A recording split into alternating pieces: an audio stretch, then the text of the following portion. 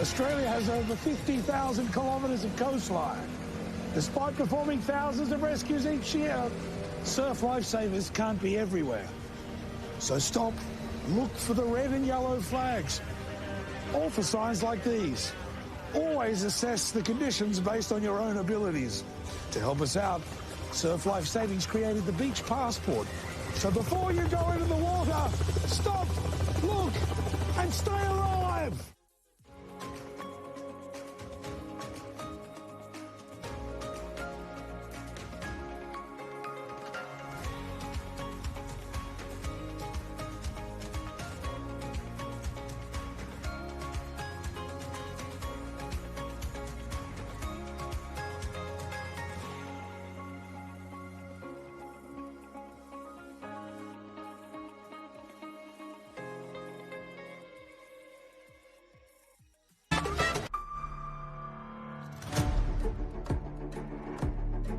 The sprint gets there. Here we go to the line. Taking that out in that final ski leg. To the end. It's a drag race. Oh, he gives him the big claim across the line. How much have you got left for everything to the Aussie title? You're seeing three of the absolute best Ironman at the moment fighting it out. Falls off the back there, and it's Northcliffe and Newport side by side. Four-time Australian Ironman champion.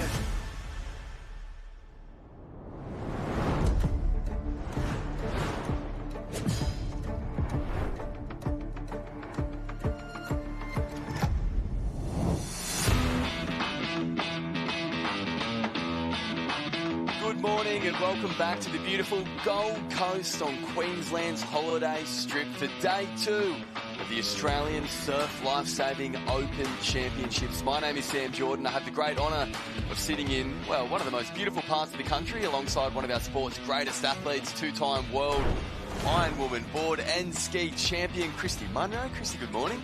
Good morning, Sam. Yeah, it's exciting to be here. We've had one day of racing underway, and it's been a nervous morning. I've seen a lot of athletes down there on the beach warming up.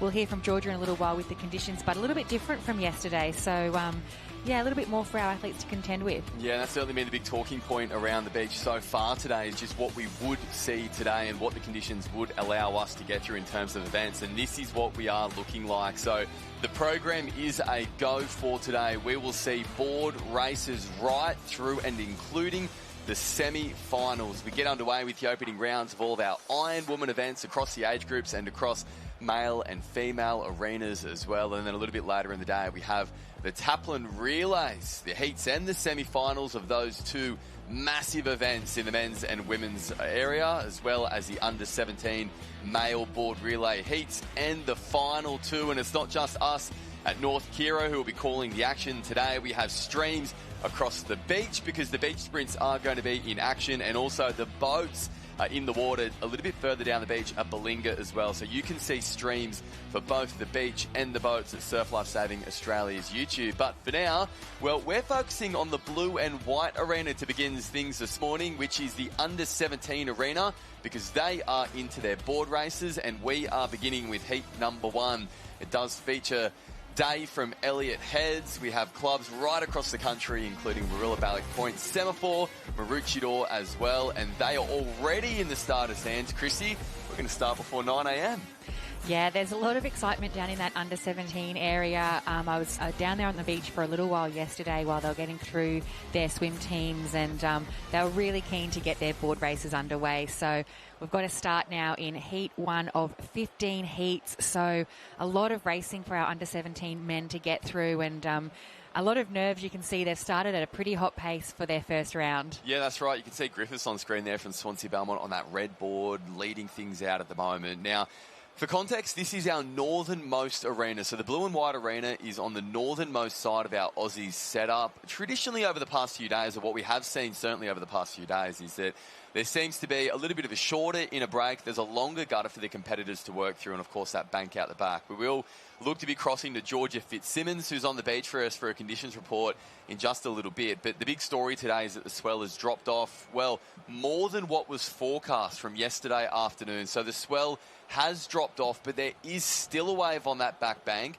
and the wind, for the first time this week, is kicking up out of the north-northwest. So that means here at North Kira that it's essentially a cross-wind from the left to the right, or as we're on screen at the moment, the right to the left of screen. So tricky conditions, and certainly very different to what we've seen over the past few days as well. Yeah, as you said there, the swell has certainly dropped off. They're just approaching the end of that back bank now. So most of our competitors have negotiated that without too much trouble at all. Looks like we have a bit of an early leader there from Burleigh Heads. It could be Kai McIntyre or Cody Ellis, who has a real handy lead of a few board lengths quite early on in this first opening round. And maybe going back to second place there, William Griffith from Swansea Belmont, also doing a fantastic job. Yeah, Tom Crawshaw's made a big move there on the left-hand side of the screen, representing Northcliffe now as well. And it does feel as though that's going to be the key to today too, is, you know, I know as simple as it sounds, but getting a quick start, allowing yourself to kind of find some rhythm going through that gutter, and making sure that you have a turn of speed when the opportunity presents itself over that back bank as well, because you certainly don't want to be caught there when the waves start to come through. But this is what we're dealing with. This is a really good shot at the moment. So there are waves breaking on that back bank. There are sets that are coming through that are bigger than this today. But given what we saw yesterday, it has dropped off dramatically, and all of our field is now working towards that first board cam. Fantastic racing conditions for our under-17s. A little bit of excitement with the surf, but nothing too much to contend with for the skill level of these athletes. Clever racing there from Tom from Northcliffe, just trying to get on the wash or the inside, but Burleigh Head's not actually letting him have an inch as they navigate those cans, almost falling into a bit of a single file. And as you said, the start is so important so that you're not caught up around those cans on those early rounds. We can see some athletes getting themselves into danger if they allow that to happen. So I think the strategy here is just to get off the beach really fast, get around those cans nice and cleanly, and potentially save a little bit of energy on the way home if you think you're in a safe spot. But still a lot of traffic at the top end of this first heat, so none of those competitors will be feeling too safe at the moment. Well, there are 8 to go through at the moment. It's Burleigh Heads Mowbray Park in front, Northcliffe in second, Swansea Belmont in third. There was a really big move coming into that first can from Tristan Heinemann from Browley Surfers. He's now up into fourth. And I think that might have been the cap of Cronulla, Thomas Woodrow, who slipped back to fifth. 8 are going through this first round. So you can see why there's a little bit of intensity there, because already in this first heat, the pace is on. A little wave starting to stand up. This would be a really interesting gauge to see just where these waves are able to be caught from. Not this far out is the early indication. So they're quite long board courses today as well, as we start to see now a few more waves coming into this second bank. Yeah, there's a wave here for our lead pack. Looks like we might get 4 down this first one, so that's a little bit of a sigh of relief because there wasn't much separating that pack. So that's our top 4. I don't know whether this wave will be big enough to carry them through the gutter. Likely not, so they'll get back up onto their knees or get that board speed up as best they can to make the most out of that run.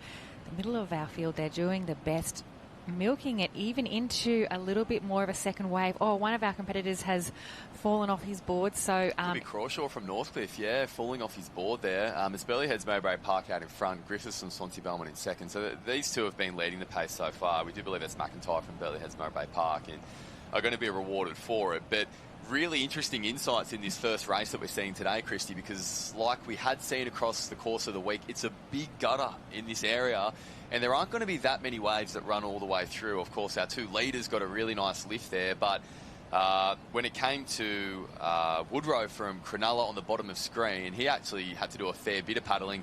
As we see heat number 2 heading out in the background. We'll pick them up in the moment, but for now we'll stay with heat 1. So 8 going through this, all heats of the under-17 male board race.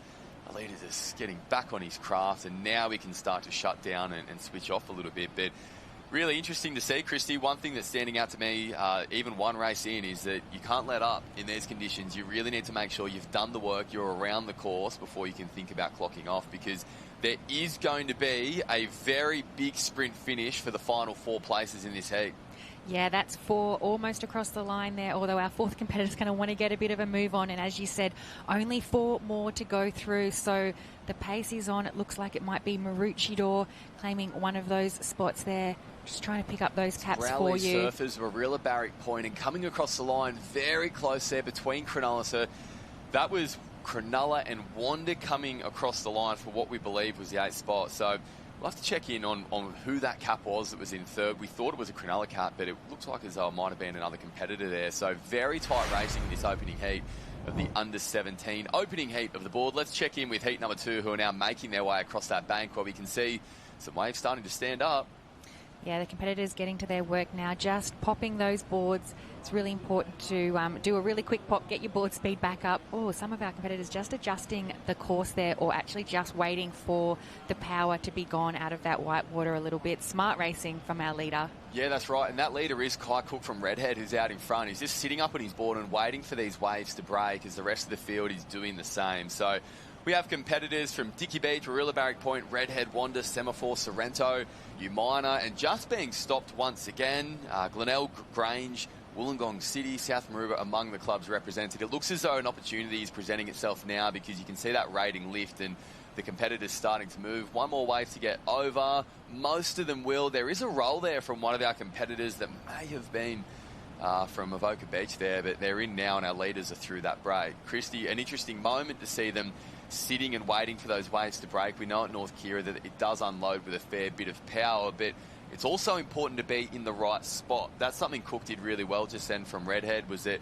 he was nice and close, not too close that the wave was breaking on him, but when that opportunity presented itself, he could fire through the break.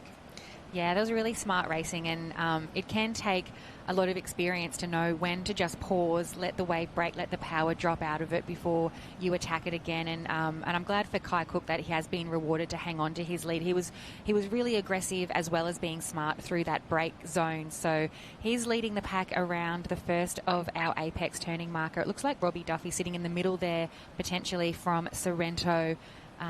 Looking to make a bit of a move to try to break free, although they're also fairly happy just to let Kai Cook lead them around. The pace has dropped slightly. I think they've had a bit of a look over the shoulder and seen that it's a little bit more spread out this second heat than we saw in our first.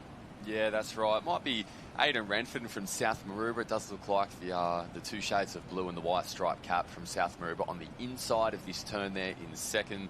Sorrento in 3rd. And as you can see on screen at the moment, we do have the ticker up, which is our qualifiers from the opening heat of the under-17 male board as well. So 5 going through. It was Tristan Heinemann from Browley Surfers who finished in 6th. Cook just hitting the brakes actually on screen. I just noticed that as he goes around that turning can. As they now start to make their way back in. So we just missed out on that 8th qualifier in that opening board heat before we lost the results there. You can see all of that, of course, on liveheats.com. That is where you will see all of those results, not only in these events, but right across the course of the day. Christy, as a pretty solid wave starts to stand up, this one may be able to pick up our leaders. Yeah, they've seen it in their peripheral vision and they've picked up the pace. So 3 will get down that, and that is nice to see because they certainly had the sets to contend with on the way out. So they will be happy to have one to take them all the way back to the beach. There was actually a pack of 10 who were going around those Apex cans together. So the waves are going to make all the difference, certainly spreading the field out. These 3 look like they're going to get a nice run on this wave, potentially not all the way through as we've seen this morning, but they'll milk that as much as they can across the gutter. I don't think I've seen Cook take a paddle yet on the way back in. He's enjoying himself far too much. Wow, and that is a wave that has ran all the way through the gutter. So it was definitely one of the more solid sets. It filled out that wave, and it certainly had the momentum to carry, well, not just our athletes through the gutter, but carry them through without even paddling as heat number 3 goes out through the middle of them. So yes, you can see the intention from the officials today, which is great to see, which is fire through these rounds, because it is quite a big day to get through, as we were just showing you with our program at the start of the day. Board races, iron heats, and then some Taplin heats and semis as well. So a nice opportunity for our leaders to rest. There is 5 on this next wave as well, so that will be the top 8 through to round number 2 of the under-17 male board race. Job done for our leaders. Here's the next 5 coming up the beach at the moment. You can see Warilla Barrick Point in there. We can see Umina coming across the line now. Dicky Beach there, Wanda. With that glare just coming up the beach as well. So tough to look out there too. It might be Glenelg there.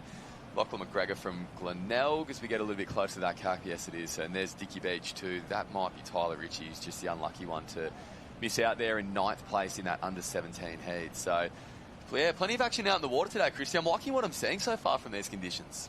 Yeah, they're fair conditions, aren't they? I think the competitors who are attacking those races early are being rewarded. We're seeing the waves are breaking fairly evenly, so it doesn't seem to be favouring one end of the line over the other. So nice conditions, really, I think, to run through your early rounds in. And, you know, if you've done the work in your season and you've done your warm-up correctly, read the conditions, you should be fairly okay to get through these early rounds. Yeah, that's right. Let's head down to Georgia Fitzsimmons, who's on the beach with one of our competitors from heat number 2. Thanks, guys. I'm down here with Aiden from South Maroubra, who's just had a fantastic paddle in his heat of the under-17 male board race. So tell us, how was it out there, Aiden? I got a good start and I just held it through the break and got a good wave in. So, yeah, it was good. Sounds like the perfect heat race to me. So how many races did you do yesterday as well, Aiden? I had 3 swims yesterday, yeah, and then missed the final by 2, so a bit disappointed. Well, it's great to see that you've bounced back from yesterday's results. But Aiden, I'm going to play a game with us this morning. So we're actually going to do some SLSA trivia with you. So, Aiden, do you know when the first Australian Championship was run? What year was it run in? Maybe in the 1900s. I mean, you're not too far off. It was 1915. So close, very close. But we're going to be playing trivia with a few of our athletes this morning down with my interview. So play along with us. But thank you so much, Aiden. Good luck for the rest of the day. Thank you. Thank you very much, Georgia. I like that initiative. It's fun asking the questions. Maybe we'll have to ask G some trivia questions of our own down on the beach as well to put her on the spot. Thank you, Georgia. We will cross back to her in a little bit as well. We will get a conditions update, despite the fact that we can see it very clearly on screen. A very different look to yesterday here at North Kira Beach. That wind is now reasonably strong out of the north. It is creating a fair bit of chop to push our competitors, well, down the beach. The sweep's pulling them in the other direction. There's some fun waves on offer, and all in all, it's a really exciting day for racing. Yeah, and as always, our competitors do make it look so much easier than it is out there. So much for them to navigate in their race preparation and in their strategies, not just the other competitors, but making sure that they are reading these conditions well. You can see a great lead here. I think that might be Max Miller from Warilla Barrack Point. Yeah, really strong position at the moment that Max has got there. This race also looking quite tight at the moment. Looks like Clyde Maloney from Warrnambool in second, but that is starting to move around a fair bit. And I think we're going to see it move around a fair bit more because there's some waves coming through. So Barilla gets down a wave in front. Yes, he does. So Barilla gets a wave in front, but I think there's going to be a fair few athletes on the wave behind.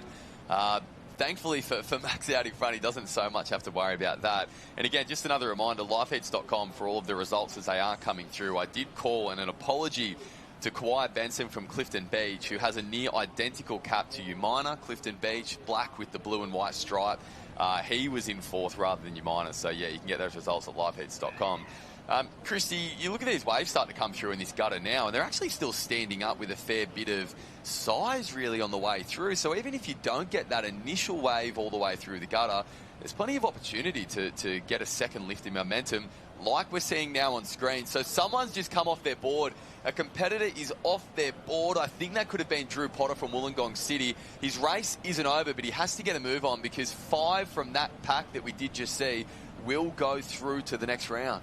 Yeah, he's definitely still in contention, but he'll want to get back up to the back tail of that field. Maybe just a bit of a slight lapse in concentration falling off the board. But as we've mentioned, that wind is also really playing havoc and it can affect the balance on these boards. So that's our leader, Max Miller from Warilla Barrack, coming across the line there. So that's 1, 2, 3, 4. So we've got 4 more to come through on that chase pack. So that will be where the race is on for this heat number 3. Yeah, that's right. We'll look to pick up those caps. So that's Jonah Kilpatrick from Grange in second. Kai Maloney from Warrnambool. It looks to be there. We've got a Kurrawa cap, Finn Fremantle coming across the line. Now the intensity is starting to rise. Coogin Headland, Surf Life Saving Club, North Bondi in there as well. Looks like Archie Smith from Mooloolaba grabbing 7th. And that means in 8th spot we have Alexander Marina from Mentone, Sunshine Beach so close behind. Actually, we have 2 Mentone competitors there, so it could have been Alex or James. We will have those results in just a moment, but they were all on that wave together, Christy, but I'm actually surprised by how far they strung out through that gutter as well, and it just goes to show how much opportunity is on offer to either catch up or get away in the gutter. Yeah, and I think we are seeing our competitors being rewarded on the way home, so a little bit of an advantage sometimes being in one of these later heats. You can see that the athletes who are getting to the cans first are generally getting that first pick of the wave home. So sometimes, if I'm coaching my athletes, I tell them it's really just a race to that first can, and your race is then just set up. So big swells as they're going around the apex, but we might head down to Georgia on the beach.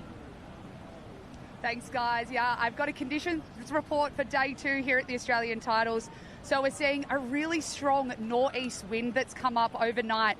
And it's already really strong this morning, guys. So I think that's going to pick up for the rest of the day. We're seeing a peak swell of 1.8 metres as well. So predicted to drop throughout the day, but with this wind, who knows? But we also have a low tide in about 10 minutes. So we're going to see it push in for the rest of the day. So lots of racing on high tide, but it is very tricky out there down in this under-17s arena for the men. Lots of potholes on this low tide, so very tricky for them.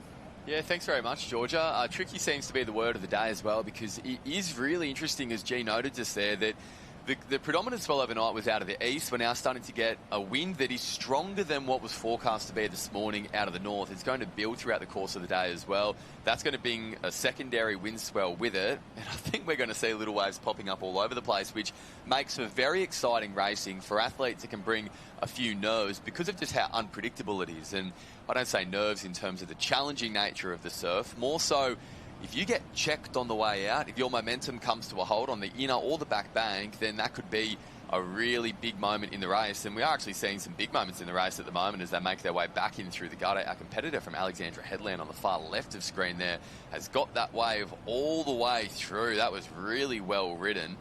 As they make their way back in, heat number 4 is coming to the sand. Heat number 5 is making their way off the sand. Yeah, and we've had a fantastic race by Henry Whitehead from Manly. Probably one of the most dominant races. You can see the distance that he has actually put into this heat. So he is sending a message to his competitors. Didn't even make that look like hard work. So Henry Whitehead coming across the line there for Manly. We can see there North Burleigh, Alexandra Headlands, Christie's Beach. There might have been maybe, I would say, another 8 on this wave. So we'll count them as they come across. Only 8 going through, and we've got 1 across the line. So 7 spots left for these chasing competitors. Yeah, that's right. So we can see North Burleigh, we can see North Cottesloe there on screen. They're going to come up and across the finish line. Their place is going through. That makes 3. Just trying to pick up those caps. It could be Papamoa from Surf Life Saving Club from New Zealand there. Swansea Belmont, North Burleigh. Alexandra Headland just there as well. I think this could be our 8th competitor, so potentially another Papamoa competitor. We did have 2 in that heat, so Luke and Oliver from Papamoa Surf Life Saving Club in New Zealand. It wouldn't be fantastic if they both made it through, and unofficial numbers, but I think they might have. Yeah, you can see Bryce Lyons there in the background from Malaloo. Going to be very tight for him to get through to that round. Lifeheats.com is where you'll find those official results when they are handed out. So, as we have been saying, we're flying through these under-17 male board race heats at the moment. They are going to go all the way through to the semi-finals. So it will be back-to-back racing for our 17s. And just on that note, Christy, what would your message be to the competitors in terms of resting, recovering, and to an extent, I guess also keeping moving throughout this time too as they fire through the rounds? Yeah, and it's a big difference in time as to whether you're in the first heat or the 15th heat of these under-17 male board races. So if you're in the first heat, you really have the luxury of getting back under your club tent, having some fuel, having some recovery, maybe even having a bit of a warm-down swim in the spare arena. So if you are one of our competitors, we're seeing the competitors now in Heat 5 right through to Heat 10, you're going to have to do that recovery as you're waiting in the marshalling area. So making sure that you're maybe out of the sun, you're still hydrating, because it can potentially take an hour for these rounds to run through. As we see an amazing wave for our competitor from Mermaid there. Yeah, Kingston Lowe, so impressive. Back-to-back board champion, and He has looked so outstanding right across the course of the season, not just racing 17s, but also racing in opens events too across the summer. 4 more on the way behind. Now, that is one of the more fun sets that we're seeing come through today. It was getting right back and grabbing those back straps. I dare say these ones are going to go all the way through the gutter as well, which, when we speak about rest and recovery, that is probably the best rest and recovery you can get, isn't it? A wave that is going to bring you all the way through. You're not stressing about, am I going to make the cut or not? The adrenaline can come down a little bit and you can start thinking about that next race. Yeah, the energy you burn when you are in a tight heat compared to one when you're comfortable is quite different. So Kingston Lowe doing a great job, as we would expect him to. So he will come down and take out this heat number 5. Certainly not expending any more energy than he has to, because they'll be doing round 2s through to quarters, semis and finals. So we might only see a couple of rounds of the boards today, but still a very big day for our competitors. A couple of them just coming unstuck there as that gutter meets that next little shore break. Yeah, that's right. There's a fair bit of water moving through there as well. I just saw a nose pop up off the back of the wave too as they look to come down into the shore break. So it will be tight across the line, not for Kingston Lowe. He's very comfortable out in front. That's Thomas Chalmers on screen from Swansea Belmont there. I do believe that will be second coming across the line, and then we will wait and see just where the rest of this bunch is. It's, well, 5 more to come up to the beach. So all of a sudden that is 6 places booked. There's 2 more in that next wave. We have one competitor just stuck in no man's land halfway in between. He's doing all that he can to try and run them down, but it does look as though it won't be enough to get through to the next round here at the Australian Surf Lifesaving Championships. Or one may have come across the line just out of our view of the cameras as well. So that was a really tight finish between Luke Lewis from Sunshine Beach and Riley Shield from Warrnambool, where the pace was up. So let's just wait for a moment for those results, because I get the feeling, Christy, someone else may have come across the line when we didn't quite see, and that would have made a sprint finish for 8th. A shake of the head there from Luke Lewis from Sunshine Beach. That must have been a really tight finish. It snuck up on us there. Yeah, and you could see the expression there from Riley Shield. This is the sprint for 8th position, the last qualifying round, and they certainly knew. They had counted the numbers, and you can just see he knew in that moment that he had missed the qualifying. So yeah, very, very tough racing. Only 8 going through. It is, fairly cut. Everything is cutthroat racing when you're here at the Aussies. It's the best of the best in the under 17. So we'll throw down to Georgie on the beach for an interview from Heat 5. Thanks, guys. I'm here with Kingston Lowe, who's just won his heat of the under 17 male board race. And we've just been chatting. So Kingston is actually going for a 3-peat in this event. So he won in the under 15s and the under 17s bottom end, and now he's back top end for under 17s. So Kingston, how is it out there? Yeah, it's good. It's finally good to get out on the board after only swims yesterday, which wasn't my strong suit. But yeah, it's good conditions out there. Finally getting a wave in a carnival, and it's good to race. Yeah, awesome. And you made the move over the off-season to Mermaid Beach Surf Life Saving Club. How's that going? And you had some great teams there as well. Yeah, it's good. Great coaches. Kai's obviously an amazing swimmer, and he's a real big mentor to me. And just the training squad there is just so good. We get along so well, and it's just good to be around such good athletes. Yeah, absolutely. You've really got a good thing going there at Mermaid. So we're wishing you all the best of luck for the rest of the championships. But I do have one last question. So we're doing a bit of Aussies trivia. So, can you tell us what year was the first Australian Championships raced in? Maybe like 1959. Or you got one sort of bit right. It was 1915. So you were not too far off. But yeah, good guess. So thanks, Kingston. Good luck for the rest of your races today. Thank you. And thank you very much, George. We're all learning something here today. I think that was a quite soft approach to say not too far off, only by about 45 years or so, but I don't know if I would have got that one. North Burleigh on screen at the moment, coming across the line in heat number 6. Great to hear from Kingston too, and just how much he's enjoying his surf sports at the moment as well. As Georgia mentioned, he's going for a 3rd straight board title, which is pretty extraordinary, and he certainly looks in a very good position to do it. Just an update confirming that it was Luke Lewis from Sunshine Beach who was 8th in that previous board heat number 5. Lifeheats.com for all of those details. No sprint finish for our competitors that are on screen. This is our first 5 across the line in heat number 6. But one thing that I noticed just before we crossed down to Georgia and Kingston on the sand was the drone shot that showed just how tight that pack was going around the cans. And it's something that's standing out to me at the moment. There hasn't been a clear 8 in any race so far, and it has come down to the final moments. I'm finding that really interesting because normally in these opening rounds it's quite strung out, but it looks as though the quality is so high and the depth is there that it really is having to push all the way in these heats. Yeah, and it's the little skills that'll make the difference. As you mentioned, some of the athletes getting caught up around those cans, and I think that's going to be the instruction from their coaches down on the beach is general paddling speed. When you get to the Aussies, there's not a huge amount of difference, and sometimes on the line it can be any of our 8 competitors making it through. So it is your starts, your course management, how you paddle around those cans, and the line that you pick on the way home that can make all of the difference.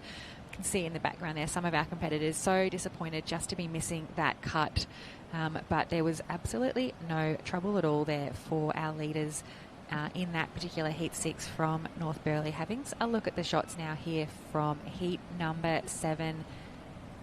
Got some competitors just having choosing to lie down around the apex, and I think that's a fairly smart choice. This might be heat 7 now. Yeah, they're absolutely flying through the heats at the moment, and so is the action as well. Georgia Fitzsimmons has got another interview for us. Yeah, Sam, it is unreal down here. The vibes are high. Everyone's really stoked to be out racing on their boards. And I'm down here with Byron from North Burleigh. How was it out there, Byron? It's pretty tough going around the cans. The wind's coming in from that way, so it's a bit wonky. Almost fell off out the back, but managed to stay on, so that was pretty good. Yeah, definitely stay on top of your board, I reckon. So, Byron, you actually picked up a silver medal in the swim teams yesterday. How was that, and is that your first Australian titles medal, or have you won in previous years? I think my first one was a third in under-15s in the Cameron, and I was a runner, so I pretty much did all the work for that. But absolutely, the runners have a huge role to play in the Cameron. Yeah, it was, all me. And I've got one question for you, Byron. We're doing some Aussies trivia down here. So, we're just going to make sure he gets scanned in. We want to make sure he progresses through to that next round. But Byron, do you know who won the first under-17 male board race in 2005? Oh, God. Under-17. He's thinking. I'm trying to think who's that old. Think someone from your club. Oh, wasn't Bruce Taylor, was it? No, it was actually James Stewart in 2005 from North Burleigh who took out this event for the very first time. So you'll remember that one from now on. But yeah, down here with Byron, guys. So congrats for progressing through your heat. Thank you. Cheers. Thank you, Georgia. We're all learning something today. I'm enjoying this. This is great, G. Thank you very much. Back in the water for the under-17 male board heats. Christy, we saw a set come through just before and throw the competitors backwards as they were popping. I want to ask you about the technique involved in that too. We know that North Kira unloads a lot of power on the second bank when those waves break. What should our athletes be doing in these moments? Yeah, just taking a look at the replay there. There is no real, rule of thumb whether you choose to pop or to roll, but I sort of say to athletes, if you sit up on your board and the white water is higher than your head, you probably should have rolled. So I think we could see that was the case for some of our athletes, and particularly when it is shallow. Sometimes a really quick roll and get back on can be much more efficient than just taking your chances with popping and hoping that you don't get pushed back too far. It's definitely opened up the race here for our leader. He's got a really nice lead. We'll try and bring that competitor. I think that's Archie Lumka from Cushion Headland. If he goes hard now, no, he won't get down that wave out in front. It is a really tight pack chasing behind. So I do say that this wave is going to pick up Archie and bring him onto the bank. I don't think it's going to pick up the rest of our competitors, despite the fact that someone's just pushing down. No, unable to get down that. Archie getting back on his board and grabbing those straps as he comes down the face of that wave. I think we could be in store for another really tight finish here in this heat. Well, I think I'm actually quite surprised just what we're seeing in terms of the racing today. It is really bringing everyone back together with this longer period swell and the gutter as well.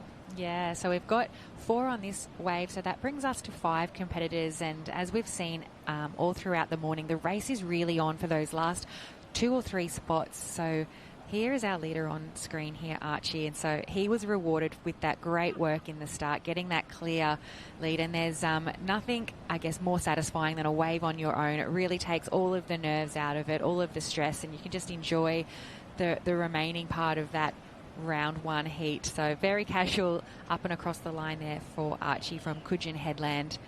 He hasn't even had much of a look behind him yet to see how far in front he is, but certainly comfortable across in these early rounds. When you know, you know. He's even slowed to a walk coming up the beach, and I guess that is the luxury that you afford yourself when you do get through with such skill going across that back bank as well. Just interesting to see. You know, he nailed that moment of skill in terms of popping and also getting his weight not only back to get the nose up, but also forward straight on top of that whitewash as well. And that is the result of it. Here's our next 4 coming into the beach now in this under-17 male board race heat. So that is 5. We can see 6th on screen at the moment. Excuse me. We do have a little bit. No, okay. Well, that is why they are moving quicker. We have more coming across the line. So this is going to be a really tight finish to see who does get through in this top 8. I don't know how many of this wave is going to come through, but given the way that they're moving at the moment, you would have to say that, well, at least 2 of them are going to get through. Maybe 3 of them. They're the 2 clubmates from Maroochydore as well. Henry Mulligan and Heath Robinson there just coming up the line and battling it out for these final places. Yeah, all smiles, so we can maybe think that that might have been our top 8 there. So great to see the teammates from Maroochydore unofficially making it through in that 7th and 8th position there for heat number 7. Big swell on offer for our leaders. This is heat number 8. Look at these next waves. There was actually just a little bit of a pile-up around that 3rd cam, which will cost some of these paddlers the chance to get down the wave. Let's see how many make it, and let's see what our leaders do as well, because this wave is going to break on top of them. This could potentially be a moment that brings our leaders unstuck. The wave comes and gets them, but both of them managed to hold the whitewash. That was really well done on screen there, and it should bring all 7 on screen at the moment into the next round as well. That could have been an awkward moment. That was a fantastic wave and very well read and played by our 7 competitors. A little bit of a tricky moment for our leaders, having to sit and wait and waiting for that wave to swallow them up. 1 spot to come out of these chase 4 competitors. So this is where the race is on, and they know it, don't they? Yeah, that's exactly right. It looks as though that wave is filled out too. So there is going to be a paddling drag race to get through the gutter. 1 spot is on the line. As you can see here on this incredible drone shot from our team, 3 are on the wave in front, 4 are on that 2nd wave and all negotiate that whitewater. So they are safe and going through to the next round. There will be 1 more spot on the line as well. So we can see Swansea Belmont on screen there. You can see Manly on the left of screen. There's plenty of caps starting to come through. That is 7 on screen. 8 looks to be up and running, just trying to stay out in front. Will this wave catch him from behind? He's not waiting to find out. It could be Harry Lineman from Sorrento. He has been caught, so Chrissy, this is going to be tight. Yeah, and there's also one a little bit here to the right of screen, but looks like the middle of screen's going to take out that 8th and final spot there.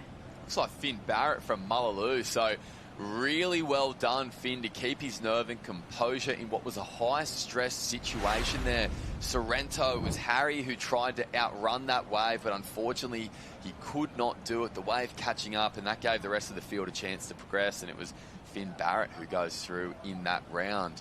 Up to heat number 9 in the water now as well. There are 14 heats in total, 15 heats in total, so we are starting to make our way through this first round. But for now, let's head back down to the beach with Georgia Fitzsimmons, who no doubt has another trivia question up her sleeve at some point. I actually don't have a trivia question here, guys, but I'm with Heath and Henry from Maroochydore, who have just managed to sneak in through their heat. They'll be going through the quarterfinals now. So they were actually in positions 7 and 8, not 6, 7, but close enough. So, boys, how was it out there? Oh, you know, it's long, it's big, it's perfect, it's so clean. Just keen to get after it. And yeah, you've just been telling me you actually compete for a New Zealand club in Piha, so you must be loving these conditions. Oh, it's pretty much home. It's so good. Just cool experience. Just getting after it. Yeah, absolutely. We love hearing that, and that's what the Aussies is all about. But you guys, I'm guessing you're going to have a really strong board relay team come this afternoon. Yeah, we're both the B team. we still got a solid A team, and then him, and another Kiwi kid. Awesome. We love that international flair being represented there. But, hey, Killer Bees can definitely get it done. So thanks, boys. Good luck with the rest of your rounds. Thank you. Have a good one. Have a good one. Thank you very much, boys, and thank you once again, Georgia. Heat number 9 on screen at the moment. That is Jacob Chalmers from Manly, who did get a really nice little wave that he managed to milk all the way through. He's going to progress through this heat, no doubt.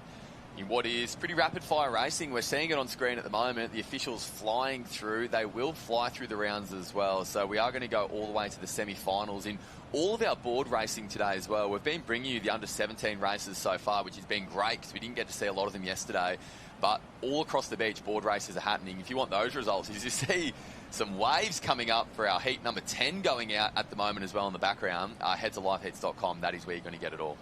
Yeah, and another very, very tight finish coming up. We can see we've got our lead 2 very, very comfortably across. You mentioned there Jacob Chalmers from Manly, and we've got a competitor, I think that might be from Grange. We've got a couple of Grange athletes in this one, so that could be Robert Burfield or Logan Ringwood from the Club of Grange, and a very, very tight finish for our remaining 6 positions. Yeah, that's right. So we will bring you those caps as they start to come through. The intensity now starting to rise, so too the speed across the beach as well, because all of these competitors know what their goal is, and that is simply to finish in the top 8 and get through to the next round. So we can see Maroochydore has managed to do that. The rest of the field now starting to come up the beach as well. So we've got a Cook Hill in there, Swansea Belmont, looks like another Semaphore, Surfers Paradise. Very tight at the moment, so the judges just bringing them all through. All these boys will go through to the next round. This is top 8 going through, of course, in all of these heats of the under-17 board race.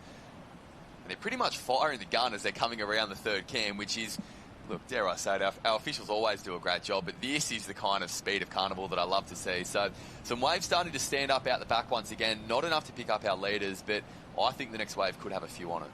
Yeah, and I think we're seeing a little tiny increase in the swell that we saw first up this morning. So plenty of waves on offer here. We've got our 6 lead competitors, maybe only, how many going to 5 will get shoulder through to shoulder on the beach there. So 5 get down that wave, and we're going to get back down to the beach. George is standing by. Thanks, guys. I'm down here with Rob Burfield from Grange Surf Life Saving Club, who actually took out his South Australian state title for the under-17s board race. So a fantastic paddler. But, Rob, tell me, these conditions are extremely different to what you see down in South Australia. So how are you managing it out there? Yeah, no, this is so different to SA. Just like dead flat in SA, and we come out here in some pretty big surf like yesterday, 6 to 8 foot, which is pretty crazy. And then today just hit sloppy 4 foot, so yeah, it's pretty challenging. I reckon sloppy's a great word for it. We've got that nor'east wind that's come up, but yeah, doing a fantastic job out there. And you've got team events later on? Yeah, Taplin and board relay, so that'll be good fun.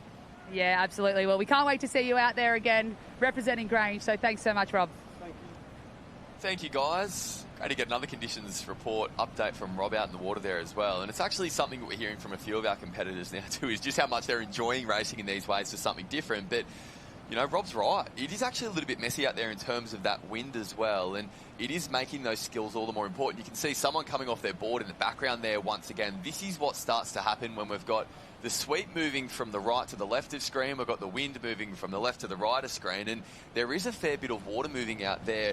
Really interested to see not only how all of these board races progress, but what we see a little bit later on with the iron heats for those who are paddling skis, and then also the Taplins as well.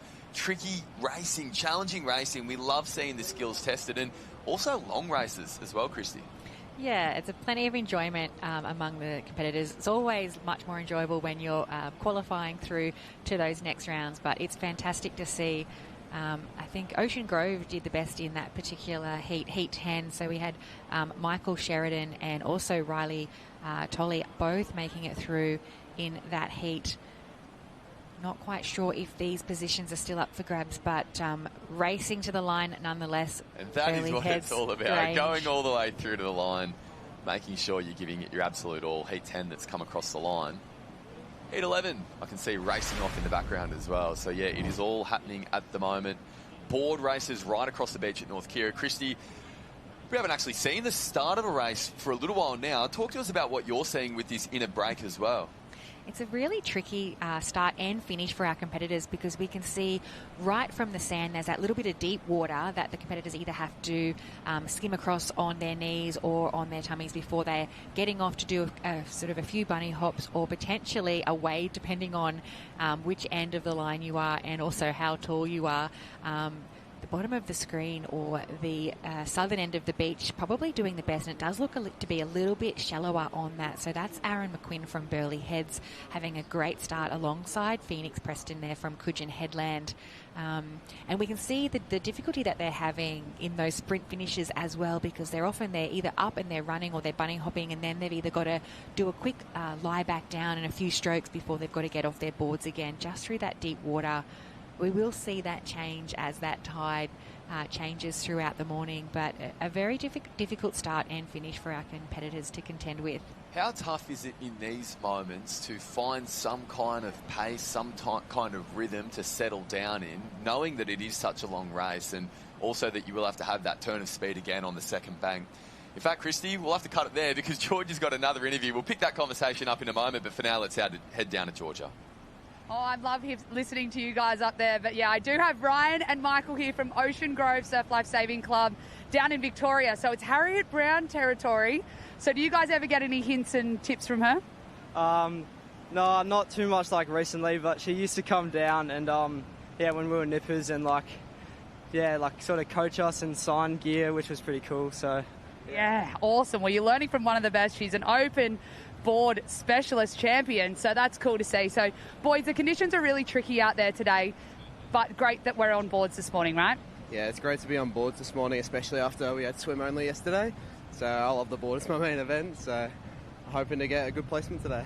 Yeah, absolutely. Well, you've done a fantastic job in your heat here. But how many people do we have from from Ocean Grove competing with you guys this weekend?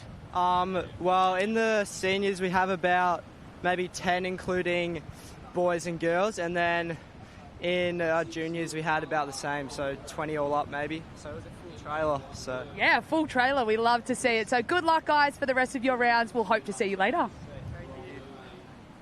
Thank you, G.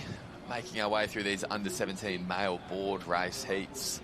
Back-to-back racing to be coming up right across the course of the day as well. And as I mentioned a few times now, it's not just the under-17s that are going through the board races, also our Open and 19s men and women as well. So head to lifeheads.com for all those details. Out in front, Coogin Headland looks as though they're going to get down a little wave. No, it did just seem to fill out of nowhere there, Christy. That water is moving a fair bit. Yeah, and just fighting against that wind chop as you're trying to paddle your board down the face of this wave. They shouldn't have any trouble picking up this next wave. We've got Phoenix Preston from Coogin Headland alongside Kobe Sims from Warilla Barrack. Great family there from Warilla Barrack. And also I think joining him on that wave is Aaron McQuaid there from Burleigh Heads. So they were our early leaders and have been rewarded with that wave on the way home. Still not letting up because they will know the chase pack is not too far behind them and they're going to be dropped just in this gutter.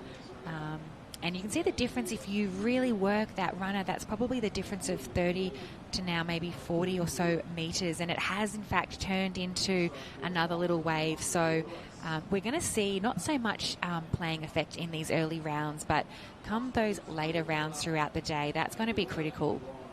Okay, board paddling masterclass for just a moment. I want to get some insight.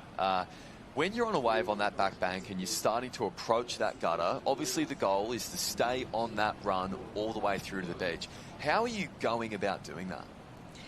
I think, yeah, the conditions definitely play into that decision. For me, on a day like today, I would potentially stay down on my tummy and just keep my board speed up that way and just try to duck underneath that wind. Sometimes when you do opt in, we've seen that happen with a few of our competitors here, getting back up on their knees, and it's a lot stronger than it looks here for us in the comfort of our booth, but it can be enough just to sort of either tip you all off balance or slow down some of your speed, whether it's the slowing down, getting up onto your knees, or just that you are a much bigger wind resistance. So that would be how I would play at that. It's all about keeping up your board speed.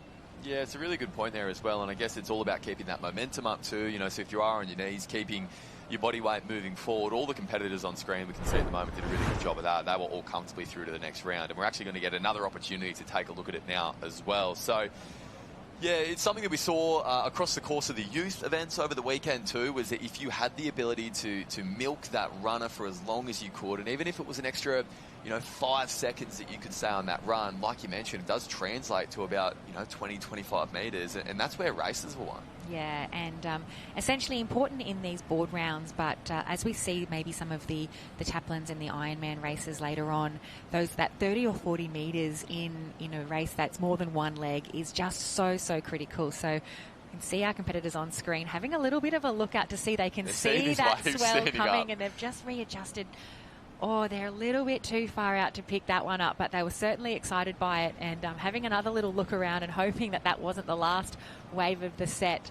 They should get this one here, but so too might our third competitor. Not quite big enough for those two just turning the cans, but 3, I think, will get down it. You're going to have to get a little bit of speed to get, look at that. They did get down it with, a bit of ease in the end as well. A nice ride down, both going to the back straps now. Swallowed up by the whitewater, but they are going to have the opportunity to get a nice run into the beach. So let's stay with this drone shot for now, Christy, and talk us through what's happening on screen in terms of trying to stay on that run. Well, yeah, we can see that the competitors just trying to time it for when they will start their push. One of our athletes, he can feel that he's a little bit more underneath that swell. So they're sitting up there because they know that they can't really out paddle the swell, and they want to time it perfectly for when it does drop them off. And I think that was a really great showcase of getting them absolute most momentum out of the energy in that wave. The top end, they're doing a great job turning that into a wave across our second bank.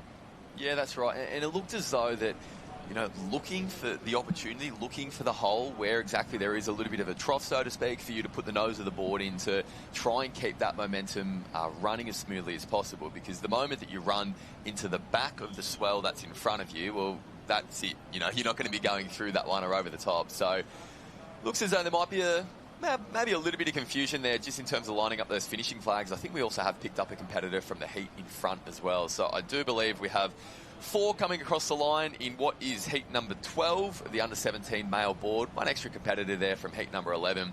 Got a nice wave in through that inner break as well, which is good to see too. So making our way through these heats at the moment, and we're bringing you as much of a masterclass from one of the best to ever do it in the former Christy Munro as well, as we are going through these rounds. So here's a really good example of what we're talking about there.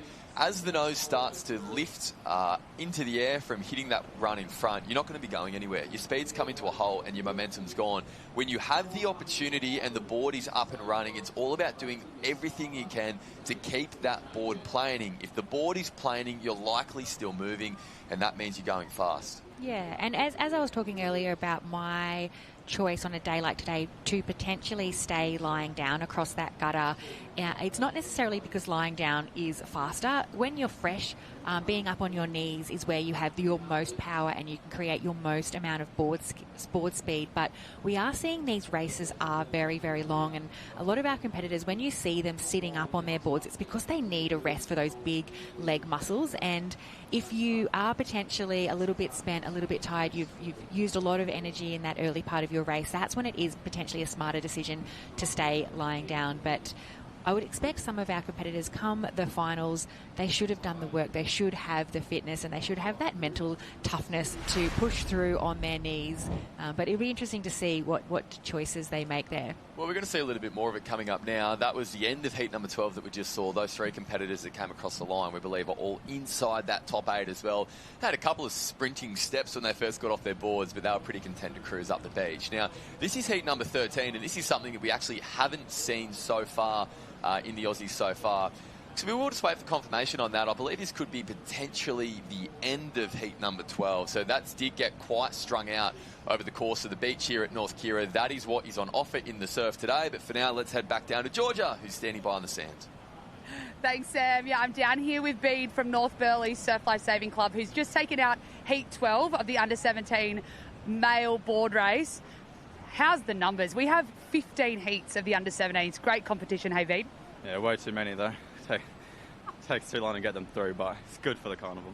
And you've just told me that this is the first time you've hit the water for the Open Championships. You didn't race at all yesterday, so good to get a race under your belt? Yeah, it definitely is. Wouldn't have liked to go in the big waves yesterday, but it's still some size out there. So yeah. Yeah, awesome. We love to see it. And Beat, I've got a question for you. I asked another North Burleigh competitor just before, so I wonder if you were listening. Do you know who won the first ever under-17 male board race here at the Australian Titles? I'll say Bruce. I think he said Bruce as well, but it wasn't. It was James Stewart from North Burleigh. So, boys, you've got to know your club's history. But, yeah, great job out there, Beat, and we'll see you later on in the rounds. All right, thank you. Thank you, Georgia, and thank you, Beat. Look, I don't mind there being lots of competitors. In fact, I love to see that we have lots of competitors going around in the under-17s. Great to see such incredible numbers here. We are just picking up the end of heat number 12 at the moment on screen. That is heat 13 going out in the background now. So there was a little bit of a delay as the set came through and just seemed to hold up some of our competitors there in terms of getting across that back bank, but racing is now moving once again. Yeah, 230 competitors to be exact across the 15 heats here for the under-17 male board race. So that really just shows the depth of this sport and the strength across all of our clubs. I know when you are an under-15 board competitor, it is a lot of rounds to get through. It is a lot of board racing. And I think come the final, whoever takes out that first position of our 230 competitors have really earned that medal.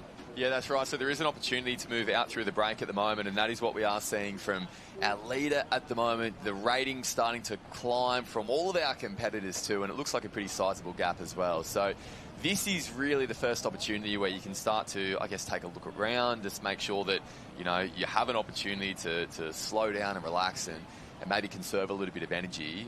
There are waves on offer on the way back in where you are going to start to move it, but for now, everything seems to be going to plan for our leader, but there is... 11, 9? There's 9 on the screen at the moment. So. Yeah. So if you're sitting in that 9th and 10th, you've got a great position because they will be counting numbers. They'll know that they're sitting in 9th and 10th and they're going to have to pass at least 2 to make sure that they get through.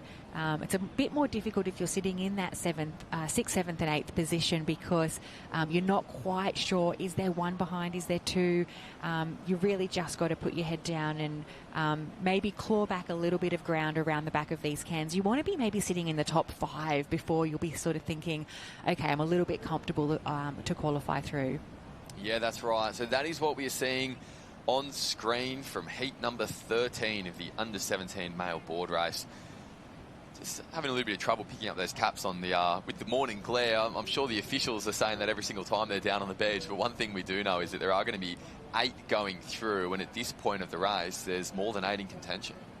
Yeah, that looks like it might be Leo Padrat from East End Surf Life Saving Club. And maybe actually in second, I think we can see a competitor. Jack Wilkinson from North snuck around. Yeah, snuck around there in first place. So he looks to be maybe going to pull down. No, not quite. So there'll be a few competitors join him now because we can see that swell building solid wave off that third turning can. So the competitors who are just turning it now may even pick it up. Not quite for our back marker, but everyone else will get a really nice run off that wave. Wow, and a few fall off the back of the wave at the final moments. A hand goes up after slapping the water, and it's easy to see why he'd be frustrated as well. Only 4 get down that lead wave. I thought for a moment there, Christy, that there was going to be 9 down that front wave, which is something we haven't seen so far in the racing today. But it looks as though just before that second bank, waves are filling out that little bit more. And given that they are standing up quite steep on that back bank, you need to be at the bottom of them in order to get down them. Yeah, it is a bit of a short, sharp takeoff on these board waves, and you certainly have to have a lot of board speed to get down the front of them. So here are our top 4 who did just that. So they'll be looking around, feeling fairly comfortable, still racing across that gutter because that's a bit of an unnerving feeling knowing that there's the chase pack coming. And here they come. That looks like Brodie Hughes there from Alexandra Headlands, just falling off the back of that, but still in a very comfortable position. He might be sitting in about 6th place. So 6th, 7th, 8th and 9th there on screen. Yeah, this is going to be a really tight finish. So that is our first 4 on screen at the moment, being led by Wilkinson from North Bondi. You can see Robertson from Wanda in second. You start to pick up a few more of those caps. Leach from Papamoa Surf Life Saving Club, who have really come across here in numbers. So we are going to have 5 coming through the line now. It looked as though one of our competitors just slipped off the back of the wave in that inner break there, and as a result, we do now have a clear 8 as well. So I thought we were going to get a sprint finish. Instead, there is a little bit of a gap there. This is our 8 going through Alexandra Headland, Trig Island, and Sunshine Beach coming across the line to round out that 8. Yeah, that might be Jake Brewer or Patrick Duncanson there from Sunshine Beach, taking out the 8th position. A little bit of bad luck there. That might be Noah Chappell from Lorne, just finishing in 9th. So disappointment and a little bit of a shake of the head there for Noah. Yeah, very, very tough racing, and it's the worst is to miss out by 1. Sometimes you'd rather finish 10th, 11th or 12th, but yeah, to finish 9th, it's a bit of a tough one on the first race of this day 2 of Aussies. Yeah, I know that feeling, that's for sure. Let's go back now to the water in what is heat number 13. There are 15 heats in total. This is heat number 13, no, 14. Rather, heat number 14 into the water now. We're flying through them with such a rate. I'm struggling to keep up at the moment, but certainly the athletes in the water are not having any troubles at all. That could even be the cap of Ocean Grove out in front. We do know that Tobias Hallam is in this race, a strong board paddler there as he makes his way onto that bank. So this is second at the moment. Danny King from Newport there on screen making his way back in. Just that wind and a little bit of bump today, just really testing all the competitors there. One of the few races we haven't seen a wave come through the second bank at all. Yeah, Dylan Seymour from Manly alongside Jack Patel there from Maroochydore, just sitting back and waiting for that wave. They're being joined, I think that's Toby Groff from South Maroubra. So 5 along that back wave catching up to our leader. So that adds up to 6. It'll be another bit of an exciting finish for our 7th and 8th, but we'll bring those across the line as that unfolds. But for now, down to Georgia on the beach. Thanks, Christy. I am down here with Leo from East End, New Zealand. So we have a Kiwi on the line with me, which is super exciting. So Leo's made his way over across the ditch. How was it out there, Leo? Yeah, it was good fun. That outer bank is, I don't know, nice and powerful. It's really good. A little skim off the start and then get up and wade, and yeah, no, it's fun. Yeah, awesome. And did you compete at the New Zealand Nationals a couple of weeks ago, Leo? Yeah, I did. It was done in a Hopi. It was a lot flatter than this. I don't know, I definitely prefer this though. Yeah, absolutely. We love a bit of surf. And I can see you're actually racing on Joe Collins' old board. So how's it going out there? Yeah, it's really good. A big thank you to Joe for letting me use his board. It's, I don't know, so mean. Yeah, no, it's good fun. Awesome, Leo. Well, you've made it through your heat. You've got another couple of rounds of boards to go, so best of luck out there. Yeah, thank you very much. And thank you very much, Georgia. Great interviews on the beach this morning with all the, you have to say, pretty excitable competitors too. All the chats have been great from all of our young athletes making their mark on the Australian Surf Lifesaving titles today as well. Great to see them actually getting the opportunity just to put their heads down and rip into some racing as we approach the last heat of the under-17 male board race. Of course, going through the boards in all areas at the moment. If you want to see the latest results, head to liveheats.com because we are now starting to make our way through the Open men's board quarterfinals. There are some big results and a couple of big upsets that are beginning to unfold there as well. So liveheats.com has you covered. But for now, we are staying with heat number 15 of the under-17 male board race. The final of the heats. Christy, it must be a funny feeling for all these competitors. It's been, well, more than an hour now since the first heat got off the line, and they've just had to sit here and watch it all unfold. Yeah, it's definitely a nerve-wracking feeling having to watch everyone go through, and potentially some of your friends or your teammates maybe just make it or just miss out. A little bit of an advantage in that you get the best opportunity to read the surf and read the conditions and pick your line out and back in. So, yeah, a little bit of a mixed feeling being in that last heat, but they'll be excited to hit the water. As you mentioned, they've been in that marshalling area for about an hour now, so they'll be keen to progress themselves through their first round of the day as well. That's right, so they are turned for home and they are on their way back in. Looks as though there isn't too much of a way for them to work with as they make their way back into that second bank. Currumbin, Sunshine Beach on screen at the moment, both looking very comfortable, staying forward on their knees, not rocking back on their feet. Burleyheads Mowbray Park on the rider screen now coming into the picture as well.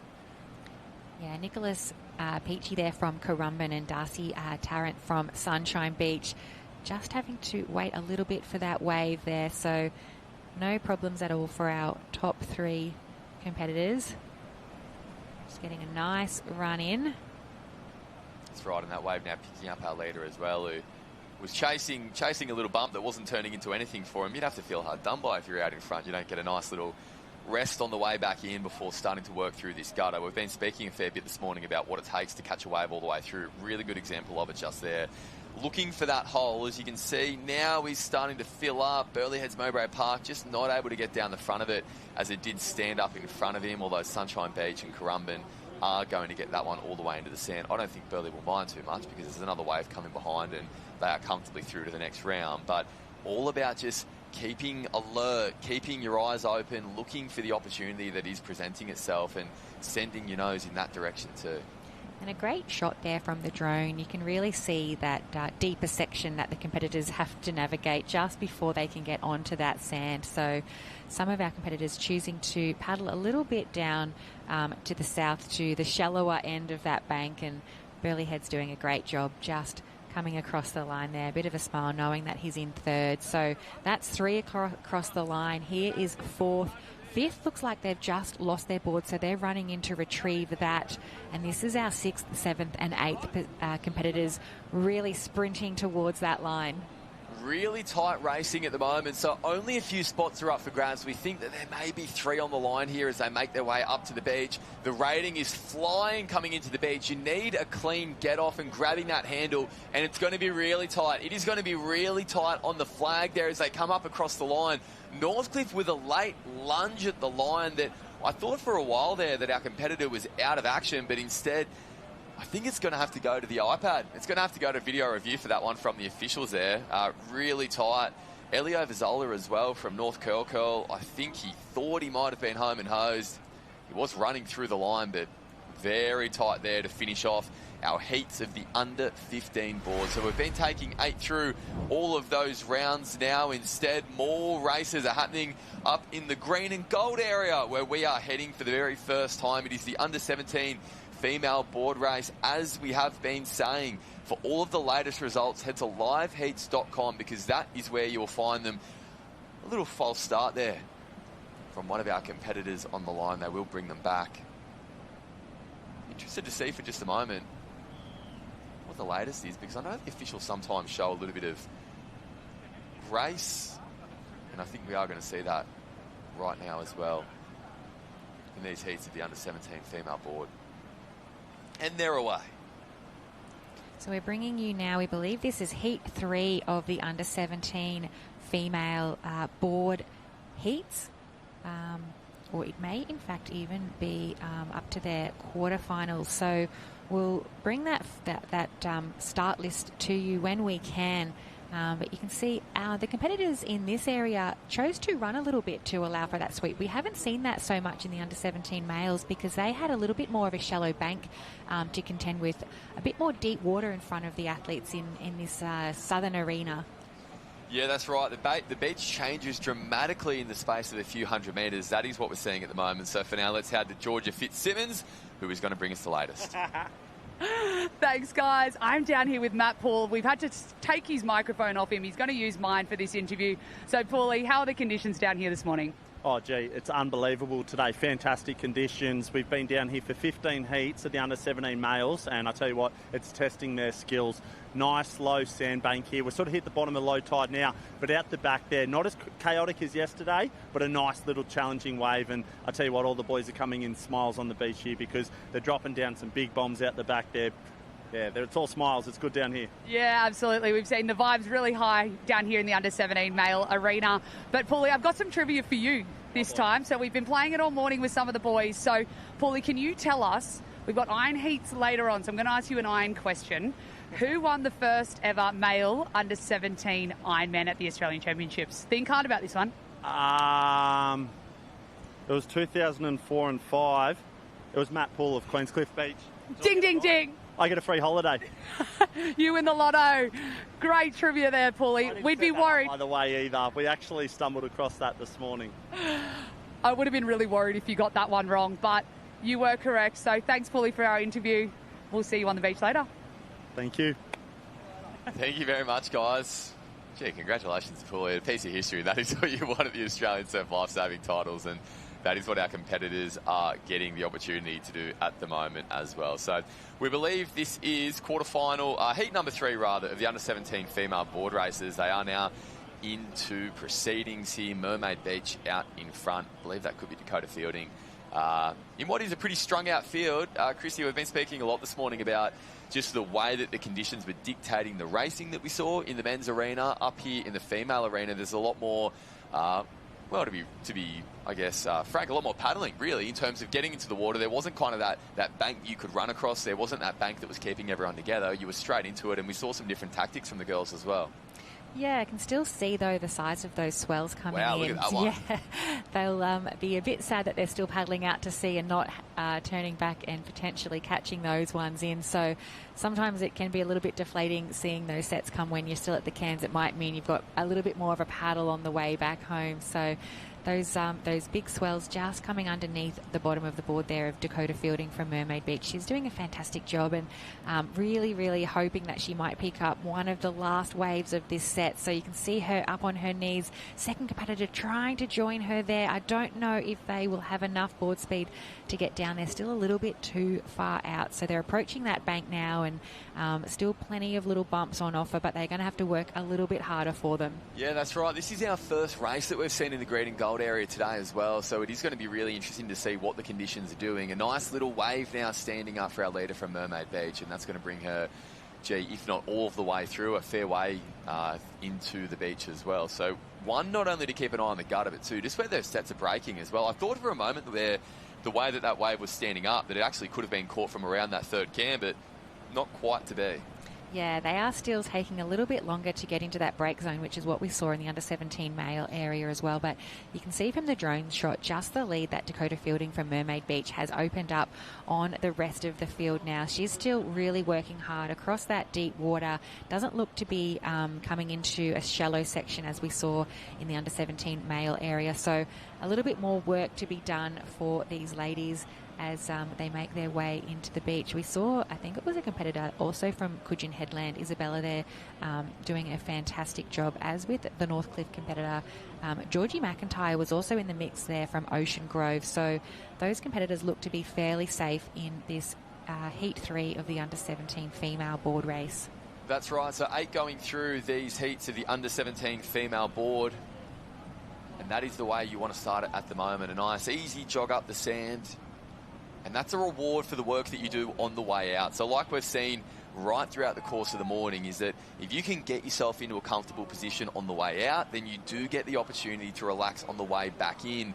There is still the potential to catch up and make a lot of distance on your way back in. But for all of our leaders that we've seen in all of the races so far, the race has already been won. Yeah, so that's our leader across the line, second, third, fourth, fifth, sixth, seventh. So that looks like our top 8 have all come across the line there fairly comfortably. Still a little bit of a sprint finish, but we believe both of those competitors crossing the line there are both safe. So that looks like our competitor from Mentone and a second competitor there from Coogin Headland. So that could be either Jarrah Onley and as well maybe Parker Bergen from Mentone, or Bronte French was also in that heat, but I think she may have just missed the cutoff.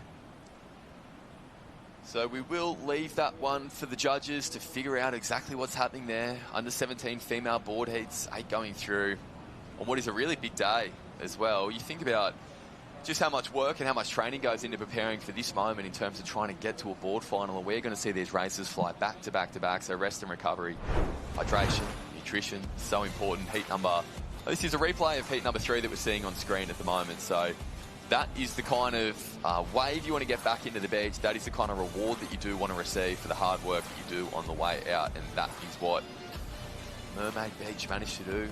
We've seen some great races from Dakota Fielding throughout the summer. So she's looking a great chance in this under-17 board race. And I think they've also got a handy little board relay there, the girls from Mermaid Beach. So looking really well and really in form is Dakota Fielding. So I think she'd be wanting to finish off her summer the way that it has started. We've moved now. It looks like we're back into the men's area, potentially the open men's area.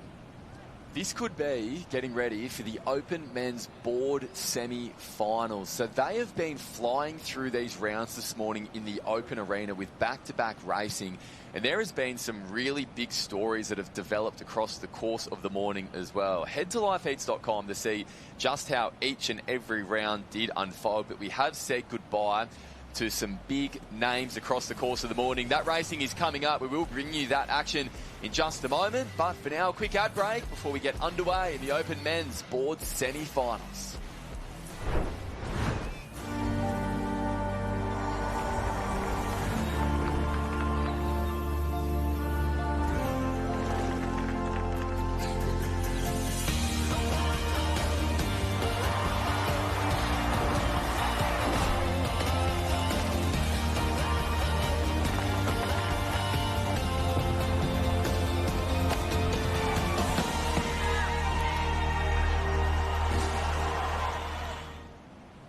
Dear Alex, where I live, we like to get up and enjoy the snow. What about where you live? Get up and ride, Alex. Do you laugh and surf? Caramel latte for Alex. But I don't drink coffee. Yeah, you do. Ooh. Dear Thorsten, where I live, we get up and Gold Coast. Can we get ice cream?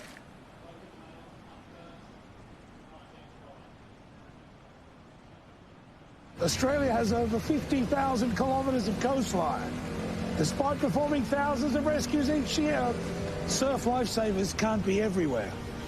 So stop, look for the red and yellow flags. All for signs like these. Always assess the conditions based on your own abilities. To help us out, Surf Life Savings created the Beach Passport. So before you go into the water, stop, look, and stay alive.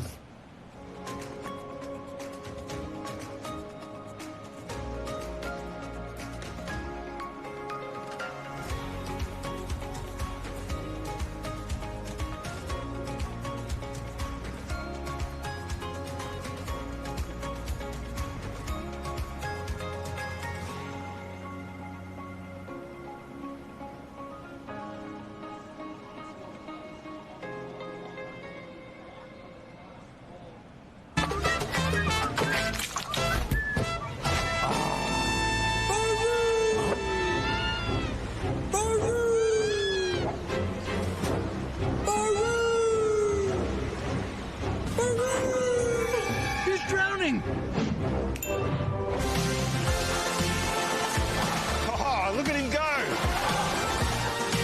Whoa.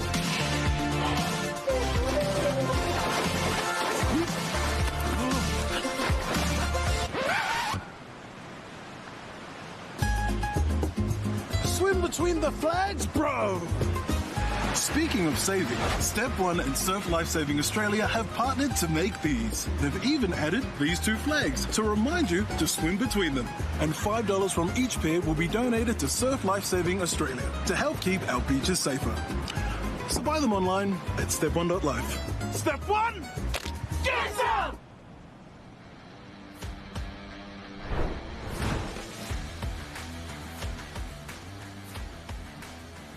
Welcome back to our coverage of Day 2 of the Open Championships here at North Kira Beach for the Aussies. And there are some massive races that are on the line about to get underway. The Open Men's Board Race semi-finals of Australia. We have flown through the rounds this morning with some really big talking points as well. Of course, the adage is that anytime you get to the quarterfinals, anybody can make the final. The quality is so high, and that is what we've seen in the form of some of the competitors that we have said goodbye to. Renowned board paddlers in the form of former Australian champion Tex Dixon. We said goodbye to Joe Collins, as well as Ali Day and Matt Bevilacqua in the quarterfinals as well. So we are down to 32 board paddlers. The top 32 board paddlers here at the Australian Championships, with 16 places in Sunday's final on the line. 8 going through these two semi-finals, with semi number 1 on the line. Miller McQuitty Brown from Northcliffe, Sam Braun from North Bondi, Ben Highfield from Burleigh Heads Mowbray Park, Angus McPhail from Manly, Kai Taylor from Burleigh, Nick Middleton from Wanda, Ryan Green from North Burleigh, Jackson Borg from Newport, Ollie Monaghan from Maroochydore, Will Budd from North Cronulla, Chris King from Allura, Oliver Sharp from Coogin Headland, Nathan McKenzie from Burleigh Heads Mowbray Park, Ben Sutton from Wanda, Joel Piper and Tannen Linden both from Burleigh, and Cruz McKee from Mermaid Beach, who's been, well, you'd have to say, the form board paddler in the country this year. He had a dead heat in the quarterfinal with Charlie Verco.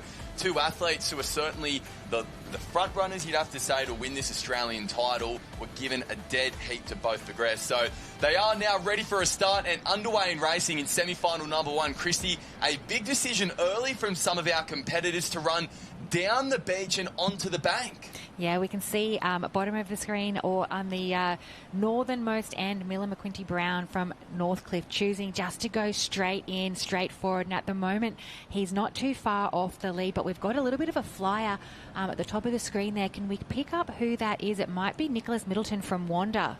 Yeah, getting away really well there. A little wave just sitting up and bringing the middle of the field back to the pack there, as we can see the pace now starting to fly on the bottom of the screen as well. Some really quick movement there from, does look as though Chris King, who was really strong through the rounds from Allura, and also Ollie Monaghan from Maroochydore as well. Perhaps they're making their way out through the middle at the moment. So a relatively tight start, but it's definitely the bottom of the screen that has had the best of the early running. Yeah, I think that's Ryan Green from North Burleigh alongside Christopher King from Allura, just having to stop and pop that wave there. So competitors are sort of forming two packs. We've got Ryan Green and Christopher King from Allura. They're going to be met alongside, looks like it might be Kai Taylor from Burleigh Heads, just leading out the other pack.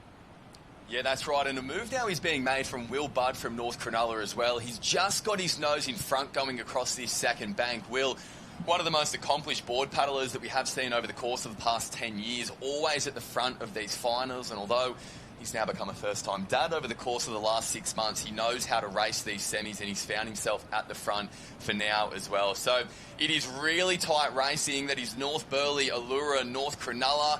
We can see Manly also at the front there too, and one of our competitors from Burleigh Heads Mowbray Park. You go back to Wanda there, Northcliffe, really tight racing from the pack, but you'd have to say that it was the northern end of the start line. Those who went straight out in front definitely have the best of the early proceedings.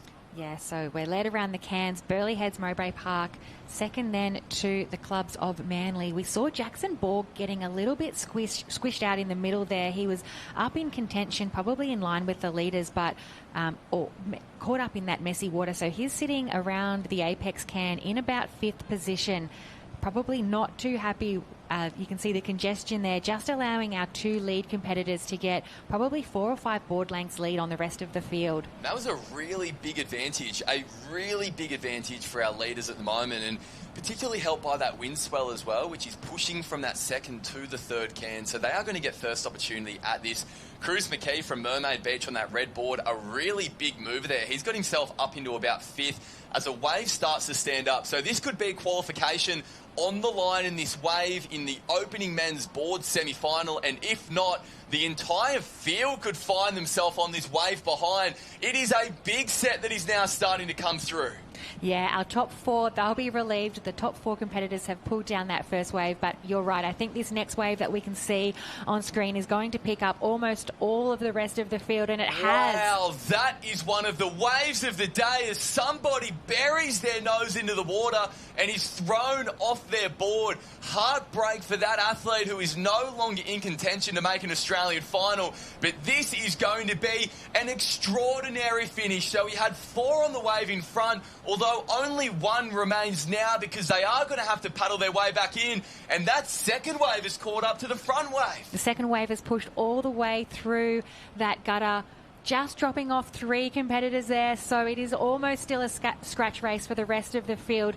Coming up across the line now is our leader, but we've got a race for another 7 competitors only from the next wave to make it through to the final. Some furious bunny hopping from all of our competitors trying to get across the bank. It is really hard to see who's in the mix at the moment. North Bondi, Burleigh Heads Mowbray Park, Northcliffe, Wanda ducking behind to get across the line. North Cronulla there, Will Budd will be very close to the bubble in 8th. And although those results are not yet official, one thing that we do know is that Cruz McKee from Mermaid Beach, you would argue the form board paddler in the country this year, has missed out on qualifying for the Australian final.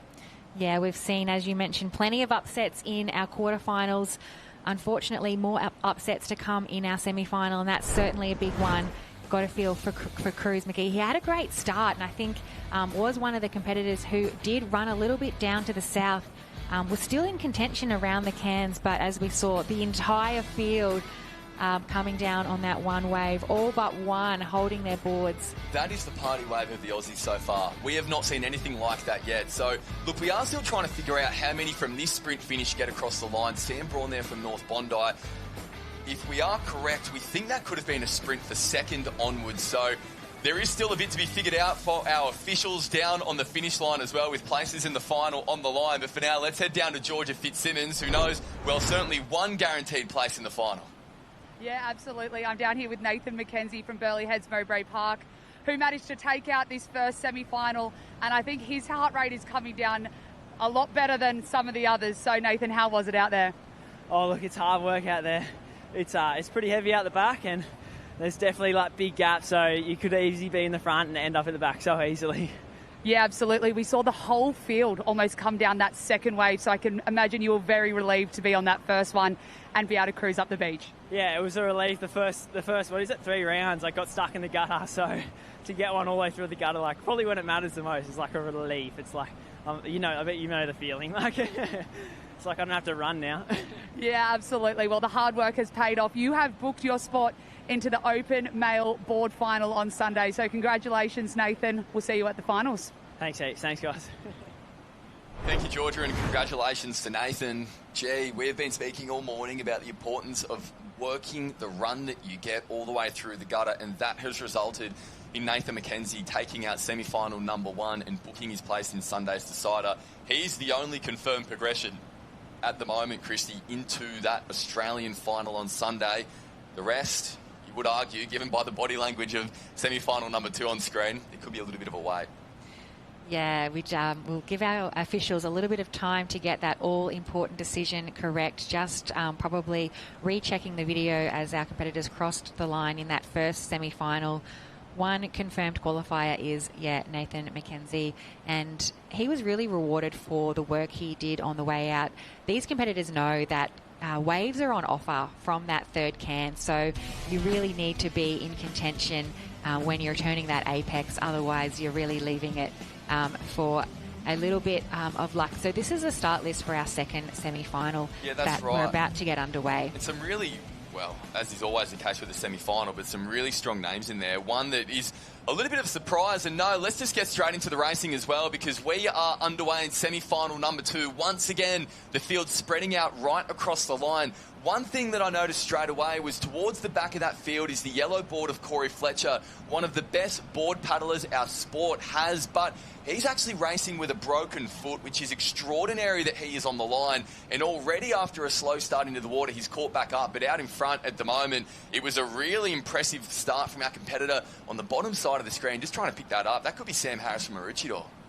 Yeah, it is in fact Sam Harris from Maroochydore on that dark green board. He had a flying start. I thought initially our very, very early leader was Mitch Morris from Northcliffe, but sneaking out on the northern end there is Samuel Harris. So he's got his first side of the can, but he is a little bit wide. So we would imagine that the competitors on the inside might just get that inside run as they head out towards that first apex turning marker. It was furious heading across that inner bank, and looking at this shot at the moment, we've actually lost a couple of our competitors as well, who may have been hit by a wave on that northern end of the line. We will bring you that as soon as we can actually just see. Yeah, there's a nose coming into the bottom of the screen there, which I think is Daniel Collins from Redhead, the former Australian Ironman champion. So out in front now, it's Corey Fletcher from Burleigh Heads Mowbray Park. An extraordinary story. As I mentioned, has had a broken foot, has missed racing for a long time now as some waves start to stand up. And this second wave is going to be quite solid for our leaders now as well. They are putting in the furious strokes. They will get over the top of it, but the rest of the field absolutely smashed. Boards going backwards as they pop over that wave. That is very rare to see in the quality of field that is an open men's board semi-final, but wow, the race has been blown wide open just like that.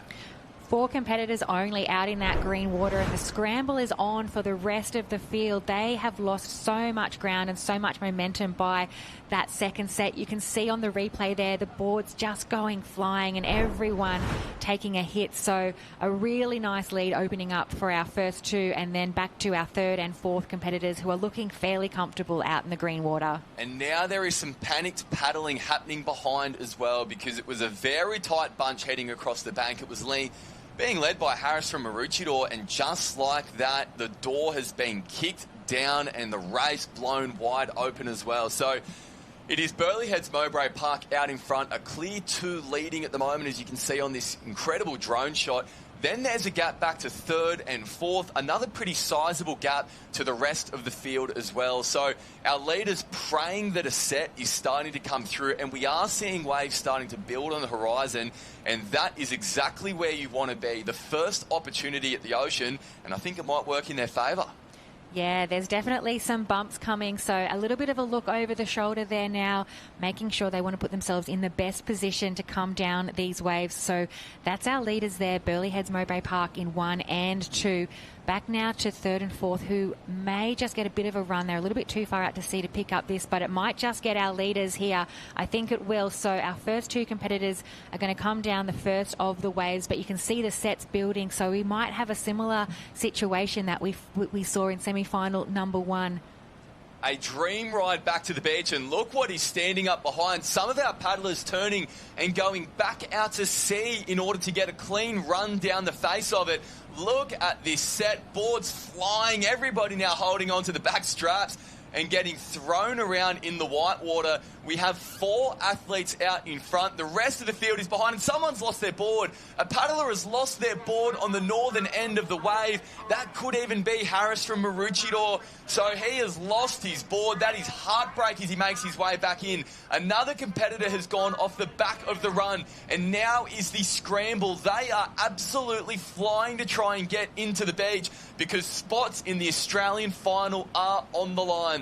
So it will be Burleigh Heads Mowbray Park in 1 and 2. I can see 6 on the wave behind now, and if there is 6, that'll be it. That'll be our top 8 to go through. It looks as though it's Jack Johns from Swansea Belmont. It is Jack Johns from Swansea Belmont who does take out semi-final number 2. Corey Fletcher coming across the line, and there is our nest 6. That is the Australian final booked. Yes, so a little bit of unfortunate, I think we saw Braden Casamento just dropping off that wave. So he was in a really solid 5th position coming around the cans, and I think he will be one to miss. We'll have to wait to see there whether our competitor, Charlie Verco from Newport, has actually done enough. Bit of a tap on the shoulder there from the official, so we don't know if he was in our top 8. I have him in 9th, so it's going to be really tight. But take a look at Corey Fletcher at the back there on that yellow board. He was a long way behind once they got paddling, but now he made his move as he attacked that second bank. Waves coming through, throwing chaos into the mix for all of our paddlers. Someone just going straight back over their board there. But for our leaders, Johns from Swansea Belmont and Fletcher from Burleigh Heads Mowbray Park, it was a dream ride back to the beach. There's Harris's board from Maroochydore that was lost. Johns takes out the semi-final. He is into an Australian decider, the chance to race for a gold medal. And here's the next 6 as well. You can see Mags from Newport, Parrish from Burleigh Heads Mowbray Park, Morris from Wanda, Morris from Northcliffe as well. We hadn't seen Zach Morris too much throughout the proceedings of that race, but he's going through. We'll leave the rest of those places up to the judges, but let's go down to have a chat with Georgia Fitzsimmons, who's standing by with Corey Fletcher. Yeah, thanks so much, Sam. Wow. Chaos on the beach down here for the Open Males semi-finals of the board race. But I'm down here with Corey Fletcher, and I bet you're counting your lucky stars that you were out in front and didn't have to do a sprint finish then with a bit of a sore foot, I can see. Yeah, a bit of a sore foot. 2 months ago now, which sits right where you plant your feet on the sand. So it's difficult running around, and also haven't been on my legs for 7 or 8 weeks now. So yeah, legs are feeling it. I had a good start running around then, and that wave came and just snuck through, and everyone else pretty much had to roll. So actually got it pretty easy in the end and got a nice wave coming home. Yeah, absolutely. That's what you want to see. But will you be competing in any other events with this injury, or are you saving up for Sunday's final now?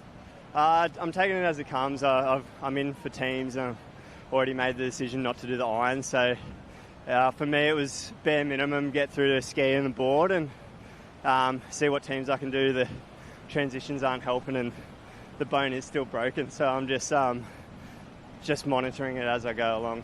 Yeah, absolutely. This North Kirra low tide is tough on everyone's calves and feet. So congratulations, Corey. You have booked your spot in Sunday's final of the Open Male board race. So congratulations. Thank you. I'm stoked with that.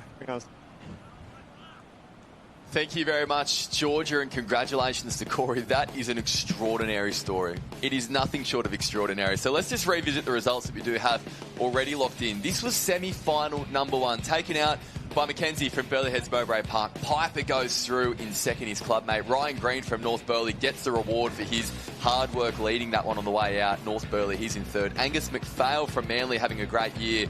Will Budd, the veteran from North Cronulla, his experience came to the fore. Sam Braun from North Bondi is into the final. So too Tannen Linden from Burleigh Heads Mowbray Park. And Miller, McQuitty, Brown from Northcliffe. Benjamin Sutton from Wanda just missing out. So too Ollie Sharp from Coogin. Yeah, we saw a fantastic start there from Northcliffe. So just to be finishing in that 8th position just goes to show how quickly the lead can change. So we were calling Miller McQuinty Brown as one of our early leaders, and he's just scraped through for 8th qualifier. We'll bring you now the results from semi-final number 2. So we had Jack Johns from Swansea Belmont, Corey Fletcher, who we just heard from Burleigh Heads Mowbray Park, Connor Maggs from Mermaid, Charlie Morris from Wanda, Aidan Parrish from Burleigh Heads, Zach Morris from Northcliffe, Sean Riley, Burleigh Heads, and in 8th, Ethan Callahan, just ahead of Jet Green, who misses out from Avoca, and as we mentioned, Charlie Verco from Newport also missing out. Dan Collins, a big omission as well. He was there in 11th place. That is a big story today, what we have seen with some of the big names going out. It is so hard to make an Australian final. Of course, we have seen that on show year after year, but some really big names have just been sent packing in the Open Male board. Now we are straight into things with the Under-19 male board race semi-final. Rasmussen from North Burleigh, Pickering from Alexandra Headland, Coates from the Swansea Belmont, Davis from Manly, Dillon from Tugun, Brown from Alexandra Headland, Maggs from Mermaid, O'Rourke from Northcliffe, Shepherd from Kurrawa, Beaumont from Wanda, Henderson from Torquay, Thomas from Burleigh Heads Mowbray Park, Karkari from Swansea Belmont, Willis from Warilla, Wright from Redhead, and Fowler from Warilla. This is semi-final number 1, and they are now racing their way towards that back bank on the right-hand side of screen. Brody Wright there from Redhead looks to have gotten away fairly well, but at the moment, Noah Maggs out in front from Mermaid Beach, and he is controlling the tempo of this race. Yeah, a little bit more of a flatter ocean for our under-19 male board. Semi-final number 1 to contend with. We can see some bumps forming out there on the horizon, but I'm hoping that most of our paddlers will get through that. You can see the pack fairly well congested. Just a couple of our competitors choosing a slightly different line there, but no problem at all so far from our leader there.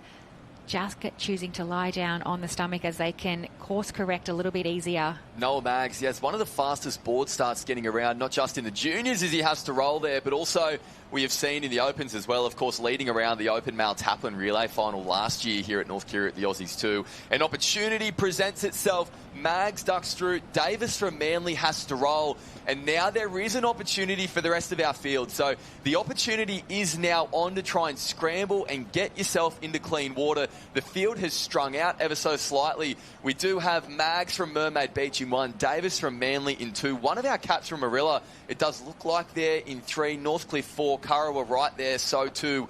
A big pack now starting to form at the back, so we will just wait and see how that washes out around those cans at the moment. But it's Maggs in control, and he has an opportunity to really put this race to the sword. Yeah, Mag's looking really comfortable out in front there, as you mentioned, just ahead of Sam Davis from Manly. So our 2 competitors out in front doing a fantastic job, probably taking a little bit of learnings. If they were able to see the Open semi-finals, a lot of our Open competitors chose to pop that massive set on the bank. A lot of our under-19 competitors have learnt from that and chose to roll and weren't pushed back, weren't affected quite as much. So the field not breaking up as much despite having some of that surf to contend with. Still plenty of congestion going around the cans. No problems for our first 2 though. They're just extending their lead, staying clear of that white water. So it is Mermaid Beach in 1, Manly in 2. Northcliffe gets a nice little run to move into 3rd. Warilla Barrack Point is there alongside Redhead and another cap that's just being lost in the glare at the moment. So a relatively clear top 6 at the moment. I think that cap that I just mentioned might have been that of Tugan's. Oliver Dillon, an outstanding board paddler, right in the mix there. So this is now really starting to unfold, this race. Mags gets the first opportunity after turning that can and making his way back in. As far as we can see, there isn't imminent sets approaching, so it will be so important to get whatever bump, whatever run you can out of these cans and get moving, because it could be a fairly sizable paddle back to the sand. Yeah, taking off some distance now from our leaders. We've got 4 competitors all coming together now, pushing down what is only really a runner, not much of a wave there. A big move around the cans was from Marley O'Rourke. He did a great amount of work just to reposition himself, and we've got probably 3, 4, 5, 6 competitors now clearly forming a bit of a front pack. This little wave will form right back up alongside of our leader, who has done a lot of work. One of our competitors there from Mags is off the back of that wave. Noah Mags has come off the back of that wave. It picked him up late and it has thrown him behind. He drops down to his belly and he is going to have to get moving, because that next wave is starting to bring the field through as well. So there is 5 out in front. Nearest of screen, we had Brody Wright from Redhead get a really nice little wave to bring back into contention. And look at the momentum now starting to move. Here comes a wave. Christy, we're getting a sprint finish for spots in this final. Yeah, Mags now sitting in 7th position. So went from our lead position to now, he's joined now with probably 7, 8, 9 competitors. So he's going to have to really concentrate and sprint this finish right the way through to the line. And there is a lot of work to do for the athletes on the northern end of the line as well. That is going to be a long way for them to run back. Very tight coming up. It is Manly that takes it out ahead of Rarilla and Tugan, but then it is anyone's race beyond that. I think Noah Mags could find himself in trouble. There was the extra distance to have to run back up the beach. It just looked as though that northern end of the inner break did not land the athletes on the bank, and that looks as though it might have made all the difference. Yeah, we didn't see that one coming. I think Noah Mags will wait for the official results, but he was right on the cusp there, potentially just taking out 9th position. We'll have a little bit of a look at the replay of the start of semi-final number 2. You can see there the size of that wave. Most of our competitors choosing to roll underneath that just to take the force out of it. And Mags was on, and you can see the lead that he's got there going around the cans. We weren't talking about him too much because we thought he was just an easy in, so comfortably across. And this is the sprint finish across to the line. We'll try and count them in. Well, you can just see the direct line that the athletes who were on the southern end of that wave had into the line. Really, really tight coming across the line. We are still waiting for confirmation of that top 8, but the result has been made official for our winner. It was Sam Davis from Manly, who's standing by with Georgia. Yeah, that's right, Sam. I'm down here with Sam Davis from Manly Lifesaving Club. Sam, congratulations. You have booked your spot into Sunday's final of the Under-19 male board race. How was it out there? It's always really stressful being on the line for semi-finals. Were you a little nervous going into that one? Yeah, definitely. Board races are so hard. You know, there's so many components that can go wrong, and one little mistake can end your race. So, yeah, it was good to get through that one. Really happy. Yeah, awesome job. And you were saying that you haven't got many waves in these rounds of the board, so potentially you're saving it up for Sunday? Yeah, definitely. Hopefully for that iron on Saturday, Arvo. Yeah, that's the one that I want. Absolutely. Well, we can't wait to watch you race. Congratulations, Sam. We'll see you on Sunday at finals time. Thanks, G. Thank you very much, Georgia. That was Sam Davis from Manly, who took out semi-final number 1. The judges still conferring about the rest of the results as well. Will Fowler from Warilla Barrack Point has been scanned in the 2nd place. The wait is now on for the rest of that field as we get ready for a start in semi-final number 2. So from the right-hand side of your line that we're seeing on screen at the moment, we have Dane Sutton from Wanda, Lachlan Mercer from Kurrawa, Dylan Howe from Burleigh Heads Mowbray Park, Cooper Schmar from Mermaid, Byron Diekman from Maroochydore, Otis Jessett from Wanda, Alex Walker from Swansea, Belmont, Thomas Ryan from Mermaid Beach, Tom Lynham from Sorrento, Chase Corbett from Southport, Donica Murphy from Sorrento, Charlie Farrell from Torquay, Jules Lomka from Coogin Headland, Navrin Johnston from North Cronulla, Hayden Van Hooven from Mermaid, and Hayden Hedling from Trigg Island. They are in the starters' hands for a start in semi-final number 2. Yeah, nervous start now. They're in the starters' hands. About to be set underway. It looks like most of our competitors opting just to head straight in, so we're not seeing that run down to the south as we've seen in some of the earlier rounds. A very fast and furious start for the second semi-final of under-19 male board. And it looked as though it was a really fast start from Dane Sutton from Wanda. So Sutton moving really quickly across that bank, and he's given himself the first opportunity to duck underneath some waves. Yes, it is on that orange board on the near side of screen. That is Sutton from Wanda, who is out in front at the moment. It looks as though he's joined by Schmar from Mermaid Beach there in second place, perhaps. But at the moment, very tight racing right across the field, because it is all about what happens on this second bank. So the field's starting to settle down. A few athletes looking for a little bit of wash to get them through this gutter, but it is all about hitting this bank with speed and momentum. Yeah, our competitors now will be looking out to see, just trying to judge whether there is a set on the horizon or whether they'll be able to sneak under. And as you mentioned, Dane Sutton from Wanda in a fantastic position. The competitors just paddling across now to meet him, so they're starting to form a little bit of a tight pack. It probably was the northern end of the beach that had probably a little bit less power out on that back bank, so they might be angling down that way just to get around the heaviness of this second bank, which you can see they're approaching the whitewater now. So a few small pops, still a lot of fury. So we think that they probably have spotted a little bit of a gap, as we can see that arm speed just starting to increase.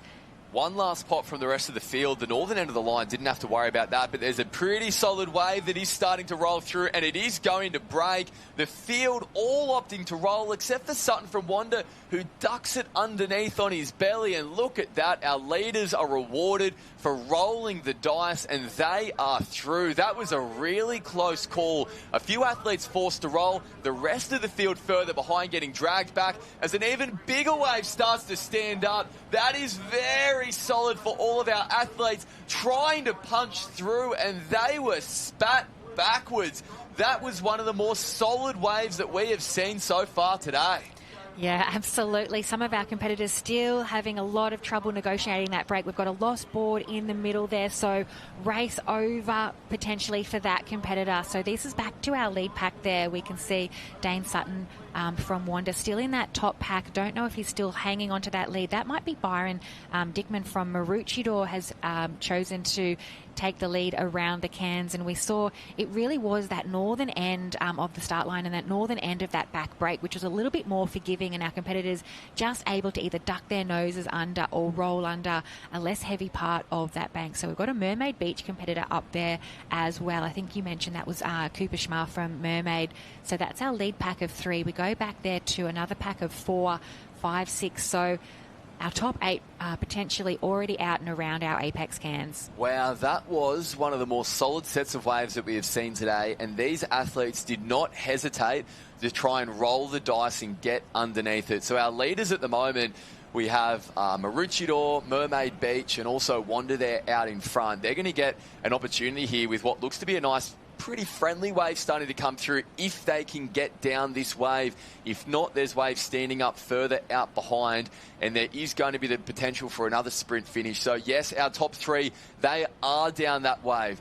They have done everything right to this moment. Now the question is if they are going to be able to chase it all the way through the gutter. We saw how important it was in the opening 19 semi-final. There's 2 more on the wave behind, and then there is 4 battling it out for 3 places. Yeah, so that third wave is where the race is going to be on. One of those competitors is going to miss. Looks like it might have been the Maroochydore competitor. No, it is Dane Sutton from Wanda, who has pushed down that little bit of a shore break. So he's had a fantastic race from start to finish. Really aggressive through that back break, and very smart racing just to negotiate that final shore break. So Dane Sutton will come across the line there in first. We can see there Mermaid, Maroochydore, just trying to pick up if that's a Burleigh Heads competitor, or it might actually be Southport. It's just a little bit hard to pick up there. No, it is Mermaid. So 2 Mermaid, yeah. 2 Mermaid going through. That's Cooper Schmar and Thomas Ryan in the mix. Dane Sutton coming across the line. So too Byron Diekman. So that is our top 4. We will just go back and see where the rest of the field is now starting to come through as well. It could be Lachlan Mercer from Kurrawa in 5th. Jules Lomka from Coogin Headland in 6th. Burleigh Heads Mowbray Park. And that's the Kappa Sorrento there as well. So that is our top 8. That is a top 8. It is clear cut, and they are all going through to Sunday's Australian final in the under-19 board. So close there for Hayden Hedling from Trigg Island, but he misses out after a very dramatic race. Yeah.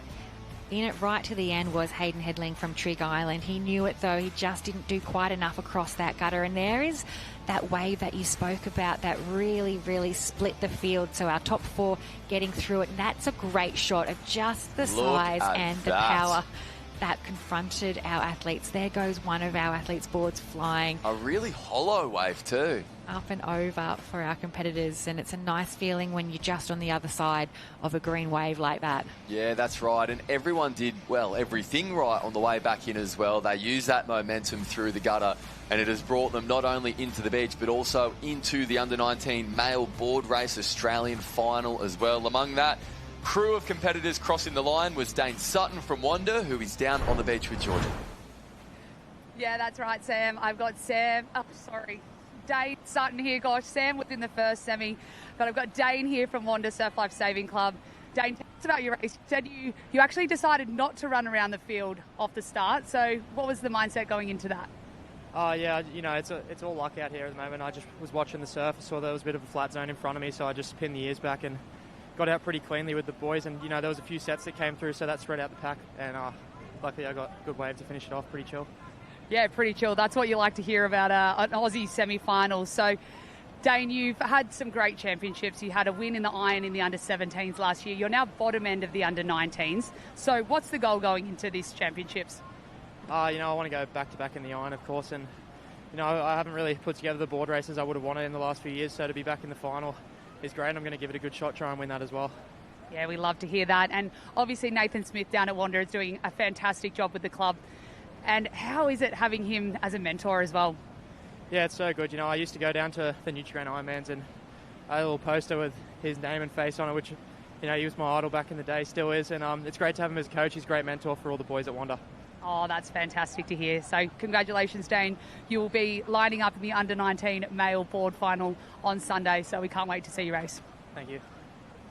Thank you very much, Georgia, and congratulations, Dane. He described it as luck in terms of getting through. I don't quite agree with that, but one thing we just saw was just how much this ocean was throwing the race wide open. Here are the results of the under-19 men's board race semi-finals. Davis from Manly, of course, taking it out. We had the focus on Noah Maggs from Mermaid Beach because he led the whole race around. He did get through in that sprint finish. It took the officials a little bit of time to figure that one out in terms of who did progress, but Maggs gets 7th in that.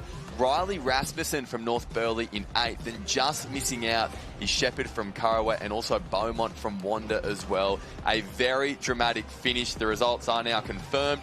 The semi-final number 2 as well. We just saw Dane Sutton take that one out. We heard from him there. He's been in incredible form over the course of the summer, and he also qualified alongside Diekman, Ryan and Van Hoofman on that front wave. Mercer from Curraway, Lomka from Coogin Headland. It was Dylan Howe from Burleigh Heads Mowbray Park in 7th, and Tom Lynham from Sorrento in 8th. Hayden Hedling from Trigg Island and Murphy from Sorrento. So close to adding to the WA contingent into Sunday's final, but just short. As we head back down the beach, a little bit further south now, back to the Green and Gold Arena where the women are currently battling it out in their board rounds as well. We will bring you the details of that one as we do get them. Coming into the commentary booth here today on what is day 2 of the Australian Open Championships, the Australian titles at North Kira Beach. Let's see Northcliffe and Terrigal out in front in this race, the under-19 female board race.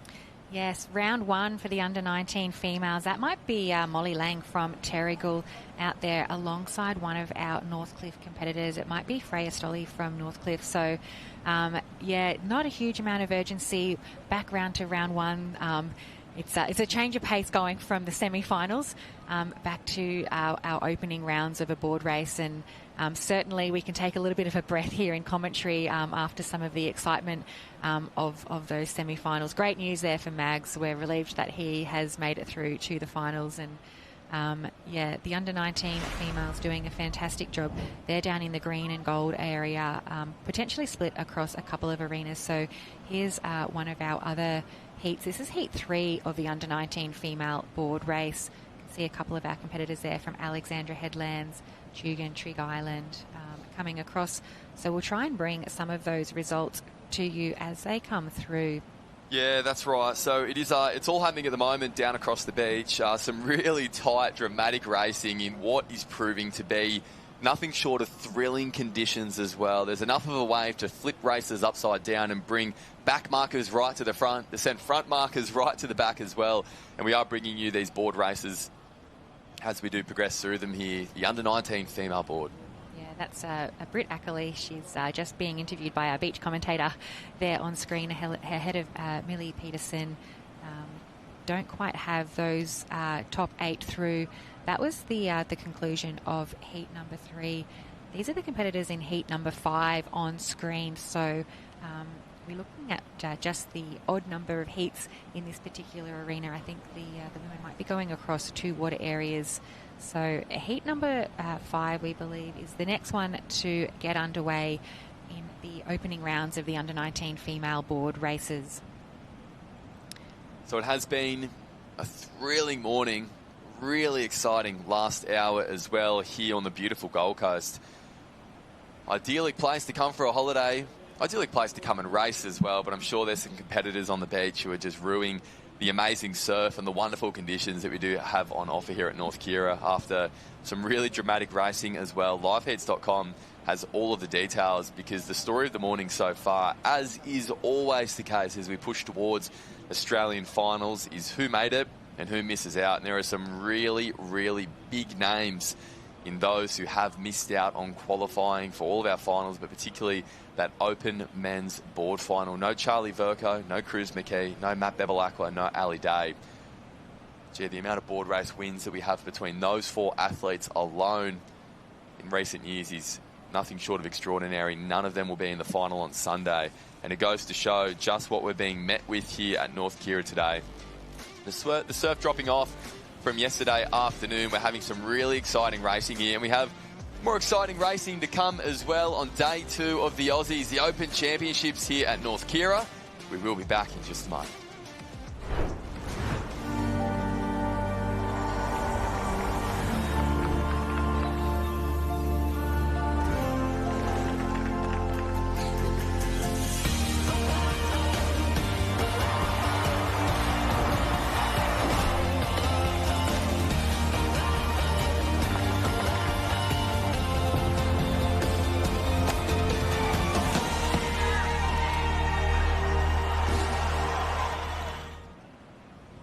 Alex, where I live, we like to get up and enjoy the snow.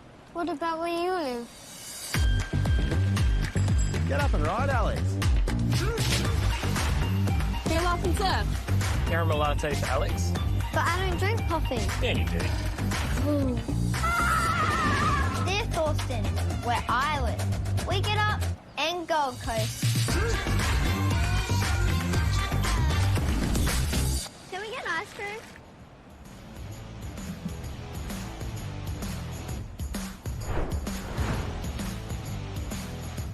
Welcome back to North Kira Beach, day 2 of the Aussies for all of our Opens competitors. My name is Sam Jordan, sitting alongside Christy Munro in commentary, enjoying what has been a really exciting morning of racing so far.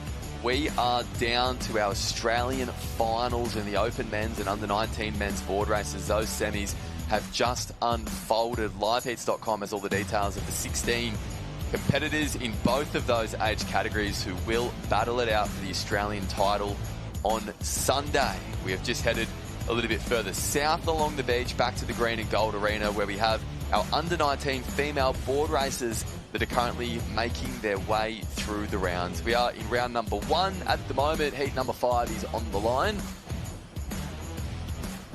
Fantastic names lining up in this one. I think one of the ones to watch who we saw have some fantastic results in some of our swim races yesterday was Pippa De Pagna. She's lining up for Newport. She's in the middle of the field here in heat number 5. So 5 heats of, we've got 8 heats for the under-19 women. So we're making our way through these early rounds. Plenty of qualifiers have already been run and done. So you can go to Live Heats to check the results for those first 4. Heat number 5 almost ready for a start. Here on the Gold Coast, North Kira Beach, playing host to the Australian titles once again. It is an amazing atmosphere down here on the sand. The fan zone has been moved to the beach this year. I know so many people are enjoying that, and after a testing day yesterday with conditions, things have backed off ever so slightly today as we see one of our paddlers just go upside down on the board there, but straight back on, and now they're going to start making their way through this inner break. All of our under-19 competitors choosing to run a little bit to the south, so it either might be just allowing for that sweep or what might be a little bit more of a run out, a little bit more of an easier way out. You can see a little bit less white water in the section of ocean that they've chosen to paddle out in, so nothing much coming for our competitors on screen. An early lead for Burleigh Heads. That might be Hannah Stevenson from Burleigh Heads Mowbray Park in the middle of the field, just leading out there from Pippa De Pagna from Newport on her side wash there. And we go back to, might be one of our competitors from Grange as well, having a great start to this under-19 board heat. And Lily McConkey from Dickey Beach not too far behind, but for now let's head to Georgia Fitzsimmons, who's now in the green and gold arena and standing by with one of the stars of our sport.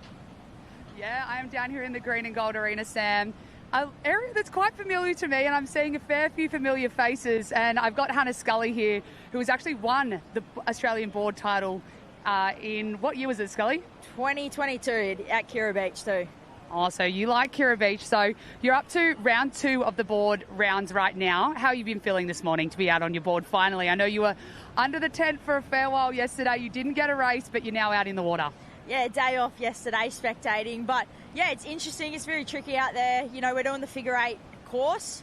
The sweep's coming in. I haven't actually raced in this arena yet, so I've just been watching the ones before. But I think both arenas pretty similar. You know, stay right, it's going to hook you left, and hopefully you end up on that can and not have too many on your head out there. Yeah, absolutely. I love that. And how difficult is it when you're going between area and area at the Aussies to really stay focused and be able to know exactly what the conditions are doing in these areas? Because they are changing between the areas.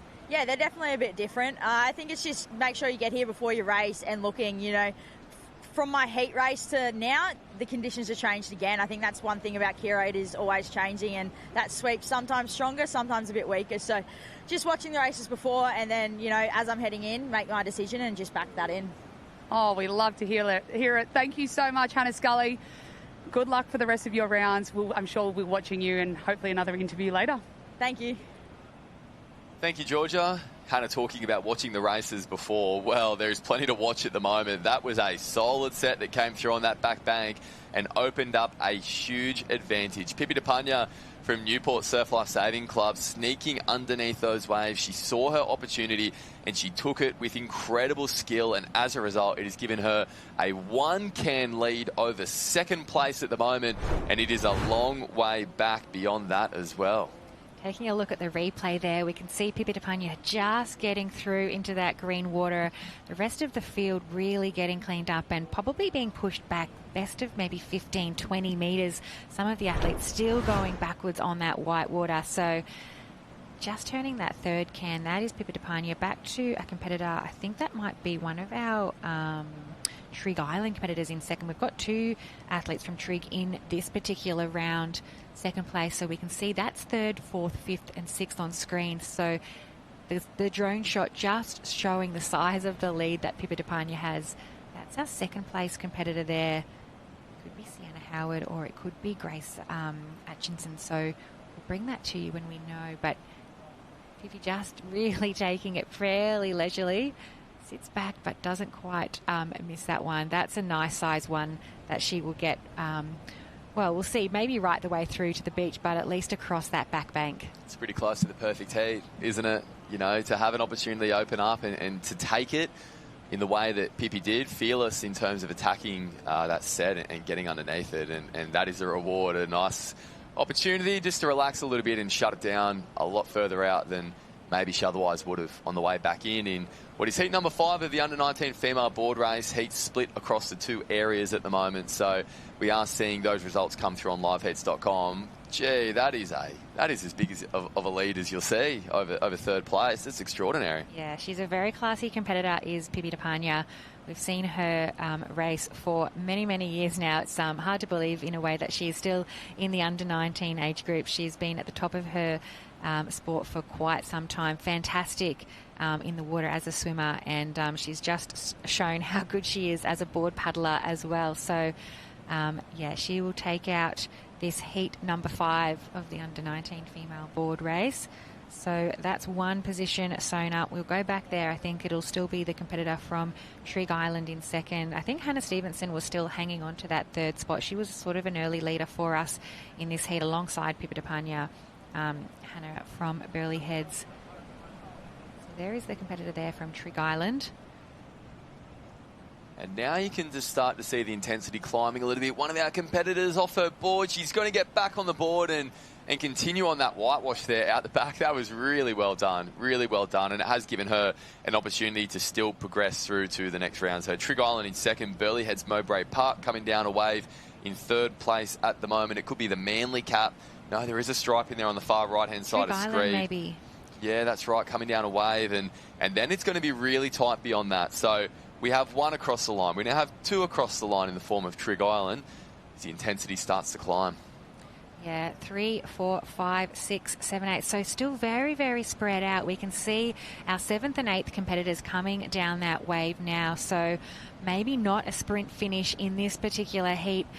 That's just the difference that is set on that back brake and how much you can really spread open a field like this. Great if you're out in front, a little bit more stressful if you can see these are the competitors here racing for 7th and 8th, so the sprint will be on. They might know where they're coming, but they'll sprint to the line regardless. Yeah, really tight. 2 going through from that wave. We can see Grange and Sorrento coming across the line. Really impressive speed from one of our competitors from Sorrento there to go across the line. We think we could have had 2 Trig and 2 Sorrento through, so a dominant heat for Western Australia in order of progressing to that next round as well in what was, well, it almost felt like a race of 2 halves because all of the hard work that we saw on the way out changed in the blink of an eye. This is where it started, that first wave just dragging 4 of our competitors back down into the break zone. Pippi DePagna got through unscathed, and that was her wave back into the sand as a result. Doesn't she look relaxed about it? We'll have a chat to her down on the beach with Georgia. Yeah, guys, I'm down here with Pippi, who just smashed that heat. It's her first time in the water this morning. So, Pippi, how was it getting out there on your board? Yeah, I didn't know what to expect out there today.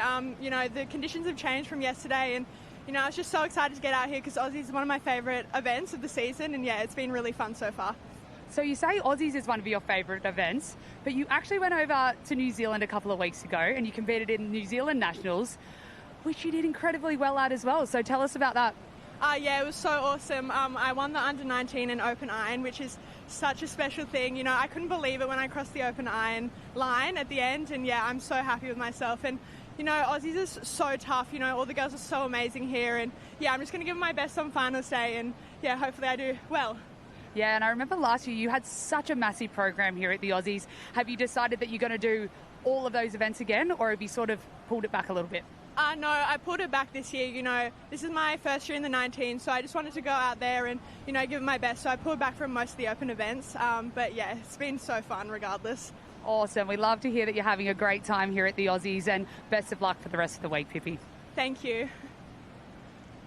Thank you very much, Georgia. Pippi DePagna, a star of our sport, and she's certainly showing exactly that in her opening heat of the under-19 female board race on the beautiful Gold Coast.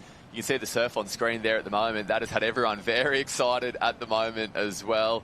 On the left-hand side of screen, you can see some skis warming up, which we haven't actually seen the skis in action yet so far. That is going to be happening very soon because we have the Open Ironman and Under-19 Ironman heats, and then the Open Taplin heats a little bit later. But for now, we are sticking with the green and gold arena and the Under-19 female board heats. Yeah, heat number 6, we believe this one is in the water. Heat 7, in fact, for the under-19 girls. So heat 7 of 8 getting underway, and yeah, they would have just seen the lead that Pippi got for the hard work across the start. So you can see some of our competitors from Coogin Headlands again taking probably that northern end where it seems to be the best run out. We can see the white water on the right-hand side of screen isn't forming as much down on the left hand. So that seems to be the end that all the competitors are trying to angle towards. And this is the last heat of the under-19 female board races that we do have going around at the moment, because it's been split areas. Heat number 8 has already been ran, and it has been won as well. Lifeheats.com has all of your details.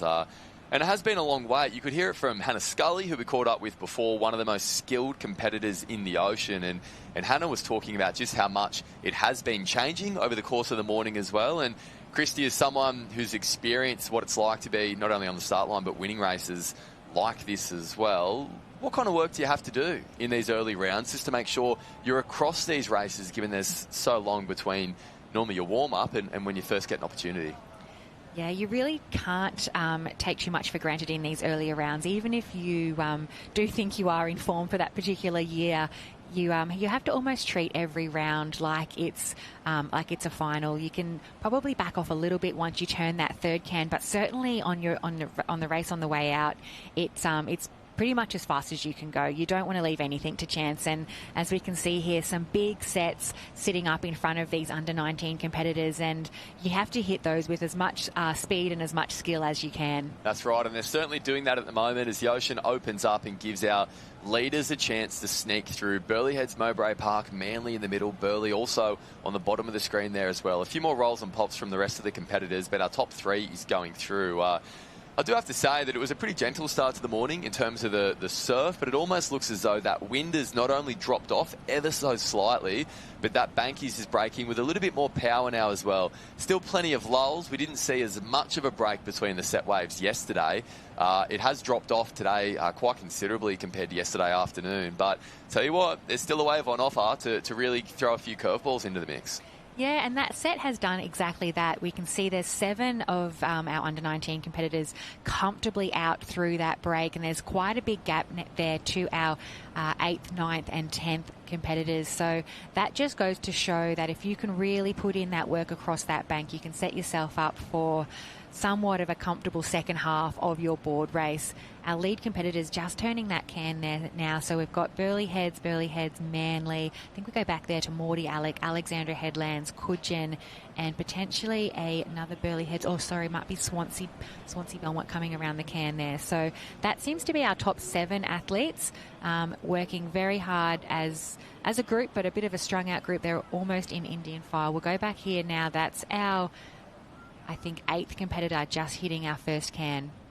So it is relatively strung out at the moment. We brought you the men's board rounds a little bit earlier this morning, and we certainly weren't seeing races as strung out as this, but that is because of the fact that it's quite the inner bank for all of our female athletes to contend with. I think the inner bank's got a little bit more depth to it than maybe what it does further to the north of the beach where the men are racing at the moment. But looks like a nice little more gentle kind of set wave coming through now for our leaders, and they will crack that wave quite close to that third can as well. Not too far to have to get in. It's just starting to stand up.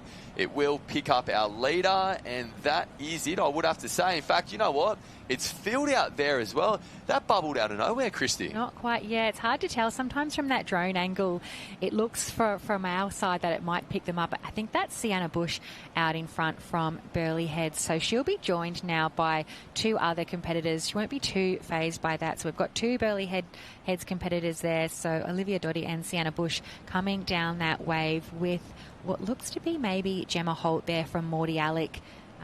We've seen a fantastic summer of board paddling from Sienna Bush, so she will have her eye on the prize, and that is just getting through this round. So It's 1 round, 1 race at a time when you come here to the Aussies. A little bit more of a run out of that for Olivia Dotty. She's milked that one. The best out of those 3 athletes, but very comfortably through will be those 3. So we go back there to Zoe Woods from Alexandra Headlands, and I think Alicia Cuthbert from Manly. So they'll be our 4th and 5th competitors in this heat. And they look like they're all progressing through at the moment. So our front 3 on a little wave. It's going to push them right down to the sand. A very nice way to open up your campaign of trying to get to that board final. That is what it is all about today. It's not about necessarily winning your races. It's about going through to the next round. And we are seeing that. Burleigh Heads, Mowbray Park in 1 and 2. Go back there to the cap of Metropolitan Caloundra. No, it's Morty Alec. I always get that wrong. Maybe I'm not seeing the shade of blue too well. It's Morty Alec there, Manly in 4. Karawa. No, it's Alexandra Headland there in 5. That's Zoe Woods coming across the line. 6, 7 and 8 you can see on screen. So that's a clear-cut 8 for our officials. It will be, but I tell you what, 9 and 10 are very close behind as well. So a little bit of pace coming up the beach in order to get through. Yeah, Coogin Headland, we can see there, Avoca, Karawa Beach will take out our 7th and 8th positions. So Jessica Harkis, I think, from Karawa will take that final spot, and our competitor there just missing out. So that might be Isabella Sprellan from Mount Maunganui, just taking out 9th place. And they are away and racing once again. So, no, this is the replay. That replay bug just catching me off guard once again. But, yeah, this was the last heat of the under-19 female board race to go around the Cairns. And doing it well, too. It was a relatively stressless race for our leaders at the front, which is a pretty important part of progressing through the rounds, isn't it? It's just trying to keep as little adrenaline in your body as possible. There's plenty of work that needs to be done, and plenty of races that have to be done in order to get there as well. So we're back in the water now with what I would expect to be our open female board rounds now starting to make their way through. And just like we were speaking about a few moments ago, already seeing that inner bank really spread that field apart. Yeah, we can see our competitor on the bottom of the screen. That might be Maddie Spencer from Newport. We head up to... trying to see a Northcliffe cap, and alongside her, I think, a Burleigh Heads Mowbray Park competitor as well. So a little bit of whitewater to contend with. They haven't reached probably the peak of this back bank. As you can see, they're just approaching that whitewater there now. Nothing too much standing up in the front of these competitors. Oh, one of our Burleigh Heads competitors has just slipped off, so a little bit of nerves. She will be okay though, because this wave will bring everyone probably back in an equal line. No one is out in that green water yet, so the race is still very wide open for this opening round of our open female board race. Yeah. So we're just trying to pick up what exactly round this is. In fact, we are getting word through at the moment that it's actually round 2, heat number 3. So that would be, I dare say, the competitor. It could be Annalise Kibble there from Newport, a renowned board paddler, really strong on the bottom of the screen. Someone else there from Burleigh Heads Mowbray Park right in the mix as well. So this is heat number 3, we are being told, of the open female board. It is round number 2. So they've raced through heat 1. They're now into round number 2. There are 5 heats that are going to make their way into 3 quarterfinals. So we'll go quarters, then semis. That would lead us to believe that it's a relatively friendly progression. We will get those specifics for you in just a moment. But for the very first time, let's head down to Nathan, who's on the beach. Thanks very much, Sam. Here with Sienna Bush. She's just taken out her heat in the under-19 female board. Talk to us about the conditions. Must be nice to get a leader's wave there as well. It was really nice. I was a little bit worried going into it because I feel like you can't really tell how big it is today, but I was really glad I got a nice clean start and we didn't get a set that was too big. And Sienna's one of those annoying people that's good at like a lot of things. She did the 2K, got second this morning as well, backing up, managing a big program. Yeah, I like doing the running stuff as well. I had a running background as a kid, so it's really nice to still be able to do that while I can and then back up in the water. What's next? Assuming everything goes ahead, what's the rest of the plan for today? I think we've got the Camerons on today, or the Taplin they call it now, and hopefully the irons, but if the surf isn't too big, but yeah. Beautiful, good luck. Thank you. Back to you guys. Congratulations, Sienna, and good morning to Nathan. Great to have him on our live stream. Great to have him on our broadcast over the course of the Aussies as well. So we are being told that 9 are going through these second round races in the open female board. As my maths on the fly, it will give us 3 quarters of 15. I think they might be taking 10 through those to give us 2 semis of 15. But all of that will be confirmed, and you can see it just as early as we do on liveheats.com. All the details there. Some nice waves start to stand up on the way back in. Yeah, great job here from our lead 2 competitors. We've got Burleigh Heads and Newport coming down this wave here. So a great job for them. They will be safely through 9 through, a little bit more, only one extra place, but yeah, a little bit more relaxing for these open women's. Just round 2. So still plenty of rounds to get through. They'll go to quarterfinals, semifinals before they can still bank themselves a spot in the final. So Burleigh Heads, Newport 1 and 2 for Heat 3.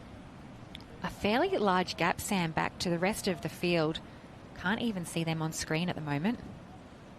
Yeah, it just goes to show we've been talking about at the moment that, you know, you really do want to be around the cairns at the front of the race. I know it sounds like a bit of a cliche, but in surf like this and breaks like this where we're contending 2 breaks across the back there is that, you know, you have so much more opportunity to open up that lead than, listen, if it was dead flat and there wasn't much on the way back in, then it doesn't necessarily matter exactly where you are. If you turn the cairns in 10th, then you've got plenty of time to make your way back up. But all of our competitors have been getting waves very early in proceedings on the way back in, and it avoids the sprint finish, which I do believe we're going to see in the background as well. So it's Annalise Kibble from Newport who takes that one out after having the race on her terms right from the start, but now the speed is starting to climb. It is a sprint finish. There is 3 across the line, and here come the rest as well.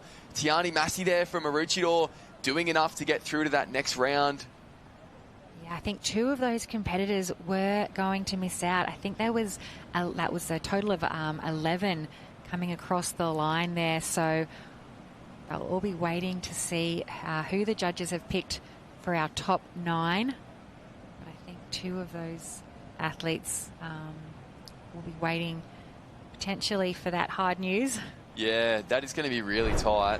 Charlie Burns from Newport right on the bubble there, so we will wait and see if she does go through in 8th place there. But yeah, the waves once again coming through and really separating the pack on their way out, and that allowed our leaders, Chelsea Wood from Burleigh Heads Mowbray Park and Annalise Kibble from Newport, to have a nice relaxing wave and then slow jog up the beach to get through.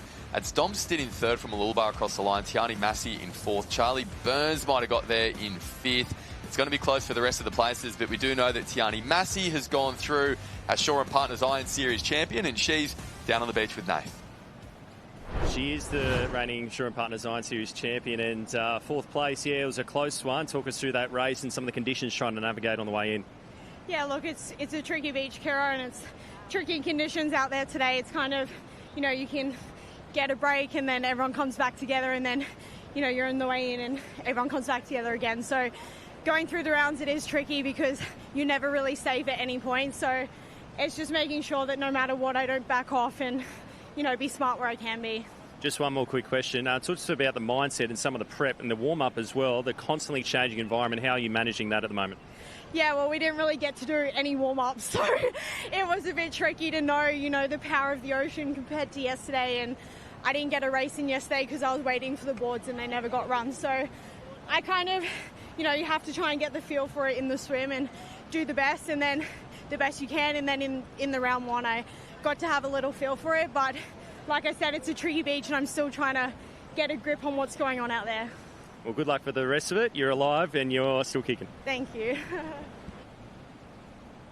Thank you, Nath. Tiani said it best. It is all about just getting through these rounds at the moment. Round 2 has been in the water for the open female board races. We will check back in with them a little bit later on, but at the moment, we're back down to the black and white arena, the men's arena as well, because we are seeing iron races in the water. This is what we are going to see. The first ski races going around the cairns of the Open Championship so far. We didn't see it yesterday. We haven't seen it so far today, but that is happening now. So an announcement straight off the bat for anyone who is wondering what you are seeing on screen. The competitors do have the clearance to cut through the string and iron on this opening board leg. They can cut through the string and iron. That sweep is taking them in every direction. So, no, there are no issues with cutting the cairns. It's all about just getting out the back and around that string of 4 at the moment, Christy. Definitely something we're not used to seeing in the open leg of an iron, being able to cut through those swim cans. But a great decision for our officials, just making that course a little bit easier to navigate with the conditions that we have here at North Kira Beach. So this is the first of the irons that we've seen for our Open Aussies Championships. Still so much force in that back, but that looked like a really small wave to pop, but still throwing a lot of our competitors around. The two Northcliffe competitors probably getting through the best of it. A long race to go in this iron opening round, but you can see just the difference that sweep is having. They've spotted that can and they're having to paddle a little bit further down to the south. So, yeah, probably not so much of a problem cutting through those cans because still a long way to come. Yeah, that's right. So this is the opening leg. The order, of course, being board, ski, swim for all of our iron races over the course of the weekend as well. It is Wes Gould from Northcliffe out in front over clubmate Kai Harland in second. It looked like an Alexandra Headland Cup in third there as they made their way back around. It is, of course, straight back into the waves around this string of four as well. We're going to see a lot of athletes getting waves as soon as they turn that third turning marker, like Gould has done on the way back in. A very nice run for him on the way back to the beach. Yeah, shorter course is the board leg to those opening board rounds that we've been seeing. So literally catching a wave. Look at that wave out the back. That's bringing the rest of the field through. So they're now negotiating these swim cans. Not quite sure if they can cut them again on the way back in. Really important note. It does look as though, given the way that they are all angling at the moment, that they may have to go around. Yeah, I'm going to call it. They have to go around that green and gold on the way back in. They do not on the way out. One of our paddlers there, hard to pick up who that was, almost got stuck on the can. Keep an eye on what's going to happen here as well, because that water is moving and the packers really squeeze themselves on that green and gold. One paddler just having to muscle the can to get it underneath his arm and on the way back in. That is going to bring a few people unstuck throughout the course of the day, no doubt. So they can cut the cans on the way out. They cannot on the way back in. No dramas for Wes Gould at the moment. He'll head into the ski with a comfortable lead.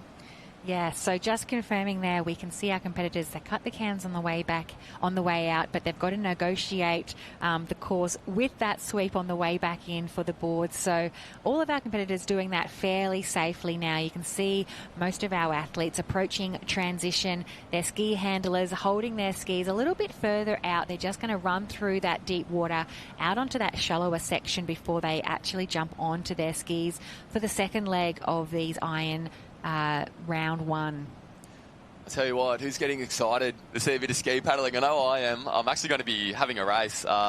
In looking at the way they're moving through these iron heads, not too far away at the moment in the Open Taplins. We haven't seen skis go around the cans yet. This is the first time we have gotten to do so at the Aussies for 2026 in the Open competition. So it is, of course, a water start in these iron races. We don't see that at all of our Ironman events over the course of the summer anymore, but we are seeing it here. It is a tough gig to hold that ski because of the sweep, and we do wonder what's happening out the back now. Wes Gould from Northcliffe had first crack at those conditions, and he is now on that back bank. Here he is paddling through the whitewater. He is the first athlete we're going to see navigate these conditions, and he's seen a gap because the rating has lifted, and he is now going for it. Yeah, you can tell. We can't quite see what's coming from this angle, but you can tell by the speed at which he's paddling through. He wouldn't be doing that if he was approaching a set of the day. So he's in the green water now. That is the dream run out. Not too much to contend with. He's just got a little bit of air over that wave, so that shows the size of that, and that is a great shot there. So our leader out in that green water, and the rest of the field actually having to wait now for that wave to break. Harland has hit the brakes, which you would have to say in an Ironman heat is definitely the right decision, because there's now a really nice opportunity for him to get through. He's actually had to hit the brakes again to let that wave break. He's popped over the top, and now he's going to go through. It is all about, as obvious as it sounds, staying on your craft, because if you have a little bit of a slip up as Harland goes over the top there in a race like this, and you could find yourself coming unstuck. Some paddlers choosing to go down the beach or north on the direction of the sand to sneak around some of these waves. A few more coming through. Adam Palmer from Maroochydore punching his way through that wave there. So too Odin Parish from Burleigh Heads Mowbray Park. But it's a really comfortable advantage from Gould at the moment. In fact, you would have to say so far it's probably the perfect start to an Ironman race. Yeah, he's approaching that wave zone now. The rest of the competitors are not even at the turning apex. So as we pan out on this drone shot, you can see that lead. I don't know how long that is, almost the distance of those cans.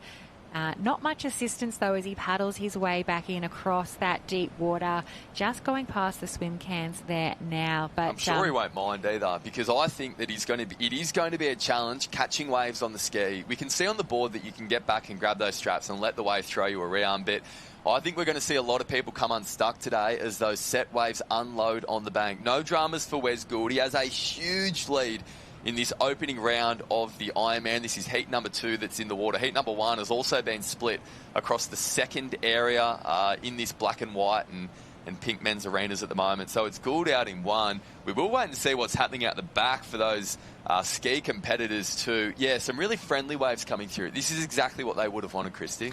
Yeah, and great for you too, about to head out there on your skis. So as good as a warm-up it is sitting here in the commentary box, you can really get a great idea of the conditions.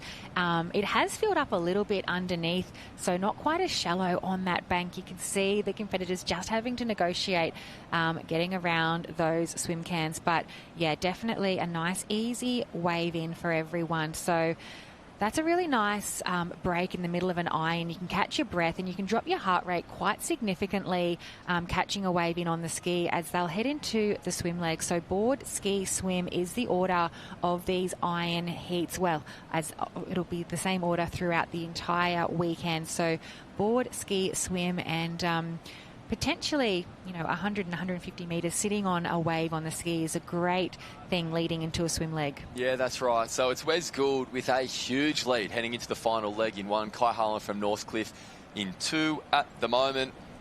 Does look like Joe Wilson from Alexandra Headland there in 3rd. Odin Parrish from Burleigh Heads Mowbray Park in 4th. And there's Tex Dixon from Burleigh Heads Mowbray Park in 5, now making his way into the water for the swim. It did catch my eye that on the way back in there through that inner break, not too far from shore, Odin Parrish's ski went a little bit sideways. He got off and kept running anyway. It didn't disrupt his flow and it didn't slow him down at all, but it just goes to show how much water is moving across that inner bank as well. That sweep, even when you think you're safe, I think we're going to see a lot of guys slow down their boat speed. At the moments that you slow down, that is when we're going to see it turn as well.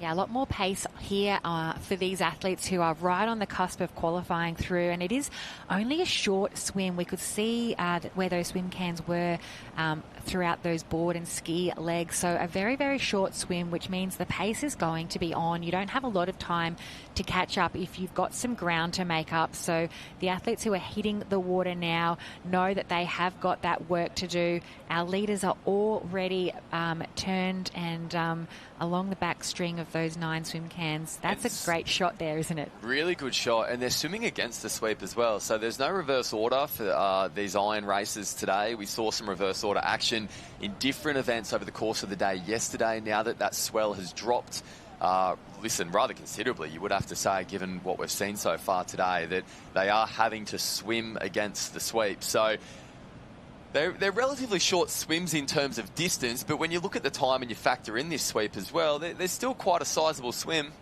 Yeah, probably really going to, if there's a section of this swim that you're going to put in the work, it is along the back of those cans, because the quicker you can navigate swimming against that current, turn that green and gold can, which our leader is just about to do, you are then not having to contend with that swim against the sweep. So your swimming speed will pick up significantly once you turn that green and gold can and put that distance in again, once again, on your competitors. So that will be where I think the real sort of play will come in along the back of those cans, the competitors who can get that work done and negotiate that part of the race as quick as they can.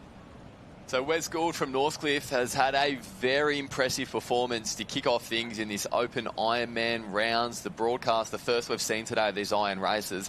I'm sure there would have been a few nerves from all of our competitors, but just that unknown in terms of what they were going to get on that back bank on the ski. And I'm sure for Wes, his nerves have settled after what has been a faultless performance. A very big advantage as he makes his way back in. A couple of little waves starting to stand up that might allow him to body surf back to the beach if it doesn't break on his head at the moment as well. But a nice way to kick things off.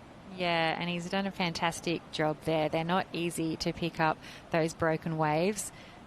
He did a little bit of a backstroke, so he knew it was coming, and he can stand up there and jog across the line as he passes one of our athletes still heading out to sea. So a very comfortable win in round 1 for our open Ironmen.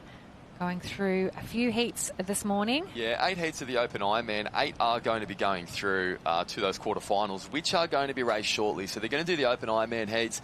They're going to follow that with the under-19 Ironman heats, and then they will be into those Open Ironman quarterfinals, where the pace is going to be on. We really saw that in those board races today, that once you are at the quarterfinals, anybody is good enough to get through, and from what the conditions have been doing today, anybody can get through at any point of the race as well. So a dominant win for Wes Gould in heat number 2 of this Open Ironman. Kai Harlan, his clubmate, not too far behind, and then we have the rest of the field starting to come through as well. So it doesn't look like too much has changed in the course of this swim. Like we were saying, it may be short in distance, but that was actually still a pretty lengthy swim in terms of time in the water.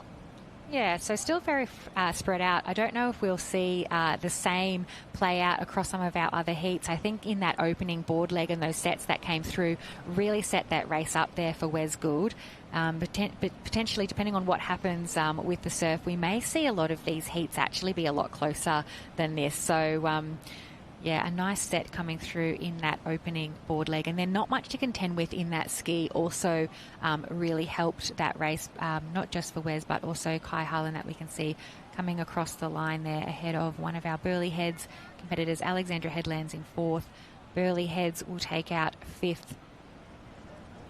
Okay, and here's the rest of the places that are starting to fire up at the moment. Trevor Hendy from Surfers Paradise on screen. Yoshiharu Takasu from Currumbin there. He's also going to book his place through to the next round. Odin Parrish, Adam Palmer. Yoshiharu there from Currumbin. Well done to him.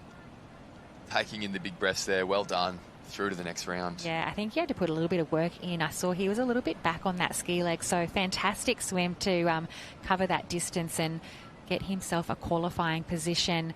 We might have one more spot potentially to go. Which I think will be taken by TJ Hendy. We did see him on screen.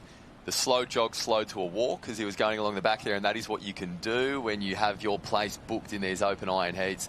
Saxon Coates from Burleigh Heads Mowbray Park looks to be the first to miss out there. Yeah, that's right. So 8 are through. They've already been scanned in on liveheats.com. That is where you can find all the information too on just who is progressing in every event, in every arena, over the course of the Australian Championships as well. The carnival has fired into full swing here.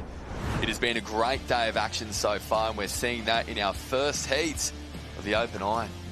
Taking a look at the replay here, Sam, and that was where it really opened up, that first leg of the board. Plenty of skills on show, yeah, nothing too out of the ordinary, which is what we want to see in these opening rounds. We do talk about the upsets, but we don't love to see them, so it is nice when a race just goes to plan, as it did there for Wes Gould. So coming around the board, the ski, and finishing it off with a fantastic display in that swim leg. No problems at all. Really impressive race there from Wes Gould. We are now going to have a change in commentary, so thank you for joining Christy and I. But for now, let's head down to the beach. Our winner, Wes Gould, is standing by with Nath.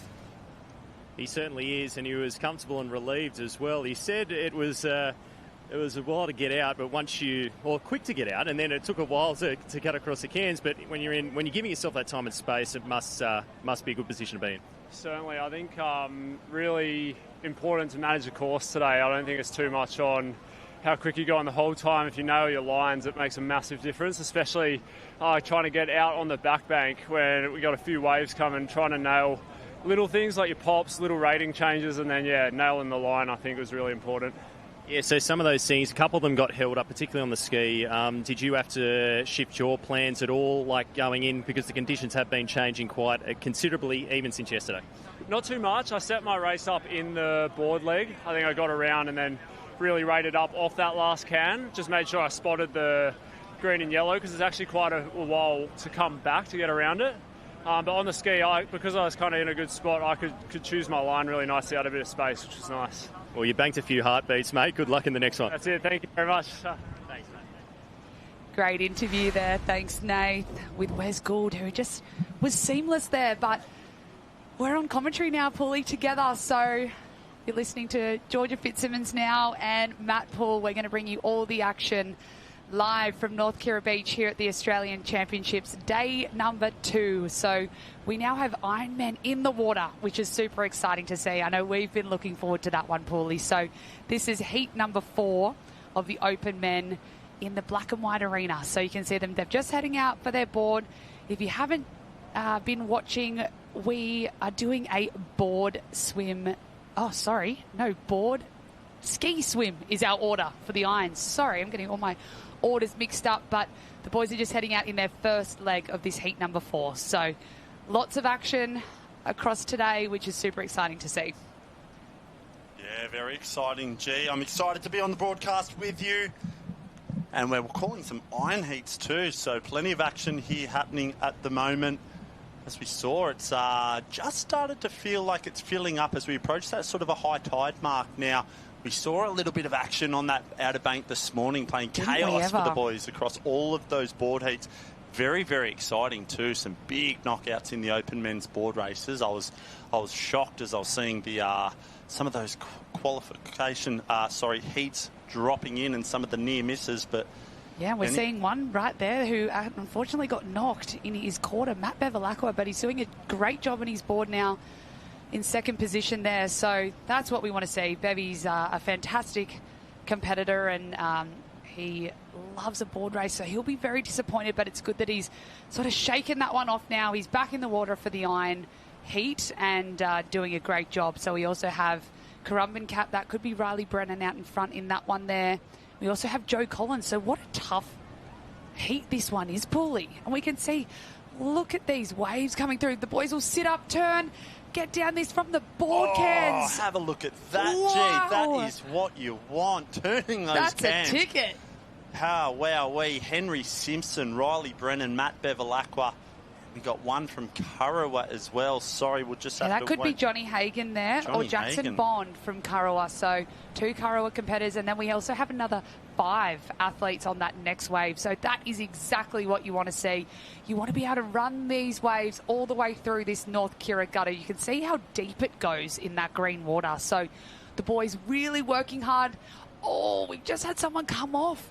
They've hit that swim can and come off. So that's so interesting to see. So we have 6 on our front wave now. Yeah, so Joey Collins and maybe one other there just pulling up alongside our front 4 boys. Maybe one from Wanda. Oh, we're losing another there.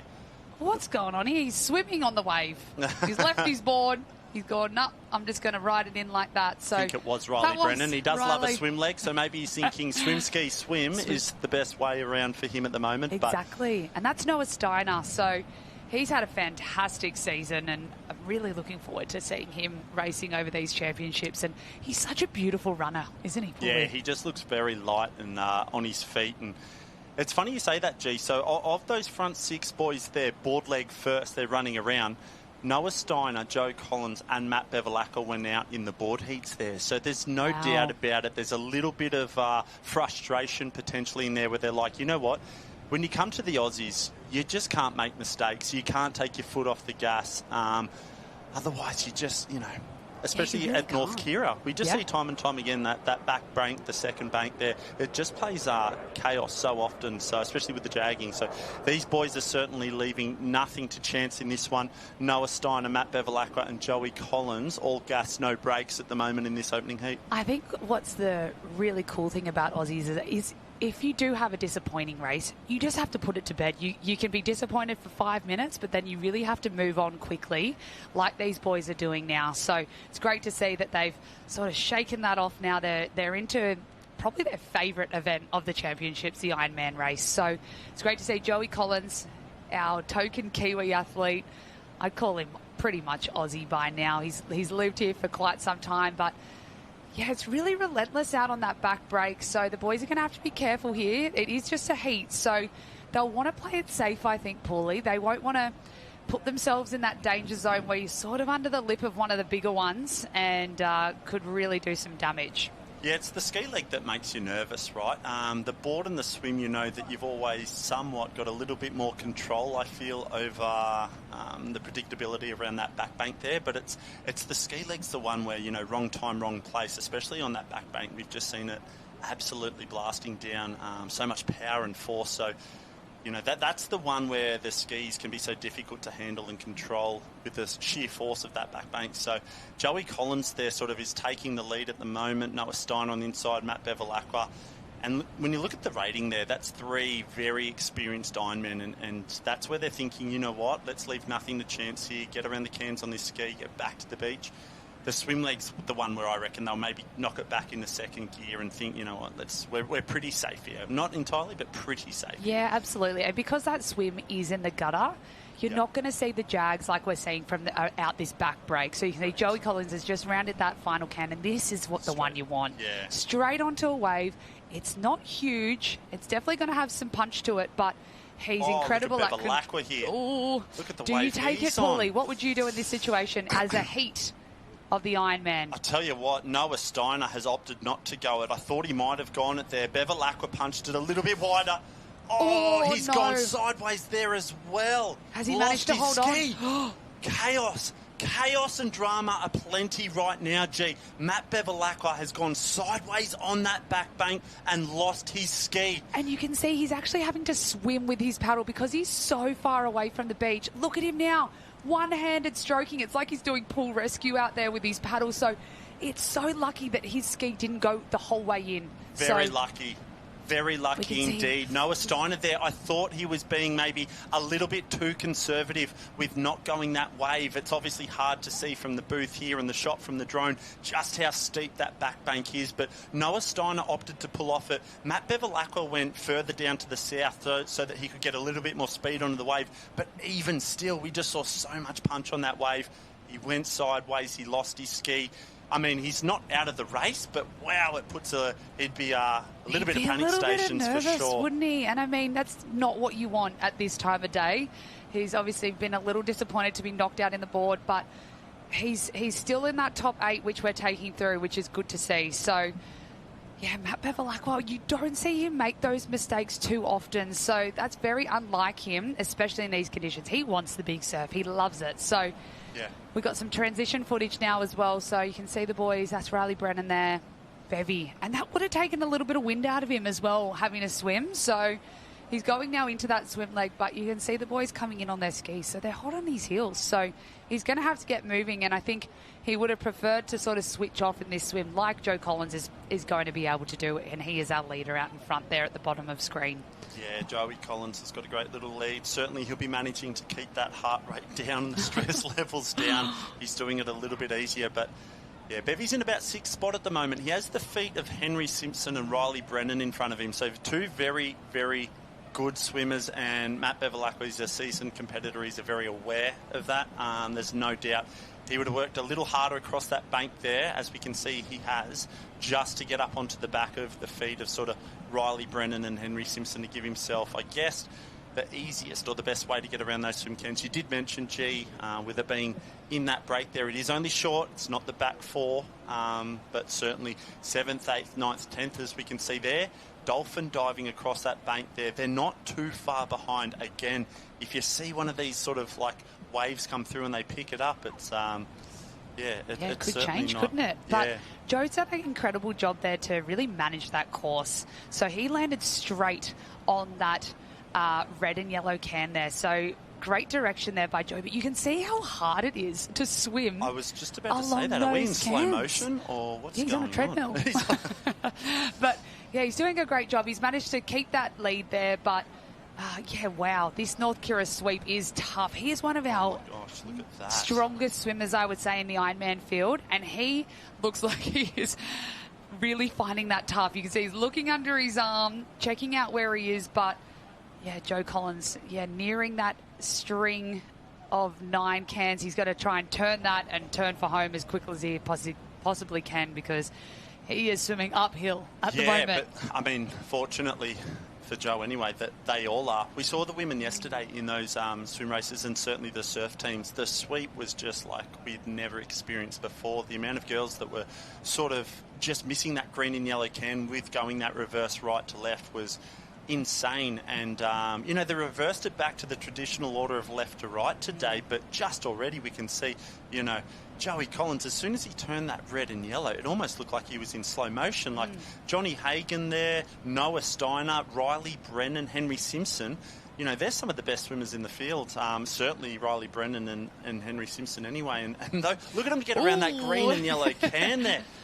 No love lost there, was it? So, yeah, the boys having a little tussle there. But we have 2 arenas running of open men's heats of the Iron. So, from our first heat, we had Mitch Stitt, Ethan Callahan, Charlie Verco, Reese Mulholland, Jackson Borg, Cooper Williams, Jules Ferdinand, Ashton Walters in our top 8. So, they will progress.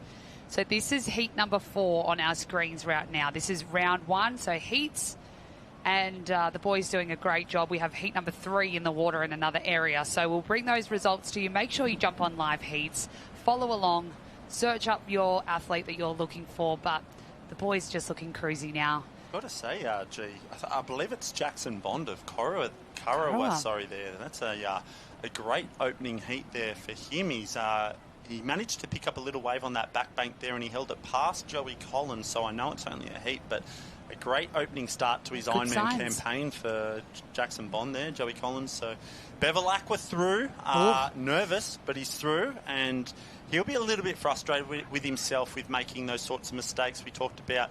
He missed in the board, he's made a little error there, but being the champion that he is, he's one of the most studious in the ways of going back. He will no doubt go back and watch this live stream. He will try and be having a look at the sand, the rips, the waves, where it's heavier, where it's, you know, breaking a little bit softer. He's very good like that. So he'll learn a lot from this heat, and it is only a heat and he's through. So yeah, and I mean, if you're going to make those mistakes, you want to be making them in the heat, right? So it looks like we've got a little bit of a battle here. It's Hayden Cotter and a Maroochydore Cup coming up. They could be racing for 8th position. So we've had 4 cross the line on live heats, but a few more have been in the mix there. So this could be... Oh, Hayden Cotter. Oh, gosh, they both had some speed across the sand, didn't they? So Nick Middleton from Wanda was in 7th position. So that was a race for 8. So we're going to leave that one to the judges because that looked very, very tight on the line there. Wowee, that'll be a big knockout for an opening heat if Hayden Cotter were to miss there. That was very quick up the beach too, so I can't tell from that front-on view, but wow, that was explosive. As we get a nice little replay of this heat there, absolutely chaos for the start from Bevilacqua.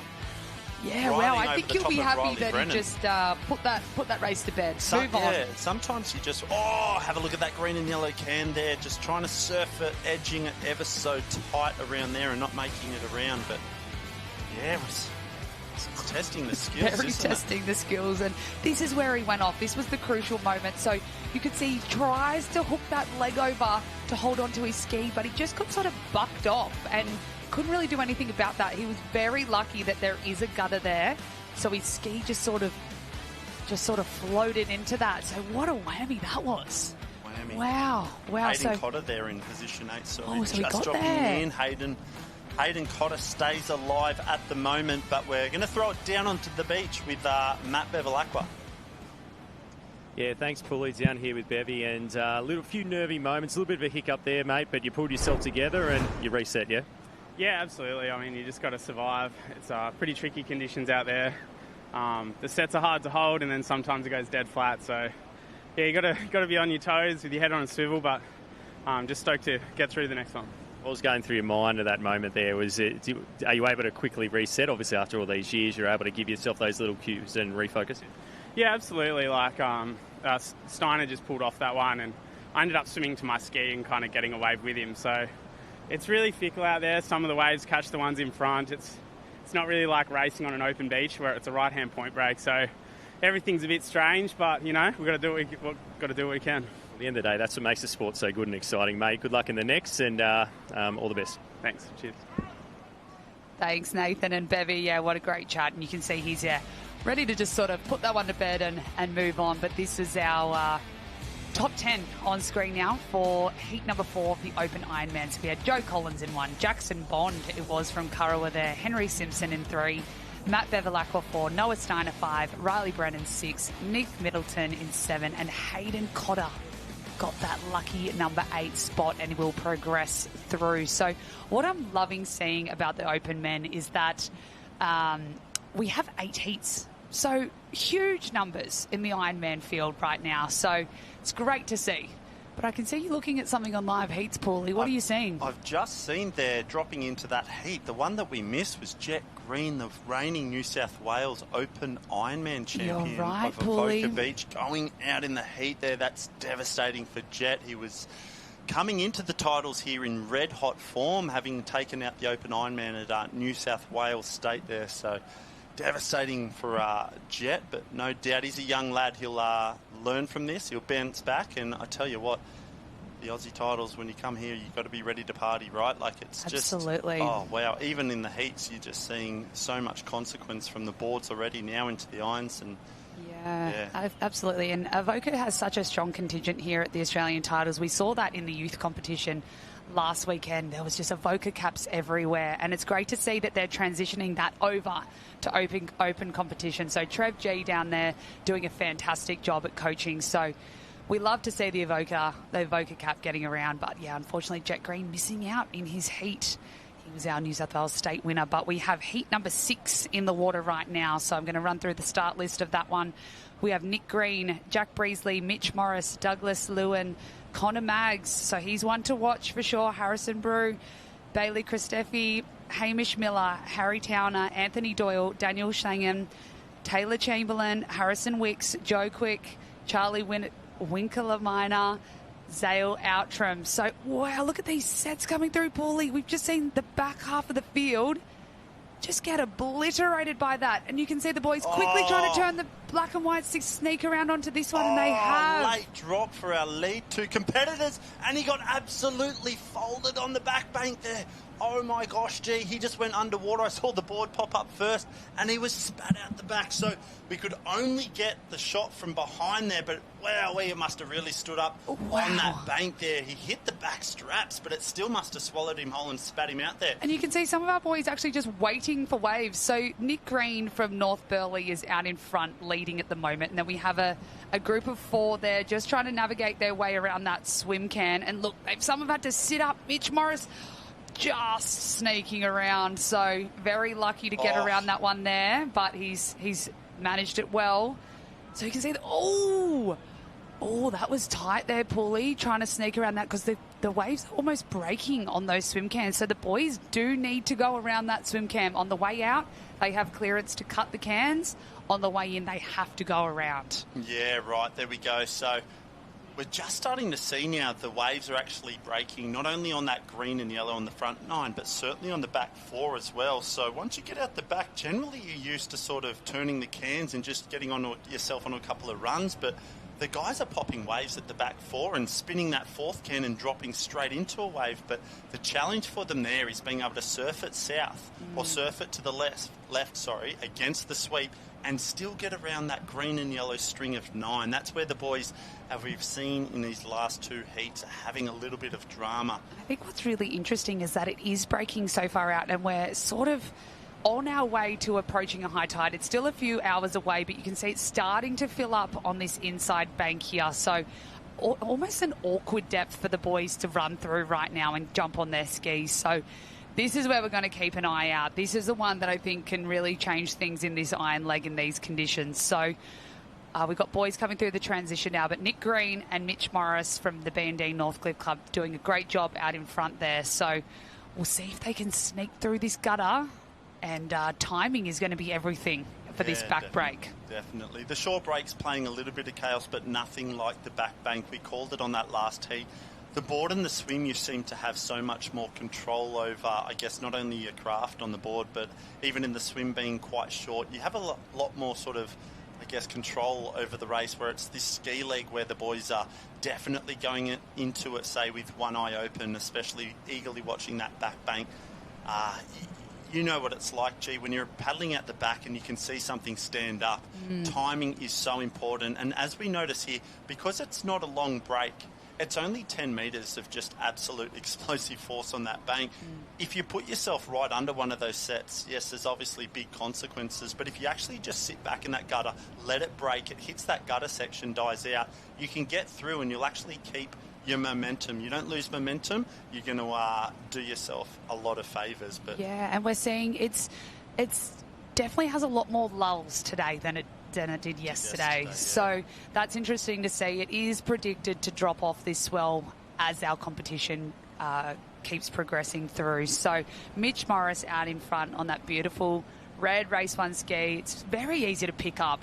It's good for his parents to be able to see that Easy one, I to reckon. spot, yeah. Easy to spot. So that's really nice to see. And then we've got Nick Middleton in 2 from North Burleigh there. And it looks like potentially a Burleigh Heads Mowbray Park cap in 3rd, or could even be a Sunshine Beach. It's a little hard to see at the moment from our angle, but boys almost in Indian file, and Connor Maggs is actually in 5th position there on that purple ski. It was a Sunshine Beach cap in 3rd there. So that'll be Zale Outram, brother of Electra Outram, who we'll be seeing in the Open Women's competition as well. So great to see the brother and sisters out there.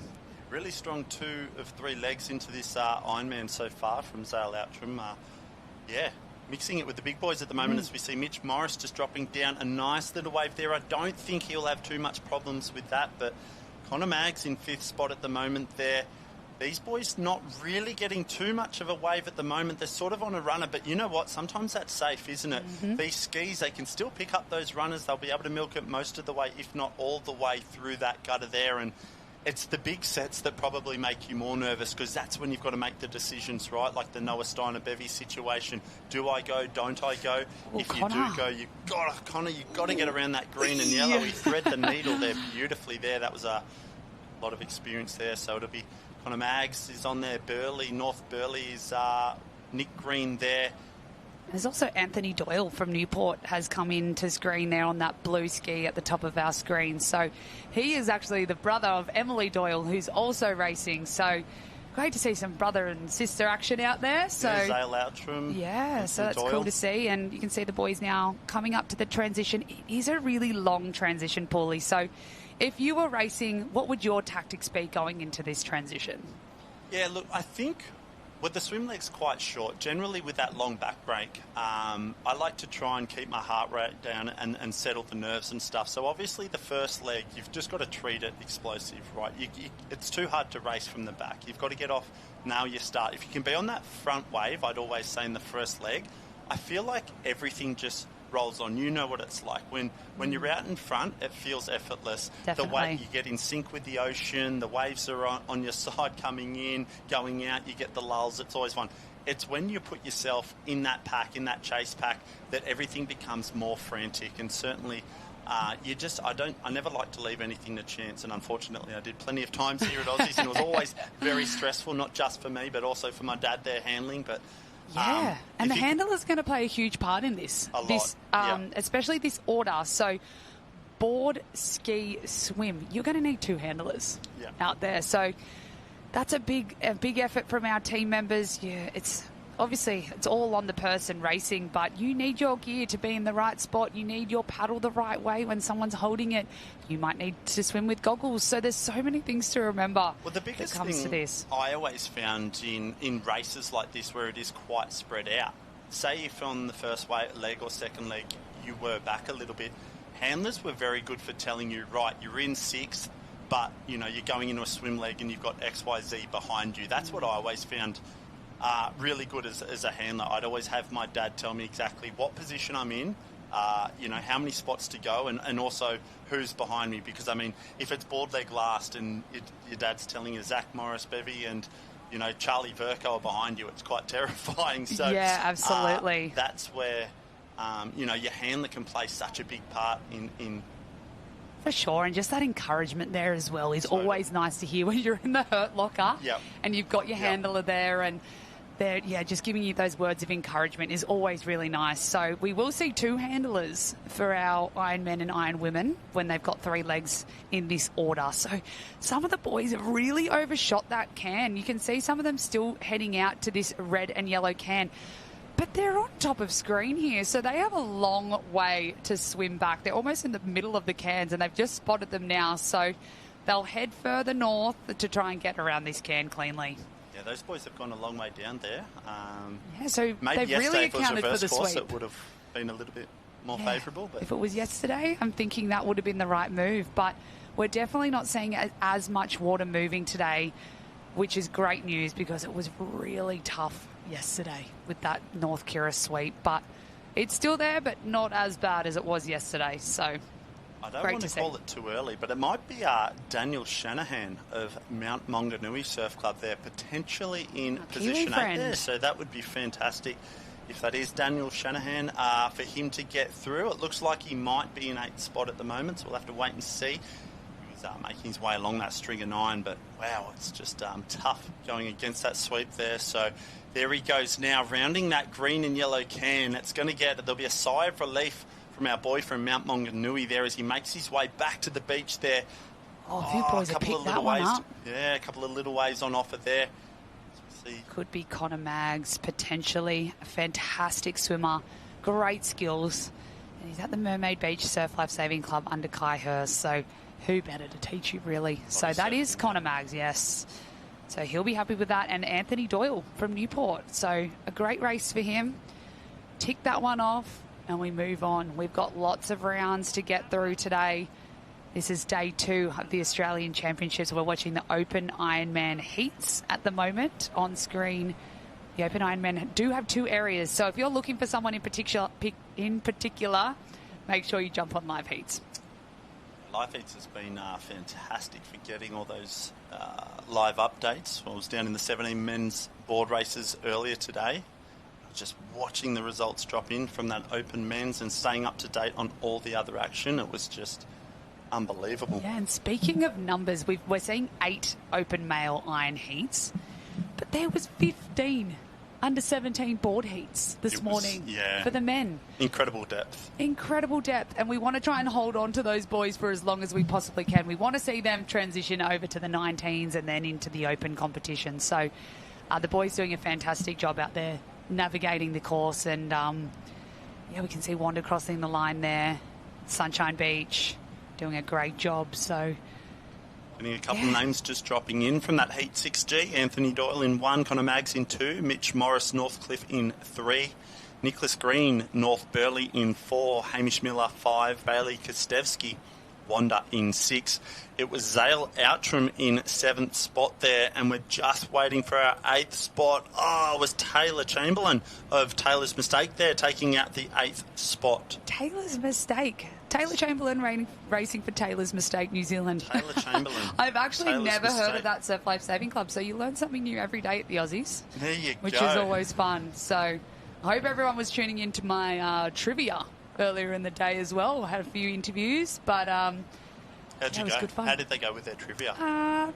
Some good, some not so good? Some all right, some not so great, but they're learning. They're learning. And that's what it was. It was an education session. It was. So we've got an interview down at the beach with Nave.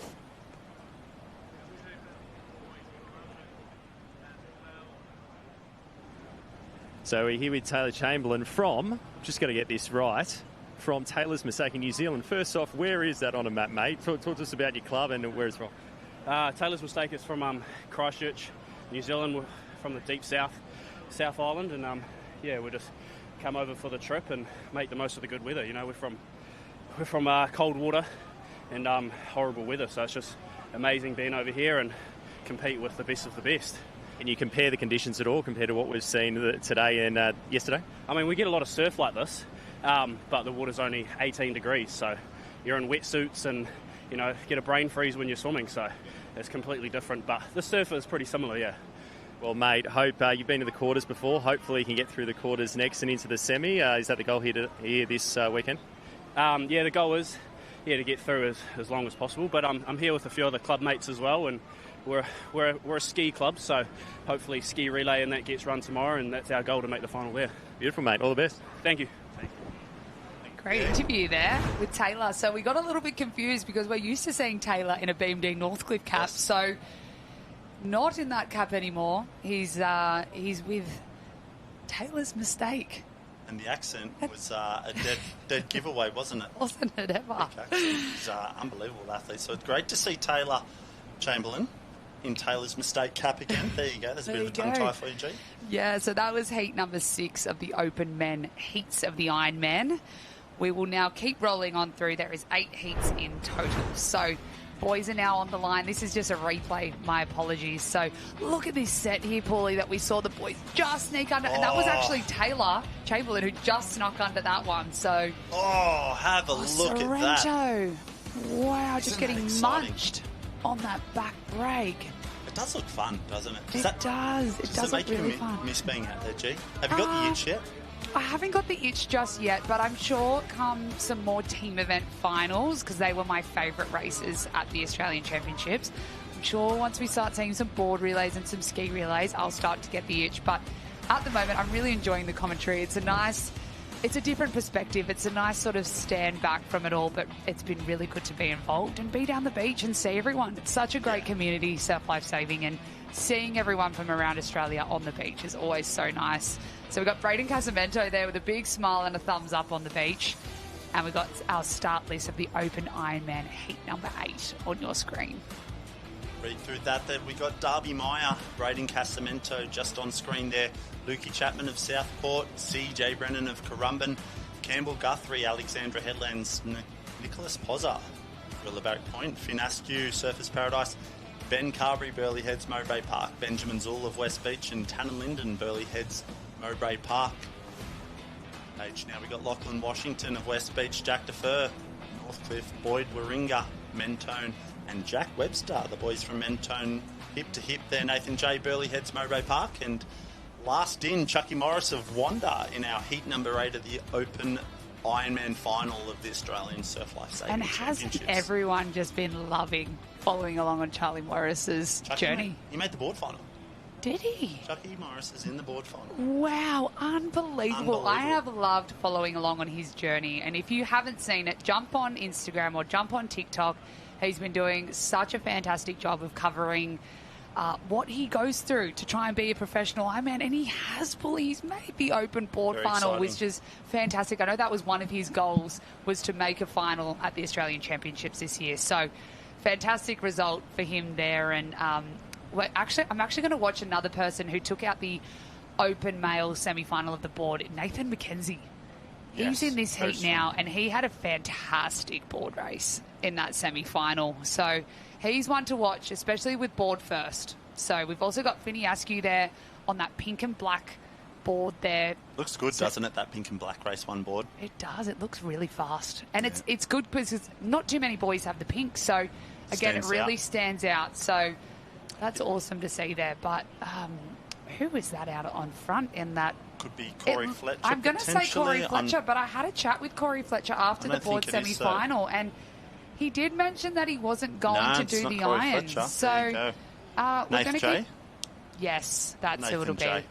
So Nathan J, great little start from Nath there on the board. You can just see in that first leg there the intensity, just how fast it's on. The boys know the importance of getting out and making no mistakes. You want to try and be on that first wave in the first leg. And for those that may be just tuning in and you saw a couple of the boys cutting through the string of 9, they are allowed to cut through in the board leg on the way out only.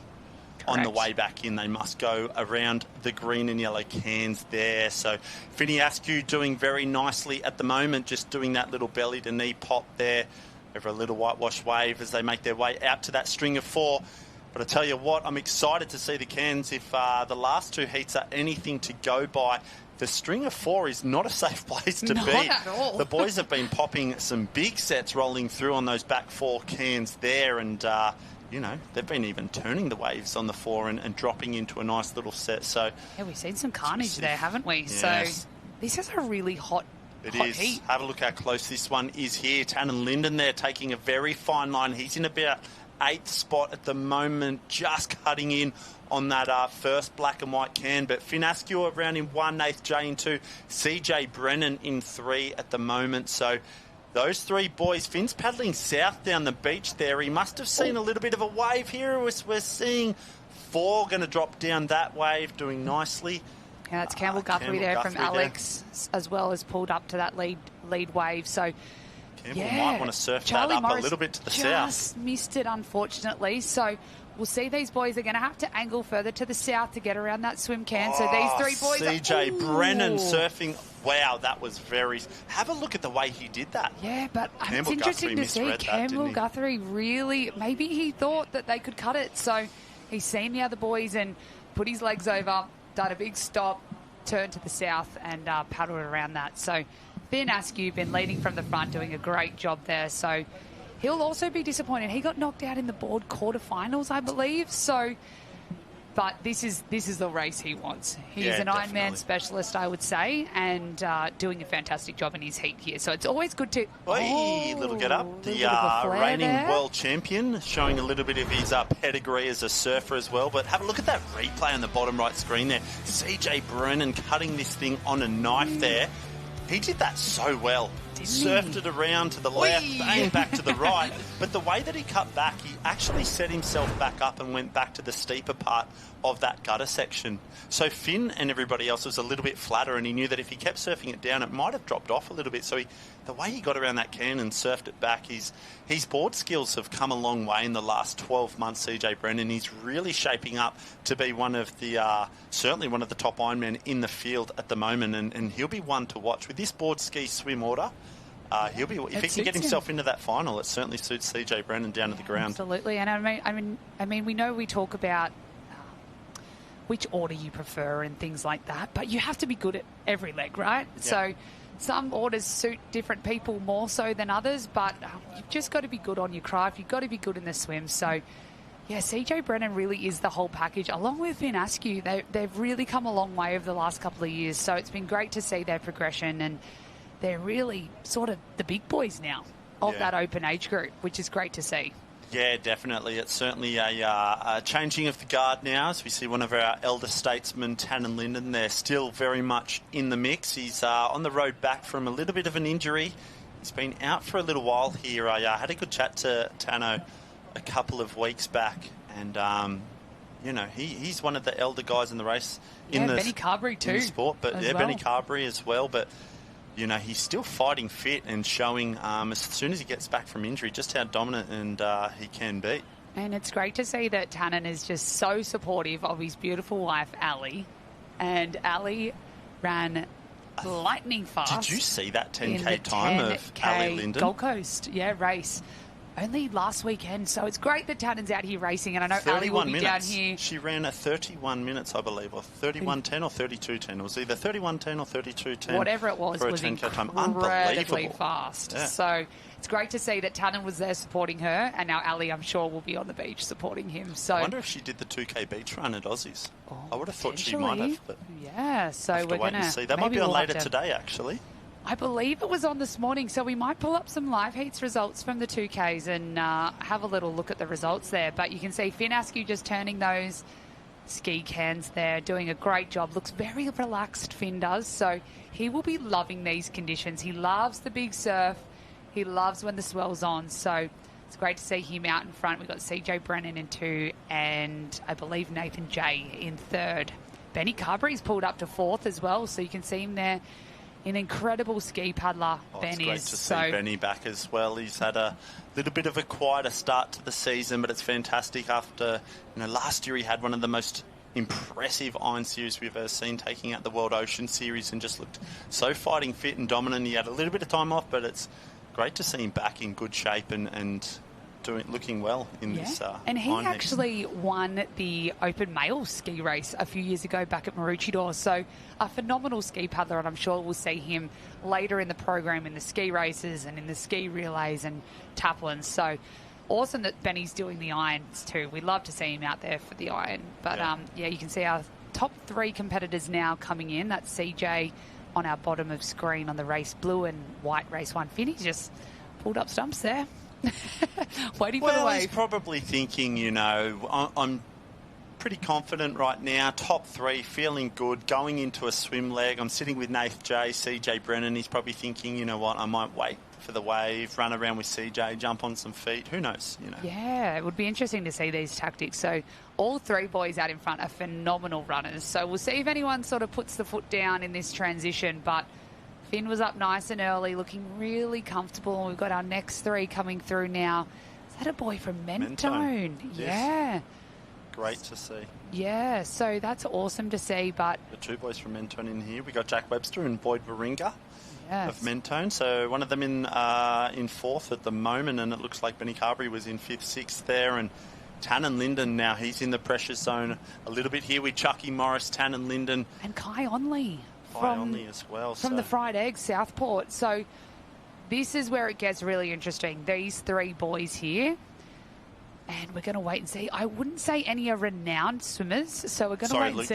Luke Chapman of Southport there. That's it, Luke Chapman. Great ski paddler there, Luke Chapman. So he would have done very well to get back up to Tanner Linden and Chucky Morris there. But, we'll have to wait and see. 3 doesn't go into 2. So for those boys, the race is on in this final swim leg. So we can see a little bit of chaos there. The boys doing very well to keep it straight on those skis. Yeah, watching the swimmers get out there. Yeah, and look at the boys. They're going really deep under this white water, which is nice to see. And Nath Jay's just gone straight for the feet of Finn Askew. So Finn's leading us out here. And you know about Finn's swimming, don't you, Paulie? You've been coaching him at the moment in the pool. So how does sort of Finn approach this sort of race, and how's he go in the pool? Yeah, this is Finn's strongest leg without a doubt. Swim leg third in an iron. He's obviously a fast swimmer, but sprinting wouldn't per se be his strength. It's more that high holding pace speed. So whenever you see a swim leg second or third, that's when Finn's got a really high holding pace. You can see he's got quite a nice stroke rating, but he just can maintain that all day. So swim third leg is, that's where he really comes into his strength. Yeah, and you can just see there, he holds that all day. That's what he does in the pool. Anything sort of around that A3 sort of threshold pace, he can hold that or maintain that for much longer than, you'd say outright sprinters like a Zach Morris, somebody like that who's really explosive to that top end speed, to that red and yellow can. And absolutely. Much like CJ, to be honest. CJ is very much a lot of that sort of VO2 speed. And an incredible, as we see when CJ does the belt races and the rescue tubes, like that sort of top end speed is CJ's strength. Not to say that he's not good with the swim leg third. He's very, very strong anywhere in a swim leg, but certainly swim leg third for these boys, that's playing into Finn's hands. Yeah, absolutely. And we can see a top 4 pack have now separated themselves from the rest of the field, but then we have another 4 that are coming into the mix as well. So one sort of dropped off, and I think that was Luke Chapman of Southport, who's sort of looking like he's in 9th position at the moment, but Tano has just swum his way into 5th position there. So a great swim for him. I wouldn't say swim is what he is renowned for, but he must just be super fit. So that's great to see. And the boys have started to turn for home now, so they'll make sure Betty Cover is just snuck around that can there. So they'll make sure that they've got something to beach they can pick, that they can angle towards, because this sweep is still there. As you can see, they are swimming uphill to get around these cans. Tano just doing the around. Big dolphin kick as he's like a contortionist bending himself around that. Bend to the back, bit of a scorpion he's done back. a bit of Pilates in the off season. Yeah, so they've got Campbell Guthrie there from Alexandra Headlands, and Charlie Morris is there. So we'll wait and see what happens here. But Finn just having that one go over his head there, but very comfortable for Finn cruising through this. What heat are we? Heat 8. He's had a funny season, Finn.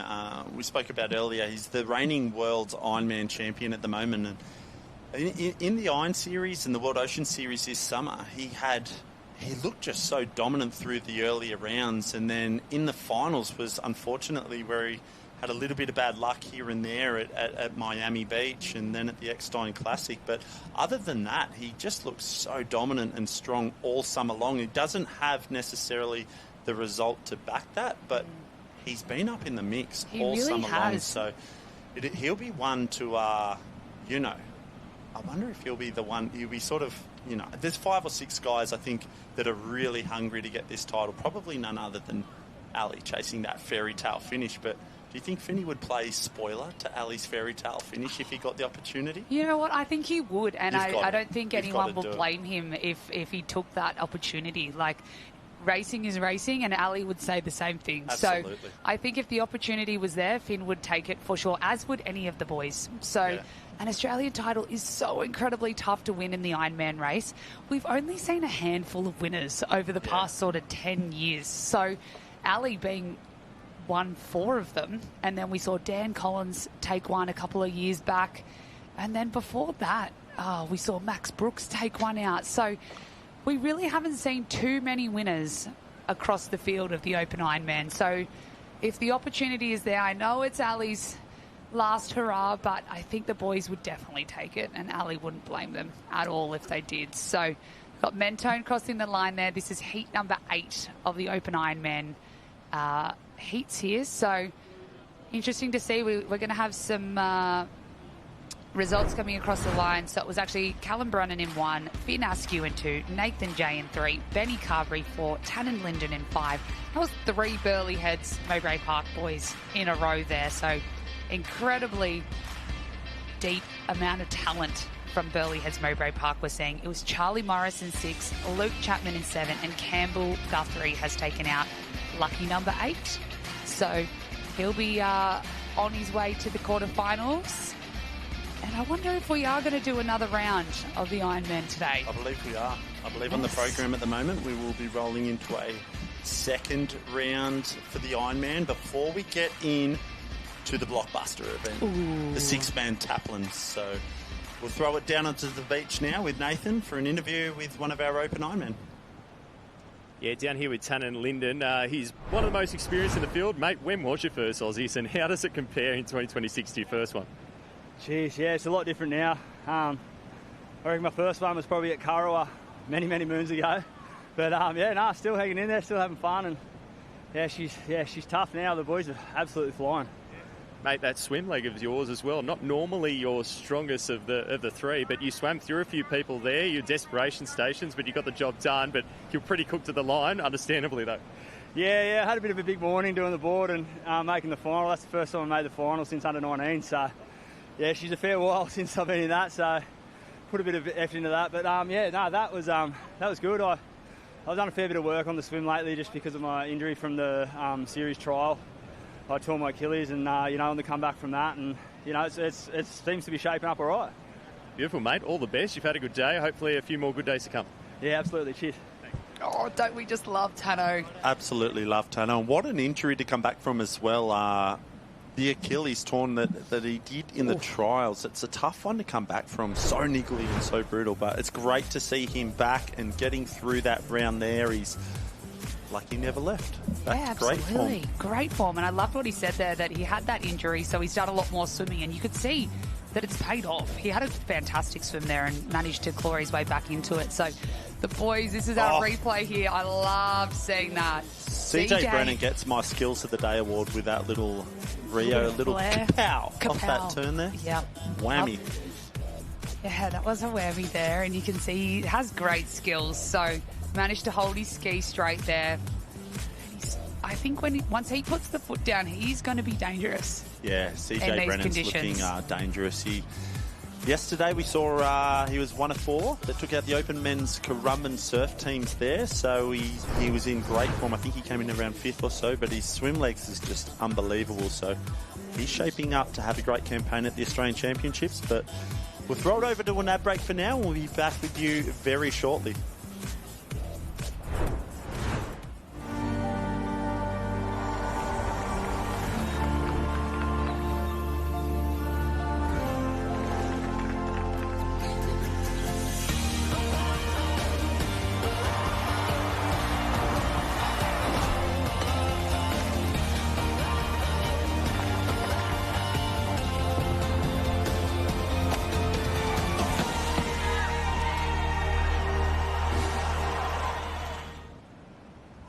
Alex, where I live, we like to get up and enjoy the snow.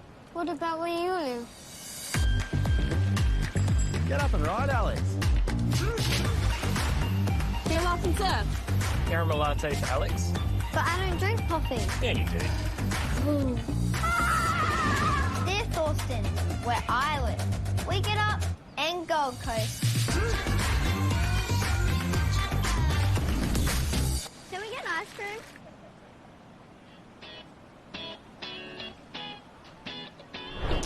And we are back on our live stream. Just a reminder, this is the Open Championships water live stream that you are watching now. We also have another 2 live streams going for the beach events. So the sprints are on today, so jump onto that if you're looking to watch the beach events. And we also have a boats live stream. So look at all of our screens going at the moment. So it's fantastic that everyone is on the live stream. And gosh, the beach sprints are one of my favourite to watch, I'm not going to lie. So in my break a bit later, I might jump onto that live stream. I'm on the live stream. I thought you were going to say jump out for a beach sprint there for a minute too. No. No? Not at all. But not for me either. I am very excited as well about these next events we're going to be seeing. We're going to be seeing the Open Female Board Semi-Finals. They're going to be red hot. If they're anything to go off what the Open men's action was, we are in for a blockbuster event for the Open Females Board Semi-Finals coming up.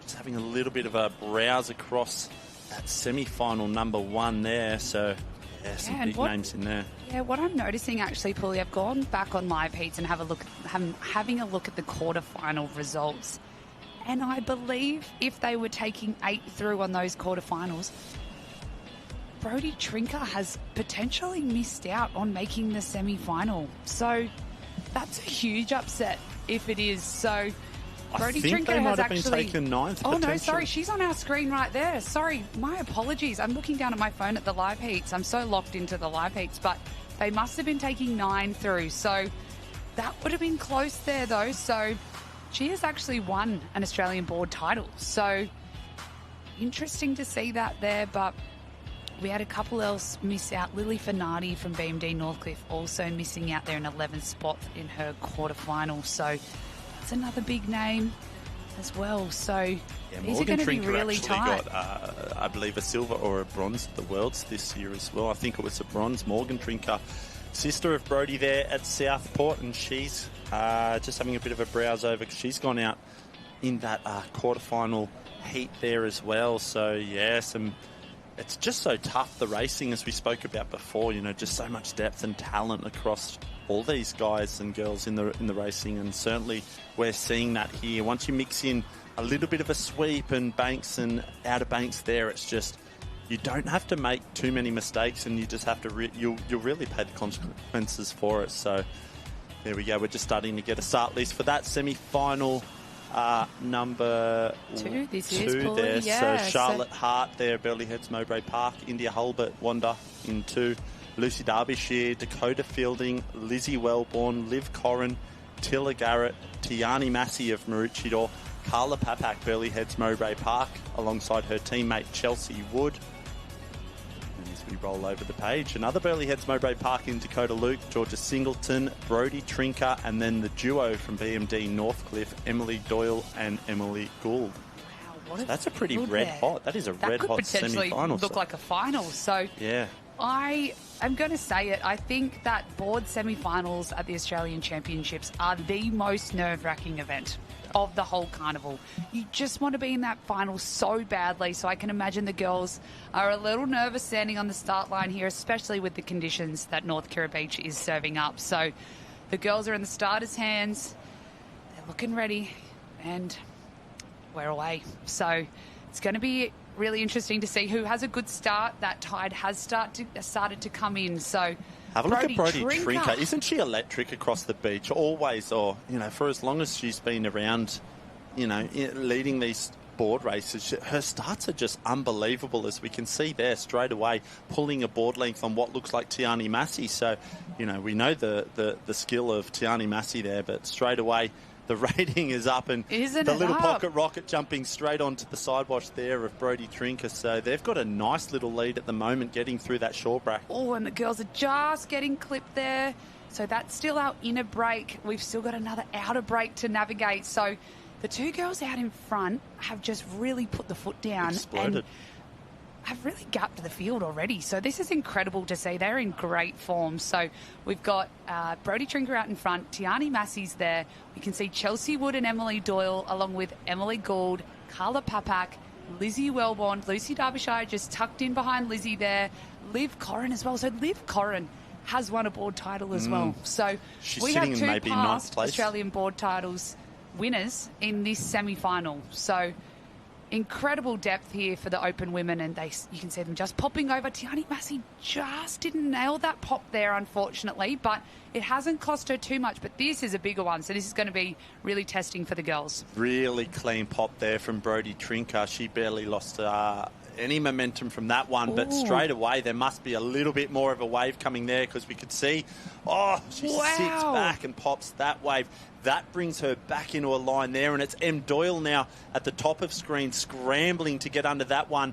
Oh, so well. Tiani Massey there popping it nicely, as is Chelsea Wood. Brodie Trinker still there, so it looks like the girls have made it out now. We've got a lead of 4 at the moment. M. Doyle, 4. Brodie Trinker, Tiani Massey and Chelsea Wood in the top 4, but that's a big chase pack just behind. I mean, Lucy Derbyshire and Lizzie Wellborn in 5 and 6 on the tail wash, and then you go back to Carla Papak, Emily Gould, and Liv Corrins in there as well. So I like the work of Emily Doyle here. She's chosen to just go out on her own. She's really sticking to her guns here, and her rating's up, and she's going to be on the inside, which is great to see. She's going to take the shortest line around these cans, so she's done a fantastic job there. She is lightning fast on her board, so it's great to see her out in front. Carla Papak just trying to sneak up the inside there. That was tight. That was very tight. So no friends at the cans there for Lizzie and Carla, and we've got Lucy in there as well. So very tight on that first can, but it's Emily Doyle out in front still doing a fantastic job on that blue board. Yeah, the girls just down on their belly at the moment, probably trying to conserve a little bit of energy. The wind has swung today, funny enough. We've seen it coming from the south the last couple of days at the championships. Today, we're getting more of a northerly wind. Now, North Kira does face a little bit different from most of the other beaches on the Gold Coast here. A northerly wind means that from that apex to the third can, we're seeing a lot of the guys on boards and skis picking up some nice runs, as we're seeing now there. Our leader, Chelsea Wood, just picking up a beautiful runner to take the lead in this opening. Yeah, she has some fantastic surf skills, so it's great to see her running her board so well. But the one I'm watching for is Lizzie Wellborn and Tiani Massey. We've seen them really be able to work those runners in previous races, but they're still in the mix there. Lucy Derbyshire choosing to go a lot further south, so that's an interesting tactic there. So we're going to see if it pays off. Have a look at that. Unbelievable. She got on that first run from the third can, and she's just milked everything perfectly back to the beach. She's opened up a beautiful lead here. She's not going to get down that one, but this is or maybe she is. She's sitting on that very nicely at the moment, but this is the desperation stages of a semi-final at the Australian titles, as we're seeing now a couple of girls starting to drop on this wave here. We're going to take 8 through. There. We've got 6 on that wave behind Chelsea. So she's in no man's land at the moment, which is really tough at North Kira when you're in this gutter, and she's just going to get swallowed up by the girls. Oh, no. Chelsea she's lost her board. Oh, that's a crucial mistake she's just made there, but we're going to follow along with our 4 leaders. So we have Tiani Massey. We have another Burleigh Heads competitor there. That could be Dakota Luke, I believe. Carla Papak and Emily Doyle. They are going to book their spots. They're going to be able to cruise across the line. But has Chelsea Wood managed to get aboard? I believe she has. So she could be running up the beach, I think. So we got 4 out in front at the moment. Tiani Massey, Dakota Luke, Carla Papak.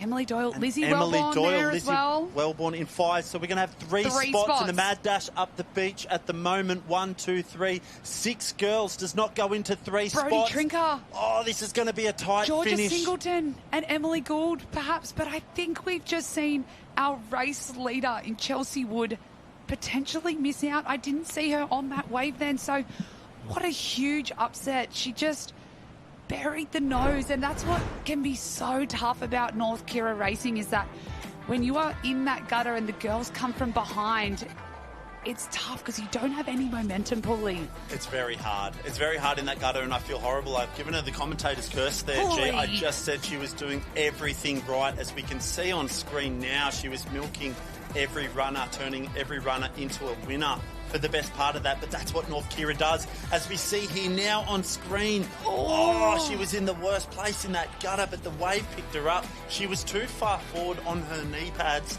and it just put too much weight at the front of the board, and she nosedived that, flung out the back. So devastating for Chelsea Wood. She was having a fantastic semi-final here, but this is the sprint up the beach now. We'll have to to wait, but it looks like Brodie Trinker had the best of that one there from Southport. Maybe Georgia Singleton, also M. Gould. But yeah, wow. So we're going to head down for an interview with the Burleigh girls. Nath, who you got?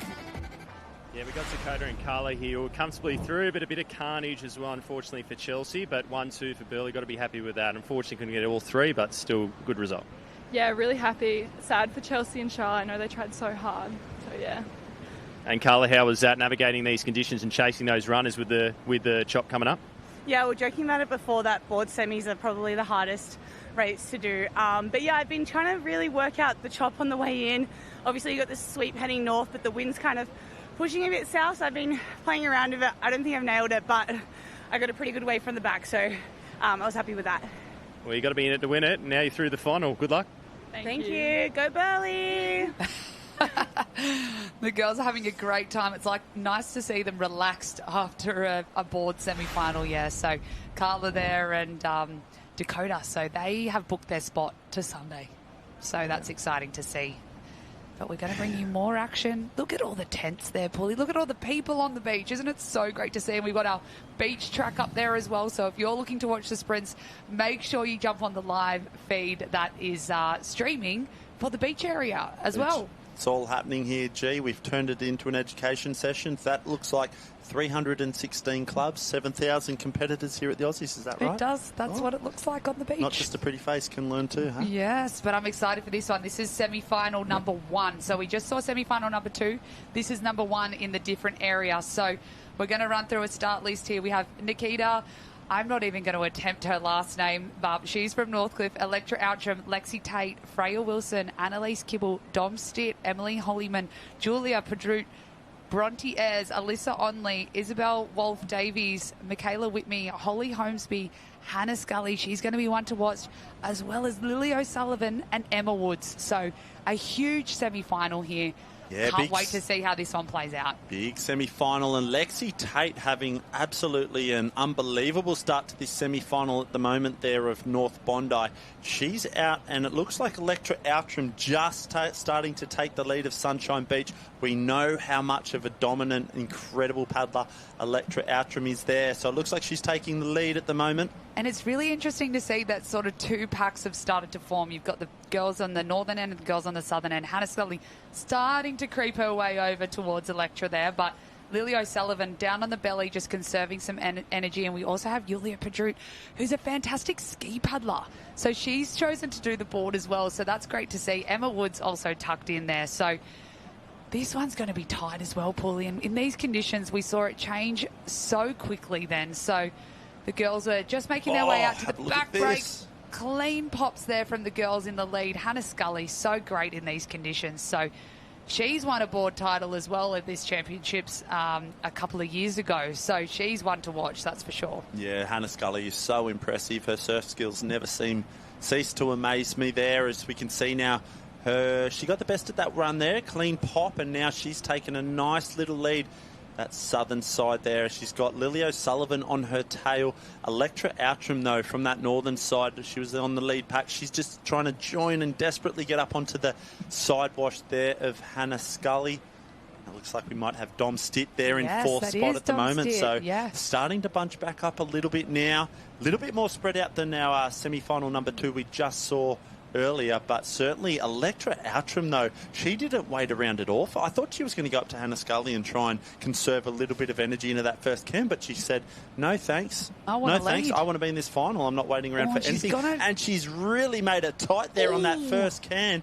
Oh. Wow, so Scully just lucky to sneak around the can there, and we know how incredibly fit Electra Outram is. She won the Coolangatta Gold a few months ago, so an incredible endurance athlete and doing a fantastic job, and she'd be loving these long board races, I think. So yeah, the girls just getting caught up at that apex can as well, so they have to do a big turn there to make their way back to the third can, and then they'll start to really put the foot down and chase these runners. So that's 8th spot now, just going around that can there, and it might be either Alyssa Onley or Isabella Wolfe-Davies there of Southport going around that can. So the fight, or the battle, for 8th spot is still well and truly on at the moment. As we can see, the girls, they've rounded that third can. Hannah Scully pulling down a couple of beautiful runs there, as is Electra Outram and Lily O'Sullivan. The girls all starting to choose their own lines back to the beach from north to south. Yeah, and Annalise Kibble is in there as well. I didn't recognise. I think she has a new board, so that's something interesting there. She's from Newport doing a great job. She's sitting in about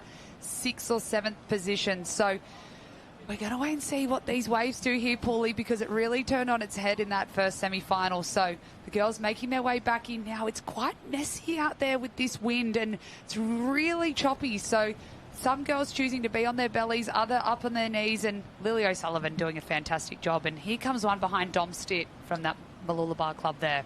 Here we go now, the final stages, as we can see that wave out the back picking up a couple of our back competitors. Ooh. Oh, we might have 1, 2, 3, 4, 5, soon to be 6 on this wave here, G.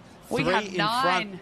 We've got ourselves a race here, only 8 spots going through for the girls to book a spot in that final, and it looks like we might have 5 on this front wave here. Hannah Scully absolutely doing wonders to get down that. She's got Dom Stitt, Hannah Scully, and it might be Annalise Kibble there as well. So 1, 2, 3, safe as houses. That'll be Dom Stitt, Hannah Scully and Annalise Kibble of Newport getting through at the moment. It's the next wave, though. This is the race now. We've got 5 spots up for grabs, G. Absolutely. So I was so impressed by Dom Stitt's rating then. She wanted that runner so badly. She wants to book her spot, but our first 3 are clear there. So we're watching this sort of next pack, but it looks like Electra Outram is also on that front wave there. So she should book her spot, but who have we got here? We've got Nikita from BMD Northcote as well. She's going to sneak through. Lily O'Sullivan as well. So it's this next pack. Emma Woods.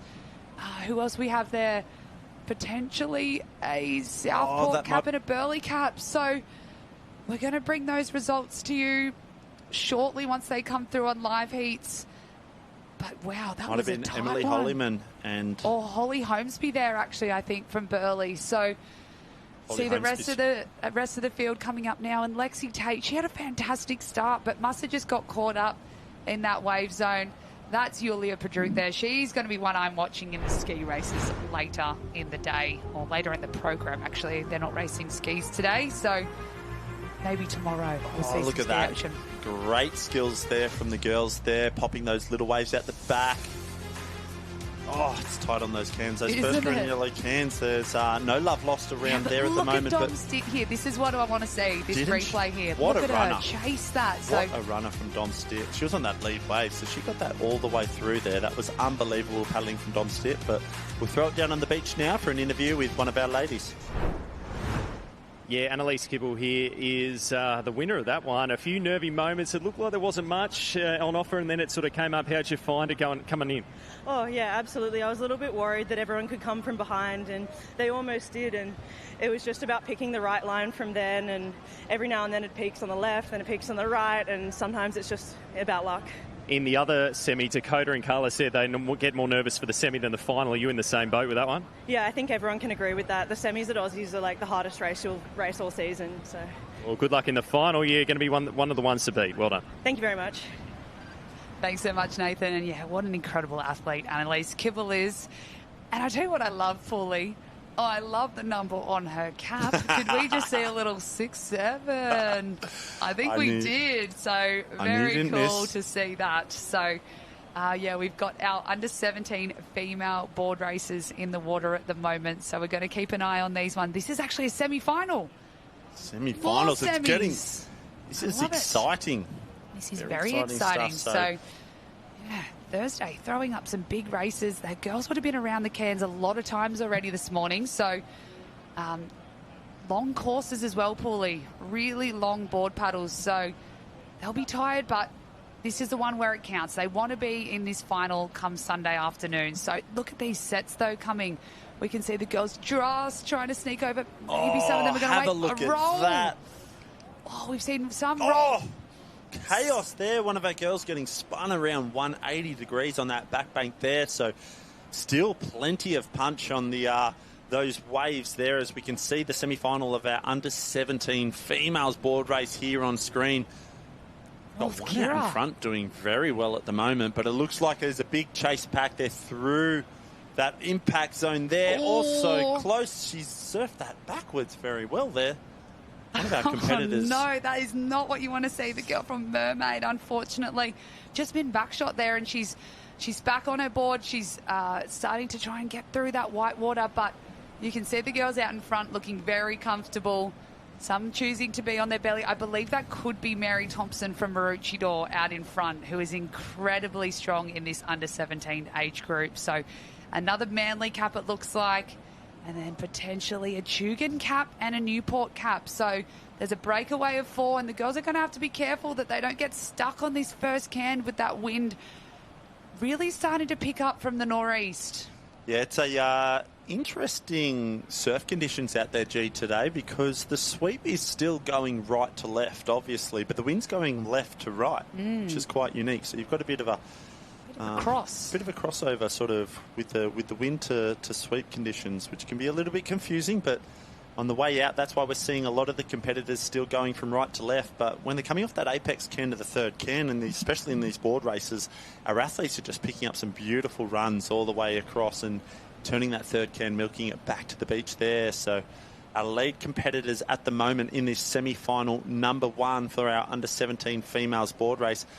There we go now. There's a lead of 2 at the moment. They're working very well, chasing this back to the north now. That's Mary Thompson very well. There. Unbelievable there from Mary Thompson. The rating went through the roof there. She did very well to extend that lead at the moment. And that's actually Coogin Headlands in second position, Isabella Argos. So she's had a fantastic season, had a great state championships down in New South Wales. Nice little wave there for the girls. This is what you want in a semi-final at Aussies, and the girls just looking around. Sigh of relief, isn't it? When you're in a semi-final and you finally get onto that wave, you know you're through. Big sigh of relief. You feel good.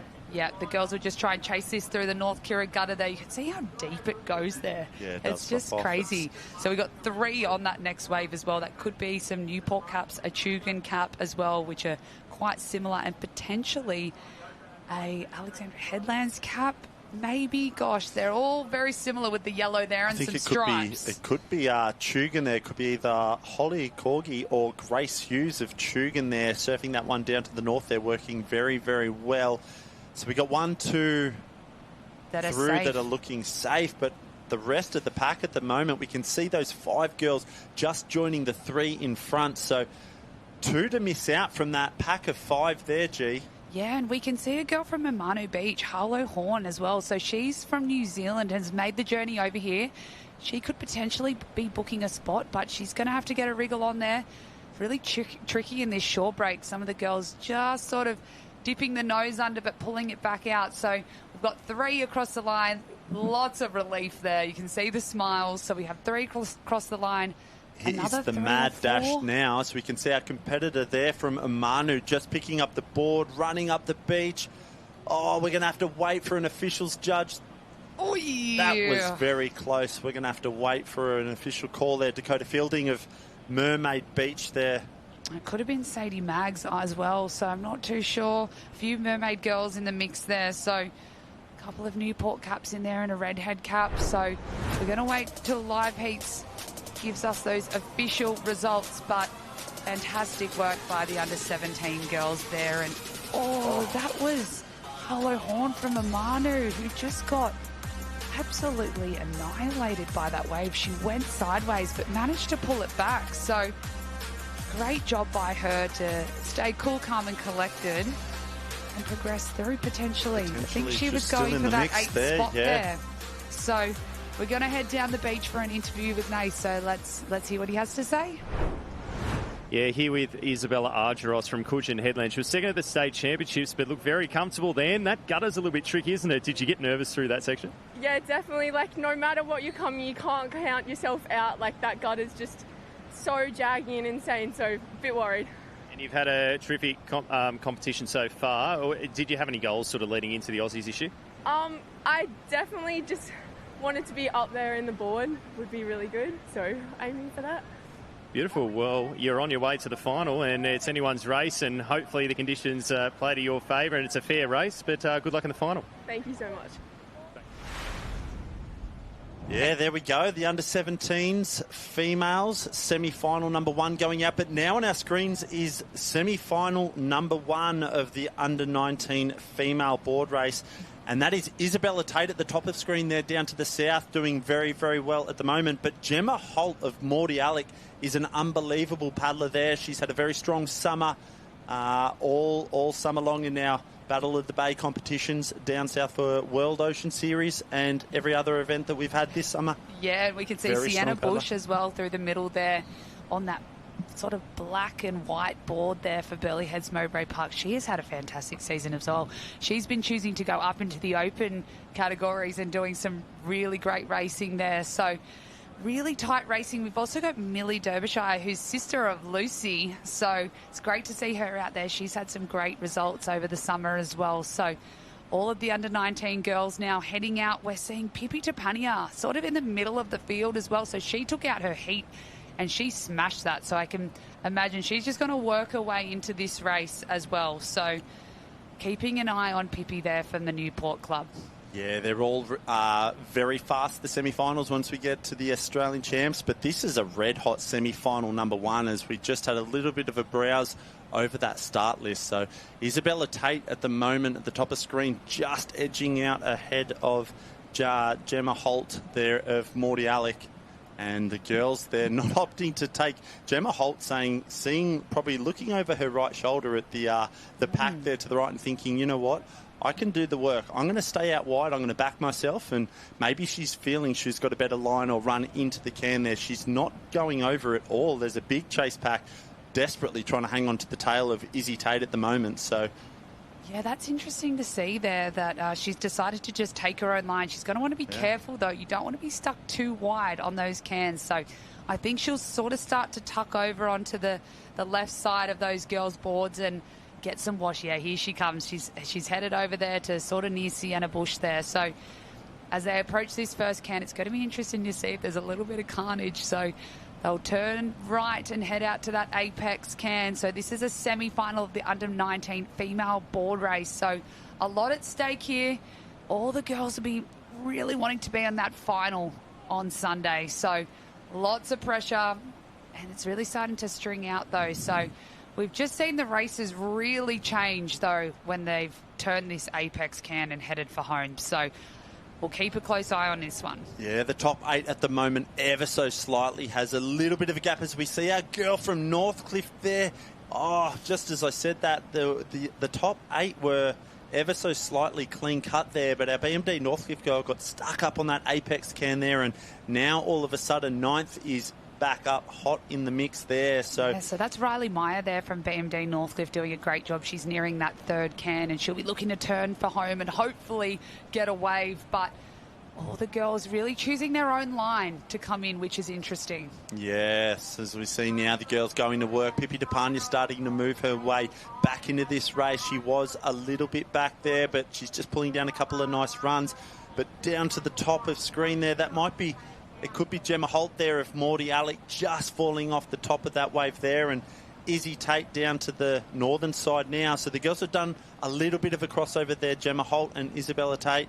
And you know what, 1 and 2 at the moment. I don't think it is Gemma Holt. I believe that could be Tully Elliott from Redhead, who's been leading. I believe it looks like a Redhead cap to me, and she had a fantastic state championship. So I could be wrong, but could be right. I think you might be right there, G. Yeah, I think it's got a little bit more yellow in it, that cap. So Redhead leading that. Millie Derbyshire really coming home strong there in the middle on that blue board for Surfers Paradise. Izzy Tate, though, has just controlled this race so well. Yeah, she's an incredibly strong paddler there. And Sienna They've Bush had to paddle the whole way in, yeah, too. she led the whole way out around the cans there, and she's just been getting every little bit of a runner there. She's making her way back. They haven't got much luck from the ocean, have they? The girls got a little bit of a run on that back bank, but not much at all through that gutter section. And they're just starting to hit that dead water now, and you can see it's really pulling off that bank there, and it's hard to get across, when you don't have that momentum of a wave taking you all the way through, as we can see now. Little bit of a wave picking up, though, in that gutter section, G. So we have 7. Oh, 6 now. 1 just dropping off there. So it looks like 6 reasonably safe. Only 2 spots to go. This is going to be a sprint finish here, Paulie. So we're looking for one more spot.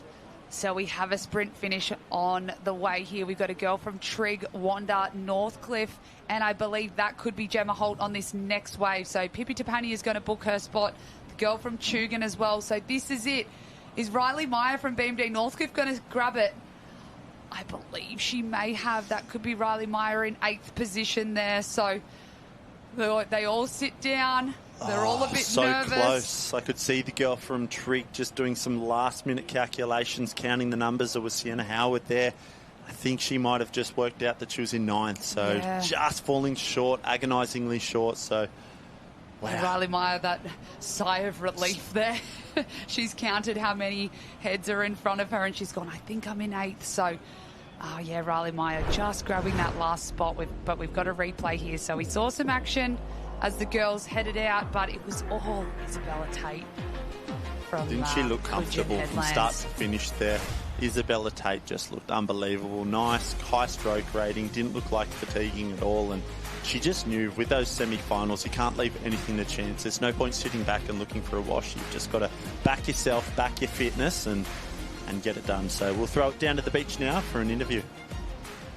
Yeah, Tully Elliott here from Redhead's done a great job there. How'd you feel in that one? Because it looked pretty controlled. Oh, I was hurting pretty bad. I reckon the board semi-final at Aussies is one of the hardest races you do, so I'm pretty happy to get it done and have a spot in the final. Have you been juggling many other events as well here at Aussies? What other events on the program for you? I have the couple of iron heats next and the Taplin and the Savo. Didn't do much yesterday with this as well, but I'm sure I have a busy next couple of days. Perfect. Well, all the best in the final. And as you said, that's the third time we've heard that the semi-final is one of the most nerve-wracking things in a board race. Yeah, definitely. Thank you. Well, they are certainly nerve-wracking, but Tully Elliott is through to her final there. My apologies, Tully. I was calling her as...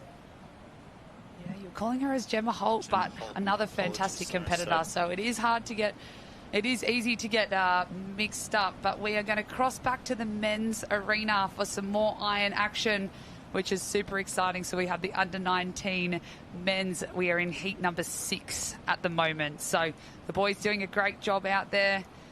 It's great to see some iron action. This is what we've been waiting for, Paulie. We love to see this it. is our bread and butter. Yeah, so as we have a little bit of a look over the start list there for heat number 6, we got Darcy Lewis, Noosa Heads, Will Steiner, Wanda, Charlie Farrell, Donachar Murphy, William Mullen, Zachary Tucker, Callum Foley, Noah Thomas, Chase Corbett, Riley Rasmussen, Ty Flint, Kaylin Schmidt, Connor Hale, Toby Sutton, and Marcus Booth from Sorrento there, rounding out all of our competitors in this heat 6 of our under-19 male Ironman. I wonder if we've got a relation to Marcus Booth. I saw from that Sorrento. before Sorrento. So I don't think so, but you never know. You never know. So the boys just heading out there on their boards.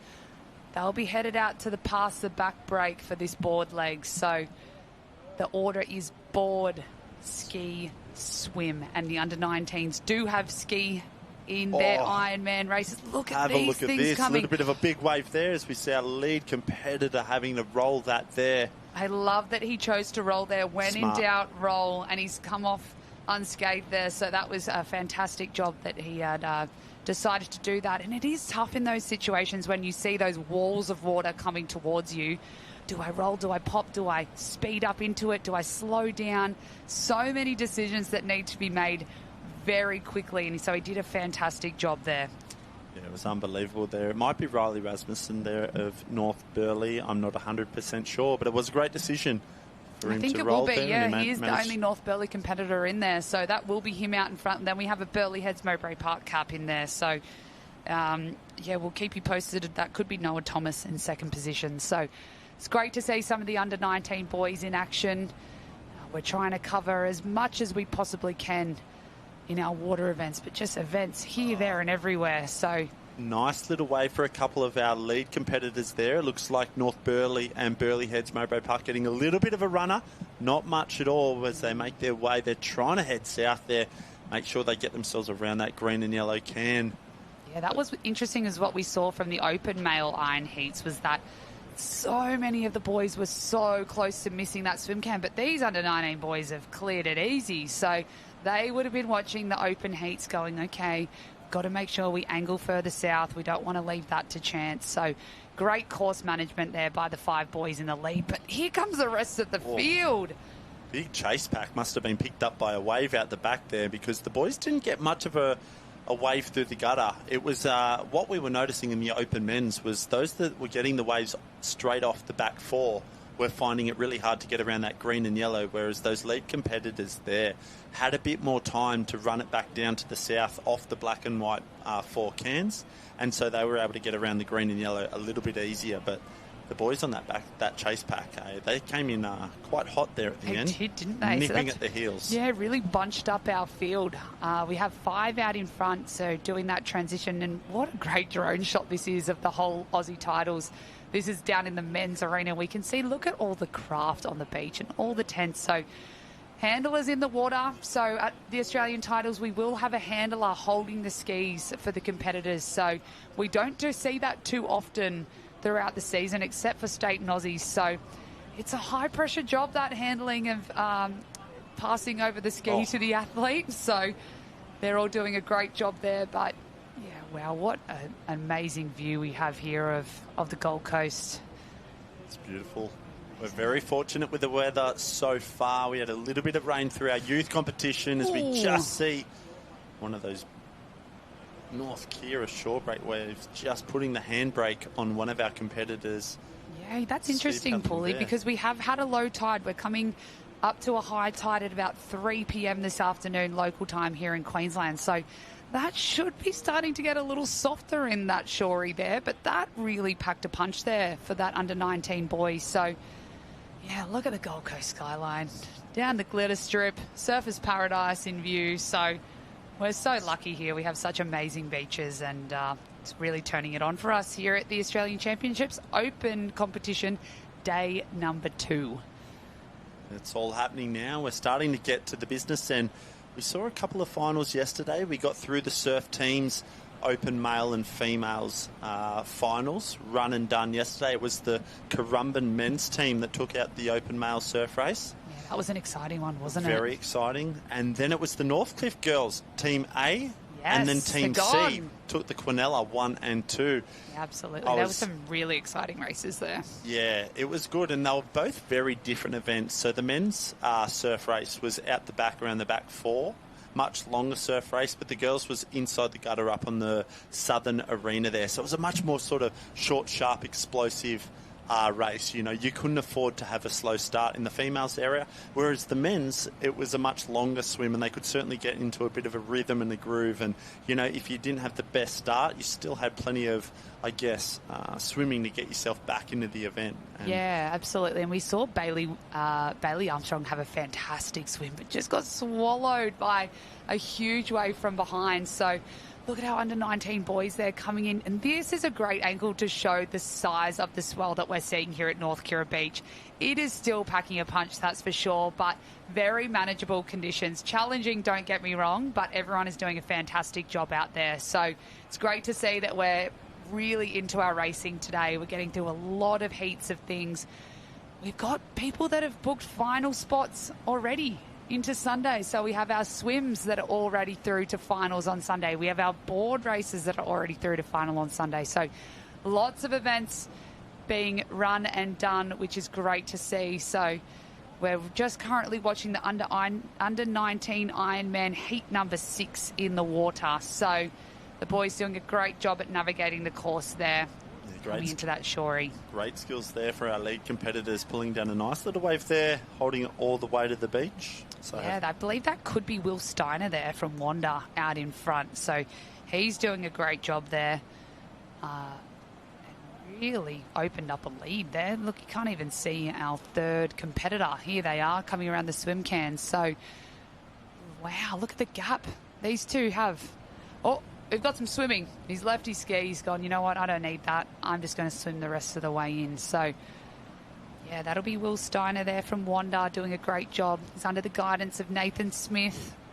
And hasn't Wanda had just a huge resurgence the last couple of years? They actually took out the overall point score in New South Wales state titles by a couple of 100 points over Newport, who is, again, another powerhouse club. So, yes, all credit to Wanda at the moment, doing a fantastic job. Yeah, and I mean, that's probably very heavily led by Nathan Smith as their coach there. An unbelievable athlete in his time and certainly full of knowledge and wisdom. He's just so much fun, Such a good Smithy. guy. Everybody Yeah. loves Smithy. And, he's doing great things with those Wanda boys. So, and the whole club, obviously, as in its entirety. So, interestingly, I had a bit of a browse over the New South Wales State Champs, and Newport seemed to dominate most of the open events still, but Wanda must have really just soaked up a lot of their points in those 15s, 17s and maybe even 19s. So, there's some good signs for both clubs. We know how strong Newport is and has been for so long now, and it's fantastic to see Wanda really sort of stepping up and becoming ultra competitive. Yeah, and Wanda has a lot across lots of different age groups, both genders as well, and they've got beachies, which really helps in that overall point score. So I think that's where they would have made their move in the point score. So it's going to be really interesting. That's another thing we're going to have to try and keep our eye on, is the overall point score. Really shows the depth of your club. And I know BMD Northcliffe hasn't lost it in a very long time. They've been so dominant across the Australian titles for, I think it's maybe 22 years. I was going to say, G, I'm going to throw you a trivia question, seeing as you've been dishing them out all morning. How long has Northcliffe been on a consecutive run for Australian championships? I'm going to say, I remember and the 20th year. And Shilty's going to hear this, and Shilty will be coming for you if you get this wrong. Shilty will be hearing this. So I remember the 20th year was over in Perth a couple of years back. So that was 20, and then we went to Maroochydore, which would have been 21. So last year would have been 22, which I was guessing. And then so they'll be going for their 23rd Open Australian point score in a row. Wowee. That's, so, these boys weren't even born when Northcliffe were winning titles. Doesn't that make us feel old? That makes us feel very old. So, yeah, wow. It's been very dominant by BMD Northcliffe, but we're seeing some amazing clubs really coming through, and not just from New South Wales clubs as well. Queensland clubs in Alexandra Headlands, Maroochydore, Burleigh Heads, Mowbray Park. Some really great clubs. We also saw a lot of North Burleigh kids in the youth, which was great to see. North Burleigh has a lot of great youth sort of starting to come through in those 15s and 17s. I know the under 17 boys, I believe it's like Kobe Daniels, Jake Mayle, all those boys really strong. Obviously, Summer Murray, clean sweeping state titles. She's an incredible athlete, so she's very, very strong and doing great things for the North Burleigh club. But Burleigh, yes, also doing some fantastic things, and they were actually hot on the heels of Northcliffe at the state championships point scores. After day one, they actually were leading by 4 points. After day two, I think Northcliffe just edged in front. Yeah. And then it was day three that Northcliffe really ran away with the overall point score. But yeah, Burleigh Heads, Mowbray Park there, Kingy also doing fantastic things, and they've got a lot of numbers, a lot of depth.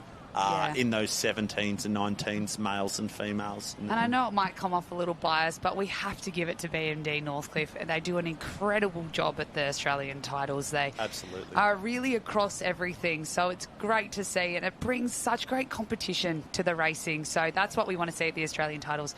Really good, honest, clean racing, and that's what we're going to see, and that's what we're seeing right at the moment in the under-19 men's Ironman heat number 6. So the boys are just finishing off their swim leg here. So the order for the irons is board, ski, swim. So we're going to have to remember that for the Taplins, which are on our program for later in the day as well, where we'll see 6 people lining up, where we'll have 2 board paddlers, 2 ski paddlers and 2 swimmers. So they're programmed for later in the day, which I'm looking forward to. I'm very excited for the Taplins later today. The open male and female 6-person Taplins. I know that they're going through all the way to a semi-final today, G. So we will have our Taplin finalists run and done by the end of the day today. Yeah, which is super exciting. That is the event that once every club knows that they've got that spot into Sunday's Taplin final, I believe there's a lot of people that, certainly just, feel the weight of the world coming off their shoulders, because when you've got yourself a spot in that Sunday Taplin final, and I mean, you've been in so many yourself, you've won plenty as well, but it's just an unbelievable feeling, isn't it? The whole beach shuts down to that one arena. It's an unreal feeling being in those Taplin finals. And I've got a question for you, Paulie. If you could have your time again, would you choose an open Ironman title or an open Taplin final win in either of those events? It's a tough one.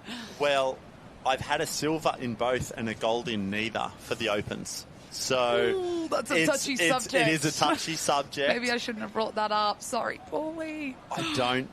Oh, you know what? I honestly believe. Be honest. I won an under 17 and an under 19 Ironman title at Aussies, and I had a silver in an Opens. But I think I would take the Taplin.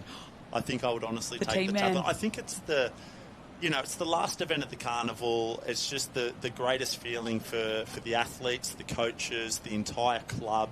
Everybody gets around it. I know it's great to win an individual medal, and don't get me wrong, it would be fantastic to win an Ironman. But gee, I reckon if I could choose between the two, I would have picked the Open Taplin. Wow, good decision. I like that. I would have gone the same as well. But we're going to throw to a you've got both, G, so that's how yeah, humble I've got both, so I don't need to decide. So sorry, Paulie. And on that note, I think we're out of the studio now. Yeah, we are. So we're going to throw to an ad break. Catch you guys on the other side.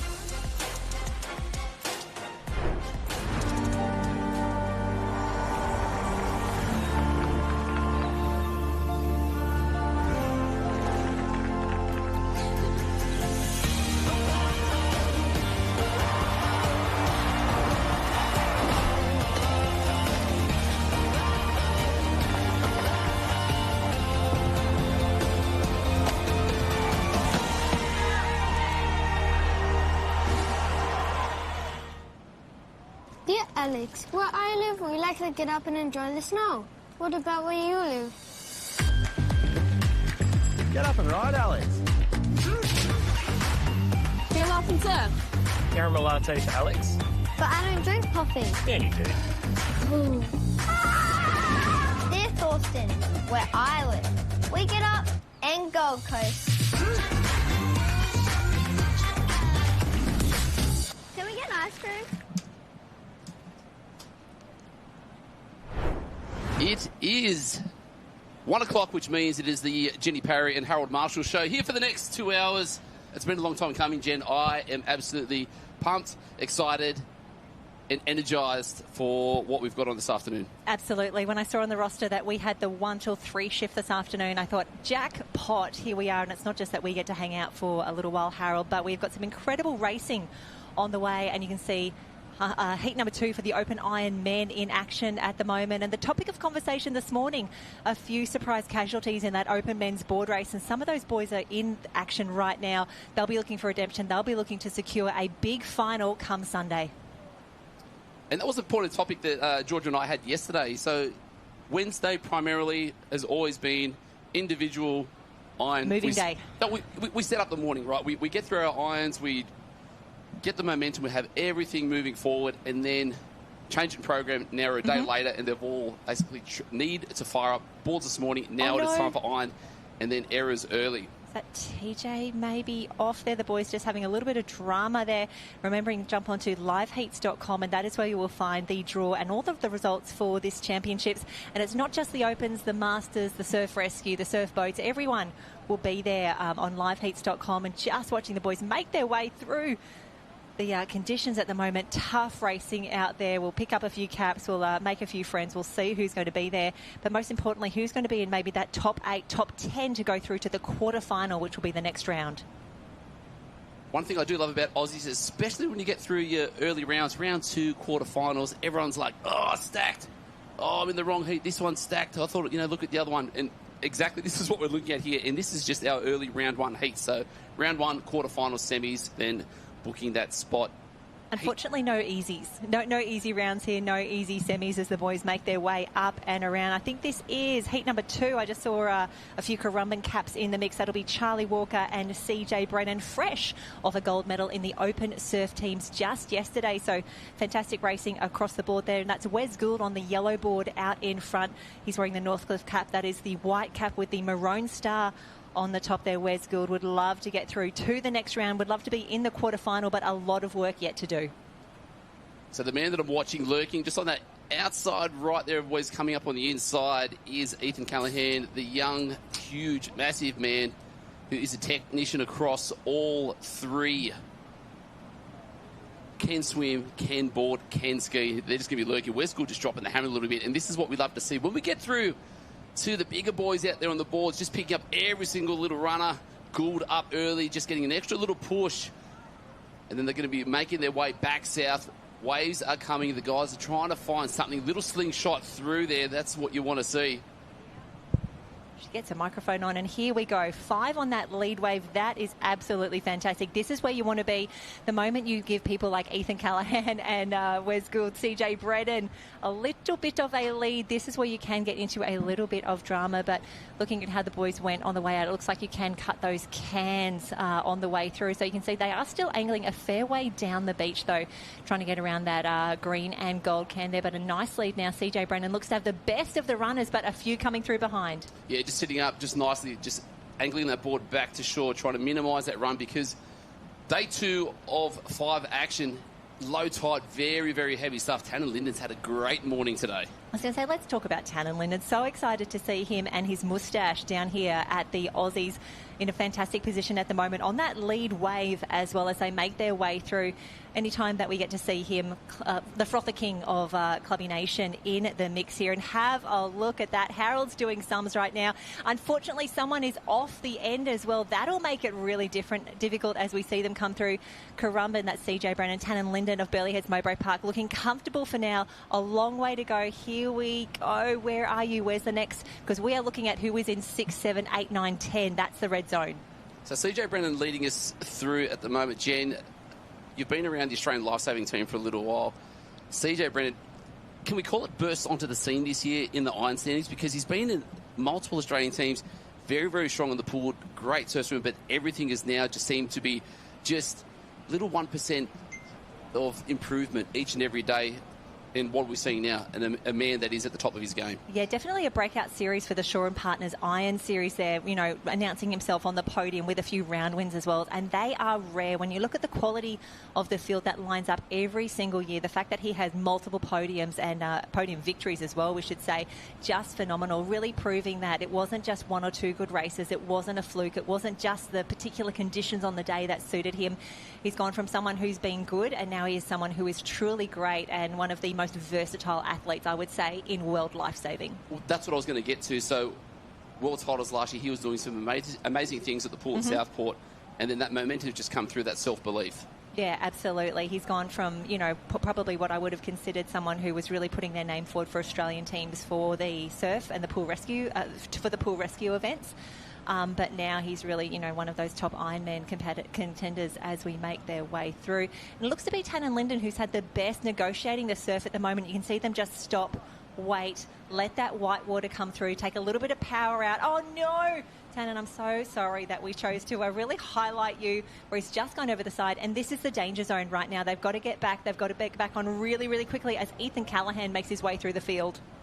And that was the talk of the beach earlier this morning. Even there, calling a few of the races on the sand earlier this morning. Waves are quite considerably smaller than yesterday. However, every now and then, the little bomby pops through as big as the waves we saw yesterday. And obviously, that's what we've just seen there. Guys checking their strokes, just trying to position themselves in that right spot. A couple of guys just wearing it on their lap, but not too much of an issue at the moment. A couple off the back as well, but just opening up through the middle, our top 5. So, board, ski, swim. Board, ski, swim, the order for both the Taplins and the Irons across the entire Open Championships.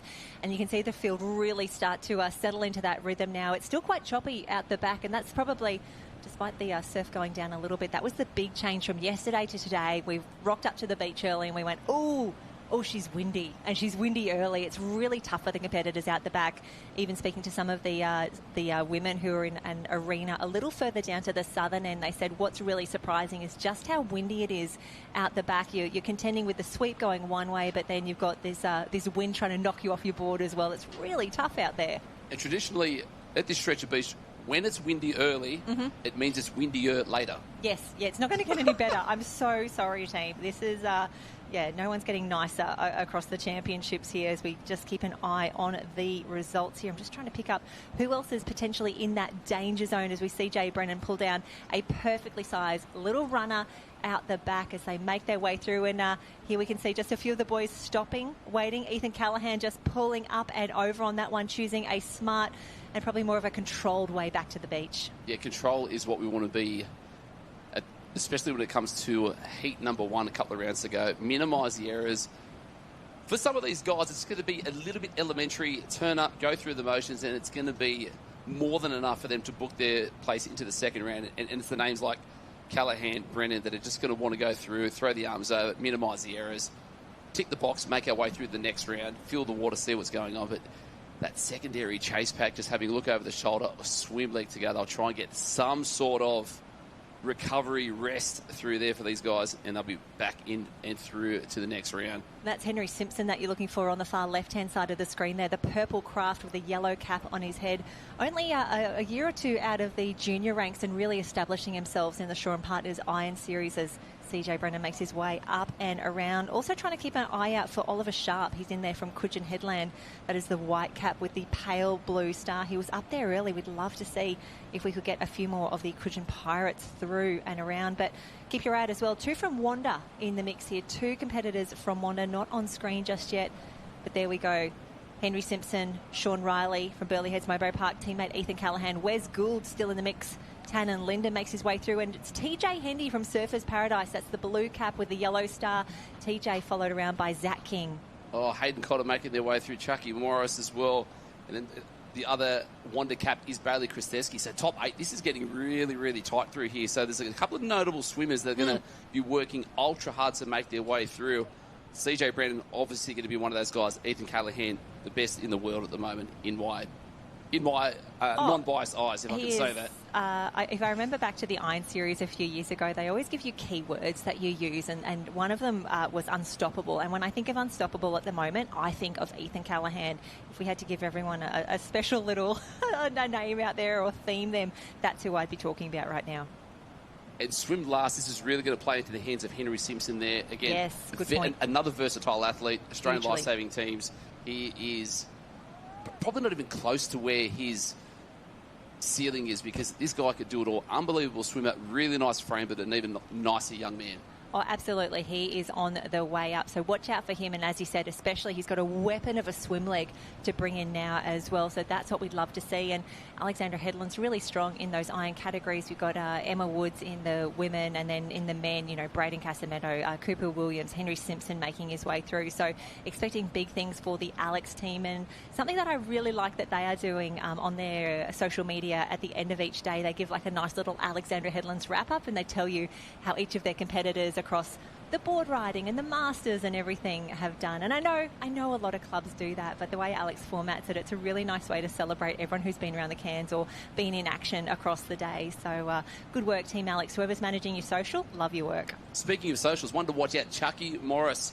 We've all been following his story for the past 6 months, from tradie to professional athlete. Chuckster. He's got a couple of boxes he needs to tick at the moment, and the first one starts with this last leg of the swim leg. He's been putting the work in, doing the 15 to 17 sessions per week. He's been so precise, persistent through his approach to this Aussie titles. And hopefully the hard work that he has put in will be paying off very, very shortly. Another notable swimmer in there that we haven't noted, Bailey Kristevsky from Wanda. Yes, his teammate in there. No, it has been wonderful following along with Charlie Morris. And not that he needs a whole lot more followers, but definitely jump on. And I love the way that he unpacks, you know, what he does, how he prepares, how he eats, you know, that he does the breakdown of hours and kilometres per discipline for the iron. So definitely jump on there, give him a little follow. And lots of good content coming out from individuals and from clubs as we see CJ Brennan absolutely extending his lead at the moment. He must be feeling really good and really confident at the moment to be really pushing, leaning into his stroke at the moment. To be fair, he probably also wants to, he's probably looking behind and saying, I don't want to get caught up in that mess behind me. I don't want to be part of that red zone conversation. Right now, if a wave comes through, I'm probably pretty clear. But Harold, we're getting a little nervous for that chase pack. Yeah, efficiency is going to be key for these swimmers, because the gentlemen are still swimming against that sweep. So from that south to north, they're swimming north to south. Unbelievable surf skills. Perfect. Can he get that over the top? Of course he's going to. up and on his feet. Nice, relaxing run there for CJ Brennan. That's going to be first through it, half a builder wave. One box ticked, a couple more for him ready to go, and the sprint is going to be on for these last few moments. And this is getting really, really tight at the moment. Yeah, this is where the heart rate really starts to pick up. It looks like Henry Simpson from Alex, the yellow cap on the right-hand side there. He is going to be fine. A nice little wave there. Just watching these athletes and counting. So there we go. 1, 2, 3, 4, 5, 6. Alrighty, we've got 7, 8, and 9 all together because it looks like CJ Brennan has been joined by a few of the boys out in front. So there's 4 clear and probably 5 or 6 behind. Carol, this is going to be tight. Can you imagine what it's like down there on the beach right now? Everyone's getting out of the tents. Everyone's cheering their competitors through. We know that CJ Brennan is good, but we need to know who is in 2 through 10 because this could be drama for a few of our athletes. Oh, so I'm just a little bit blank there because up and out of the water, we saw 5 guys actually up on their feet for that sprint finish, and then the anchors needs to come in, and this is where the last one is. TJ Hendy's going to be thereabouts at the moment. Has he got the footwork? It's going to be Callahan, Simpson, Linden with a great swim there. Zach King get from in there, big boy. Clouds. Chucky Morris on screen. Zach Morris, fantastic racer, and it looks to be a Burleigh Heads Mowbray Park party as they come across the line. Olive Sharp from Coogin, unfortunately, I think he is out. Hayden Cotter, absolute superstar swimmer, could not quite get there in the end, and he knows it as well as Wes Gould comes over. Walker as well from Currumbin. I think that could be in, and unfortunately, I think the Chuckster also bows out in this round 2. Tough stuff. So the board ski swim is a tough order. Georgia Miller said it doesn't really matter. Like, you just race what it is, but when you're as good at every single discipline as she is, it must be nice. But how good was this party wave on the way through? We can see the boys making their way around. Tannen Linden looking fantastic, she says, as we get to replay him, unfortunately having a little bit of a stumble there. But really stoked for Henry Simpson, for some of our younger athletes making their way up and through, and I include Ethan Callahan in that statement. It's really tough to go from junior to open racing, especially, I would say, in the men's category. So to see them making their way through, body surfing, skills to pay the bills there for CJ Brennan, and Harold is just madly refreshing live heats at the moment. We want to know who's through. I want to say Zach King, safe. Sean Riley, safe. Hamish Miller, safe. Chucky Morris, safe. But we're going to cross down to the beach with Christy Munro and the man that you were talking about earlier with a really nice moustache, Tannen Linden. Tannen, you were getting a lot of chat in the commentary. We saw how well you were, but as we've seen all throughout the day, that surf really played a little bit of havoc and you had to work a bit harder than you wanted to. Yeah, absolutely. Made a little mistake on that back bank and charged one of those big ones to try and pop through, and it just, too much turbulence, it threw me in. So a little bit of panic stations, but kept it cool and got out and around and got it done. Well, they say if you're going to get bad luck at Aussies, you want to get it in your opening round. So hopefully that's out of the way now.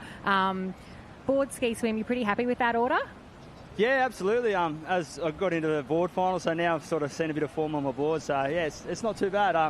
I do like the ski in the middle, sort of do a bit of work in there, and then been working on the swim, obviously, because of an injury. So it's it's all coming together. It's looking all right. Yeah. Well, we hope that's the last bit of bad luck for you, and you're through that round, so that's all you needed to do. Good luck for the rest of the day. Yeah, thank you. And I might just say hi to my family at home, Laurie, Lainey, and Al. Hey, guys. When you think you couldn't love a man anymore, he just exudes joy. We say hi to you as well, Tannen. We're going to include that. And We're going to claim that. He was looking deep down the camera. He looked into my soul then. I really felt that. And as we say, we're not meant to have favourites, but I think no one on the beach is arguing that Tannen Linden is a crowd favourite down there. So wonderful to see him through, and a special shout out as well for making that tough open men's board final as well. That is absolutely brutal, but great racing, and it continues right now. Jump on liveheats.com. Jumped. Harold has many tabs open as we go. And then another favourite there, Jackson Borg in the mix, lining up for the Newport Club. Campbell Asher. Welcome, Campbell Asher. Yes, welcome to Campbell. Luke Chapman next to him, Matt Gilling. So this is heat number 4 of the Irons quarterfinals. Next to Matt, we've got Charlie Verco from Newport, Adam Palmer from Maroochydore. So 2 board specialists in the mix there. Expect fast starts from those 2 in the middle of the field. Taylor Chamberlain from Taylor's Mistakes. Shout out to some of our New Zealand friends in the mix. Fletcher Warren from Burleigh Heads. Finn Askew Surfers Paradise, Corey Taylor, former world champ from Northcliffe, Galen Brackenbush from Mermaid, Joey Collins, Matt Bevilacqua, Dan Collins, Cooper Williams and Ali Day. That is a really tough heat. My gosh, only 8 to qualify through.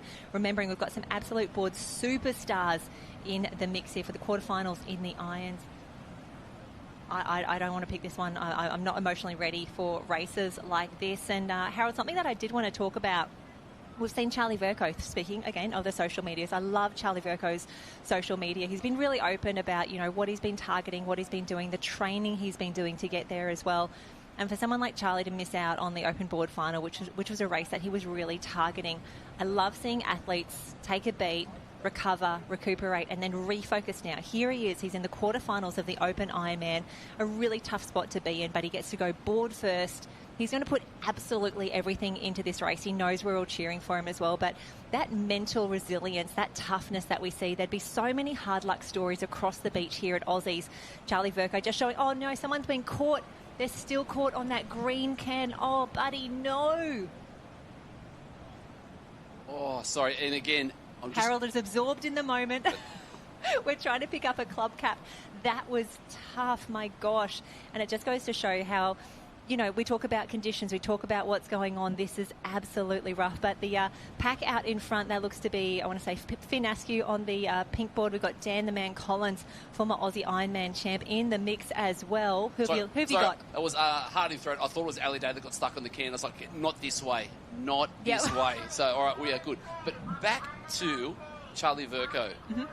It's a really, really nice thing that is done. He was vulnerable. He's put himself out there. It's a big call. And what has he got out of it?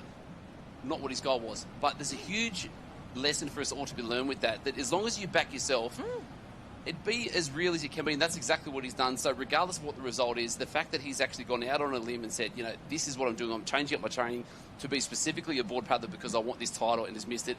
It's unfortunate, but lessons to be learned. Back yourself every time and just do what you want to do, because when you follow your dreams, may not happen straight away, but it will. It's all part of the narrative. Alrighty, we had 8 on the wave. We now have 7. 1 has fallen off. An absolute monster of the wave out past those second cans there. An incredible performance there. And we had a great close-up shot just before of Matt Bevilacqua. An incredible Ironman, and even better board paddler, you've got to think as well. Making his way through slightly different colours on the craft now. Still in that same palette, but maybe not as bright on the gold there. But Bevilacqua opens up a nice lead. The fact that we had 7, we had 8, then we had 7 on the wave here. As more of them come through now, this is the danger part. You'll see we've got a nice little double up as well. Who's going to take the drop? Who's going to make the drop as well? And who's going to say, do you know what, I'm just going to sit back a little bit and let the whitewater take me in. So Bevilacqua leading us through at the moment there. 1, 2, 3, 4, 12 on screen at the moment with the back. So there's a lot of people there. 8's going to be that number quarterfinal. So first, third done and dusted, up and running. Finn Askew looking comfortable. Hey, what an absolutely stacked and loaded quarterfinal. Vercoe there in 2. I really love that Finn Askew was up on his feet really, really quickly. Did not want to get caught in the traffic. Didn't want to leave anything to mistake, anything to error. We've got Finn Askew, Charlie Vercoe, Matt Bevilacqua, Corey Taylor in the mix, Joe Collins, Ali Day and Cooper Williams. I could be calling an open iron final right now. This is absolutely phenomenal. No one wanted to draw this heat, but for these boys, they will race in any conditions against anyone in the world. As we see Ali Day on the black ski there, the black race 1. He is the one that everyone is secretly cheering for, or not so secretly cheering for, across the Australian Championships. Everyone is doing it because the fairy tale is coming close and close to an end. But again, skills is going to be the ones that get them through, and his skills are the best. So we've got 9 on screen now. Jen looking ultra strong. What's going to happen with the waves on the secondary bank? We saw a few of the guys having to check their strokes, but there's a bit of movement at the back. Bevilacqua looking absolutely strong and firing through that right-hand side. And this group out in front, they've got a nice little gap on the rest of the field. If they can have a clean-ish run out, if they don't get held up too much on that second bake, that could be the real difference. At the halfway point in the race, if they could get a nice little gap on the rest of the field, that would be ideal.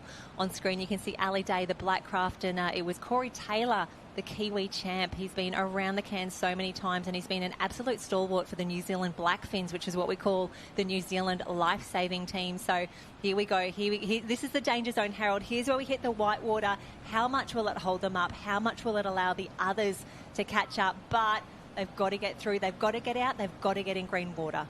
Yeah, the guy's just getting stopped dead there. So it's just showing how much power is in these waves at the moment. Borg needs to make a move there on his ski. A couple of waves coming through. I think they're all going to be out and clean. And just as I say that, closing down on the back. One getting back shot through that middle. But we've got our lead 7 at the moment. And this chase pack is going to be ultra close. But with this distance from 1st into 13th, it's probably only a wave's difference, and if you're at the right place at the right time, one of those big waves are coming through at the back, that will catch up to the rest of the pack. 100%, and we've got the swim leg last as a big wave rolls through here. Have a look at that. This drone footage is absolutely epic.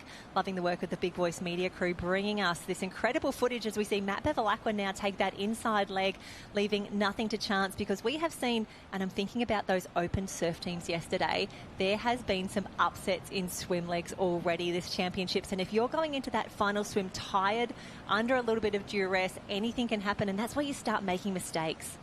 And no mistakes here around that last can. Look how wide these boys are taking. Just taking the little runners where they can. Wow. Come in nice and wide. So Bevilacqua and Ali Dave seen something on that left-hand edge, and they're under a little runner at the moment. So let's take that the whole way through, and they'll be comfortable enough with that. They'll have a look across with each other over the right shoulder, left shoulder. Collins trying to pull down the top of that one as well. The top 4 on screen. Corey Taylor on that outside right. Top 4. The technicians are there. We're going to split the IRB, who's doing sneaky work through there. Watch out, Joe. You've got some mates there for you. No wash, but we're okay. Okay, and here we go. A nice little run of Bevilacqua and Ali Day. You've got to think that is their race wrapped up now. We saw lurking just behind it was Joe Collins and also Charlie Verco from Newport. That is the yellow cap with the 2 maroon stripes. And you can see Ali Day just saying, no, I'm good. I'm going to come in at my pace, in my style, because I know I'm in the top 2. I'm easily in the top 8. So there we go. 1, 2, 3 as Joe Collins takes a look back. But we are most interested in who is in 4, 5, 6, 7, 8. Here we go. Harold's counting them out already. Ali Day, no dramas. Matt Bevilacqua easily through. Fantastic racing there. Show us behind. Show us who's coming next, because this is, can you believe this is only a quarterfinal? This is just going to escalate, escalate, escalate as we see Joe Collins in 3, Charlie Verco in 4. And remember, we've got some incredible swimmers in the field here. I'm thinking of Dan Collins, Ali Day, the boys as they make their way through. Charlie Verco, Cooper Williams as well. Watch him fly in the swim. Yeah, Cooper Williams from nowhere, so looking really strong at the moment. Verco tucked in there. You've got to wait for some movement from Palmer. It's also Finn Askew's got to be somewhere thereabouts as well. Dan Collins. Oh, Dan Collins with a heap of work to do. So to that of Luke Chapman, but it needs to be Collins needs to move, Borg needs to move. So the guys in the series this year, they may not even be looking at a semi-final place. Yeah, that would be a real upset. However, Dan Collins has done and will do incredible things in iron racing, as will Cooper Williams. And I'm always intrigued to see how much people work together. And if you have to think of who's good at swimming tired, Finn Askew, every day of the week. He has got an engine like no one. Watch him make his way through the field. And Jackson Borg, who we mentioned earlier, he's a club mate of Charlie Verco's. They're both in Newport. That's the yellow cap with the 2 maroon stripes. Would love to see both of them through to the semi-final. They've drawn a really tough quarter-final here. But once you get to the finals, no easy races. And Harold's madly doing the subs. 11 on screen at the moment. That does not equal 8. No, my maths. I only went to Maths B, but even I am with you on that one. So we can see the boys make their way out and around, and remembering full results on liveheats.com. Now, when we get to the string of 9 for the guys that will be swimming from that north to south, I said it's going to be about efficiency, being able to be through that water nice and calmly, working against the current. And the best man that's been doing that for how long now? Oh, so long. Absolutely nailed it. Landed on a dime on that red and yellow can. Remember that it is really, really choppy out there. So the boys, they're trying to look up and over the waves. Have a look at the stroke rate as well. He is absolutely powering Ali Day out in front. So that is 1, 2, 3, 4, 5, 6 around the can now. We've got to make sure that they get through. And we've seen some pretty hectic can action over the last few days. And I interviewed a young kid from Papamoa yesterday with the some hectic rope burn on his hip as well, the poor kid. But we've got to get them in. We've got to get them around. Look at how much they're working against that sweep. All right, so I'm going to compare apples with apples. Yesterday we saw some of these surf races. Ladies were swimming 3.5 strokes heading from south to north. Ooh. These guys are doing it in 12. Oh my gosh.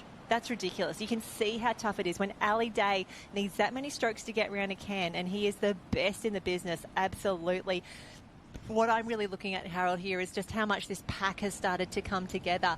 That sort of top 9 or so really tightening up, and you can see a few of them starting to come together as well, just starting to, there's not enough room, and no one wants to swim longer than they need to, especially in conditions like this. But as soon as they go around that final green and gold can, you can see they just start gapping the rest of the field. It's such a different race.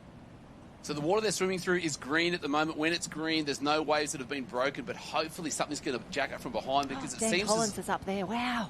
From nowhere. That's what we wanted to see, and that's what we expected. So a little bit of white water coming through, Day opening up that lead, and we've got a couple of little bubbles coming from behind Jen. So 9 are around the can now. 9 are around the can. So the guys need to rate, keeping that 6-beat kick going through, pulling the water. Day's going to be very, very close to that wave zone. Can he pull down the top of this one to extend the fairy tale? It's going to be close enough at the moment. But just as I say that, a bigger wave coming through. Is anyone going to be able to pull down the top of it? Beverlack with thereabouts. This is going to be on. The guys at the front need to get moving, get those knees up, open those hips up, and get to shore as quick as possible, because this is going to double up. Count the heads, Jenny. What are we seeing? That's going to bring so many of them together. That is at least 6, maybe 5 now. And you can see the boys, the panic is setting in. They look up, they wonder where they are. And I think that's Jackson Borg who's had the best of them as they come up and around. Yes, Joe Collins, Jackson Borg, Finn Askew, Charlie Verco and Cooper Williams. That is your top 5. Jackson Borg, what a swim, what a body wave. I'm nervous. Where is the man of the moment, the man of the carnival? That's 5 on screen.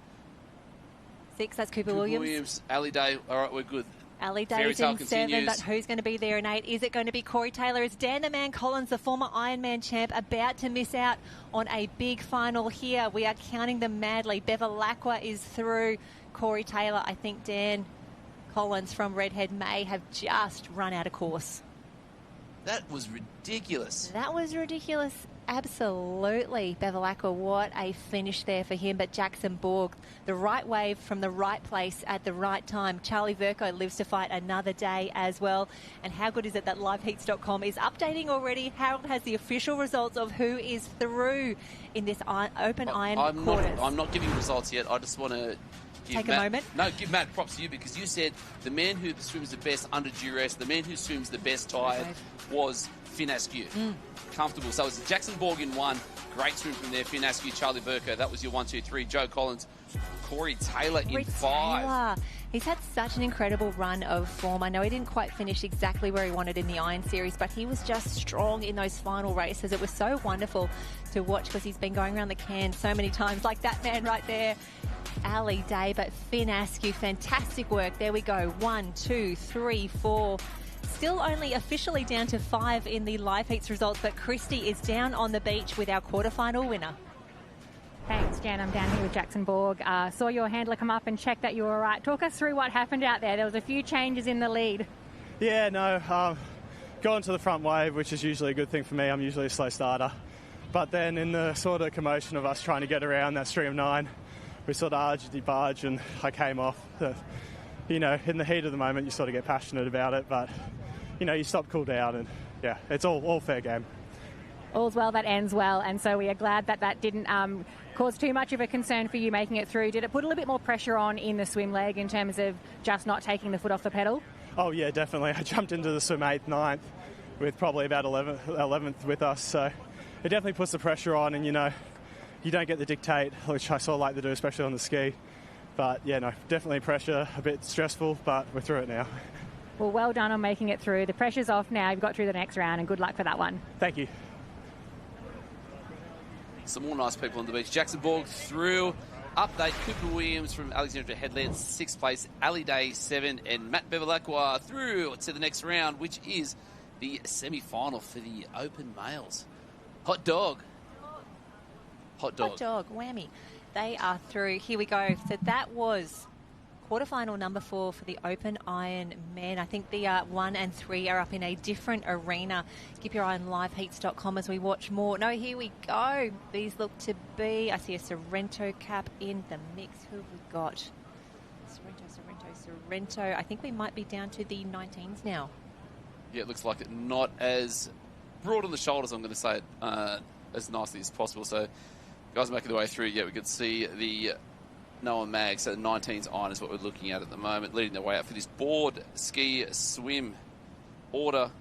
And a quick reminder, if you're enjoying the live stream here, the great news is that we actually have 3 live streams running across the day. It's not just the open competition that you're seeing here in the ocean. We've also got separate live streams running right now on YouTube for both the surf boats and the beach arena. So obviously we want you to stay here, but if you want to mix it up, if you want to see some surf boats, if you want to see some beach, you can catch all of the action. Jump onto YouTube, search for SLSA, and you'll find all the action. But stay with us right now. Under 19 irons. Under 19 irons underway at the moment. Noah Maggs leading us out for the Mermaid Club. So going through the earlier rounds with Sammy Davis, Malia Rook, Will Fowler that was strong in that round number 1. Hayden Van Hooven building, had a really nice season. Yanni Brown, Alexandra Headlands. Can you tell me about him? Superstar. Doing great things. Consistently great things. Probably hasn't had like that big, like one statement win just yet, but it feels like it's been coming for a little while. Is there a better platform than this weekend? Welcome to Aussies. Here we go. It's quarterfinals. It's quarterfinal number 2, we should say, for the under 19 irons, and that means that we'll have Will Fowler from Warilla Barrack Point, Lucas Forbes from Mermaid, Lachlan Bean from Mullaloo, Noah Maggs of Mermaid, Ollie Dillon from Tugun, Dylan Wilson from Sunshine Beach, who's actually the Queensland champion as well, Will Steiner from Wanda, Sam Davis from Manly, Otis Jessup of Wanda, Jack Travers of Glenelg, Ewan Barraclough from Sorrento, Darcy Lewis of Noosa, Yanni Brown, who we spoke about, from Alex, Riley Hale from Maroochydore, and Eli Reelsworth from Warilla Barrack Point. Wonderful to see so many of them lining up and really facing into some big sets. Just a little knee tuck under there. Back shot on the roll there as well. So let's get that a little bit more firm, because there's a lot of power in these waves at the moment. But our top 6 are just cruising out. A couple just hitting on the head again. So a lot of water moving on the sets here. The guys popping, you're just seeing the sheer force shooting them up into the air, trying to get that left hand down on the board. First stroke pulling away, but pulling away at the moment out in front with that long, loping and unassuming stroke is Noah Maggs with the French fry board. French fry board, you can pick it from anywhere. Shout out to Hayden Smith from Macca's, who does a lot of great sponsorship with a lot of our incredible young athletes, as we see. I'm really enjoying that Noah just gets to take a beat at the moment. He's looking around, he's maintaining, he's actually stopping. He has seen something behind and he's like, do you know what?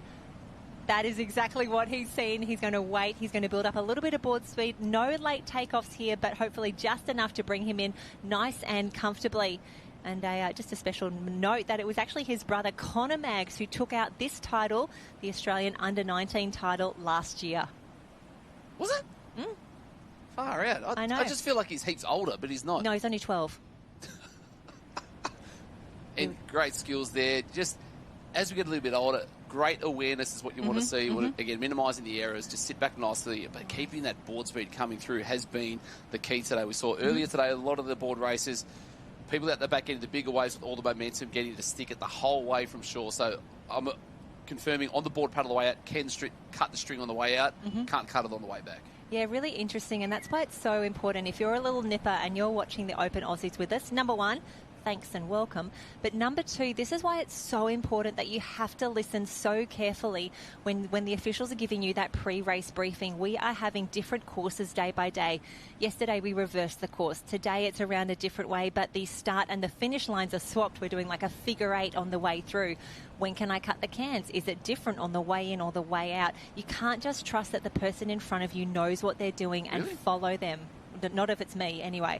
So for all our little nippers, for all of our athletes, please listen into those officials' briefings. We will draw the course in the sand for you as well. If you're a visual learner, if you need that extra little nudge, we'll make sure that you know how to get your course, how you can get around safely.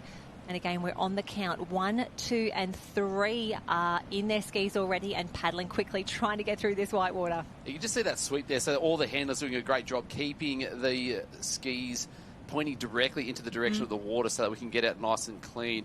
But it's going to be Will Fowler there leading us out from Warilla Barrack Point, along with Sammy Davis, not the singer or the tap dancer, the unbelievable Ironman from Manly, along with Noah Maggs, and then the rest of the crew now actually within arm's reach. Yeah, I'm just thinking about how we saw Noah Maggs really stop and take close to a 10-second little breather, just waiting for that big wave to come through. That's really good surf smarts, really good surf knowledge. And wonderful to see the boys making their way out and around. And how good is it to see two from Warilla Barrack Point in the mix here?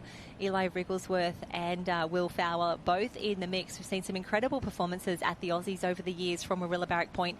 Do you remember back in Perth we had those incredible board rescues on the Saturday as well? They were just spectacular to watch, and we'd love to see more of these boys making their way through, including that man in the middle of the screen on the red ski. That is Oliver Dillon from Tugun. I really think of him as a craftsman. He's great on the ski, he's great on the board, and he's really starting to work on his irons as well. He was so close to qualifying through to the Shaw and Partners Iron Series as part of their Next Gen program. Just missed out, didn't make the final, lost some crucial points, but wonderful to see him here racing at Aussies, part of the under-19 irons here. But Ollie Dillon, keep your eye on him from Tugun. There he is right there. Thanks, team. Oh, just do something good, Ollie. I've just spoken about you a lot. Do a flip. No flip. We don't want a flip. No flip. We just want aggressive paddling through the break, and the guys just checking their strokes. So we've had a lead 3 into a lead 5, now into 7 with another 3 behind us, 10. So still anyone's race at the moment. I believe we're going to be taking 8 through because we've got 4 quarterfinals. So we are back to regular proceedings. Jack Travers from Glenelg also lurking in the shadows. Great paddling there from Ollie Dillon. Swim last. Swim last. So you've got to think for some of these boys, they're really making sure that they work to their strengths where they can, and that's what Ollie Dillon from Tugun is doing right now. Just coming up on the inside, forcing those other boys just to be a little bit wider on the cans there. And when we say that we're in the black and white arena, that is because the Apex cans that we're going around right now are black and white. They'll also be finishing between black and white flags. Down there on the beach is Dylan Wilson from Sunshine Beach. He's currently in 5th position. He would be one of the best swimmers in the field. We've actually seen him win open belt races before at local carnivals in Queensland, so definitely knows how to mix it with the best. But there we go. Davis from Manly starting to challenge now for that top position. 5 on screen at the moment, 4 out the back. That makes 9. Only 8 to go through, Harold. It's going to be tough. We've got to get them home safely. Pick your waves, pick your runners. A little bit of a drop here for the boys on the way down. These guys are all over it. It was actually 6 on screen because one name has come to the fore now is Otis Jessup from Wanda. Won his heat earlier. Just as we say that, the guys checking their strokes at the back. Lead 3. That's a nice big 4, and we're happy with that. 1 deciding to send it over the top. Nose getting buried, but on screen. 1, 2 are off. 3 possibly. Square it up, boys. Comfortable, but out in front. This is the armchair ride you need. It's nice, it's so full, it's clean, it's green, it's comfortable, all good. Swim leg to go, but that one just jacked up a tiny little bit. The late takeoff, possibly a little bit too aggressive. We'll soon find out. And then that's the cap on screen of Darcy Lewis of Noosa. Yeah, Darcy just taking a bit of a tumble there. He wasn't too far from his craft though, so we're just hoping he's able to be reunited with his ski and his paddle very, very quickly to get up and through, because there's still a swim leg to go, and the longer he stays in there, the quicker everyone else is getting away. So here we go. Warilla, Tugun, Manly. That is your 1, 2, 3 for the irons. Remembering we are chasing a top 8 finish. Dylan Wilson from Sunshine Beach up and around now. And as we said, the current Queensland champion and one of the best swimmers in the field. You've got to think now is where he's going to make his move. So in this heat, we've got 2 of the boys from Wanda, Will Steiner, Otis Jessup. When you are in a strong squad every day at training, who are they chasing from the under-19s? The state champion. Yeah, Dane Sutton. Excited to watch him race here at the Aussies. He's also one of the few athletes who's booked their spot in the Shaw and Partners Iron Series next season. He will be wearing the red jersey as part of the Next Gen qualifier, as will Olivia Clues, who backs up again. She was part of the series this year wearing the red jersey. She goes around again, doubling up. Fantastic work. Long season for these athletes. Oh, my gosh. Well, it was Corey Taylor who we saw in the open iron quarters just before. He had a post that he put up, so excited to be here for Aussies. It's been a 42-week season for him because he was part of the New Zealand Blackfins, the Kiwi life-saving team who did the World Championships way back when, and they have been going for such a long time. Obviously, that's a little bit more than 42 weeks back to that one. But when you think about this season, I keep forgetting that. You think about how long they've been going. If you did the Coolangatta Gold as well, if you've thrown in some pool rescue events as well, It's a big season. They've done a lot of work. And Harold, just watching these under-19 boys make their way out at the moment, it's interesting that we've got a few different decisions being made, a few different tactics being employed as the boys pick their way out to the can. And for some of them, it looks like they are going to have to swim back a little bit. Yeah, so just trying to head to that right-hand side. Use the south to north sweep to help the ocean work with you, but then they're going to have to make their way back through. So we've got 8 swimmers on screen at the moment in this last leg of the Iron. But Sammy Davis is going to be the first one there. Will Fowler from Warilla Barrack Point tucked in behind him, along with Ollie Dillon from Tugan.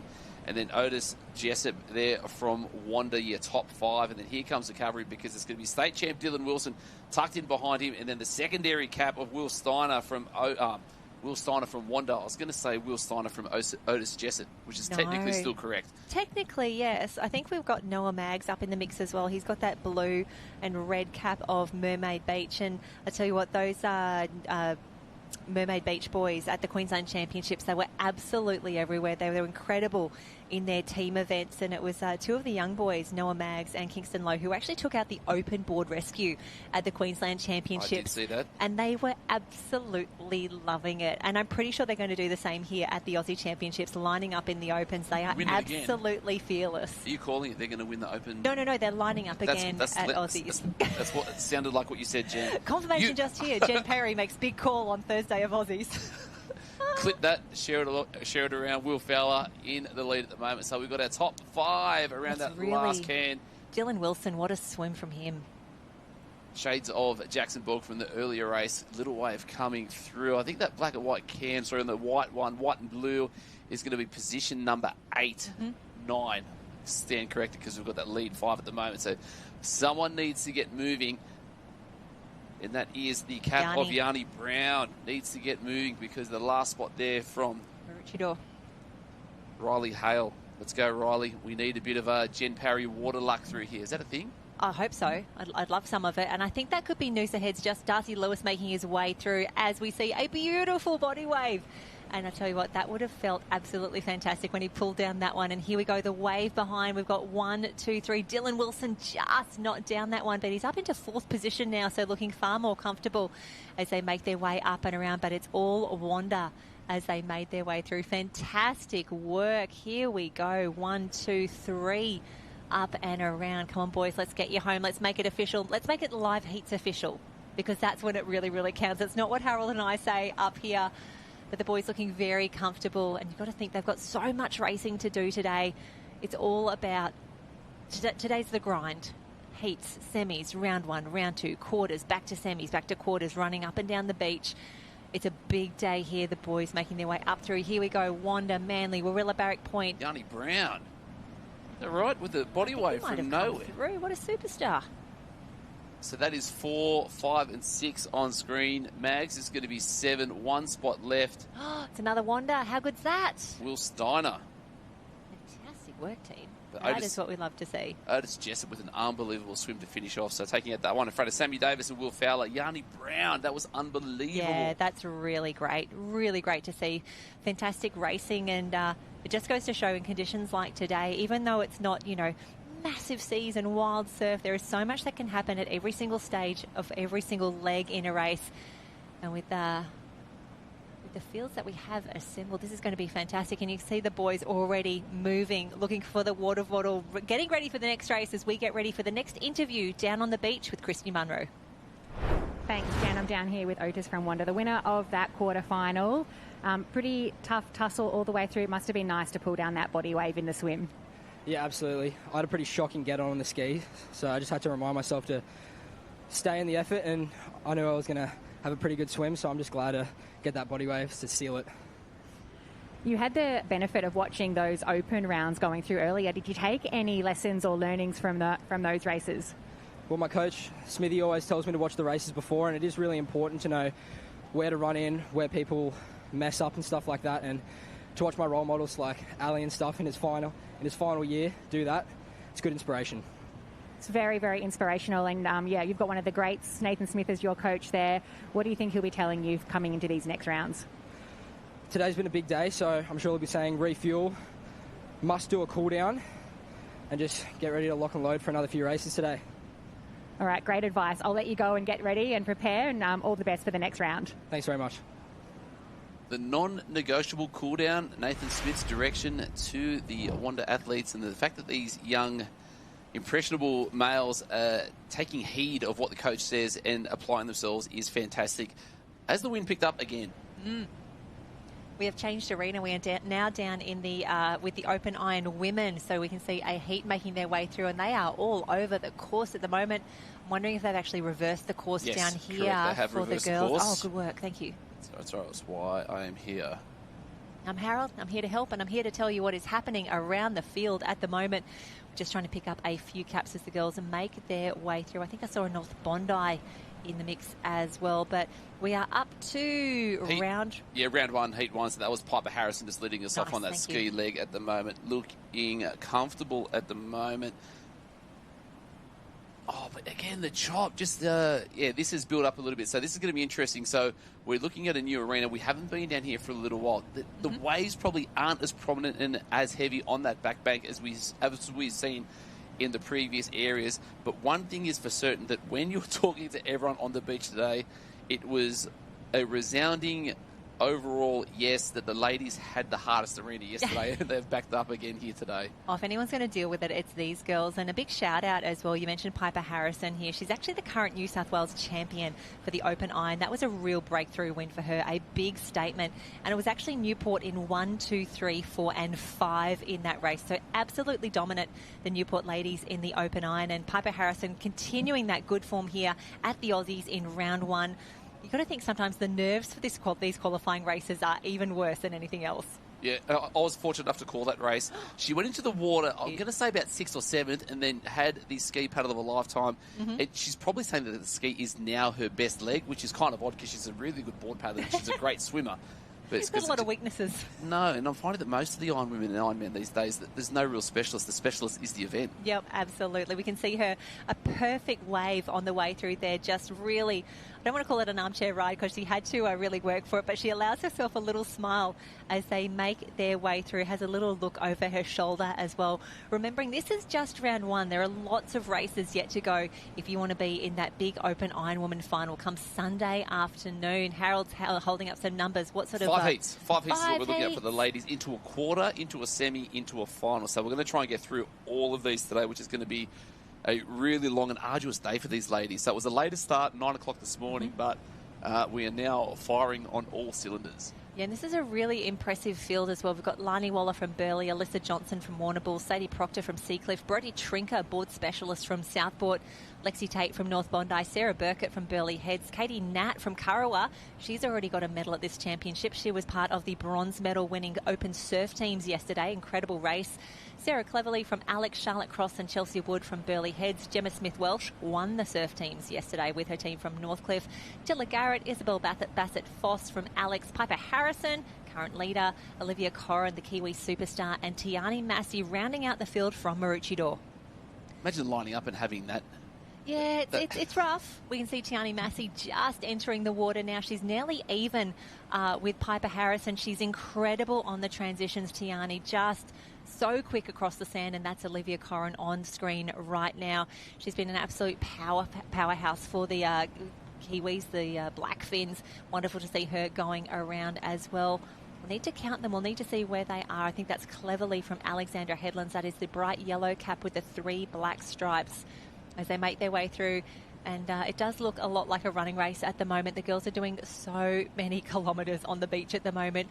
Watching those surf teams yesterday's and those swim qualifiers where it was, you know, the gun goes off and everyone just does a 90-degree turn to the right and just starts booking it towards Coolangatta. And that's what's going to happen for these transitions. It's going to be ultra long. So the fact that we are doing reverse, the ladies are going to have to run even further to the south so that they can minimise that sweep coming across. Third spot at the moment is going to be Gemma Smith-Welsh. So, again, just lurking in the back there, these 3 ladies are going to be comfortable. They don't want to miss these cans because, again, if we saw what we saw yesterday, miss the cans and then come back in and go again, it's going to be absolutely diabolical. So the girls are having a tough time at the moment just trying to find the cans with some waves breaking in front of them, a couple of skis floating around. It just shows how dominant these 3 are in front. So Smith-Welsh in along with Piper Harrison from Newport, and then Tiani Massey's now just coming to the fore, just going to lead these ladies around, and will be comfortably in front with these 3. Yeah, I love that Tiani Massey really only has one speed, and it's 100 k's an hour. She really worked that transition. She's determined. She doesn't want anyone's wash, even though she knows she's going in with someone who's an incredible swimmer like Gemma Smith-Welsh. Tiani Massey goes to the front, controls the race. She decides where she wants to go. She will decide where that red and yellow can is. And you can see they've just sighted it now. They just have that little burst of speed where they come up and over, and they are having to swim back a little bit. But the great news is that they are going with the current. Also a little bit of white water. Please watch out for the skis as well. This is tough to watch. And this just shows you how tough the courses are out there. And that looks to be maybe one of our Burleigh Heads Mowbray Park competitors has lost their ski as well. And you can see now as well just how wide the girls are going around the cans. You're actually not meant to touch the cans in an iron or a surf race, but we're just really giving a lot of benefit of the doubt in such tough racing that we're seeing at the moment. But have a look at the distance that those three girls in that front pack have made on the rest of the field. I think they've really nailed the navigation. They're working at a good speed. They're working together. They are flying.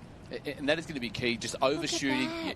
And they were going to want to do that all day, Jen. Overshoot that swim leg, because we want to make sure that we're 15 or so metres behind. Doesn't matter, because as long as we get around, we're going to be good. That waves just on that secondary bank are going to be keep pushing them closer and closer to those cans. So give yourself that little wiggle room to come through, and then just tick that next box, because the moment it looks like it's Massey, it's going to be Gemma Smith-Welsh and Piper Harrison for the top three, and then the Burleigh Heads Mowbray Park training session, along with an extra body of a cap that's just flipped on the back of their head, and that's going to be Brodie Trinker, I believe, from Southport, if my eyes don't deceive me, but top three in front, comfortable. It was a really dark cap, so it's either Brodie Trinker from Southport or Sadie Proctor from Seacliff. That is a pure black cap. The team from Seacliff, they've got some pretty good team gear as well. I've seen some great shirts wandering around the beach. So there we go. One? Oh, I've got more than enough surf shirts, Harold. Do you have a Seacliff one? I don't have a Seacliff one. Oh, the girls are on a nice little wave out in front. As we see, okay, this looks to be our top six sort of locked in. Tiani Massey got a nice little bump off it, but someone is still on there out the front. I think that is Gemma Smith-Welsh from Northcliffe, the best of the runs out there by herself. She will be absolutely pumped with that as Tiani Massey and Piper Harrison make their way through. I'd say Piper's wave is about to join Tiani's, a little double up there, but Gemma Smith-Welsh, what an incredible end to the season she has had, not just in her individual swims, which is how we've known her, but her iron racing as well is really coming along. She's had some pretty impressive podiums over the past few months, and to now be rewarded with, you know, a spot in the Northcliffe A swim team. You know, she's having some incredible races. She's here getting some great screen time as well, taking out round one of the Open Iron here at Aussies. Wonderful to see her shine, wonderful to see her growing with that confidence as well as they make their way up and around. 1, 2 and 3 are sorted. We are chasing the top 8 though. And Harold, it just looks a bit weird. That's Chelsea Wood on screen at the moment. She was part of that Burleigh Heads Mowbray Park party that came through just earlier. Just looking, it looked like a cool down iron for these three at the front. That was way too comfortable and strong for them. Must be nice. As Chelsea Wood makes her way up and around. It always feels a little odd when you see the girls running around the course just in the anti-clockwise direction. It just makes me second guess things. I'm feeling deeply uncomfortable. Never ever second guess yourself. If you're going to do something wrong, do it with gusto. Yes, I think I need to. It's got me through 5 years of this, so we're doing well. Yeah, here comes Charlotte on her way up and around. Lots of Burleigh Heads Mowbray Park, as you would expect in both the Open Iron Men and Iron Women races. There'll be lots of black caps with the green and gold on top. I've got a double screen of Charlotte as she makes her way up and around the course. What have we got coming through? That's a paler cap. And they're still going. Yeah, there's a lot of bodies still out there. So top 8's going to be that figure. So across the line as well. But one thing we're going to note, especially as we make our way through, this is the first of the open female lines. So the coaches will be watching the arenas, watching the lines that the ladies made their way through. Brodie Trinker there on screen. She is not a board specialist. She is an athlete. She's an athlete, 100%. A girl has probably one of the best board starts or the best sprint starts I've ever seen as well. She's so quick off the beach and really one of the stars of the Super Surf Teams League. She's always there for her crew. I think she's in the Seawolves or the Makos, I think. And she's just been phenomenal as Olivia Corrin makes her way up and through. Olivia Corrin will be through, but this is the sprint on now. That could be Lexi Tate. Yeah, Lexi Tate there from North Bondi. Again, building there as well. Slow burn, just getting building faster and faster. Lani Waller on screen. So the call must have gone out. What are we at? That might be 8 for Waller, possibly 9 there for Taplin. We'll wait for that final scan because the ladies from behind are working ultra hard. Tila Garrett there from Manly. Then rounding out Sarah Cleverly. But top 3 in a while ago, that was those girls, way too easy. They'll be feeling really good. And we can see it's already live heats official. Gemma Smith-Welsh from Northcliffe taking out heat number 1 in round number 1 of the open iron here at the Aussies. And you can see all the girls lining up. And when I was in this arena to start off the day, they're in the red and yellow and the red and then the green and gold race down here. That arena was absolutely humming. The sectional referees, and they were just doing an incredible job. And I'll tell you all about that after we have a chat with Christy Munro down on the beach. Thanks, Jen. I'm down here with Gemma, who was the winner of that round. A lot to think about out there with the change of direction. Talk me through how you actually come up with your course management, how far you run, and just to adjust for that sweep. Yeah, I wasn't really sure what to expect. I've only done 2 border races this morning, but I spoke to Floody before the race and we spoke about where to run in for the swim, and I knew if I had Tiani and the other girls to stick with, then they would show me the right way. Yeah. Well, you planned it perfectly. It came off really well. Did you know that there was a few of you out there that had that comfortable lead? Yeah, definitely. There was a good group of us that really stuck together and worked with each other around the cairns, which was nice for the first iron. It was, a good race. Well, you're looking so strong. Have you got a lot of energy left, and how big is your program over these next few days? Yeah, I'm feeling really good. A lot of team events coming up, my first season with Northcliffe, so I'm really excited to get into those. And big few days coming up, but I'm excited. Well, we're excited to watch you, and we wish you all the best. Thank you. Gemma Smith-Welsh looking fresh and fit, ready to go. So we've got the streams on at the moment. Sprints are on the YouTube channel along with the boats. When have you ever seen 3 streams live for Surf Life Saving at an Aussies? Yeah, this is something very, very new, and it's in response. Never. It's... Sorry, I got the first question wrong of Harold's quiz of the day. That is true. We've never had this running before, and I think it's really important to recognise that this has been done in response to athlete and spectator feedback. They say we want more. There is so much happening at the Aussies in every arena, for every club, for every athlete. We want to give them all as much screen time as possible. So here you go. Here it is. SLSA and Big Voice Media delivering. We've got our mainstream here down on the beach. We've got the boats and we've got the beach. There is so much happening, and we are determined to bring you as much as possible. Yeah, the boats have been on fire. Some really tricky conditions down there. So a couple of guys just coming down this little wave there. Little slew, then whammy in there. Slew to the left. The guys just want to dig in left and right and then get that boat around. But look, we're missing a sweep. This is all the action you want to see. So it's, this is exciting stuff. I kind of wish I was down there, but I do love this as well. I am so pleased that I am not in an IRB or on a jet ski right now. The crews who are out there, and they have been out there in shifts on and off across the day, they are doing such an incredible job in some really tough conditions out there, keeping our athletes safe, keeping an eye on everyone. They're just phenomenal. And as we get ready for the next rounds down here in the open iron, we're going to take a quick little break. We'll see you very soon. Australia has over 50,000 kilometres of coastline.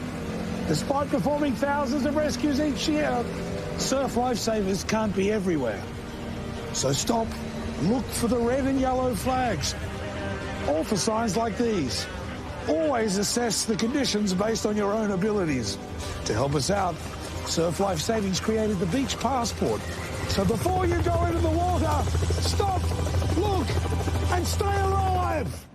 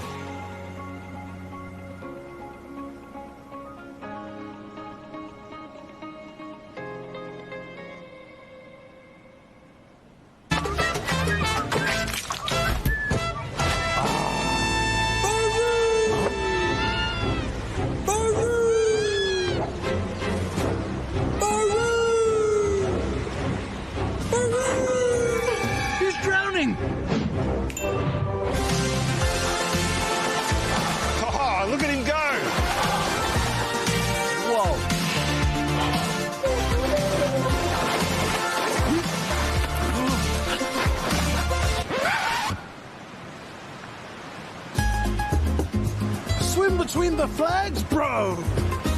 Speaking of saving, Step 1 and Surf Life Saving Australia have partnered to make these. They've even added these two flags to remind you to swim between them. And $5 from each pair will be donated to Surf Life Saving Australia to help keep our beaches safer. So buy them online at step1.life. Step 1! Get some!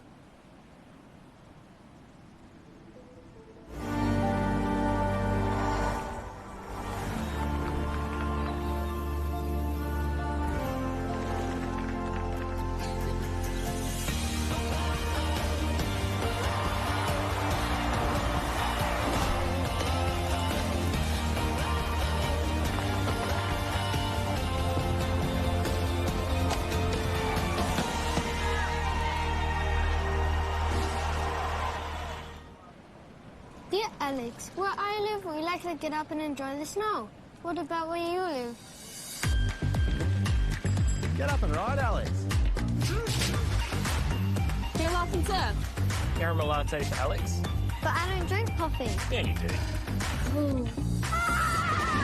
Dear Thorsten, where I live, we get up and Gold Coast. Can we get ice cream?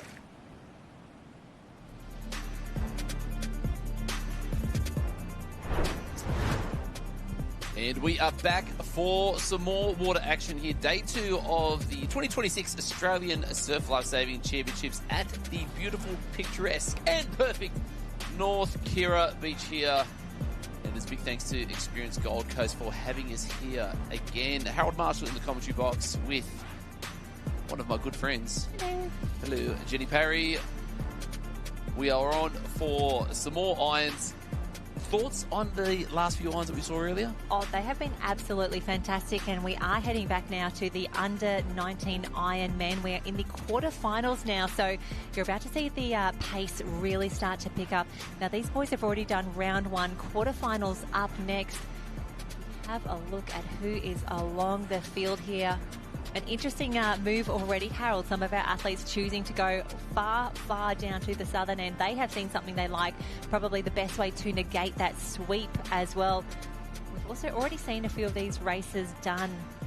Who are you liking? You're pointing at something already. Is it the man who's gone? I'm not too sure so if I'm liking it or not, but this is what I love. Was it the a bit of a bravery? We'll see if the fortune follows it. We'll see, because it's anyone who makes a call and backs themselves, you know, outside of the herd, absolutely that's a brave choice. We're going to find out if it's going to pay off or not as we get that gorgeous shot back towards the shoreline there. And you can see the order that we're doing today, Harold, as well for board, ski, swim. It also means that the competitors need to have 2 handlers in the Ironman. So it's a full team event down here as the boys make their way out and around. And we can see that nice little bit of a rip starting to form up there as they make their way through. So we're just on high tide-ish now, right? About, yes. So thereabouts. So with this tide dropping, we're going to see a little bit more shape with these waves coming through. Oh, a tiny little catch on the fin there on the stringer 9, but minimal effort. Oh, sorry, minimal harm there. We saw last with a few of the opens, the guys just getting stuck on the can. But we've got 2 out to the south, and then everyone else just that nice little flying V making their way out to the board cans, which are coming into shot very, very shortly. Absolutely. And as we start to see a few caps in the mix, Charlie I want to Farrell say from Torquay leading us out. Farrell, and the way I picked this race as well, like I can see a cap from Brighton in there. That's Taj Bunting from Brighton in South Australia. It's a bright red cap with the white stripes over the ears. You can pick it from everywhere. They used to have a plain red cap, but it's a little different now. You know the reason in which they changed it? Tell me. I was going to think of something funny to say about it. It actually ran through. And called then it you too quickly? No, it's not, no. Well, it also means that they don't look like Coolum Beach at the moment, which is a club on the Sunshine Coast that also has that plain red cap. But as we see this field, we've got Alex Walker from Swansea, Lockie Mercer from Kurrawa, Ty Flint from Tugun, Jake Hughes from Allura, Noah Thomas of Burleigh Heads, Connor Hale from Maroochydore, Donacha Murphy from Sorrento, Charlie Farrell from Torquay, Levi Willis from Marilla, Taj Bunting, the bright red cap of Brighton, Chris Calibert from Mermaid Beach, Brody Lee Sorrento, Hayden Van Hoven, watch out for him from Mermaid, Angus Gerolomek from Cronulla, and Will O'Connor from Noosa Heads, also no stranger to social media.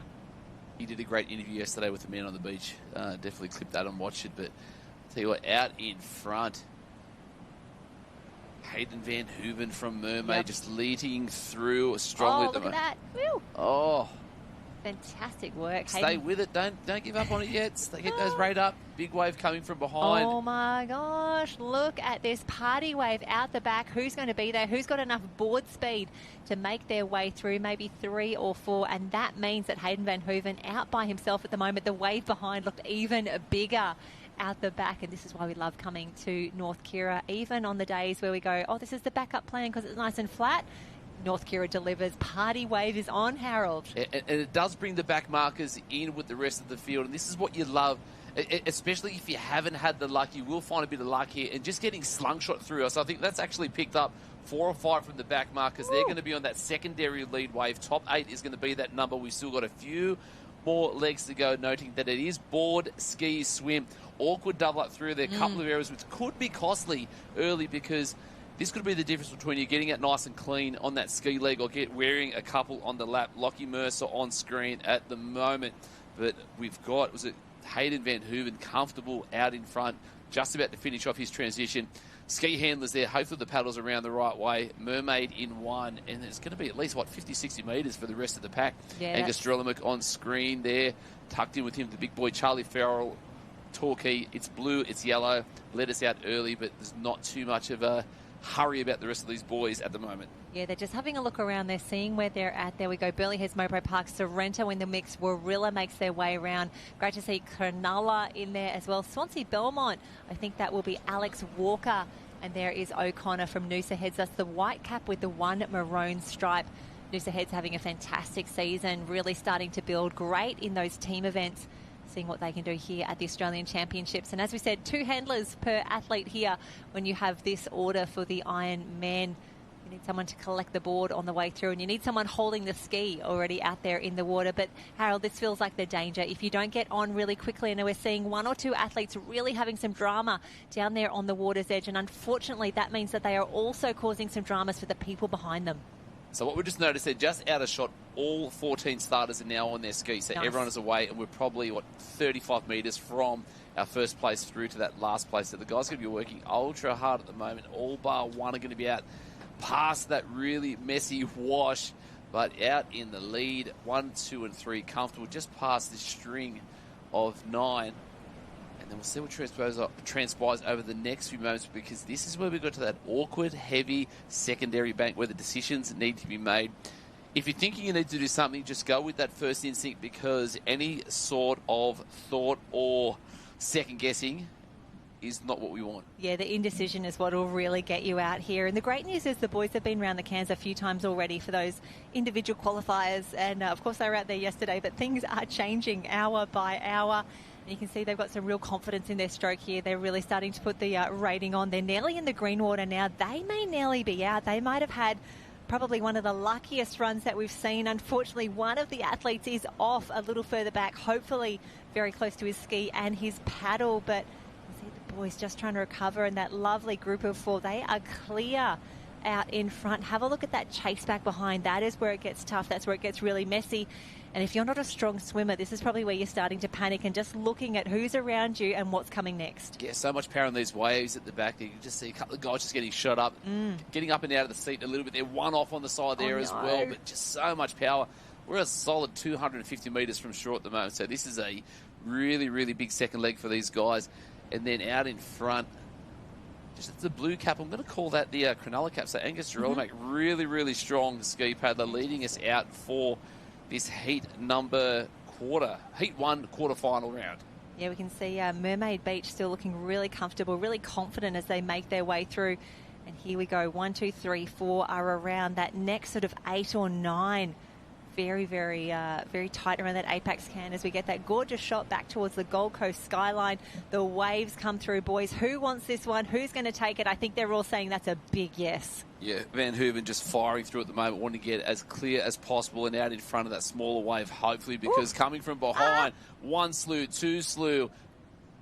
Oh, that's it. Oh, wow, that was quick up and over. So I thought the skill was all over there for Drellimek, but all okay. Lockie Mercer's back in his seat as well. Takes a quick little look behind. He's okay. He's just going to have a little bit of whitewater come through behind, pushing him through. He's got to get his boat speed up before that hits. But the 2 out in front, no dramas at all for there.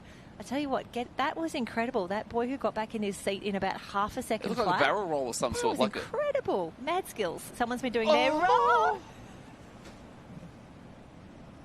Sorry, Harold and I are both having conniptions down here. That was an untenable position there. That athlete who just went down the mine there, and unfortunately really shallow on the bank there. Didn't have any option but to do the best that he could. The nose went down. He actually got a nice little body wave nearly for a moment there, and that's good because he's getting his swim practice in as we go through to this next final swim leg. And for those swimmers that make their way through now, this is really tough because they have to contend with not only the ocean and the elements, but watch out for skis on your way through. Yeah, that was Noah Thomas from Burleigh Heads Mowbray Park. So Noah Thomas, you superstar. That was unbelievable work. So he's sitting in that third spot at the moment. Lockie Mercer tucked in from behind. The guys from Sorrento, we've got Danaka Mercer and Brody Lee. 2 in this heat. Tucked in behind them is going to be Will O'Connor from Noosa Heads. Got some work to do. Alex Walker, the youngest of the Walker. An unbelievable swimmer. Watch for him to feature in this top 4 as they go through to this last leg. Yeah, Taj Bunting is still in it as well, still in that top 8 from Brighton in South Australia. Wonderful to see him there in the mix. I'm just having a little look back, and he actually took out the South Australian Championship earlier this season, Taj Bunting from Brighton.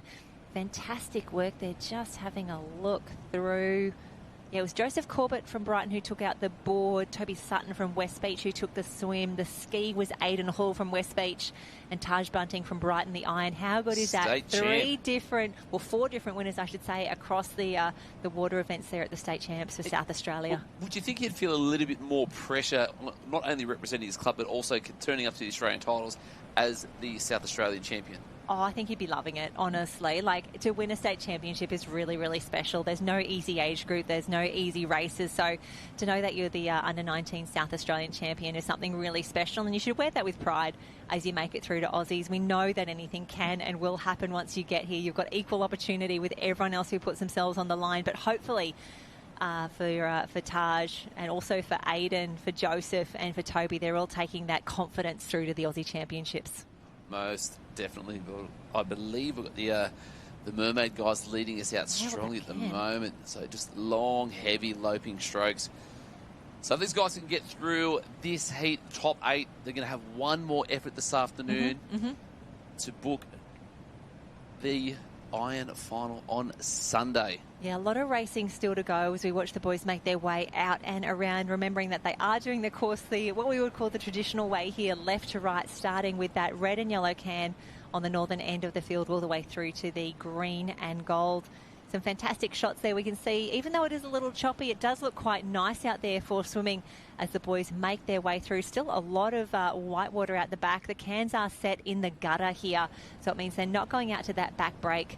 And Harold is doing the counting. Who's that coming around the red and yellow can? So is that red and yellow can number 10? 10, thank you. So 2 are going to be missing out on that at the moment, but Mermaid looking strong. You can see those swells really starting to come through, and you've got to give yourself a little bit of extra space there. If you breathe to your left-hand side, it's a real advantage there because you're looking out to sea and you can have a look at the waves, at the swell. If you breathe to the right, that means that you're breathing, looking into the water's edge. It can be really tough, and if you don't have your wits about you, it also means that you can get a nice little whitewater surprise that completely takes you off guard. And that's what you don't want to see. So swimming further than you have to, or getting pushed off boys, course. Go. Little wave underneath. It's getting quite full at the moment. Couple of little backstrokes just to see what is going on. Where do I need to be? Double up there. I was going to get a little wave. The one behind definitely will pick him up. Mermaid Beach having incredible championships.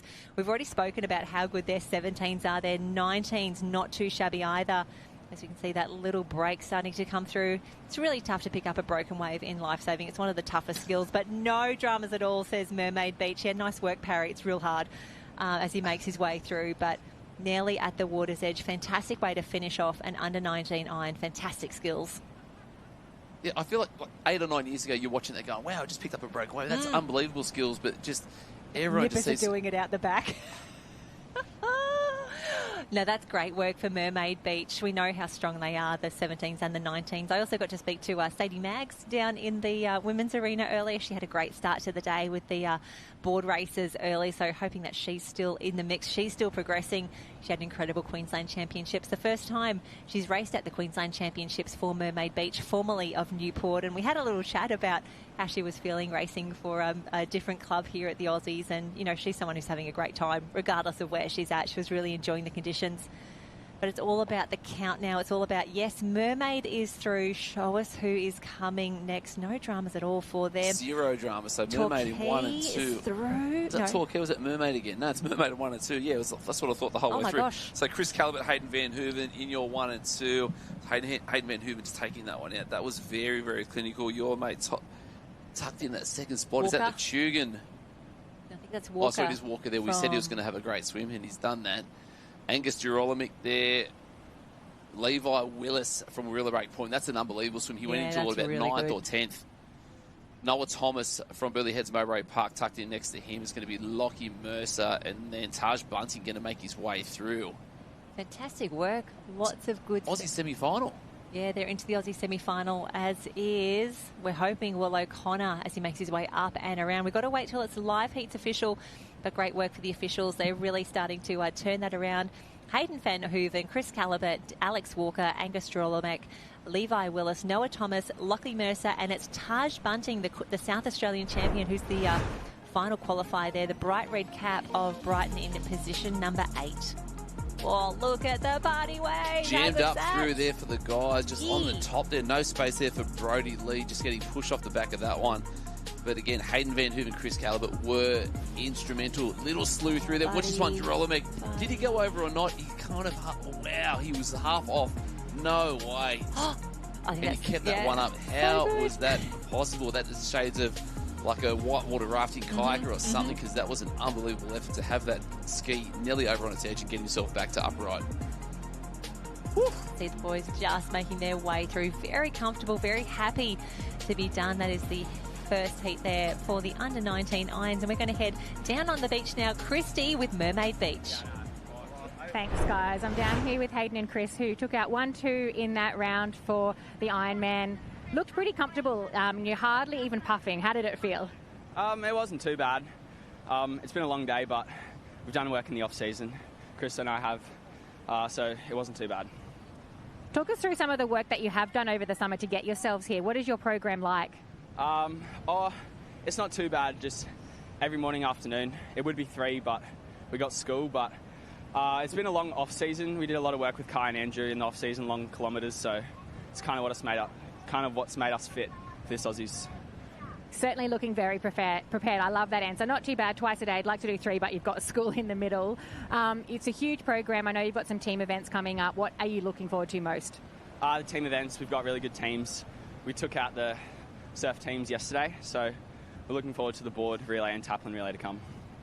And Chris, I know you mentioned you've got a lot of club support. Who would you like to thank back at Mermaid? Oh, big thanks to Kai and Andrew, great coaches. They've created a mean vibe at the club, good culture, and all the boys turn up and train hard, and it's, a really good vibe. Sounds like a vibe that we all want to get around. Well, we wish you all the very best of luck over the next couple of days. Thank you very much. Thank you. Fantastic work there, Mermaid Beach. And Harold, how good is that? They started Aussies on Wednesday, gold medal in the surf teams. Day 1, gold medal. So good. Not surprised, though. I know, they're very, very good. They're looking very, very strong. So let's look at the top 8. So it was Taj Bunting through, Lockie Mercer through to the next round. Next round is semi-final, I should say. Noah Thomas from Burleigh Heads, Levi Willis from Wheeler Point, Angus Girolamic with the unbelievable skills to keep that ski upright. We're going to check that one out a little bit later on at 5 o'clock. And what's at 5 o'clock? Afternoon at Aussies with Sam Jordan. And special guest this afternoon will be Georgia Miller and the man on the sand, Nathan Breen. Nathan Breen. You mean Nathan Breen, who won a bronze medal earlier today in the 2K beach run? He was commentating with it on earlier. He didn't, but he should have, because he deserves to. What a legend. Yeah, he's a bit of a superstar. Wonderful to have him in the mix. Nathan Breen, multiple Australian medalists in the 2K and the 2x1K beach run. And Harold is pointing at the beach at the moment, because there is a lot happening down there at the moment. I think we might even be getting near to Taplin time. Taplin Town time it is, because I could see Greg Tobin there, who only paddles a ski. He only paddles it fast. The svelte man from Swansea Belmont on the right-hand side of the screen, firing up the boys. 6-man Taplin. These races are going to be long. Oh, 100%. He's just ripped 24/7. Just always look like he's fresh off doing some push-ups. Looks amazing all the time. Nothing wrong with doing push-ups. Hey, I was going to say I'll drop and give you 5, but I really can't by any means at all. But the Taplin, a very exciting race, and this is where you see the tents get really, really empty, because that means that we're about to bring everybody down there. But for now, exciting times. We're heading back for the Open Iron Women. We saw a few of their races earlier today. So excited that we get to bring you some of these big events where the stakes are very, very high. So jump onto Live Heats, add in a few new tabs here. It's the Open Iron Women that we are chasing.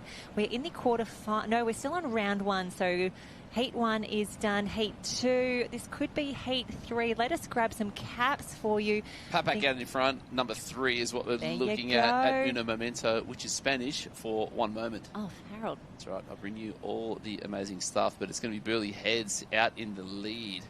So we can see the girls just making their way through. That could be Charlotte Hart in the mix. She was very close in making the Iron Series and also the next gen qualifier there. Liz Wellborn in 2. Newport Papak there in 3.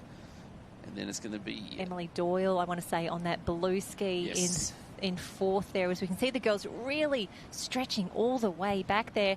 And also in this race, we'll have Fenella Gibbs-Beale, Kyra Bender, the current junior SLSA competitor of the year, Elise Dordenyong from Northcliffe. We've got Caitlin Irwin from Kurrawa, Imogen Stewart from Mermaid, Georgia Singleton from Northcliffe, Anya Hocking from North Burleigh, Britt Hooton from Dickey Beach, formerly Amy Park, Nikita Nissen-Saran, Northcliffe, formerly from France, Emma McDonald from Northcliffe, and Salika Cedarblad from Seacliff. That is the plain black cap. But have a look at the girls work these runners, and there is no one that does it better than Carla Papak. Loves a wave. If it's in the ocean, she is on it. Yes, so much momentum on her ski today, yesterday, 3 weeks before. It's just been her superpower for the last few months or so. Having a look around, so Papak comfortable through there at the moment. Just looked like Hart just threw the brakes on its time a little bit before, but just trying to find that comfortable space. Again, we are noting we are reverse order. Yes. So nice fast swim for the ladies, but we've got that last leg to go. Board, ski, swim is what we're looking at. Wellborn just in a little bit of dead water, so if we can get those skis somewhere towards the left, because the transition to get there for this last leg of the swim is going to be very, very hard. The soft sand is nowhere to be seen on this beach. It is all hard. It is all firm. Yeah. Close up to a high tide there as Carla Papak makes the best decisions on her way through. Great to see her on that ski there. She actually had to make some emergency repairs during the week as well. Again. Yeah, again, she loves digging up that craft. But we see Charlotte Hart making her way through as well. Burleigh Heads Mowbray Park 2 in the top 3 for now. Lizzie Wellborn on that bright yellow ski from Newport. Emily Doyle, and I want to say that's Kyra Bender just coming up there in 5th position. Now, Kyra would be one of the strongest swimmers in the field. She's taken out the under-19 Aussie Surf Race title in the past, well, last year. So expect to see her make her way through the field. But again, it looks like the girls are starting a jog, and that is because they need to run so far down to negate that sweep. Have a look at this. They're past the craft. They're past the next ladies warming up. They will have a marker on the beach. Their coach may be down there. They may be heading to a specific tent, but they know they have to go a long way. Harold, I didn't think they were going to go this far. Well, they're going to have to, because, again, on that dropping tide means more water moving. And one thing we can't do is make a diabolical error, and that would be missing the cans and having to do that swim twice, which is what we saw a few times yesterday. Yeah, yes, most definitely. So try and hold those lines as tight as possible. The person holding the tightest lines all day yesterday was one lady by the name of... Can you remember who it was? The greatest swimmer in Australia at the moment? I don't know where you're going with this. Naomi Scott. Naomi Scott was looking so well. Spoke with Floody earlier on the beach. I said, mate, she's looking hot for this swim final on Sunday. And she's like, just wait till you see her iron. Just wait till you see her iron. That's the one she wants. Cannot wait. Also looking forward to seeing Fenella Gibbs-Beale swim here. She's racing in this race for Noosa Heads. That's the white cap with the one maroon stripe. Former Aussie Dolphin as well. She's been on the Australian swim team for distance racing in the past, now trying her hand at iron racing. She's always a great chat on the beach. She's always got a group of friends around her. She's a part of that incredible Noosa crew. So wonderful watching Fenella Gibbs-Beale. Watch out for her in this swim. She'll probably catch up 2-3 places. I would definitely look out for her on the beach because I do enjoy a good chat, much Yes, like you do. Very much so. Carla Pappy, we can see. Great segue. And she and Charlotte Hart from Burleigh Heads Mowbray Park just eyeing each other off at the moment. Looks to be Lizzie Wellborn has made a little bit of a move. She's up in 3rd position at the moment. Really intrigued to see, will the ladies hit the can right? They've had to swim down so far. And I'm just having a look back on the beach to see where they are compared to where the girls went through. So it's 1, 2, 3, 4, 5 on screen at the moment, but we're just waiting to find that red and yellow can. So the tricky thing was, though, so the guys have shot the whole way through to the south. So the cans you could see in the distance were for the adjacent arena, which was the red arena. This is currently in the green and gold arena. And how far have the ladies overshot it? It doesn't really matter because as long as we are out and past, there is minimal damage done. So Papak just trying to square up. You can just see the bubble on the left-hand side, and they'll be popping up through to that first green and gold can very, very shortly. So better to be safe than sorry in these preliminary rounds because you want to give yourself every chance to get to the semi-final to get through to Sunday. We want to be there on Sunday. We want to have that final coming through. And yes, the girls have had to swim back a fair bit, but they'll absolutely fly with that current now. And it looks a little different because the under-19 Iron men that we saw earlier, they're going left to right. The girls here going right to left. That is why we listen to the officials when they give us their briefing. A shout out to the IRBs and the jet skis right there, just keeping an eye on everyone, making sure that everyone is safe. And it's actually a requirement of entry, Harold. Like, we have a look at how many competitors we have, we do a quota, and we figure out just how many athletes are in there, and that determines how many officials and power watercraft that you need to supply. We're talking about versatile athletes before. We've got one of the most versatile sectional referees on the beach, or referees on the beach, in Carolyn Wilson. Oh, I love Carolyn. Yes. Good egg. Yes. So, sectional, I've been the carnival referee for a lot of Australian pool rescue titles. Yes. And let's just cut and paste and do the same thing on the sand. So if there's a big event, she loves to be there. It was good to see her on the beach. So shout out to her in this green and gold arena. Absolutely. So we've got a clear pack of 5, and they have got a solid, I want to say, close to 30, 40-metre lead on the rest of the field. Those girls in the chase pack are just coming around the red can at the moment. So that's going to be interesting to see who is in the mix there. But for the girls at the moment, remembering that they are swimming through the gutter, so they don't have those big dumping sets starting to come through that, but there might be something a little closer into the water's edge that might bring them home just to make this a little bit easier. Kyra Bender has taken a path a little further to the south, so one of the strongest swimmers in the field. She can really afford to fight the ocean a little bit on that one. And that's one thing we're going to see as we get through to positions, probably 6, 7, 8 through to 12 or 13, where the gamble needs to be taken. Let's try and cut that as fine as possible to see if we can pin back some placings, because we want to get through to that next round. But it's going to be the Burleigh Heads Mowbray Park teammates in that 1 and 2 position. Lizzie Wilborn tucked in on that right-hand side, and then we're going to have a couple of caps from Newport just cruising through as well. So that's our top 5. Yeah, the girls doing a really great job there, and just the relief of knowing it's nearly done. I can see that turning flag. I just need to get up and around. Job done as soon as you cross the line. Get your life heats wristband scanned as well. If you're new to Surf Carnival racing, if you're wondering why people are wearing jewellery or everyone's wearing an identical wristband, that is linked to our live heat system. When our athletes go to check in for a race, they get that scanned. It goes through a central database, and when they finish their race as well, we check them back in, and that allows us to track them across the beach, give them the draws and the results as well. So here we go. 1, 2, 3, and 4 absolutely cleared. No dramas at all for these ladies. And it's Kyra Bender, the first across the line. An incredible swim as expected. And Emily Doyle really made her move there as well. She is loving the conditions out there. She's carrying a little bit of illness into the championship. So great to see her just getting the job done. Lizzie Wellborn is through. We need to grab some caps. We need to see who's coming through. Lots of Northcliffe in the group here as well. Charlotte Hart from Burleigh Heads Mowbray Park, even though she's lost her cap, she will be fine. We'll see them. So 6 Burleigh Heads Mowbray Park ladies in this race, and it looks like a couple are just going to fall outside. Nikita, Nis and Sarah in there, so she's had a look around, trying to get the count on. Is she alive for the next round or not? And it looks like, I think she knows. She looks pretty comfortable at the moment. Watch out there, Granger, in the competition arena. Making their way through. And speaking of incredible French athletes like Nikita here, at the launch of the Aussies, the media op that they had at the start of the championships, they had Anna Abrave. Anna was there. Pardon? Anna was there. Yeah, Anna Abraneval from Biarritz Sauvetage Côtière. She's actually racing for Surfers Paradise at the Aussies this year, and she's the current world champion. She's one of the best beach flaggers in the world. She's got a really great Instagram as well. She does a lot of content around, like, you know, she believed in herself so much, she trained so hard, and then she was rewarded with becoming world champion. She's done a lot of work, and it's great to see. And to have athletes of her calibre racing at the Aussie Championships, we talk so much, you know, around the incredible Japanese competitors that come through in the beach flags, but to have Anna in the mix here for the Aussies is very exciting, as is an interview with Christy Munro and Lizzie Wellborn. Thanks, Jen. Yes, down on the beach here with Lizzie Wellborn. Third in that opening round there. Very comfortable through. Did it feel comfortable?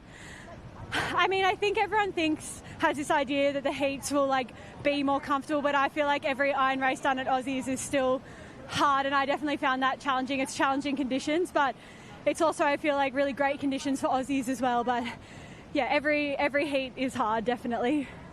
It is absolutely keeping you on your toes out there. We heard a lot of, like, post-race chatter about what course people took. Did you run up far enough? Were there any adjustments or learnings that you took out of that race? I think I'm still learning to adjust to swimming around the cans the other way. Trying to time it with the sweep and going the reverse way. I don't think any of us have ever raced a course like that before, so at least we're all thrown in the deep end there, but I am finding that really hard. I'm glad I did a few swim races yesterday so that I could get a bit of a feel for it, but it is really hard to time. You don't know how strong the gut is going to be pulling when you get out there, but yeah, I think we're all getting used to it. Maybe we won't have to do it for too much longer if the conditions drop, but yeah, it's definitely challenging. I think particularly it's a real mind game, not just swimming around the cans the wrong way, but running around the flags the wrong way must also be something that is normally so natural that you have to sort of switch on the moment there. Talk us about the last few weeks leading into Aussies, your preparation and how you're feeling over the whole 5 days. Yeah, it's actually been, it's quite funny because we did a lot of flat water training in preparation for Aussies because generally it's pretty flat here. So of course there's swell when we arrive, but this season I think has been defined by having big swell at every single event we've competed at. So I think everyone's used to the big surf now, used to the adjustments in the program and the kind of chaos that comes with that. But we're just trying to take each day as it comes. I mean, it's funny for everyone because no one knows, like, what events we've got on tomorrow now and how the program's going to look. So you really do just have to take it day by day, and that's what we're trying to do with the team as well. Yes, being that adaptable athlete. And I think come Sunday at Aussies, that flat water paddling, I don't think will do you a misjustice. I think that'll come in handy. We are expecting the swell to drop, so you might just be right on target with that. Maybe it'll all just work out. Well done, Lizzie. Thank you. From one of the biggest smiles on the shore from Lizzie Wellborn, we're back to some racing, but I tell you what, North Kira here on the Gold Coast, it is my favourite place to be.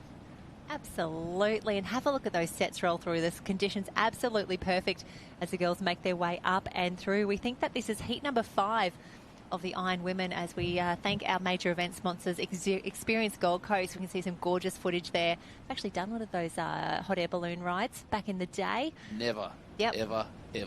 Way too scary. Give me the winding roads, the canopy of the forest, and a bubbling brook over my for everyone. Forehead. Something for everyone here as we see Hannah Scully and Naomi Scott take the lead here in the board leg. Hannah Scully working to her strengths. We know that she's one of the best board paddlers in the world as she gets a nice little runner. Great work for the team. This is another absolutely stacked Ironwoman round here, and have a look at that. That looks to be Lucy Derbyshire from Surfers Paradise on the blue board just next door, pushing in.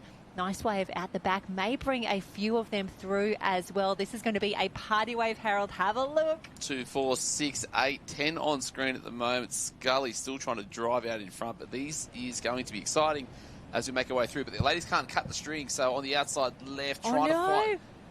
Girls, come over. That was very polite for the ladies on the inside to open up some space there for the ladies next to them. And it was the Warrnambool cap, which was Jane McNeil, which was the closest one, which looked like it was going to be curtains for her, but she was able to sneak through on the inside. Dakota Lick just tucked in next to her, and then again, more party waves brewing. Naomi Scott, fantastic work on the northern end of the field to pull down now. She's actually going to get it. Yeah, she's going to get the double up as well. She'll take the drop. She'll move her move her way back on the board, and that's Claudia Rose Slavin on screen right now from Burleigh Heads Mowbray Park on the pink board there.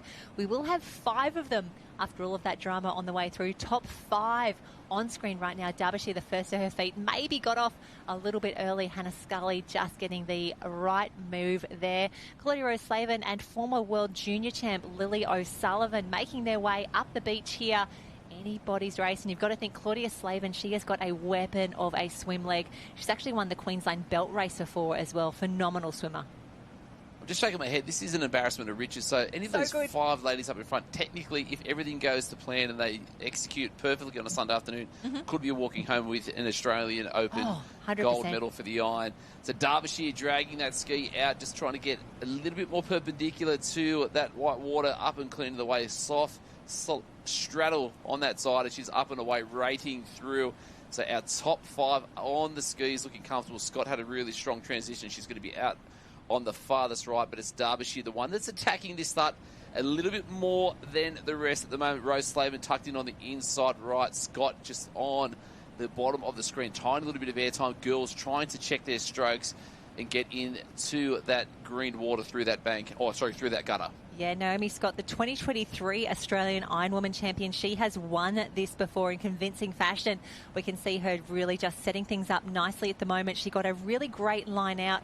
With the skis, you're not seeing the girls drag them up or down the beach. They're really just making the most of where they are on the line at the moment. You will see them go a little bit left or a little bit right as they see what they want to either hit or avoid on the way through.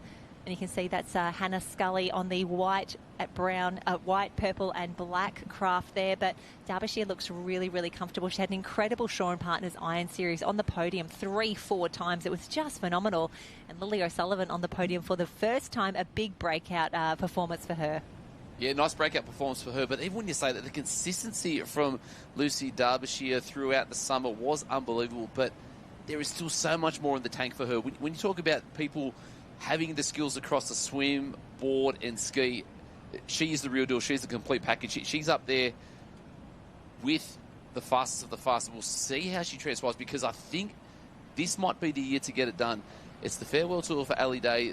All the talk's going to be about Surfers Paradise. There's going to be so much momentum, so much energy in the squad, and she's going to lead that from the front for the ladies. And just at the moment, she's tucked into that second spot behind Naomi Scott. We've got 12 on screen at the moment. Jen, thereabouts.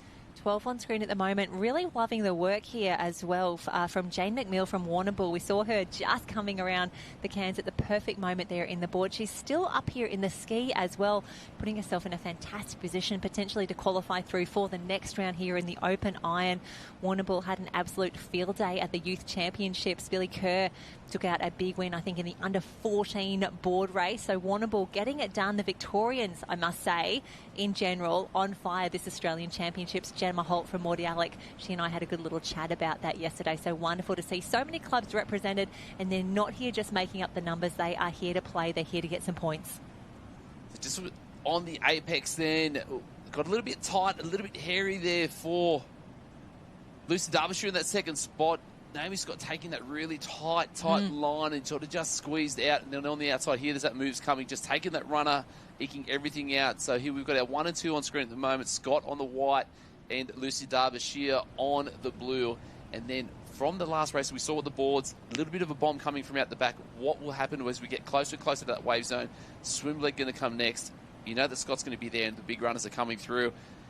And the ladies will be loving this to open up, because they're going to get a solid recovery, probably good 10 to 15 seconds of no energy, maybe even a bit longer now, because this is fattening up nicely for them. Yeah, Naomi Scott just starting to feel that underneath her at the moment. Lucy Derbyshire got a great little run from there as well as they go past the string of 9 from there. You can see the girls, this is where they make the decision, and they're saying, look, I'm feeling pretty good, I'm feeling pretty comfortable, I'm feeling pretty safe, as they just reposition now. Get that boat speed up as they make their way through. And this is the shot that we love. 1, 2, 3, 4, 5, 6, 7. That is 8 on the wave out the back.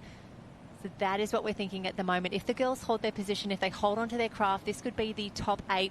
No doubting on all the top 2, Derbyshire and Scott, as they make their way up and around. One name I haven't seen, or craft I haven't seen as of yet, inside that top 8, I'm looking for Lily Finardi. Where is Lily Finardi at this stage? Because she's possibly already passed her best. She's probably one of the better board paddlers in these skis. Quite solid there as well, but she's got to get some work done in order to get into that top 8. But at the moment, it is so far in front for these two.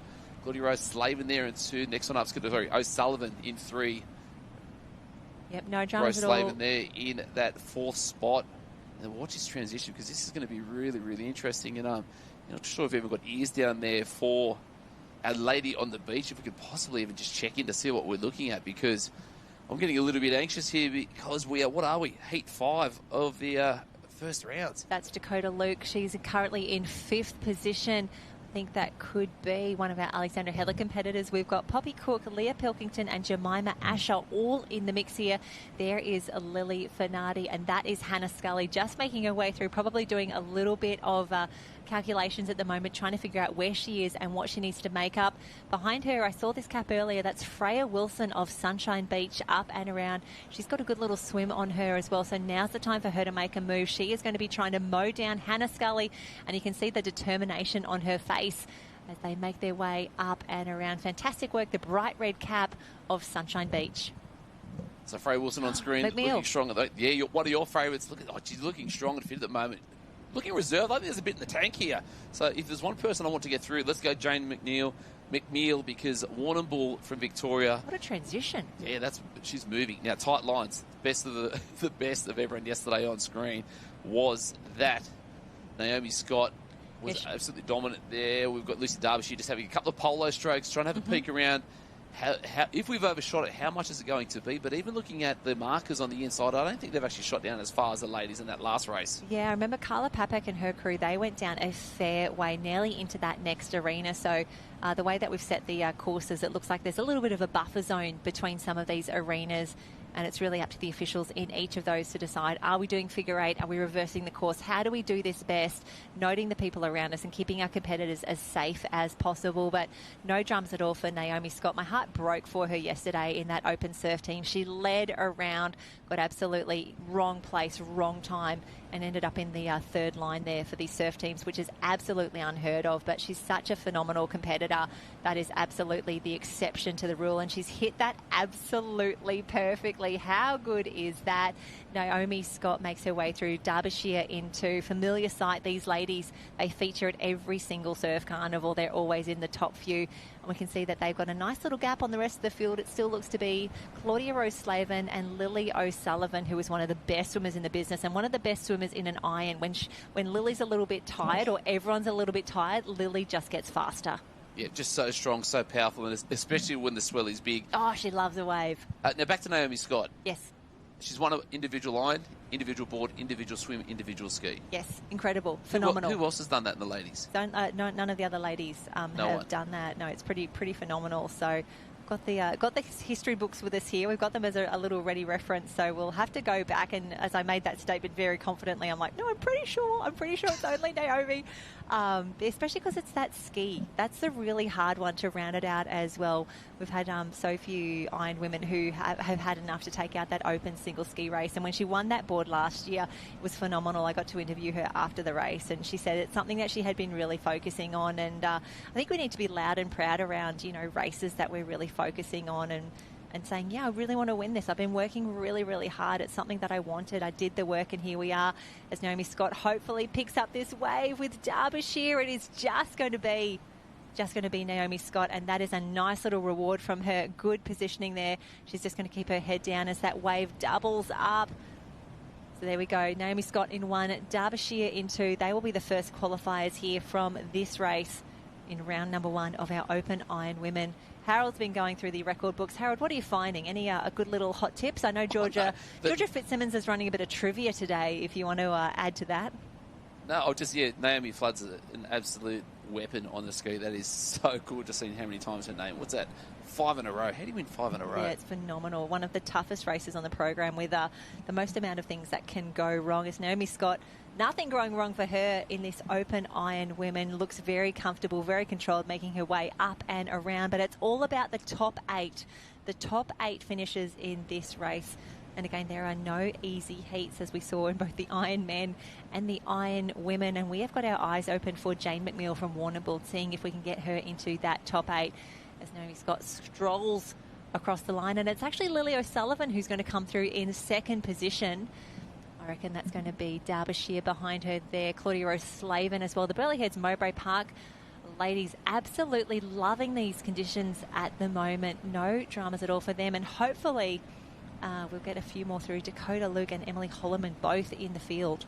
Claudia Rose Slavin with one of the funniest interactions on the beach this morning when she was lining up for her board quarterfinal. Had to run up and ask whose life heats wristband she was wearing. She just wanted to double check that it was actually hers. So it was quite funny. And for those who know, you know. Here we go, Alexandra Headlands, and is that Lily Finardi making her way across the line? Fantastic work, and that could be Dakota Luke, also of Burleigh Heads Mowbray Park, an absolute phenomenal ski paddler, formerly of Dicky Beach, making her way up and through here. This is heat number 5 for our Iron women. From here, we will go to a quarter and then a semi.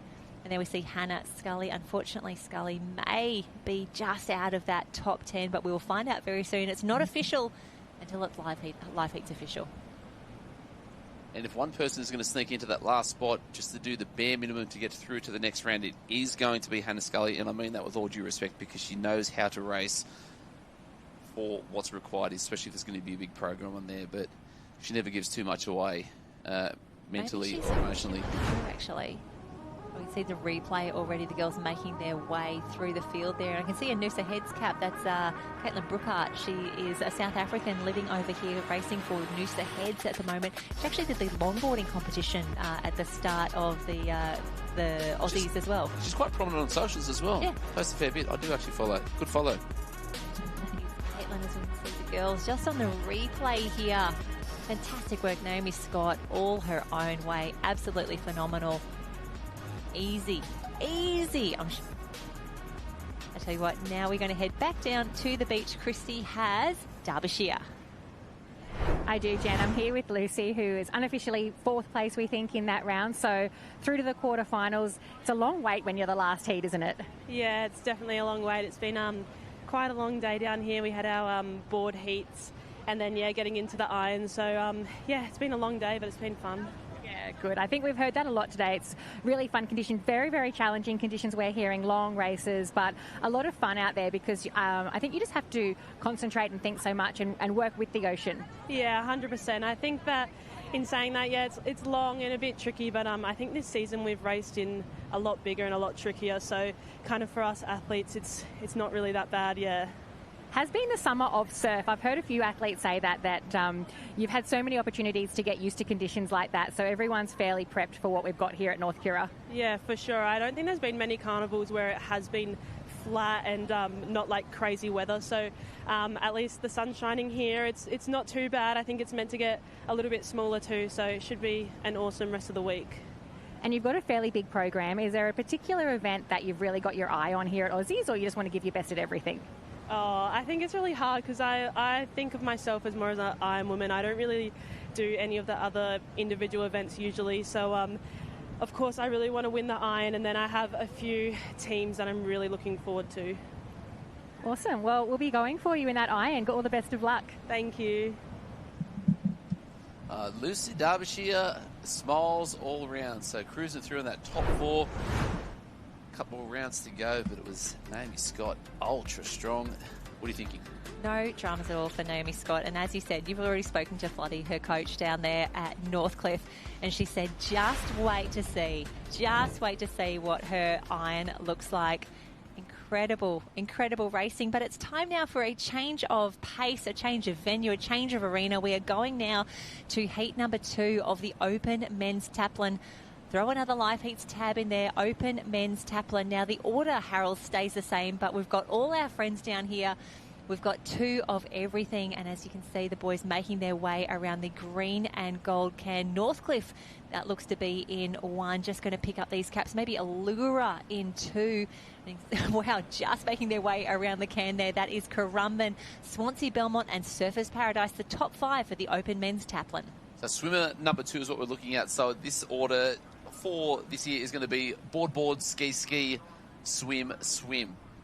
So 2 of everything, full depth of the club.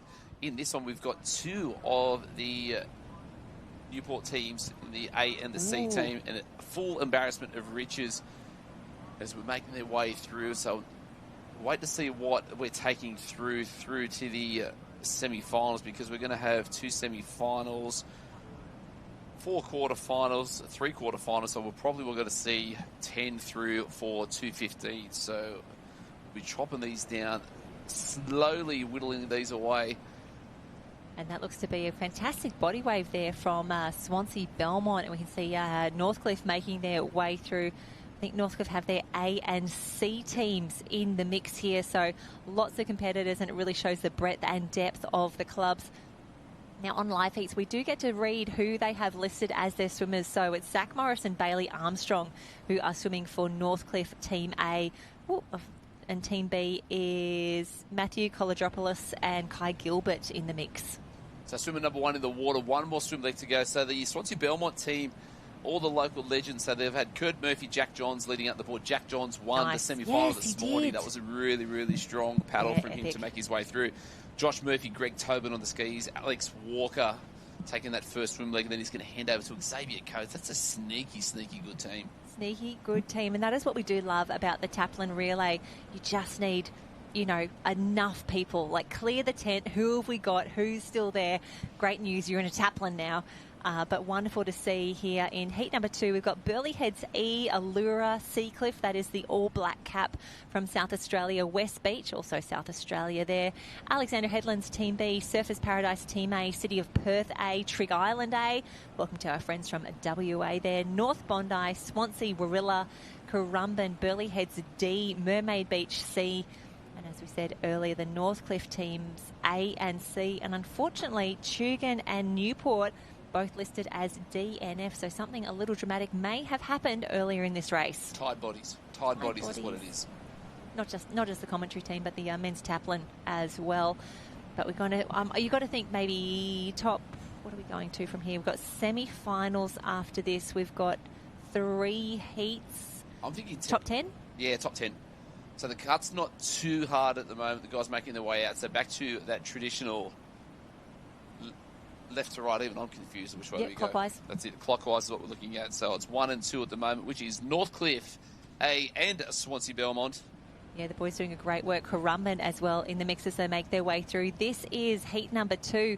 And it was in heat number 1, we've got Burleigh Heads A, Kurrawa, Mermaid, Manly, Burleigh Heads, Sorrento. Great to see them in the mix. Maroochydore, Southport, Newport and Cronulla. We think that is the top 10. We think that will be the qualifiers through for these Taplins to go from the round number 1 through to semi-finals. And have a look at the lead that is opening up now. Fantastic work out the front. Just going to see who's in that lead pack as these swells continue to roll on through. Harold, how good is the drone footage? How good does it look? And it really paints a lovely picture of what the conditions are like out there. Just like Meatloaf said, you took the words right out of my mouth, Jen, because the panoramic scenes here across all of the locations. Look at that back bank there for the ladies in the background, but the boys here working ultra hard through this last swim leg, but it's going to be 10, so it's going to be a little bit of action for the guys just to get through this, but they'll just use this as a cool down as such, and then it's going to be that last effort to get through. So on this final portion of the Taplin, their little body wave through, Morris is going to pull down this one nicely. Coates just falling off the back of it. But again, 10, so not really any urgency required for these front swimmers making their way through. Just up on the bank, dropping tide, they'll be able to pick up a nice body wave. Currumbin's going to sneak through for that next portion there as well. So the Currumbin A team as well, it's going to be an embarrassment of riches for them. Listen for this lineup that the Currumbin A team's going to have for you here for the 2026 Aussie Championships. Starting off on the board, CJ Brennan, Lucas Berezuich. On the ski, Jaden Erskine, Hayden White, Riley Brennan and Gus Shivnan. That is going to be absolutely elite for them to make their way through. So top 10 for heat number 2, open male Taplin. A little bit elementary here for these guys on that lead. They'll just make their way through to the final. We've got 4 up and about. Not too much panic stations because it is going to be 10, but we'll just wait for those next few bodies making their way through. And then it's going to be a blue cap. Surface Paradise, comfortable and through. The Allura team's going to be thereabouts as well. But the big boy of Riley, Brennan on screen. And then sneaking his way in as a surf swimmer. You've got to love to see it there. So Max Beattie in the A Taplin team swimming fast. So finishing off, there was Finn Askew, Max Beattie, Trevor Hendy, Sammy Roy, Ali Day, Darby Meyer is the 6 legends making their way through to the next round as well. Again, minimal fuss for these guys. Just get through, keeping that top 10. Let's book our spot in that semi-final. And then it's going to be all effort, all hands on deck to try and get us through to the last race of the event, which will be on Sunday afternoon, the open 6-person male Taplin. So heating up on the beach, heating up on the sand, and it's only day 2. A few more days to go. Jenny Parry's going to make her way down to some post-race interviews very, very shortly. We're going to have some sprint race finals package. Again, 3 streams are on as well. So if you are watching at home, you want to check out to see what the boaties are up to.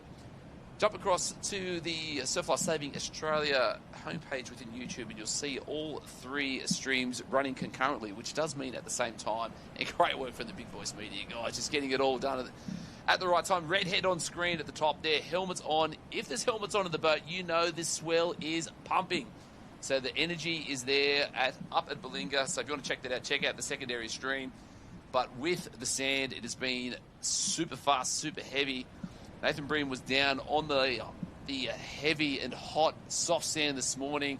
Bit of sprint action. What have you noticed this afternoon, Nathan? Oh, I've been down the water, but I have noticed a couple of the ladies sprint. That's Mia Greachin there on screen for Wanda. She had a bit of disappointment last year, but she's going to look to make up for it here in 2026 in the sprint arena. But our open male Taplin on screen at the moment. We will head down to the beach sprints in a moment as well. But we're going to go to a break now. We'll be back very shortly with more action from the Australian Surf Life Saving Championships.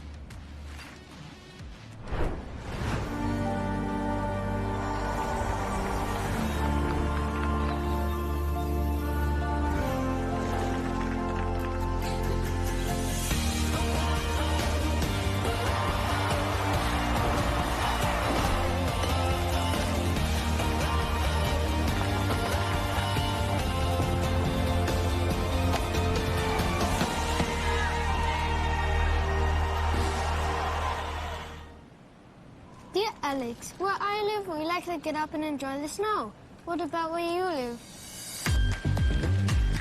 Get up and ride, Alex. Get up and surf. Caramel latte for Alex. But I don't drink coffee. Yeah, you do. Ooh. Dear Thorsten, where I live, we get up and Gold Coast. Can we get ice cream?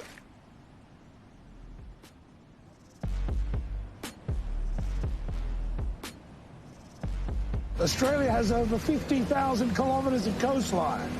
Despite performing thousands of rescues each year, surf lifesavers can't be everywhere. So stop, look for the red and yellow flags, or for signs like these. Always assess the conditions based on your own abilities. To help us out, Surf Life Savings created the Beach Passport. So before you go into the water, stop, look, and stay alive.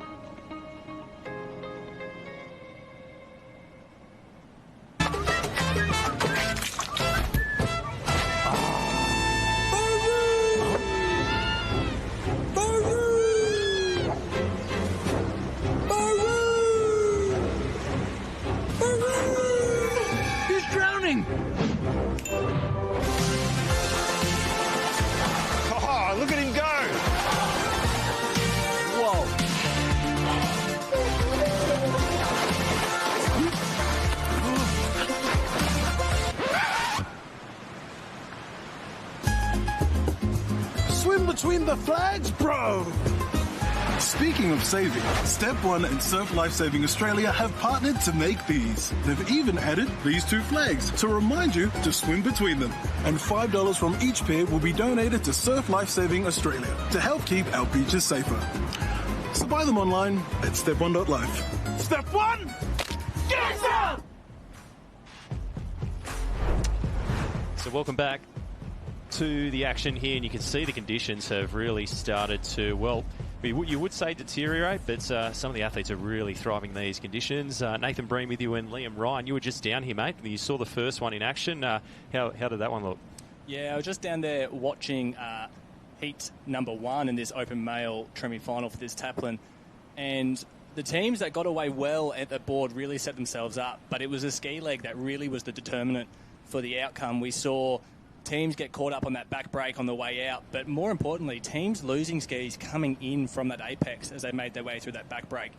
We saw Newport go from 2nd to 9th in one ski leg just from that. So these craft legs being really important for progression through in these Taplin relays. So it looks like we've got a bit of a leader's wave, and then you can see that Wander on the left-hand side, on the northern side there, and it's filling up, and you really need to keep that rating up here. Might get 2 down, so we drop down. Could be Alex Headland, Wander as well, trying to push down this runner here. This is heat number 3 of the Open Men's Taplin Relay, or as we see, or Tremmy 3 we should call it, shouldn't we? But now there's one that's going to pick it up, and now 2nd, 3rd and 4th are going to be on the same wave here, but these guys well and truly clear. So already we've seen 2/3 of our Open Male Taplin Relay competitors through to the semi-final. But we'll see what they're able to do here. So as they head towards the beach. That's Alex Headland coming through here. So it's top 10 going through from each Tremmy to semi-finals. So there'll be semi-finals of 15 each. So Alexandra Headland coming through in 1 from that opening board leg there. So he's about to tag his 2nd board paddler. We have 2 from every discipline in these open men Taplin. So it's a 6-man race. But look at this, Nathan. 1, 2, 3, 7 on that next wave with 1 behind him. So we've already got 3 out in front. That makes it 11. Yeah, so top 10 to go through to our semi-finals here. So the Alex Headland paddler here, as we said, they're such a formidable force. We saw when they won there at the women's Taplin a couple of years ago, and how much excitement that was, as we see. Now, what we've seen in some of the previous races is it really compress. I was just in the under-17 area before, and it was pretty similar where they compress, and then if you can just get to that clear water, you only need half a board length, and all of a sudden that 2 or 3 metres goes to 10 or 15 quite quick. Yeah, absolutely. And we see that there, our lead 3 just getting through that short break, relatively untouched. Our 3rd paddler just punching through a couple there, but it is too clear.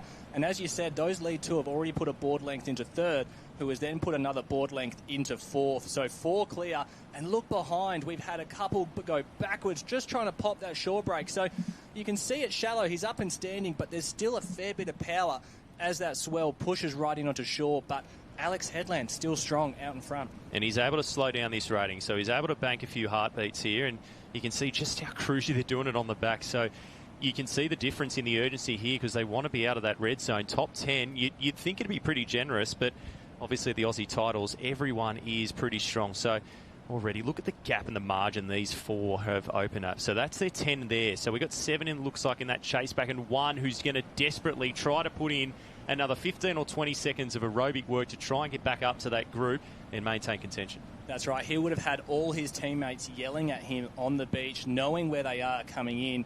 So we've got 4 clear, lead 2 just making their way through that back break. You can see probably a little lull here in the surf, so they're getting through relatively untouched, just leaning over, a little bit of whitewash there. So front 4 getting through towards that back break quite comfortably, but you can see there is just such a gap here back to our chase group. But like I said, in that that Tremmy final number 1, it was like this in that board paddle, but that ski leg really changed it up. We had 10 clear, and all of a sudden that chase group was in contact. So it's really not over here in these open men's Taplins, a 6-man event. There's a lot of time for change in the lead and change in the order of the teams as they get their way around. But at the moment, it is all Alexandra Headland and Wander.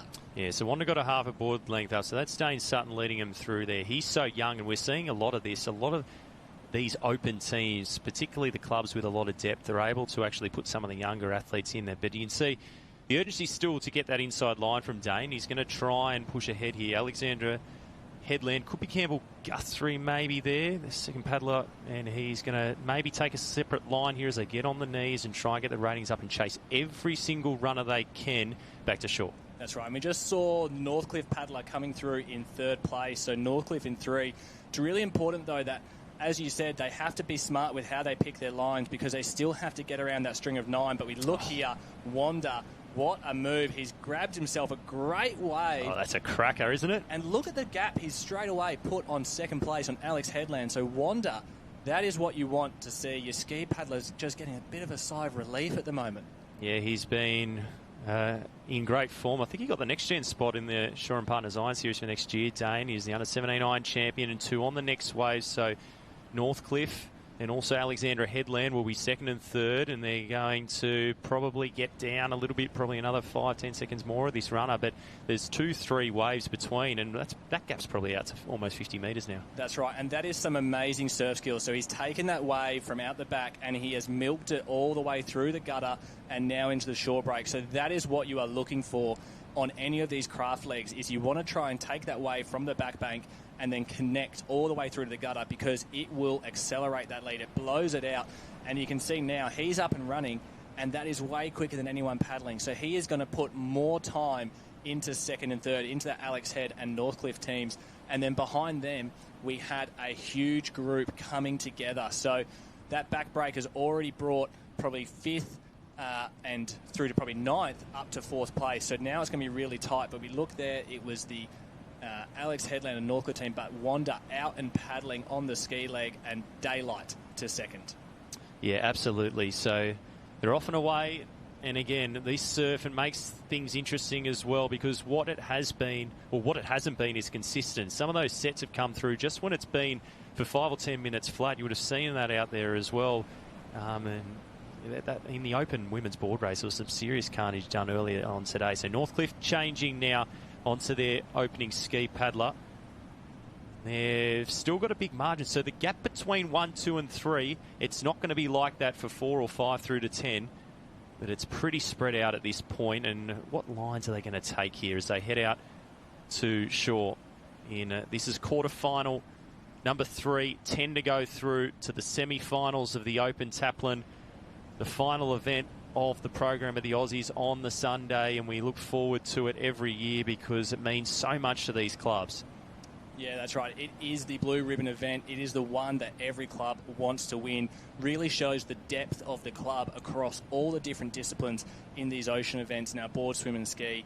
We're just seeing our remainder of these ski paddlers start to get tagged. It gives you a bit of appreciation of the gap between our leader and the rest. As we see Wanda, he's out in that back break now, just negotiate that nice and easy. But look at that. There's already a ski up on him. So our Wanda paddler must have been held up as he's made his way out, because that lead is now gone.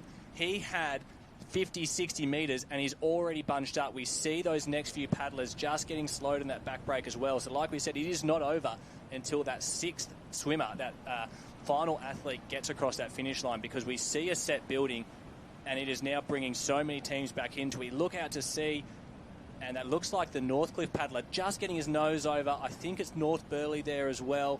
Redhead got off to a great start on the ski. So they look like if they can get through this little wave here, they're going to be clean out the back. But wow, we saw that Wanda paddling. There was a ski just touching on his tail. Yeah, so Noah Steiner there, and his brother's going to be the other ski paddler, I think. So Noah's the art of a good ski paddler, isn't it? It's putting a lot of power through, but making it look effortless, and that's exactly what Noah's doing right now. He's going to follow this runner, even if he has to run a little bit further, and he might be joined here. In fact, he could even almost be past, but geez, a big change in direction there. So different line from the Alex Headland paddler. That was Jet Kenny from Alex Headland coming through. So he's had a great paddle as well on the way out. So it's Wanda and Alex Headland in 1 and 2. Looks like it's going to be Northcliffe in 3. I believe that's the North Burleigh cap on the blue ski there in 4. I'm just trying to pick up the cap on that black ski as well in 5. So still lead 5 out there, making their way around this first ski leg, top 10 qualifying through to that semi-final.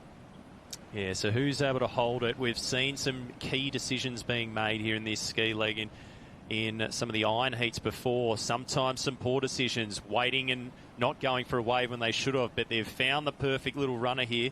Alex Headland, Jet Kenny, Wanda, Noah Steiner, side by side, and we can barely fit third in shot. But third, fourth, fifth together, you'd expect them potentially to be on the same runner.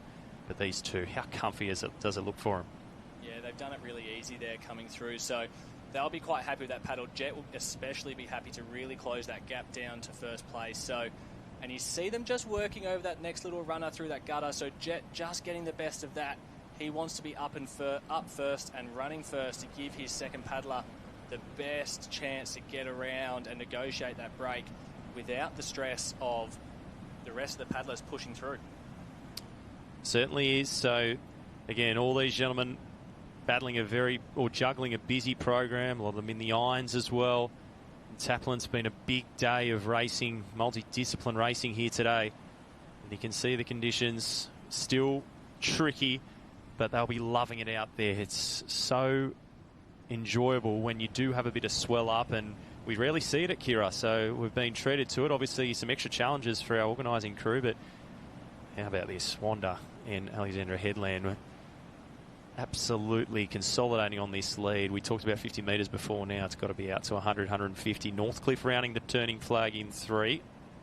So they're in third place at the moment with plenty. So they've got Tom Green, Corey Taylor. They have two paddlers here, but Alex Headland on screen at the moment. That's right. That's Jamo Porter from Alex Headland making his way out. He's been in this open Taplin team at Alex for years on that ski leg. So he is no stranger to this event. So he's off and going. But like you said, Northcliffe were there as well. North Burleigh, I think that's going to be Murray Stewart taking off for North Burleigh as their second paddler. So some big names Murray here. and Daniel Bowker paddling for North Burleigh, 2 Olympians in kayaking. And you're going to see that in these Taplin teams. The specialist ski paddlers are going to come out to play, and you're going to see a lot of former Olympians get around that course. Yeah, it's unbelievable the amount. I think we had like at least 6 in the kayaks last year. So represent at Aussie. So you can see how much it still means to them, and a great indication of some of the changing conditions there. But on screen, it's a good place to be in, isn't it? You can't take it for granted. You certainly can't get complacent, particularly for such a long event. And Alex and Land are in the position you want to be at the moment. That's out in front. We just saw Jamo just get held up ever so slightly, but look at that gap. They are out the back and heading towards that apex where we see 3 through to 6 now in that whitewash out the back. So that's the danger zone if a wave decides to build up. That's where you're going to cop it, and we see that now with North Burleigh just copping that, but out in front. So North Burleigh, the boys getting over that one more one to punch, and they should be clear.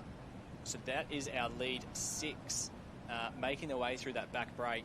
4 more behind. It is the top 10 going through, so that looks like that should be 10th place. Just at the tail of our screen there, blue ski, red rashi underneath the yellow high-vis vest. That should be our lead 10 teams going around. So here we go. Who's going to get held? So Alexandra Headland, they haven't won the last time they've won was 2022, so they're going to want to make a bit of a statement here.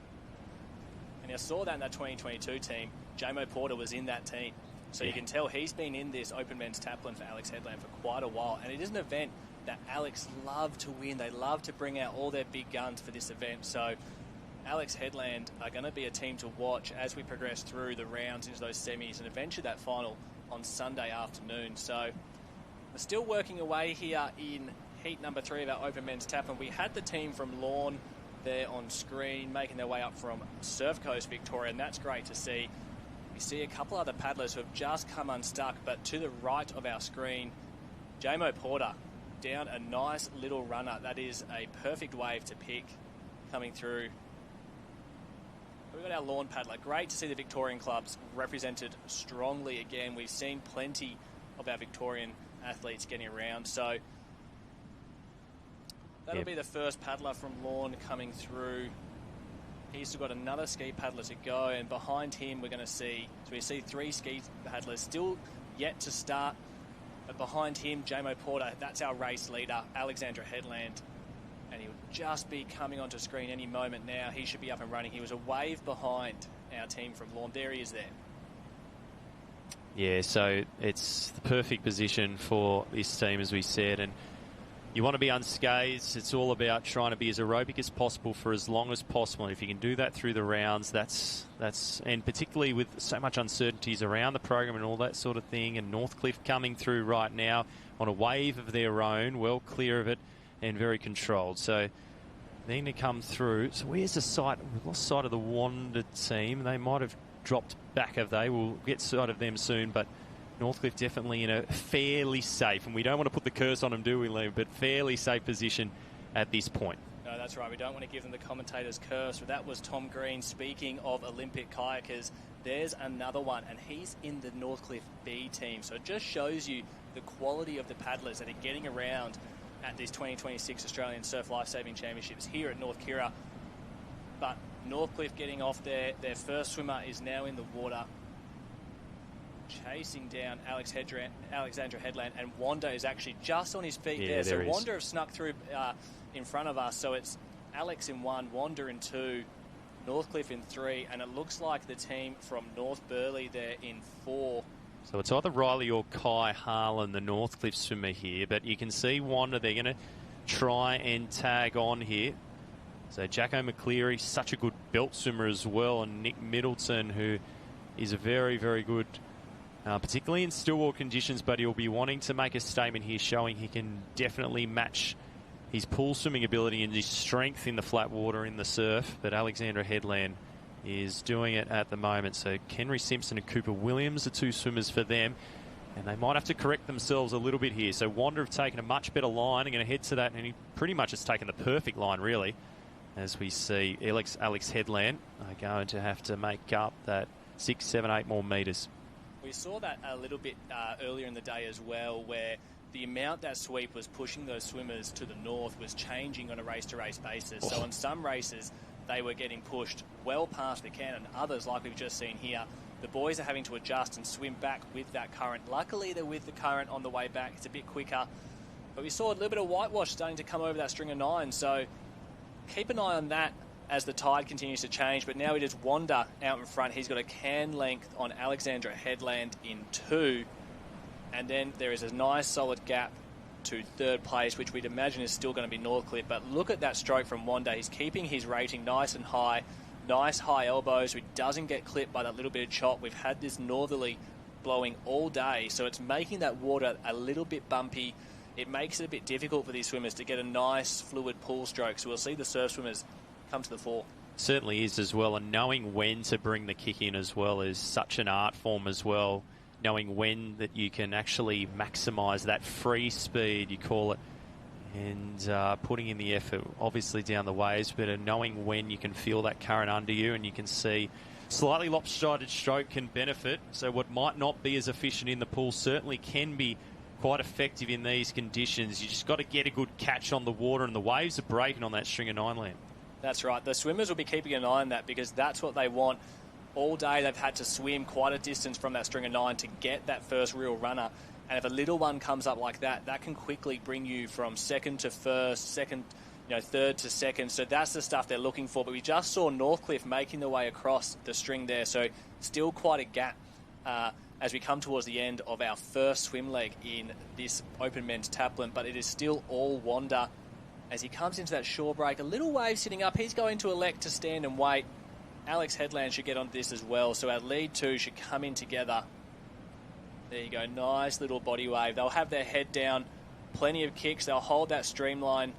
Breathe into their armpit to keep themselves moving. But Wander, great body surfing, has just milked that little bit extra into that gutter. And you see how much his kick picked up there. Yeah, certainly did. And as soon as you lift that head, that's when your hips go down. So that's exactly why they put their head down, don't take the breath. And you can see you can actually wait a fair bit out before they get to this little gutter here that they have to force dolphin dive through. But Wander are going to stand up here and take a comfortable lead as we go through to one more swim leg here before we work out who is going to be our 10 through to the semi-finals from the third and final quarter here. The Open Men's Taplin Relay, the blue ribbon event on the men's side for team events. And Northcliffe coming through here, that dead water. You can see that washing machine, a bit of foam around. It's a tough position to be in. It's so hard to keep the rating up. Yeah, that's right. And so you can see he's just been stopped there on that bank. It's one of the Harland brothers swimming there for Northcliffe Team B. That looks like it was North Burleigh has come back onto him as well. So that's going to be 3 and 4. But the second swimmer, from Wanda and Alex has already been tagged. You see them heading out as 3rd and 4th place come in. So you can see how much this race has really blown apart. When in the race beforehand, we saw it still fairly tight all the way through to the finish. Yeah, it certainly was. I must say, North Burleigh, they had a number of really strong under-17s was in that area before as well, and they've got a good crop coming through, so watch out for them.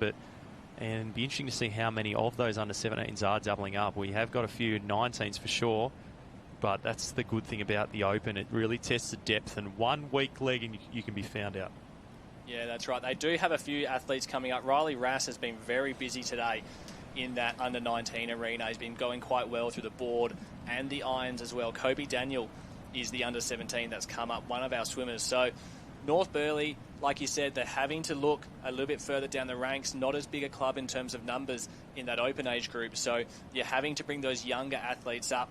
And they're the ones we like to see in these events. They come in with no fear, nothing to lose, and they're often the ones that can make or break a team. It only takes a couple of people to really get some good results. People saying, oh, geez, what are they doing at that club? And then it sort of breeds success from there, getting the good teams, etc. So sometimes it just happens organically, and sometimes it's a result of the coaching and the pathway programs. If they can put something in place, and retaining those nippers as well from the youth championships is such a big thing. And what was so good about the youths as well is that you might have 16 on the start line and 16 different clubs. So that's one of the really positive things. But here we go, along the string we go, and it's still can't separate these two, can we? They did have a bit of separation momentarily, but they've come right back together. Yeah, that's right. It's still going to be Wanda out in front. I think Alexandra Headland is just making their way around the red and yellow. So I believe these other two swimmers we're seeing here are the first swimmers, not the second swimmers from other teams in this event. So Wanda... It's amazing how much overlapping has been done. Yeah, that's right. They've really blown out these lead turns. Just shows the quality of our lead teams in this field. They are, able to put such a distance on some of the other teams coming through. So Wanda still in one. That current's really sitting strong. You see him just moving ever so slowly across that string. So he's just getting held up a little as he makes his way around. Now he's going to start to look for those runners, start to lift that kick when he feels the wave pick him up. So it's Wanda clear in one. Alexandra Headland coming around the cans in two. And then I believe this is going to be the teams from Lorne and maybe Bondi coming around their first swimmer. I also just want to make a quick mention to the Redhead Team A. Sam Jodem having a ski paddle in that team. The great man. Yeah, we knew he'd be in action. He's had to hold off his initial ski paddle because they were scheduled on day one, but we've had to postpone that. But yes, he's going around in the Taplin. He's doing a great job, as he's done for many years. I don't want to ask him. I'm a bit afraid to ask him when his first Aussies was, but he is a stalwart of that club. Oh, big wave down the back. Who's this? That was a great pickup. You'd think it'd be almost impossible, and he's going to make his way almost to our race leader. So this is Nick Middleton here from Wanda, who's going to come down here and almost take a cut. Well, you'd think he's got the win sewn up from here, but it's definitely in the top 10. And he's just going to casually stroll, look around, get whatever he can find. And this man has been in terrific form in the last 12 to 18 months. That's right. And the body surf, I believe that's Alexandra Headland. Cooper Williams. Yes, no surprises. Yeah, that's right. One of the best body surfers out there at the moment. And he nailed that body surf. And you see him even on this little one. There's not much power in that. And he's just got his head down. Nice big kick. Really bringing himself all the way through. Keeps going. So it's going to be Wanda, Alexandra Headland coming up together. They will be our 1 and 2 in the Open Men's Taplin semi-final number 3. Yeah, you'd think Middo's almost got his heart rate back down to resting after that. He basically walked the last minute. He's going to cross the line in second, but that was brilliant by Cooper, wasn't it, to get down that wave. That's one of the best waves we have seen today. As the Lawn team, I think, was making the change. As we see, that's Our top couple across the line in the third quarterfinal, or the third semi-final. Of course, we've got our 2 semi-finals, and we're going to keep a count here, see how many we can get through to our top 10. So Wanda confirmed as first across the line in quarterfinal number 3. It was an impressive team performance. They got a lot of depth, which is now starting to show. Alex Headland in second. Yeah, that's right. And if you are looking at home to keep an eye on these results coming through, you need to make your way through to live heats. Everything is on live heats. You can see who's finishing where from all the heats through to finals. So liveheats.com is where you need to head to. But like we said, it is Wanda in 1, Alexandra Headland in 2. They have been clean in front since very early in this race. You see our last of our swimmers just taking off. So this is Northcliffe coming up in 3rd place there. So again, no real urgency. This one has spread itself out quite a fair bit. So the boys will be happy just to make it through to the semi-final now. That's such a big race, and maybe one of the hardest races on the program, because everyone wants to get to that blue ribbon event on Sunday. It certainly is, and how competitive just to make the 18 for so many clubs. For most of the clubs in the final, if you're getting to the final and you're making the 18, there is a lot of work just to be in the position where you're making the team, let alone pushing for the win. Yeah, that's right. And it's very challenging in a lot of these clubs when there's a lot of depth. We see as we make our way through that some of these clubs, Northcliffe, Burleigh Heads, they're rolling down to the C, D and E teams. But more results there. Great result. North Burleigh have come through in 3rd. Northcliffe Team B in 4th. Wanda Team B in 5th. So that's great from the Wanda crew to go 1 and 5. Redhead Team A in 6th. Shout out to Sam Jordan. He's great on the mic, but also great on the ski, apparently. Burleigh Heads Team C in 7th. Manly Team B in 8th. Cronulla Team B in 9. And now we wait for that all-lucky number 10.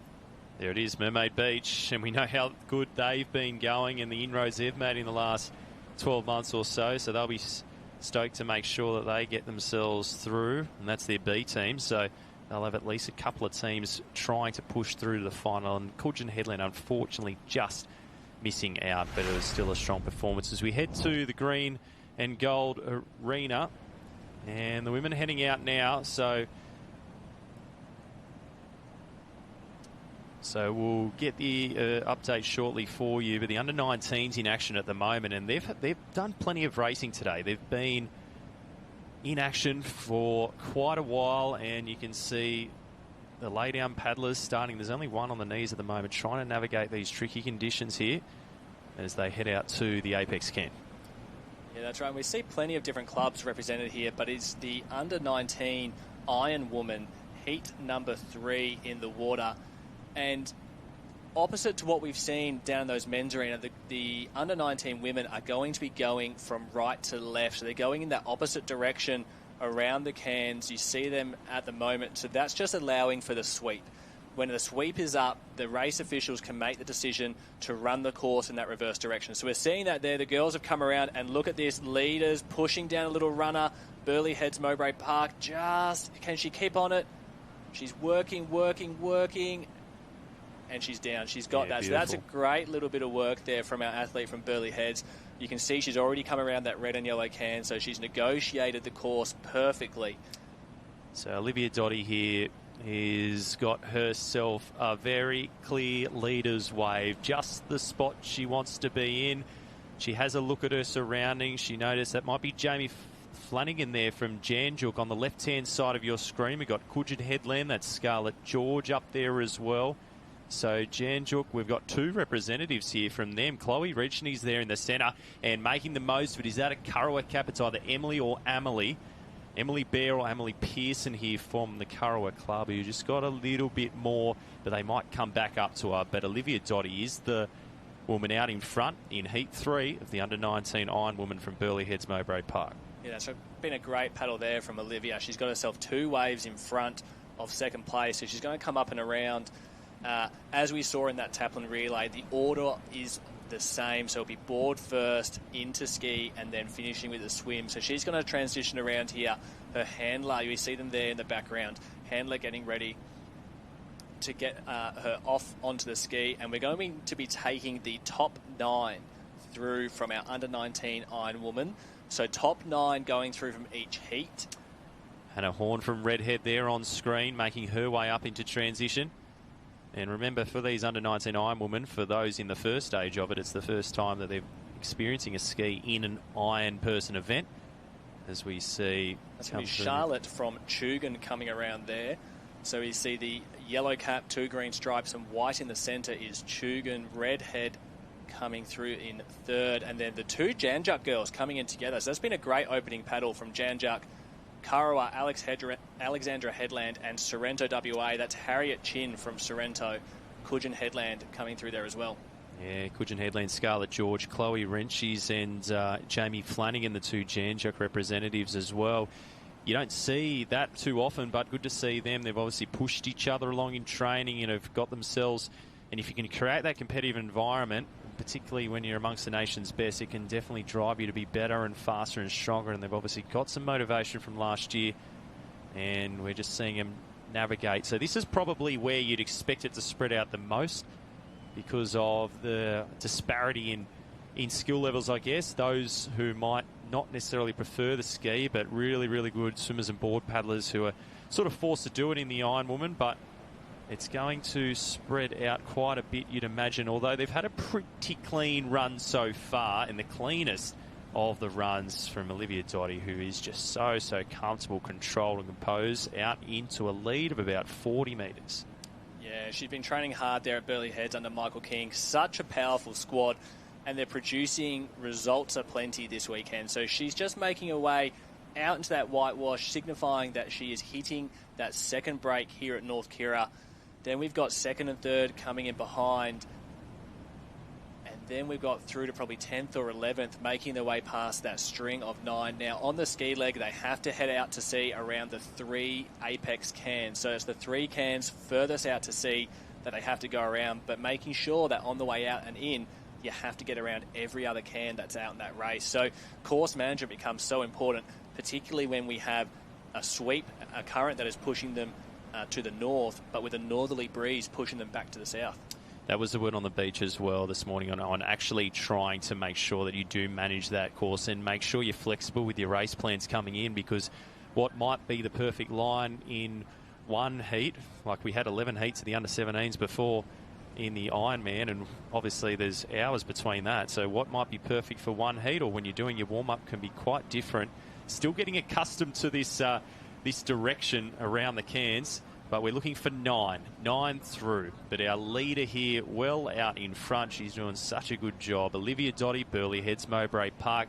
She's got a much slower rating than some of those in 6th, 7th and 8th, you can see, but she's picked it up now, and that's your 9 there we can see on screen. That's right, so we got lead 9 out. We actually saw a couple of girls lose their skis in that back break, so if you look to the top right of screen, you can see them just heading back for those. So this lead 9 have really broken away from the rest of the field. With a swim leg to come, actually one of our Janjuk girls. So you see her, she's just having to climb back on, get her paddle around the right way, and then she can continue back out, but she's not out of trouble yet. She's still in that white water. So if a wave decides to sit up, she has to negotiate that still. So unfortunately for her, this is a really tough position to come from, but it is all Olivia Dotty out in front.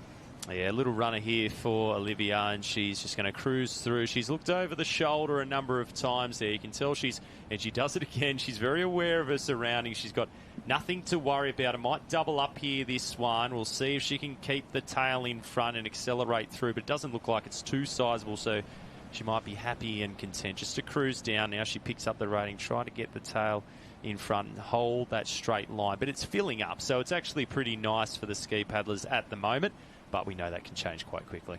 Yeah, that's right. And you can look at that. She's been able to hold that wave all the way through. And in second place, Alexandra Headland, Zoe Woods coming through there. And she's had to negotiate a slightly bigger wave out the back.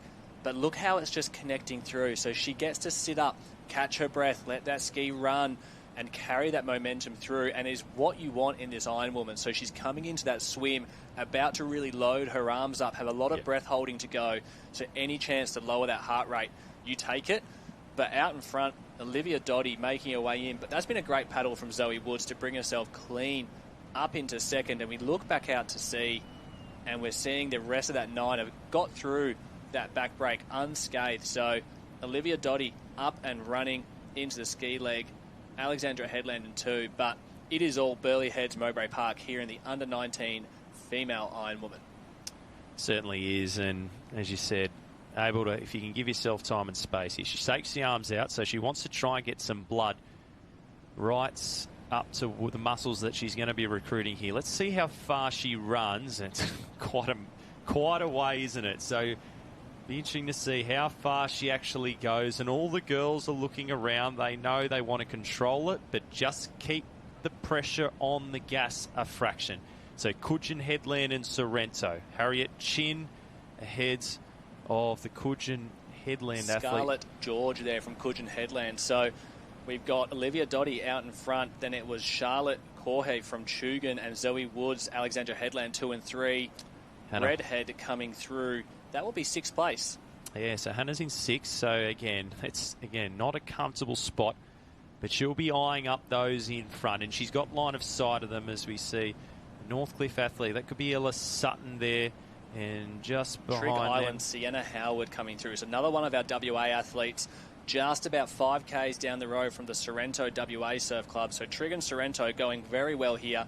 Janjuk coming through as well. Great to see the Victorian clubs represented. And how about the spread of clubs we have in this heat? So we've got Emu Park from up in North Queensland represented. We've got... couldn't even tell you where that is. There you go. It's near Rockhampton and Yeppoon, Okay. Emu Park. So great to see them here. Brighton, South Australia, Sorrento, WA, Janjuk, Victoria, then obviously our powerhouses from Queensland and New South Wales. Yeah, and we can see the girls now on the right hand of your screen just getting into their swimming stroke. That's As our we Emu Park athlete, she is. Tatum Harney, coming through. So that's been a great result for Emu Park. Great to see some of those North Queensland clubs coming down.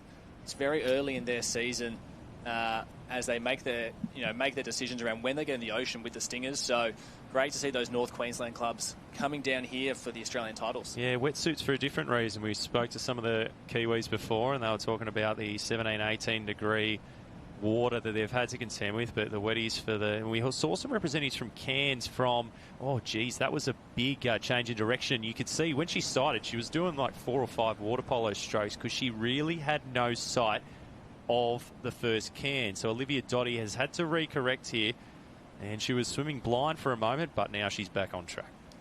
Yeah, you have to start to wonder, have they gone too far down?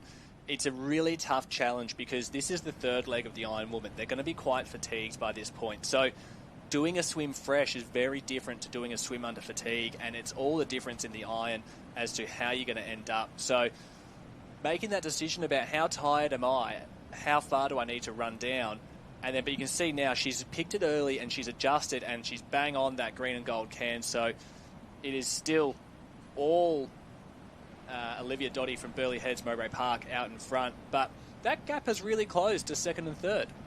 It certainly has. It's brought a couple back into it here, but we're looking for 9. 5 we can see on screen. 6, 7, 8, 9 on screen. So the right-hand side, you can see a group of 4, and that, I think, will be our 9. You can see they're taking a bit wider here because you never know when there's going to be a break, and you'd hate for there to be a break and you inadvertently cut a can. So these girls will not want to do that. That's why they're giving a little bit of room, and it's not like a surf teams event where you got 35 in it where you need to be really hugging it tight. They've got the time and the space at the moment. So it's Olivia Dotty in 1, Zoe Woods, Alexandra Headland in 2, and Charlotte Corhe from Chugan in 3. So who's going to get to the wave zone first? You can see the kick, not much on. 2 beat happening here for our race leader Olivia Dotty as she has a look behind, tries to pick up the rating and get herself up. She got a little bit of a run there from that one, but she's not quite in the wave zone at the moment. As we see them still look around, there's a lot happening and some slightly different lines. And now the Coogin Headland girl, that's Scarlett George, who's pushing herself out into the picture. So she'll be almost onto your screen in a second. I think she took a slight line on the southern end. And now surely they're going to start to pick up maybe 1, 2, 3. No, 1 off the back. It's a wave of 2. No, so for the first time in the entire race, Olivia Dotty's been shifted back to second.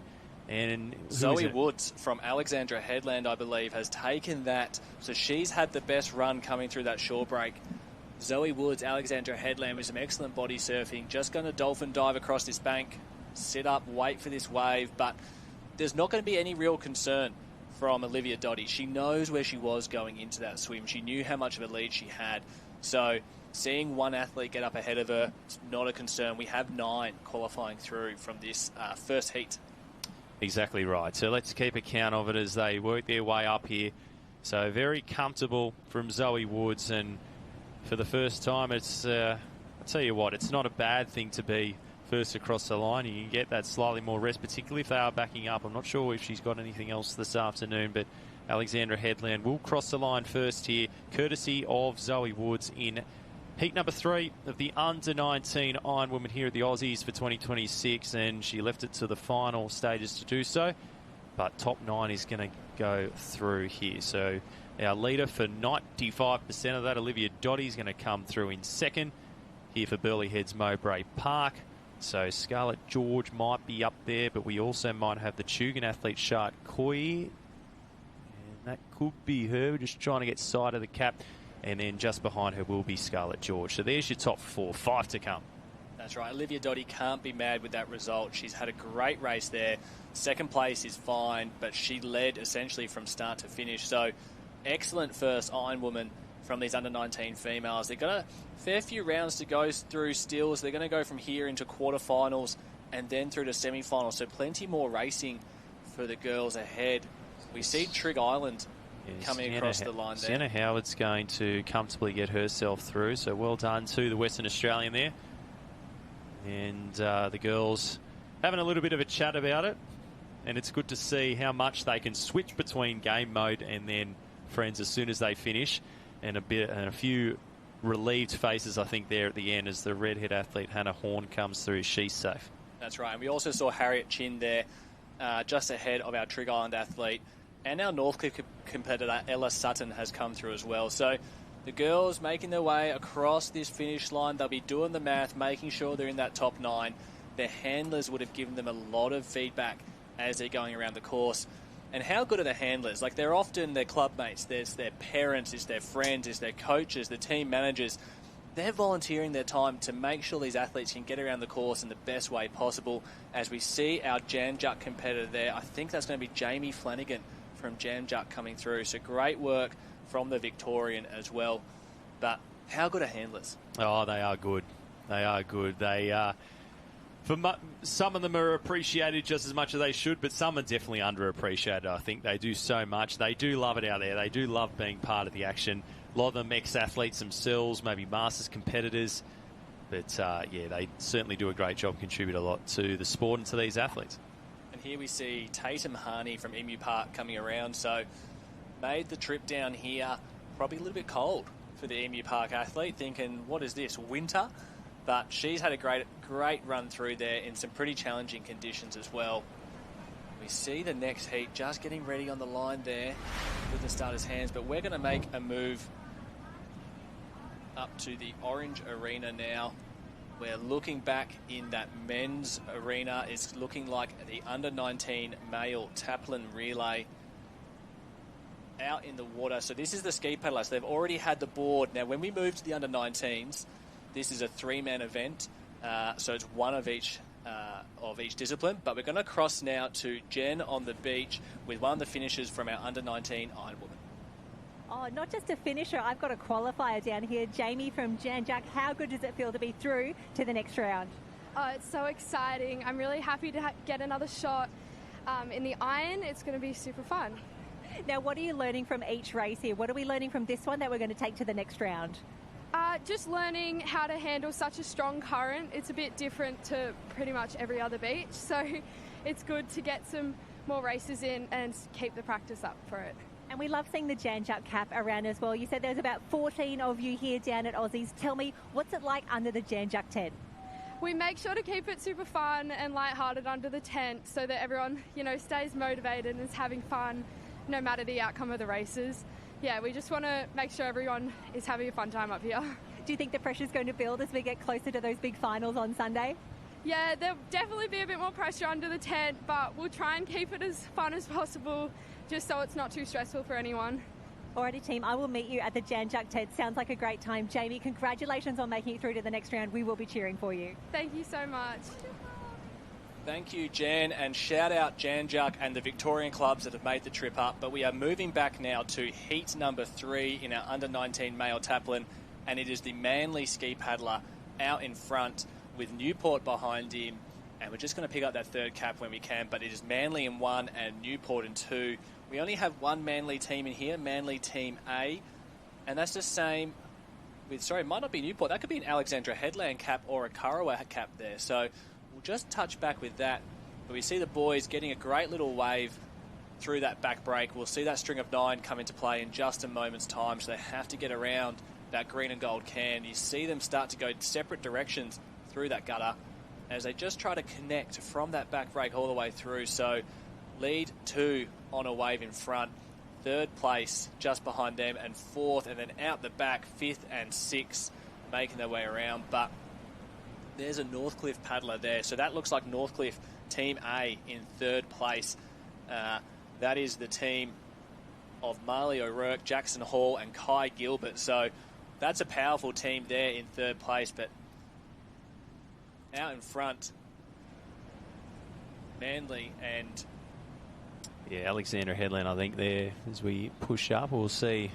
It's a bit hard to see from this angle, but Manly are going to get right up on them here and just tag and bide their time at the moment. So these two clear 30, 40 metres at least, and they're going to tag pretty much together here. So away they go. How far? They're going to go as far as the girls, obviously in a slightly different arena.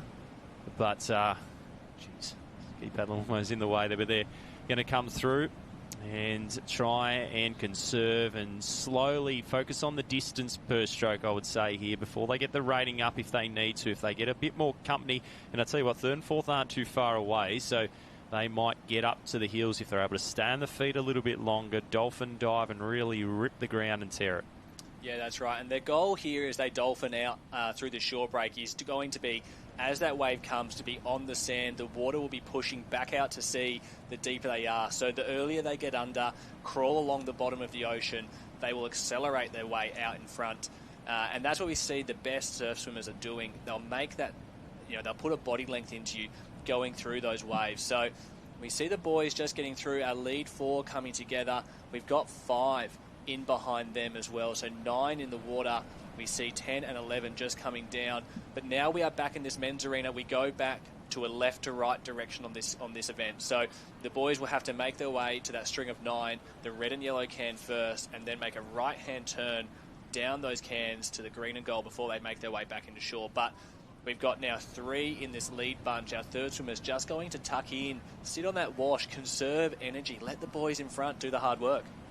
Certainly is, and there's a bit of looking around as well. Sometimes the athletes, you can see how deep they went there. They don't want to catch any of that white water because they can get pushed back quite easily. And again, some carnage here. So a bit of upset, a bit of heartbreak here. But the Aussies, it's about regrouping, getting back on, because you can go from last to first or first to last quite quickly. So our leading 3, we've got Alexandra Headland on the northern side there, trying to really, they're not giving each other an inch, are they? They're getting right up, and the kick is still there.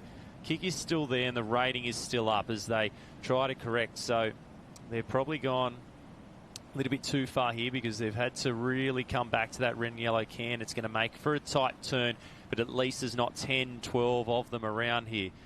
So in that first spot, that looks like the Manly cap there in 1, Alexandra Headland, and I think it was the Maroochydore cap in 3rd. So that seems like that's our top 3. Manly, Alex, Maroochydore. We're going to look back for 4th, has come around that can as well. But look at that spread. This is only 3 legs. We've just seen the open men's Taplin with 6 and how far that blew apart. And this is only 3 and it's already spread out. So 1, 2 and 3 together out in front. 4th just behind. And coming around that can, look at that bunch. Warilla Barrack Point there as well. Try to pick up some of these other caps, but it is still this lead 4 with a 3-can lead on 5th through to 9th. And remember, there was a gap between the first 2 and the second 2, so they've compressed back together here, and they're going to want to take it probably a little bit wide like the girls to make sure they don't get washed up on that can, but that inside hand goes in, and they really try and take it tight because they don't want to be doing a couple of extra strokes. They don't need to around the can, some pushing up for runners. So these 4, can they maintain this gap as we get a great shot of the building swells out the back And there's your 10 in shot just there. So Alexandra Headland 1, Northcliffe on the left-hand side of your screen. And we got Maroochydore there as well. So Maroochydores pushed right up there on the right-hand side. And Northcliffe on the far left. Alexandra Headland just pushing ahead of them. And I think that actually might be West Beach there, who's actually taken the lead here in the southern end. Yeah, that's right. That's the West Beach cap there. Light blue, 2 dark blue stripes down the centre. Up from South Australia, that's the team of Harrison Carberry, Aidan Carberry and Toby Sutton. So that's been a great event so far from the boys here in quarterfinal number 3. So our lead 4 looking like going to get a little wave here. Can they get down to Maroochy, West Beach? I believe the other 4, so all 4 on this wave at the moment. Heads down, kicking, no one off the back just yet. Great body surfing by our lead 4 swimmers. Looks like Maroochy dropped off. West Beach and Alex holding that the best. So we see the boys now coming through. A little bit of dolphin diving, but West Beach, what a race from the crew there. As we see back Northcliffe, Alex and Maroochy coming through in our top 4. So that's our lead 4 in this under-19 male Taplin. The boys will be looking around, seeing that they're ahead and being able to just jog around. They can conserve some energy. Still got plenty more racing to go for today. Yeah, certainly is. So 2 teams in that 4 have been some of our recent winners. Maroochydore won in 2021 and 2022. Northcliffe have won the last 2 years here in this under-19 men's Taplin. And they're going to come across here very comfortably through as the next heat gets ready for our under-19 men's Taplin relay. So we're just seeing the results come through on live heat. So it was the Manly team actually, sorry. So we were calling Manly, changed to West Beach, and we're back to Manly. Manly in 1, Maroochydore in 2, Northcliffe Team A in 3, Alex Team A in 4. So that's 4 big clubs, 4 powerful teams that we've seen lead out in heat number 3. So I think we need to keep an eye on them as we progress through to our semi-finals. So 5th place now, Karawa Team A. 6th, Warilla Barrack Point Team A. 7th is West Beach. So they're still making their way through. I saw him somewhere. We like them. We just want to shout out West Beach. What a great club. South Maroubra Team A in 8th. Burleigh Heads Mowbray Park Team A in 9th as well. So we're going to be seeing, I believe, the top 10 maybe coming through from this. So Cronulla now in 10. Still waiting for the last few results there. So that's been some great racing from these under-19 boys. A lot of them be backing up. They've been doing the Open Iron, the Open Taplin, the 19 Iron, the 19 Taplin. So those age group athletes at these Aussies, their program can be massive with how many events they're doing when they start competing up to fill those team events. So there's been some great results here for the boys. So yeah, it looks like they have allocated 10th place there into a spot in the semi. So it looks like we do have 10 through into the semi-final, the under-19 male Taplin. Good to see the crowd still there. This is the Aussie Champs. This is what these athletes have been working towards all season long. It's been a big day of racing today, Liam, hasn't it? It's been a jam-packed program. And our swimmers on day 1 have had plenty, but our paddlers and our team events, as well as our irons, have been right in the thick of it here. And the boys, good to see plenty of smiles as well.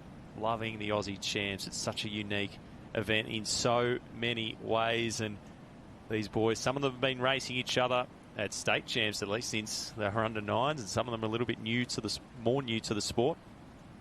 But looks like we are almost going to get underway with the next one.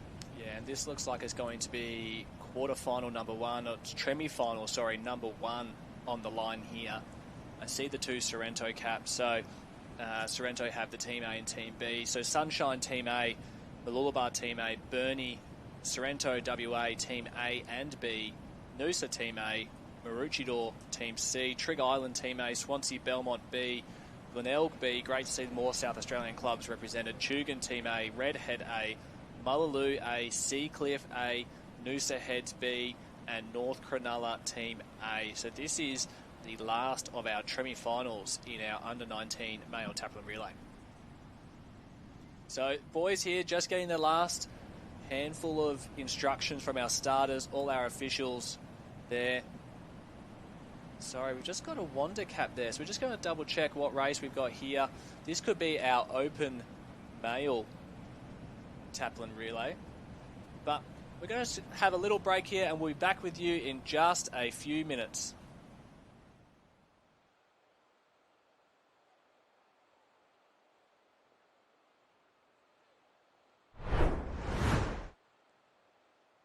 Australia has over 50,000 kilometres of coastline. Despite performing thousands of rescues each year, surf lifesavers can't be everywhere. So stop, look for the red and yellow flags, or for signs like these. Always assess the conditions based on your own abilities. To help us out, Surf Life Savings created the Beach Passport. So before you go into the water, stop, look, and stay alive!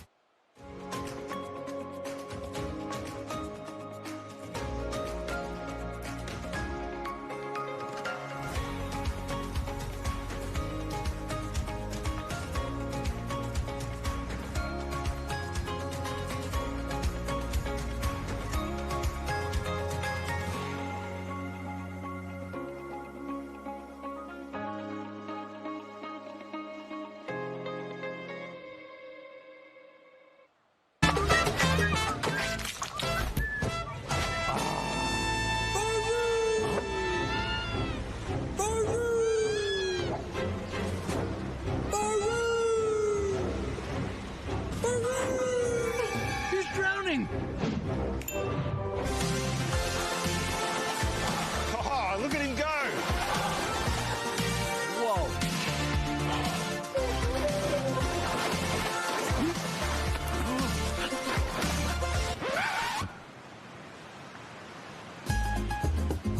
Swim between the flags, bro! Speaking of saving, Step 1 and Surf Life Saving Australia have partnered to make these. They've even added these two flags to remind you to swim between them. And $5 from each pair will be donated to Surf Life Saving Australia to help keep our beaches safer. So buy them online at step1.life. Step 1, get some!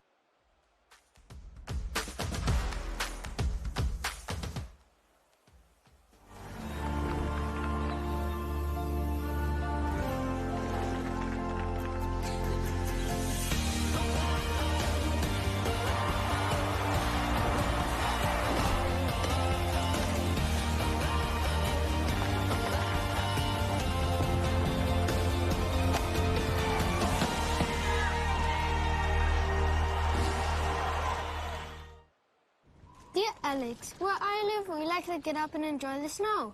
What about where you live? Get up and ride, Alex. Do you laugh and surf? Caramel latte for Alex. But I don't drink coffee. Yeah, you do. Cool. Dear Thorsten, where I live, we get up and Gold Coast. Can we get ice cream?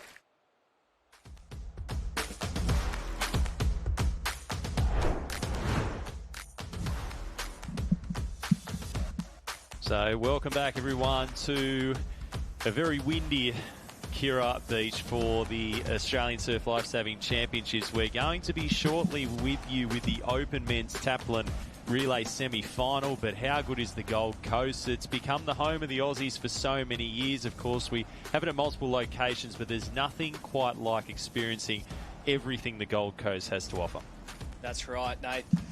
You'd be down here on the beach. We always talk about the Gold Coast and think about how good the beaches are, but we think about the hinterland. It's only a short drive away, and there is so much to explore out there. So a lot of our athletes who travel here from interstate, they'll be spending a few extra days getting out there, getting into the rainforest, out in the waterfalls. Great way to spend a few extra days. And then how good is that skyline? This is what we are seeing from North Kira, the Surfers Paradise skyline out in the distance. So much going on. So welcome to the Gold Coast. And if you're tuning in from interstate, overseas, or just from your couch on the Gold Coast, get on down. North Kira, it's where the action's at. We'll be back soon with our open male Taplin relays. But firstly, we just want to say a big thank you to our strategic event partners, Experience Gold Coast and Tourism and Events Queensland. Our event partners, BRP, Finns and Nutrigrain. The event supporter, Triple M Gold Coast 92.5, and our major national partners, DHL, Isuzu Ute, Qantas and Westpac. But we see on screen now, this is our Open Men's Taplin Relay semi-final in our Orange Arena. So the boys look pretty calm. We're not due for a start anytime soon. There's Sammy Jordan with the budgies on. Oh, here he is. He is been everywhere this weekend. He's here in the booth. He's hosting our Aussies after show where you recap the day's events, but look at him. Oh, he don't shy away. He Sammy. pretends he's don't shy. Shy away. He loves it. He's been paddling hard this season. He loves getting around the crew from Redhead.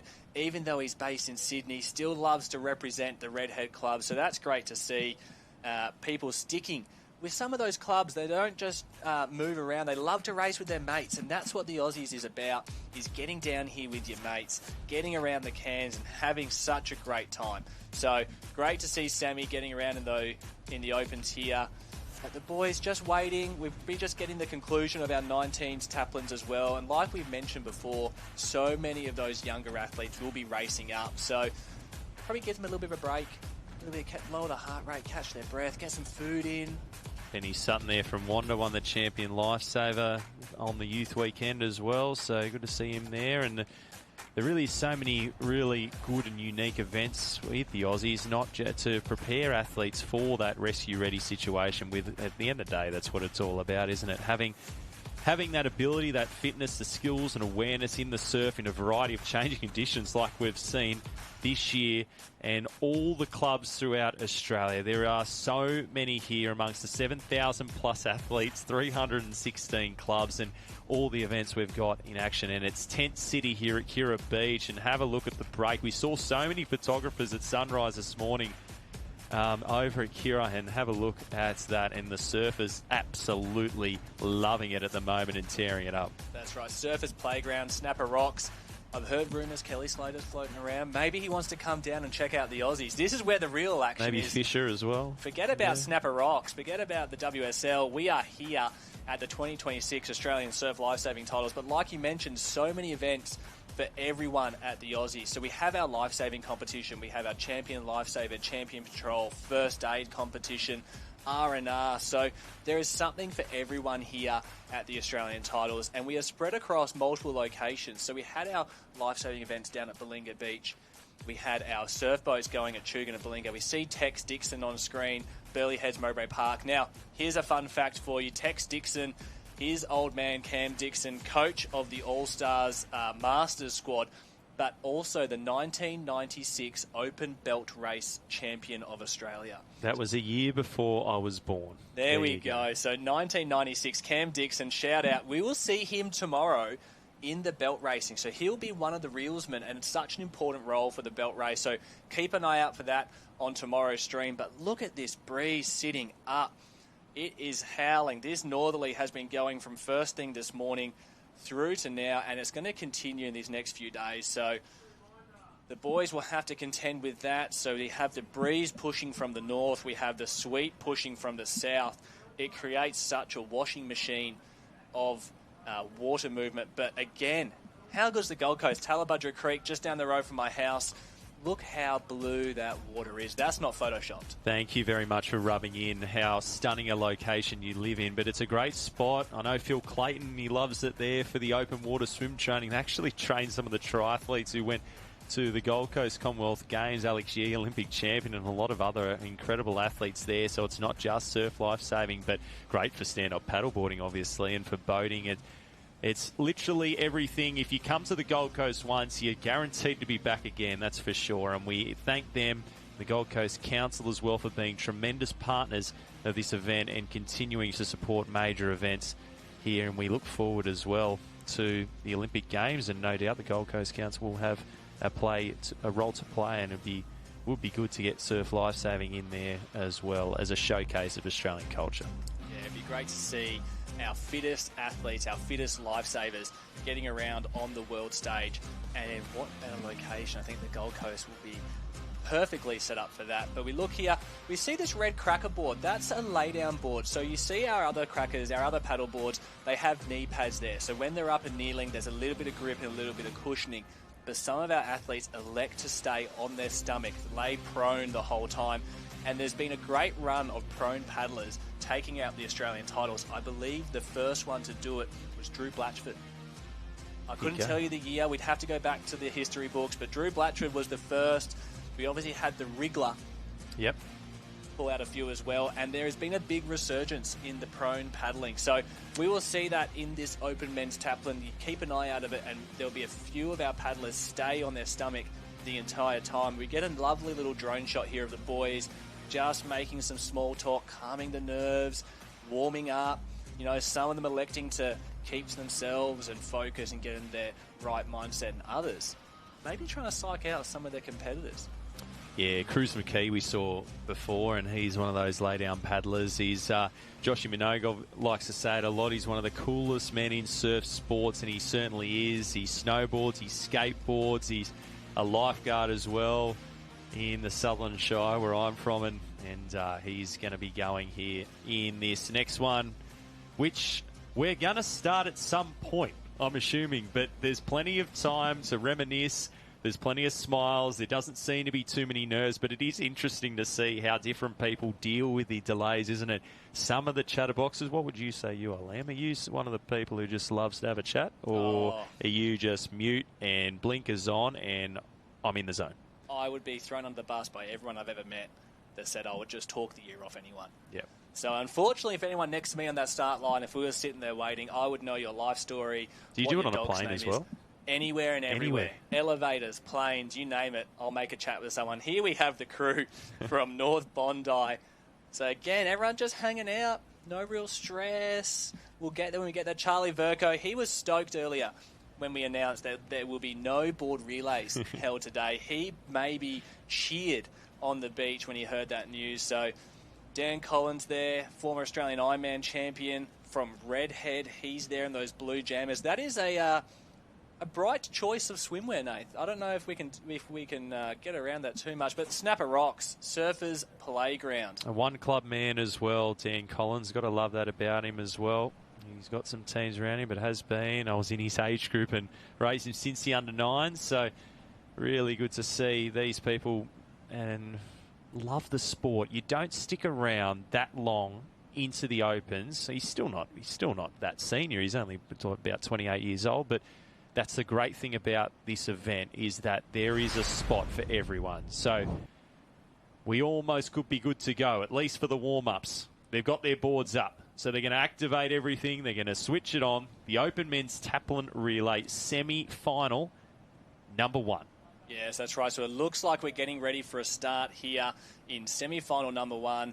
We'll run through that start list. It is Redhead Team A, Cronulla Team A, Manly Team A, Newport Team A, North Bondi A, Sorrento WA A, Mermaid Beach A, Burleigh Heads A, Kurrawa A, Maroochy A, Mermaid B, Wanda B, Alex Headland A, Northcliffe C, Northcliffe B, and we're off. So Wayne, you can see the squeeze in the middle there. So Maroochydore just gets squished a little bit. The two Northcliffe, so that's the C and the B team on the right-hand side who get away to a pretty good start. Also Sorrento there in the centre is away very positively. So it's this side, isn't it? It's the southern side who's got away the best so far, but it's very early days, Liam. That's right. That's Northcliffe out in front first, and then there's Tex Dixon from Burleigh Heads Mowbray Park on that striped red and white board. Sorrento WA.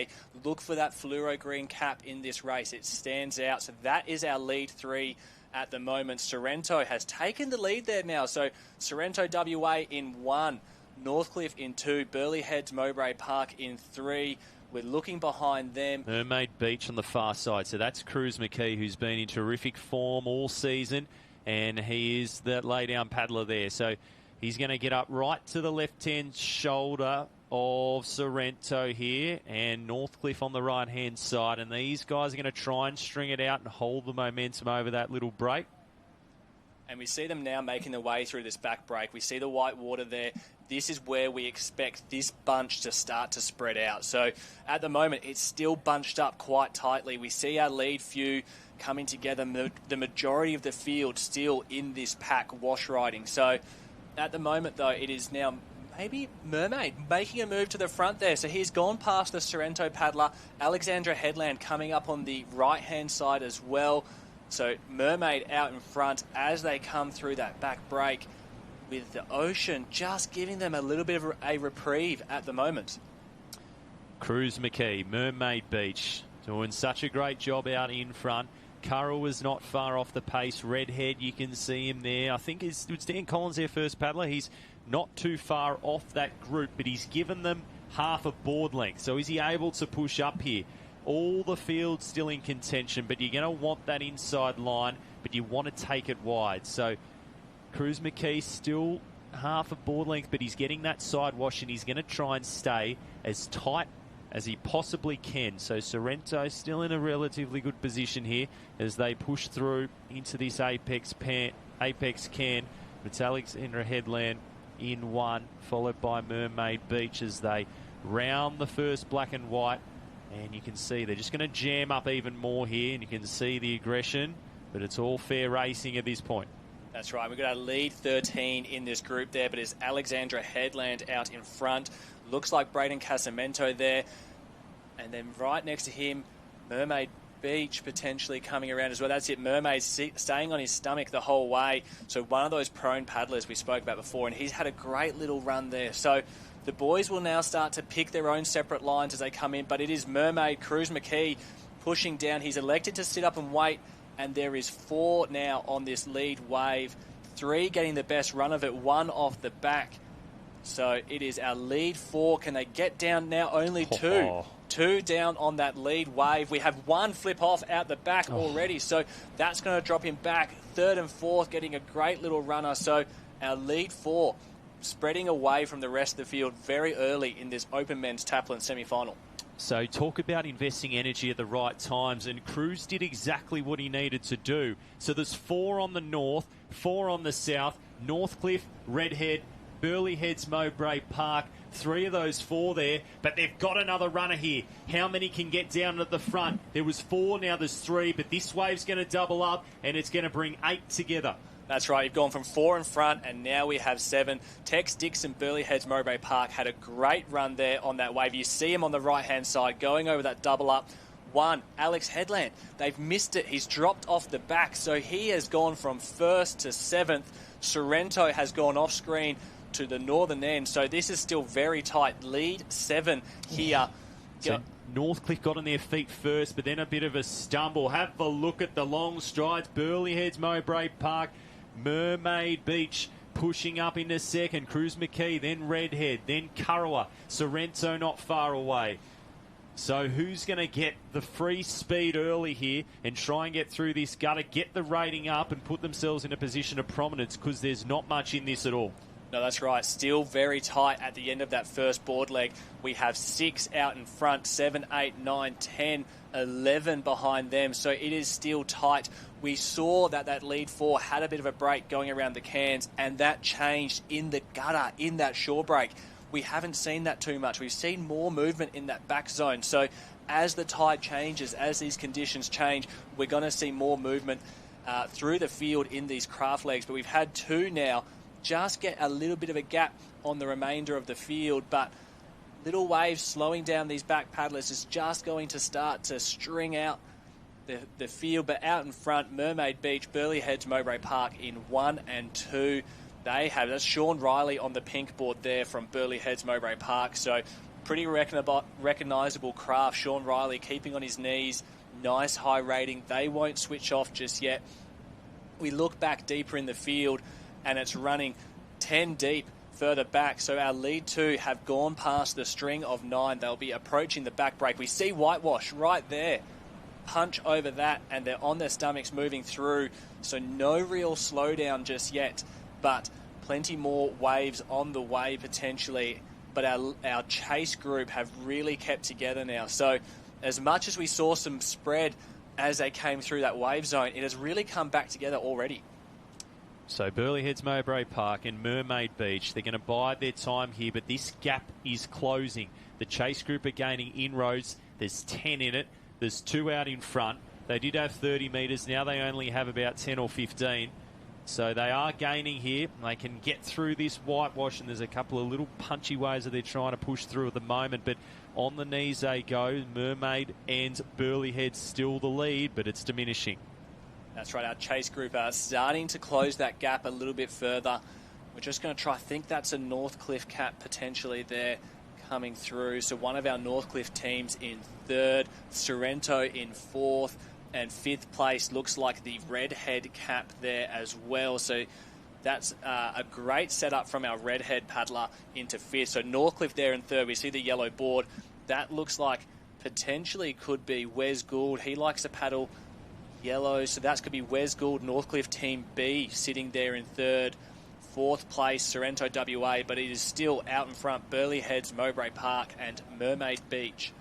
So they've separated themselves and puts down a little runner. So all of a sudden, Burleigh Heads, Mowbray Park comes across here, but it might be a bigger runner from Mermaid Beach here as they come through. They're angling across, and then another runner picks up. So they got two little lifts there, Burleigh Heads, Mowbray Park, and Mermaid are going to get another bigger one and probably join them almost, and they won't. So they won't quite get there, but Burleigh Heads find themselves in a leader's wave. Sorrento with a little bit of a push there in the centre of your screen, then Northcliffe. So Northcliffe are going to move up alongside Mermaid Beach here, and then the battle is on. So 1, 2, 3, 4, 5 could get on this next wave, but only 3 do.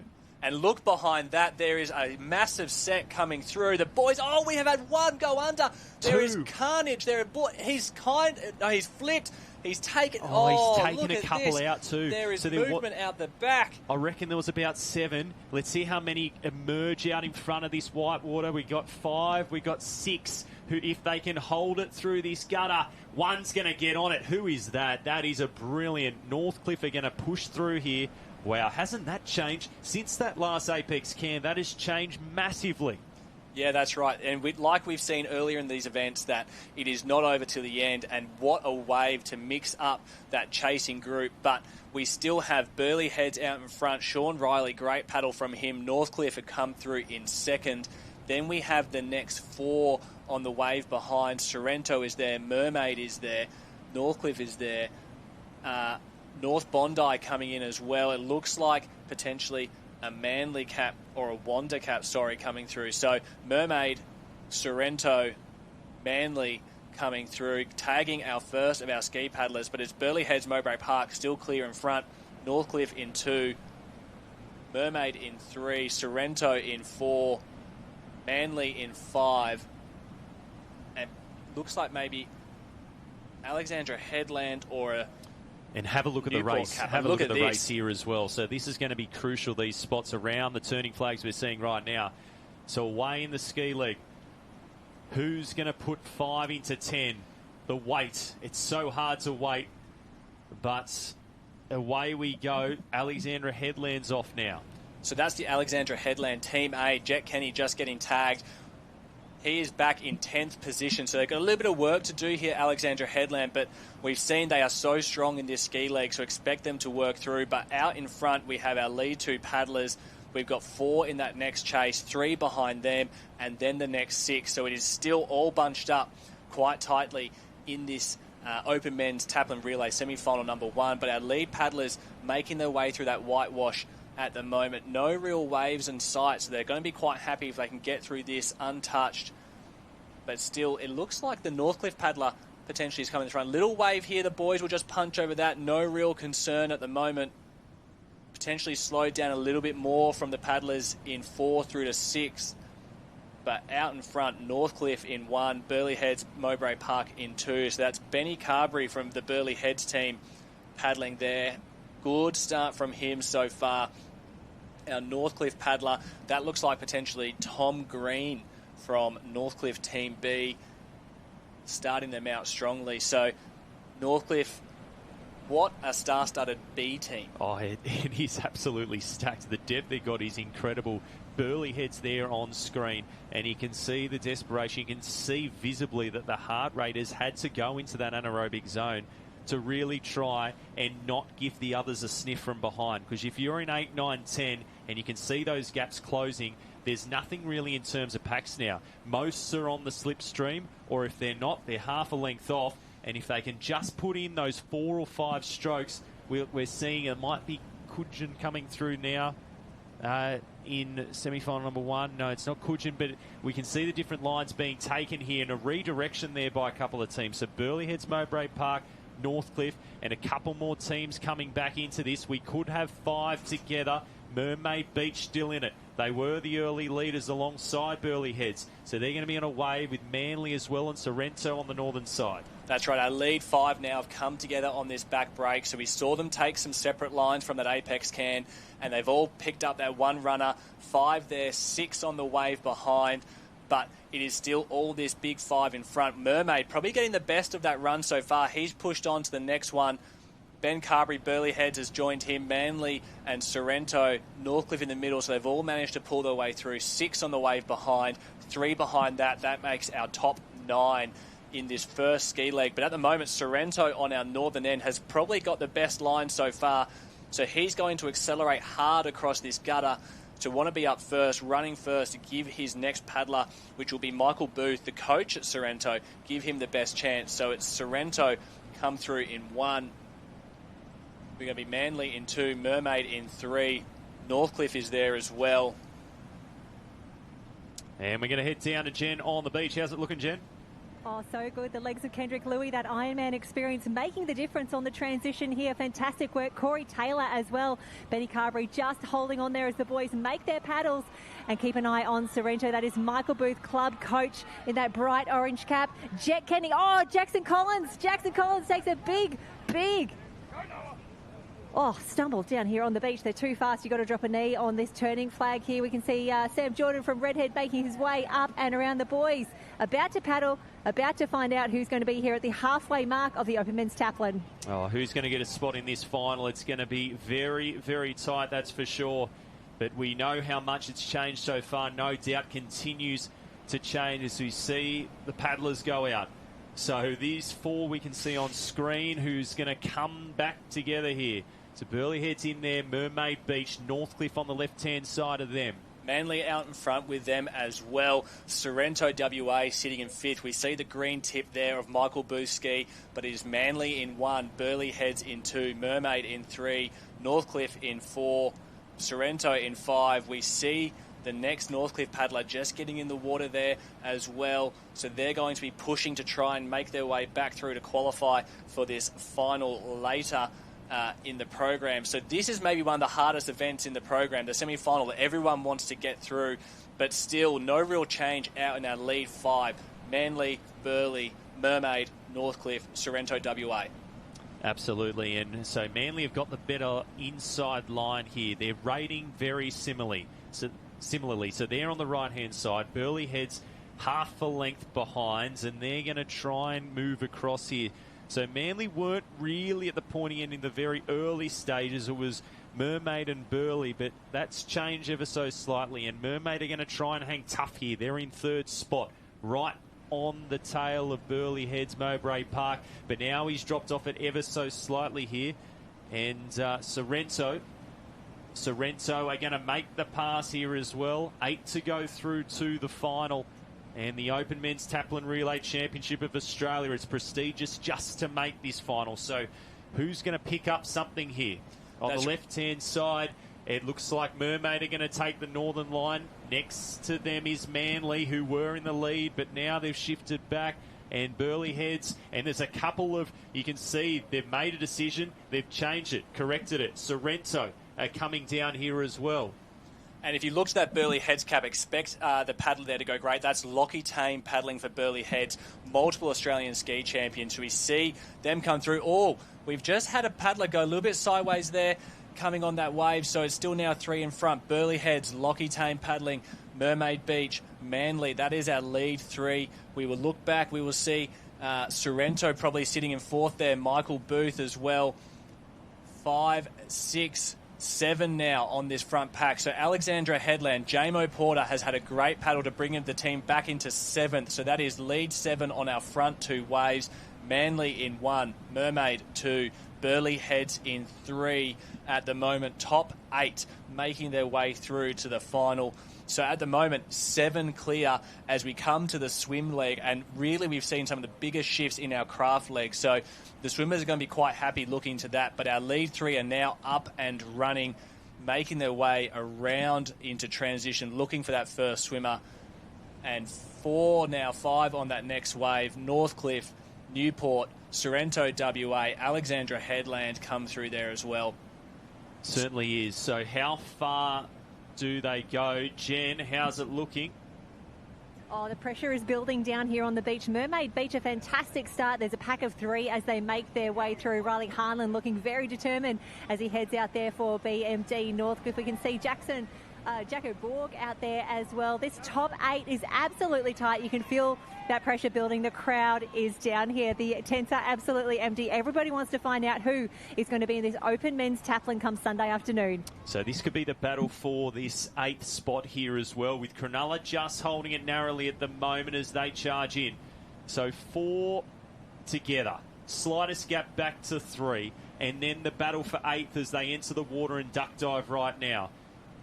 And we're seeing a lot of their swimmers electing to run a little bit south to get around that little gutter just in close to the shore, and they can wade that little bit further. But out in front, lead 4, small gap, 5 metres to our next chase group of 3. Expect them to come together as they make their way around the can. So this is our lead 7. We see the Manly cap getting around there. Alexandra Headland, what a great paddle by Jamo Porter to bring themselves back up, and Jet Kenny. So it's still going to be Manly in 1, Alexandra Headland. We expect to see Burleigh Heads, Mowbray Park, and Mermaid Beach there as well. Northcliffe should be up there, Sorrento, WA. And we're going to see Newport as well. So that's going to be our lead 7. And we have 2 together for 8 and 9. That is the spot to watch. We look far left. We will also see at the southern end there is 10th place. So we have our lead 10 through the shore break making their way around to that string of 9. Certainly is, and it doesn't look like our lead 4 are going to be split anytime soon. In fact, they're pretty much in a line as they head to this red and yellow can. So as we get sight of them, Burleigh Head's right up there, and Manly as well. So they're 2 swimmers. We've got Hayden Cotter and Sam Davis, so some handy swimmers there. And they're going to crash and bash and jam at the can here. And in fact, these 3 here, Ryan, are going to come right close together as we see. Alexandra Headland has taken the lead around that can there. So it's Alex in 1, Burleigh Heads is sitting 2nd, Mermaid 3rd, Manly in 4th. So that inside line has really been important. The Alex swimmer has really pushed hard to make himself, get himself to that first can, so we can get that nice inside line to come around and push in. And we look back, like we said, those next 3 are closing that gap. Northcliffe, Newport, Sorrento, WA, just dropping off from 5th and 6th. So he doesn't want to be caught in that race for 8th, though. He doesn't want, because he knows 8s and 9 are together and 10's not far away. So they're really fighting hard here. You can tell how tough it is along the string and how they want that green and gold to desperately get there as they turn it right now.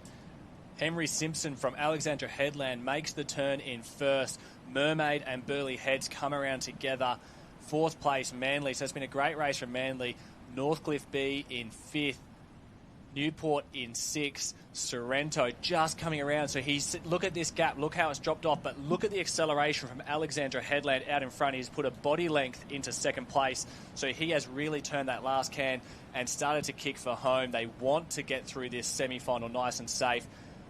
And we're looking at 8th place now, making their way around the string of 9 heading in. We're looking, trying to just pick the cap there. Potentially a Maroochydore cap, but look at this little runner. That's North Bondi in there in 9th. And we look further back, potentially Wanda as well in 10th.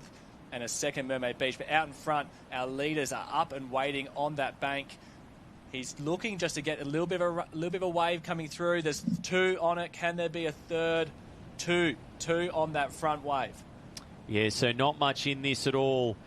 Not much in it at all. Who's able to put it on the line for their team in the most prestigious event there is on the surf sports program for the Open Men's, which will finish on Sunday. So they're almost at their feet. They're on their feet now, and we're going to see them come through here around these orange flags. And what a performance it's been, particularly from our leading 4 clubs. And they're going to come through and make the tag for the final time. Alexandra Headland, they're tagging in 1. So that's been a great swim from Alexandra Headland. Their lead swimmer, Henry Simpson, has tagged Cooper Williams. So we see Cooper now pushing south, making his way out into the bank. Sorrento in 7th, I believe, now coming in. So they are getting closer and closer to that cutoff zone. 8 is the number we are looking for, but it is Alexandra Headland out in 1. The chase group included Northcliffe. It included Burleigh Heads. It was Newport Mermaids. So all these teams will be vying for that last spot. So Sorrento tagging their last swimmer, heading off. And trying to negotiate those coming in as well with those going out. So you've really got to have your wits about you to hold that speed. Look at the different lines we've seen. So we have 6 out in front, 7 just dolphining through the gutter. That will be the Sorrento WA swimmer. So he's done a really good job there to keep in contact. 8th, wading into the water now, I believe. 9 through to 10. So, and when you look at that, we've got swimmers coming in, swimmers heading out as they try to adjust for this current, but it is still out in front. Alexandra Headland in 1, Burleigh Heads, Mowbray Park in 2. They are our clear leaders at the moment as the boys make their way out. 4 behind them in a line. So there's 4 swimmers. We expect there to be the Northcliffe team, the Mermaid team. I believe I see the cap. Manly should be there as well. Newport as well. So, but Alexandra Headland have just accelerated even more. Cooper Williams really wants to lock his team in for Sunday's race. Certainly does, and he's going to be hard feet to hold, and you can see he's just extended it ever so slightly, so he's put half a body length. With Burleigh Heads, Mowbray Park, they're not quite on the feet at the moment they were. Now they got back up, so it's hard to pick it at the moment. Who's going to take it? They work around the red and yellow can, and they're going to try and find any sort of rhythm they can along here, but the waves are breaking. They're going to try and take it wide. We go back to the battle for 3rd and 4th position there. We get sight of soon. So Mermaids right up there. Northcliffe is on the back of that group. And at the front, Newport and Manly are the other 2 clubs there. So that makes up our top 6 at the moment. But it is all Alexandra Headland in 1, Burleigh Heads in 2, Newport, Northcliffe, Manly, Mermaid. I've missed one. That's all right. We've got a couple more cans to go. And you can see they've all come back together. So I would not put it out of the question for 7th to get up to 1st here. Let's see what they're able to do. Northcliffe right up there as well. They're right at the back of the group, but they're on the feet. And every single one of them are on the chain as they work through now. So even though they're clear of 8th, these top 7, they're clear of 8th, they're still not going to be complacent here. In the final swim leg of the semi-final number 1 of the Open Men's Taplin, 8 to qualify, confirming that through to the final on Sunday. And there's a big gap back to 8th. And haven't we got a battle? Haven't we got a battle here with 8th, 9th, 10th, 11th? So we had our leaders have now come through. We have 6 out in front. So this is 7 and 8. So Sorrento is in 7 and they are chasing him down. So he's still currently in a qualifying zone. He has made that turn at the green and gold. Sorrento, WA in 7th place, the fluoro green, but it is the cap of Cronulla. Cronulla pushing in 8th at the moment. So, but back to the leaders in front. They are in the shore break. We have 1 pushing, and the great little body wave is down, and he is going to run that all the way into shore. So we'll pick that cap up. 2 on the next waves. This is locked in for our final. Our leaders here, lead 3 on waves already into shore. So make some noise for your clubs, because this has been a terrific performance here. And these guys have done more than enough here. Newport, Northcliffe, Manly, all safe, all done. Mermaid Beach coming through. Burleigh Heads, Mowbray Park, all safe. And that's our top 5 on the sand at the moment in our first semi-final of the Open Male Taplin Relay. So Alexandra Headland, 1. Manly, 2. Northcliffe, 3. Burleigh Heads, Mowbray Park, 4. Newport, 5. Mermaid Beach in 6. So 2 lead to come. 6, 2 more and to go. this is it on the right of your screen. So Cronulla on the right-hand side, battling it out here. And we've got Sorrento, who's hit a bit of dead water, but it's shallow enough. It's shallow enough to duck dive for them. So they're going to be 7. And then 8th is Cronulla trying to fight it out as well. But Sorrento are going to try. You can see his teammates egging him on. They know it's there. Is that Wanda there as well? It's Wanda there. And also on the northern side might be Curra. That could be the Curra team coming there. So it looks like Sorrento is going to come around in 7th place. So they will be stoked to make that open final for the WA club. And look at this sprint up the beach. Wanda. It looks like Wanda has come through to take it in Wanda at the moment. And bit of bish and bash at the back, whammy at the back, and it is Wanda in 8, Karawa in 9, and Cronulla was so close there. So 8, 9, 10, nothing in it between Cronulla, Karawa and Wanda. And you can see just how much it means for these teams to get into that final. You know how close it's going to be. It always does come down to the wire there. We still got a semi-final to come, but that was terrific. And Wanda getting a terrific result there, but that was not much in it at all. We'll get the final results confirmed, but more teams coming through. Redhead here as well. And Alexandra Headland taking out the first semi-final of the Open Men's Taplin ahead of Manly in second. Burleigh Heads, Mowbray Park 3. Northcliffe Team B in 4th. Newport in 5th.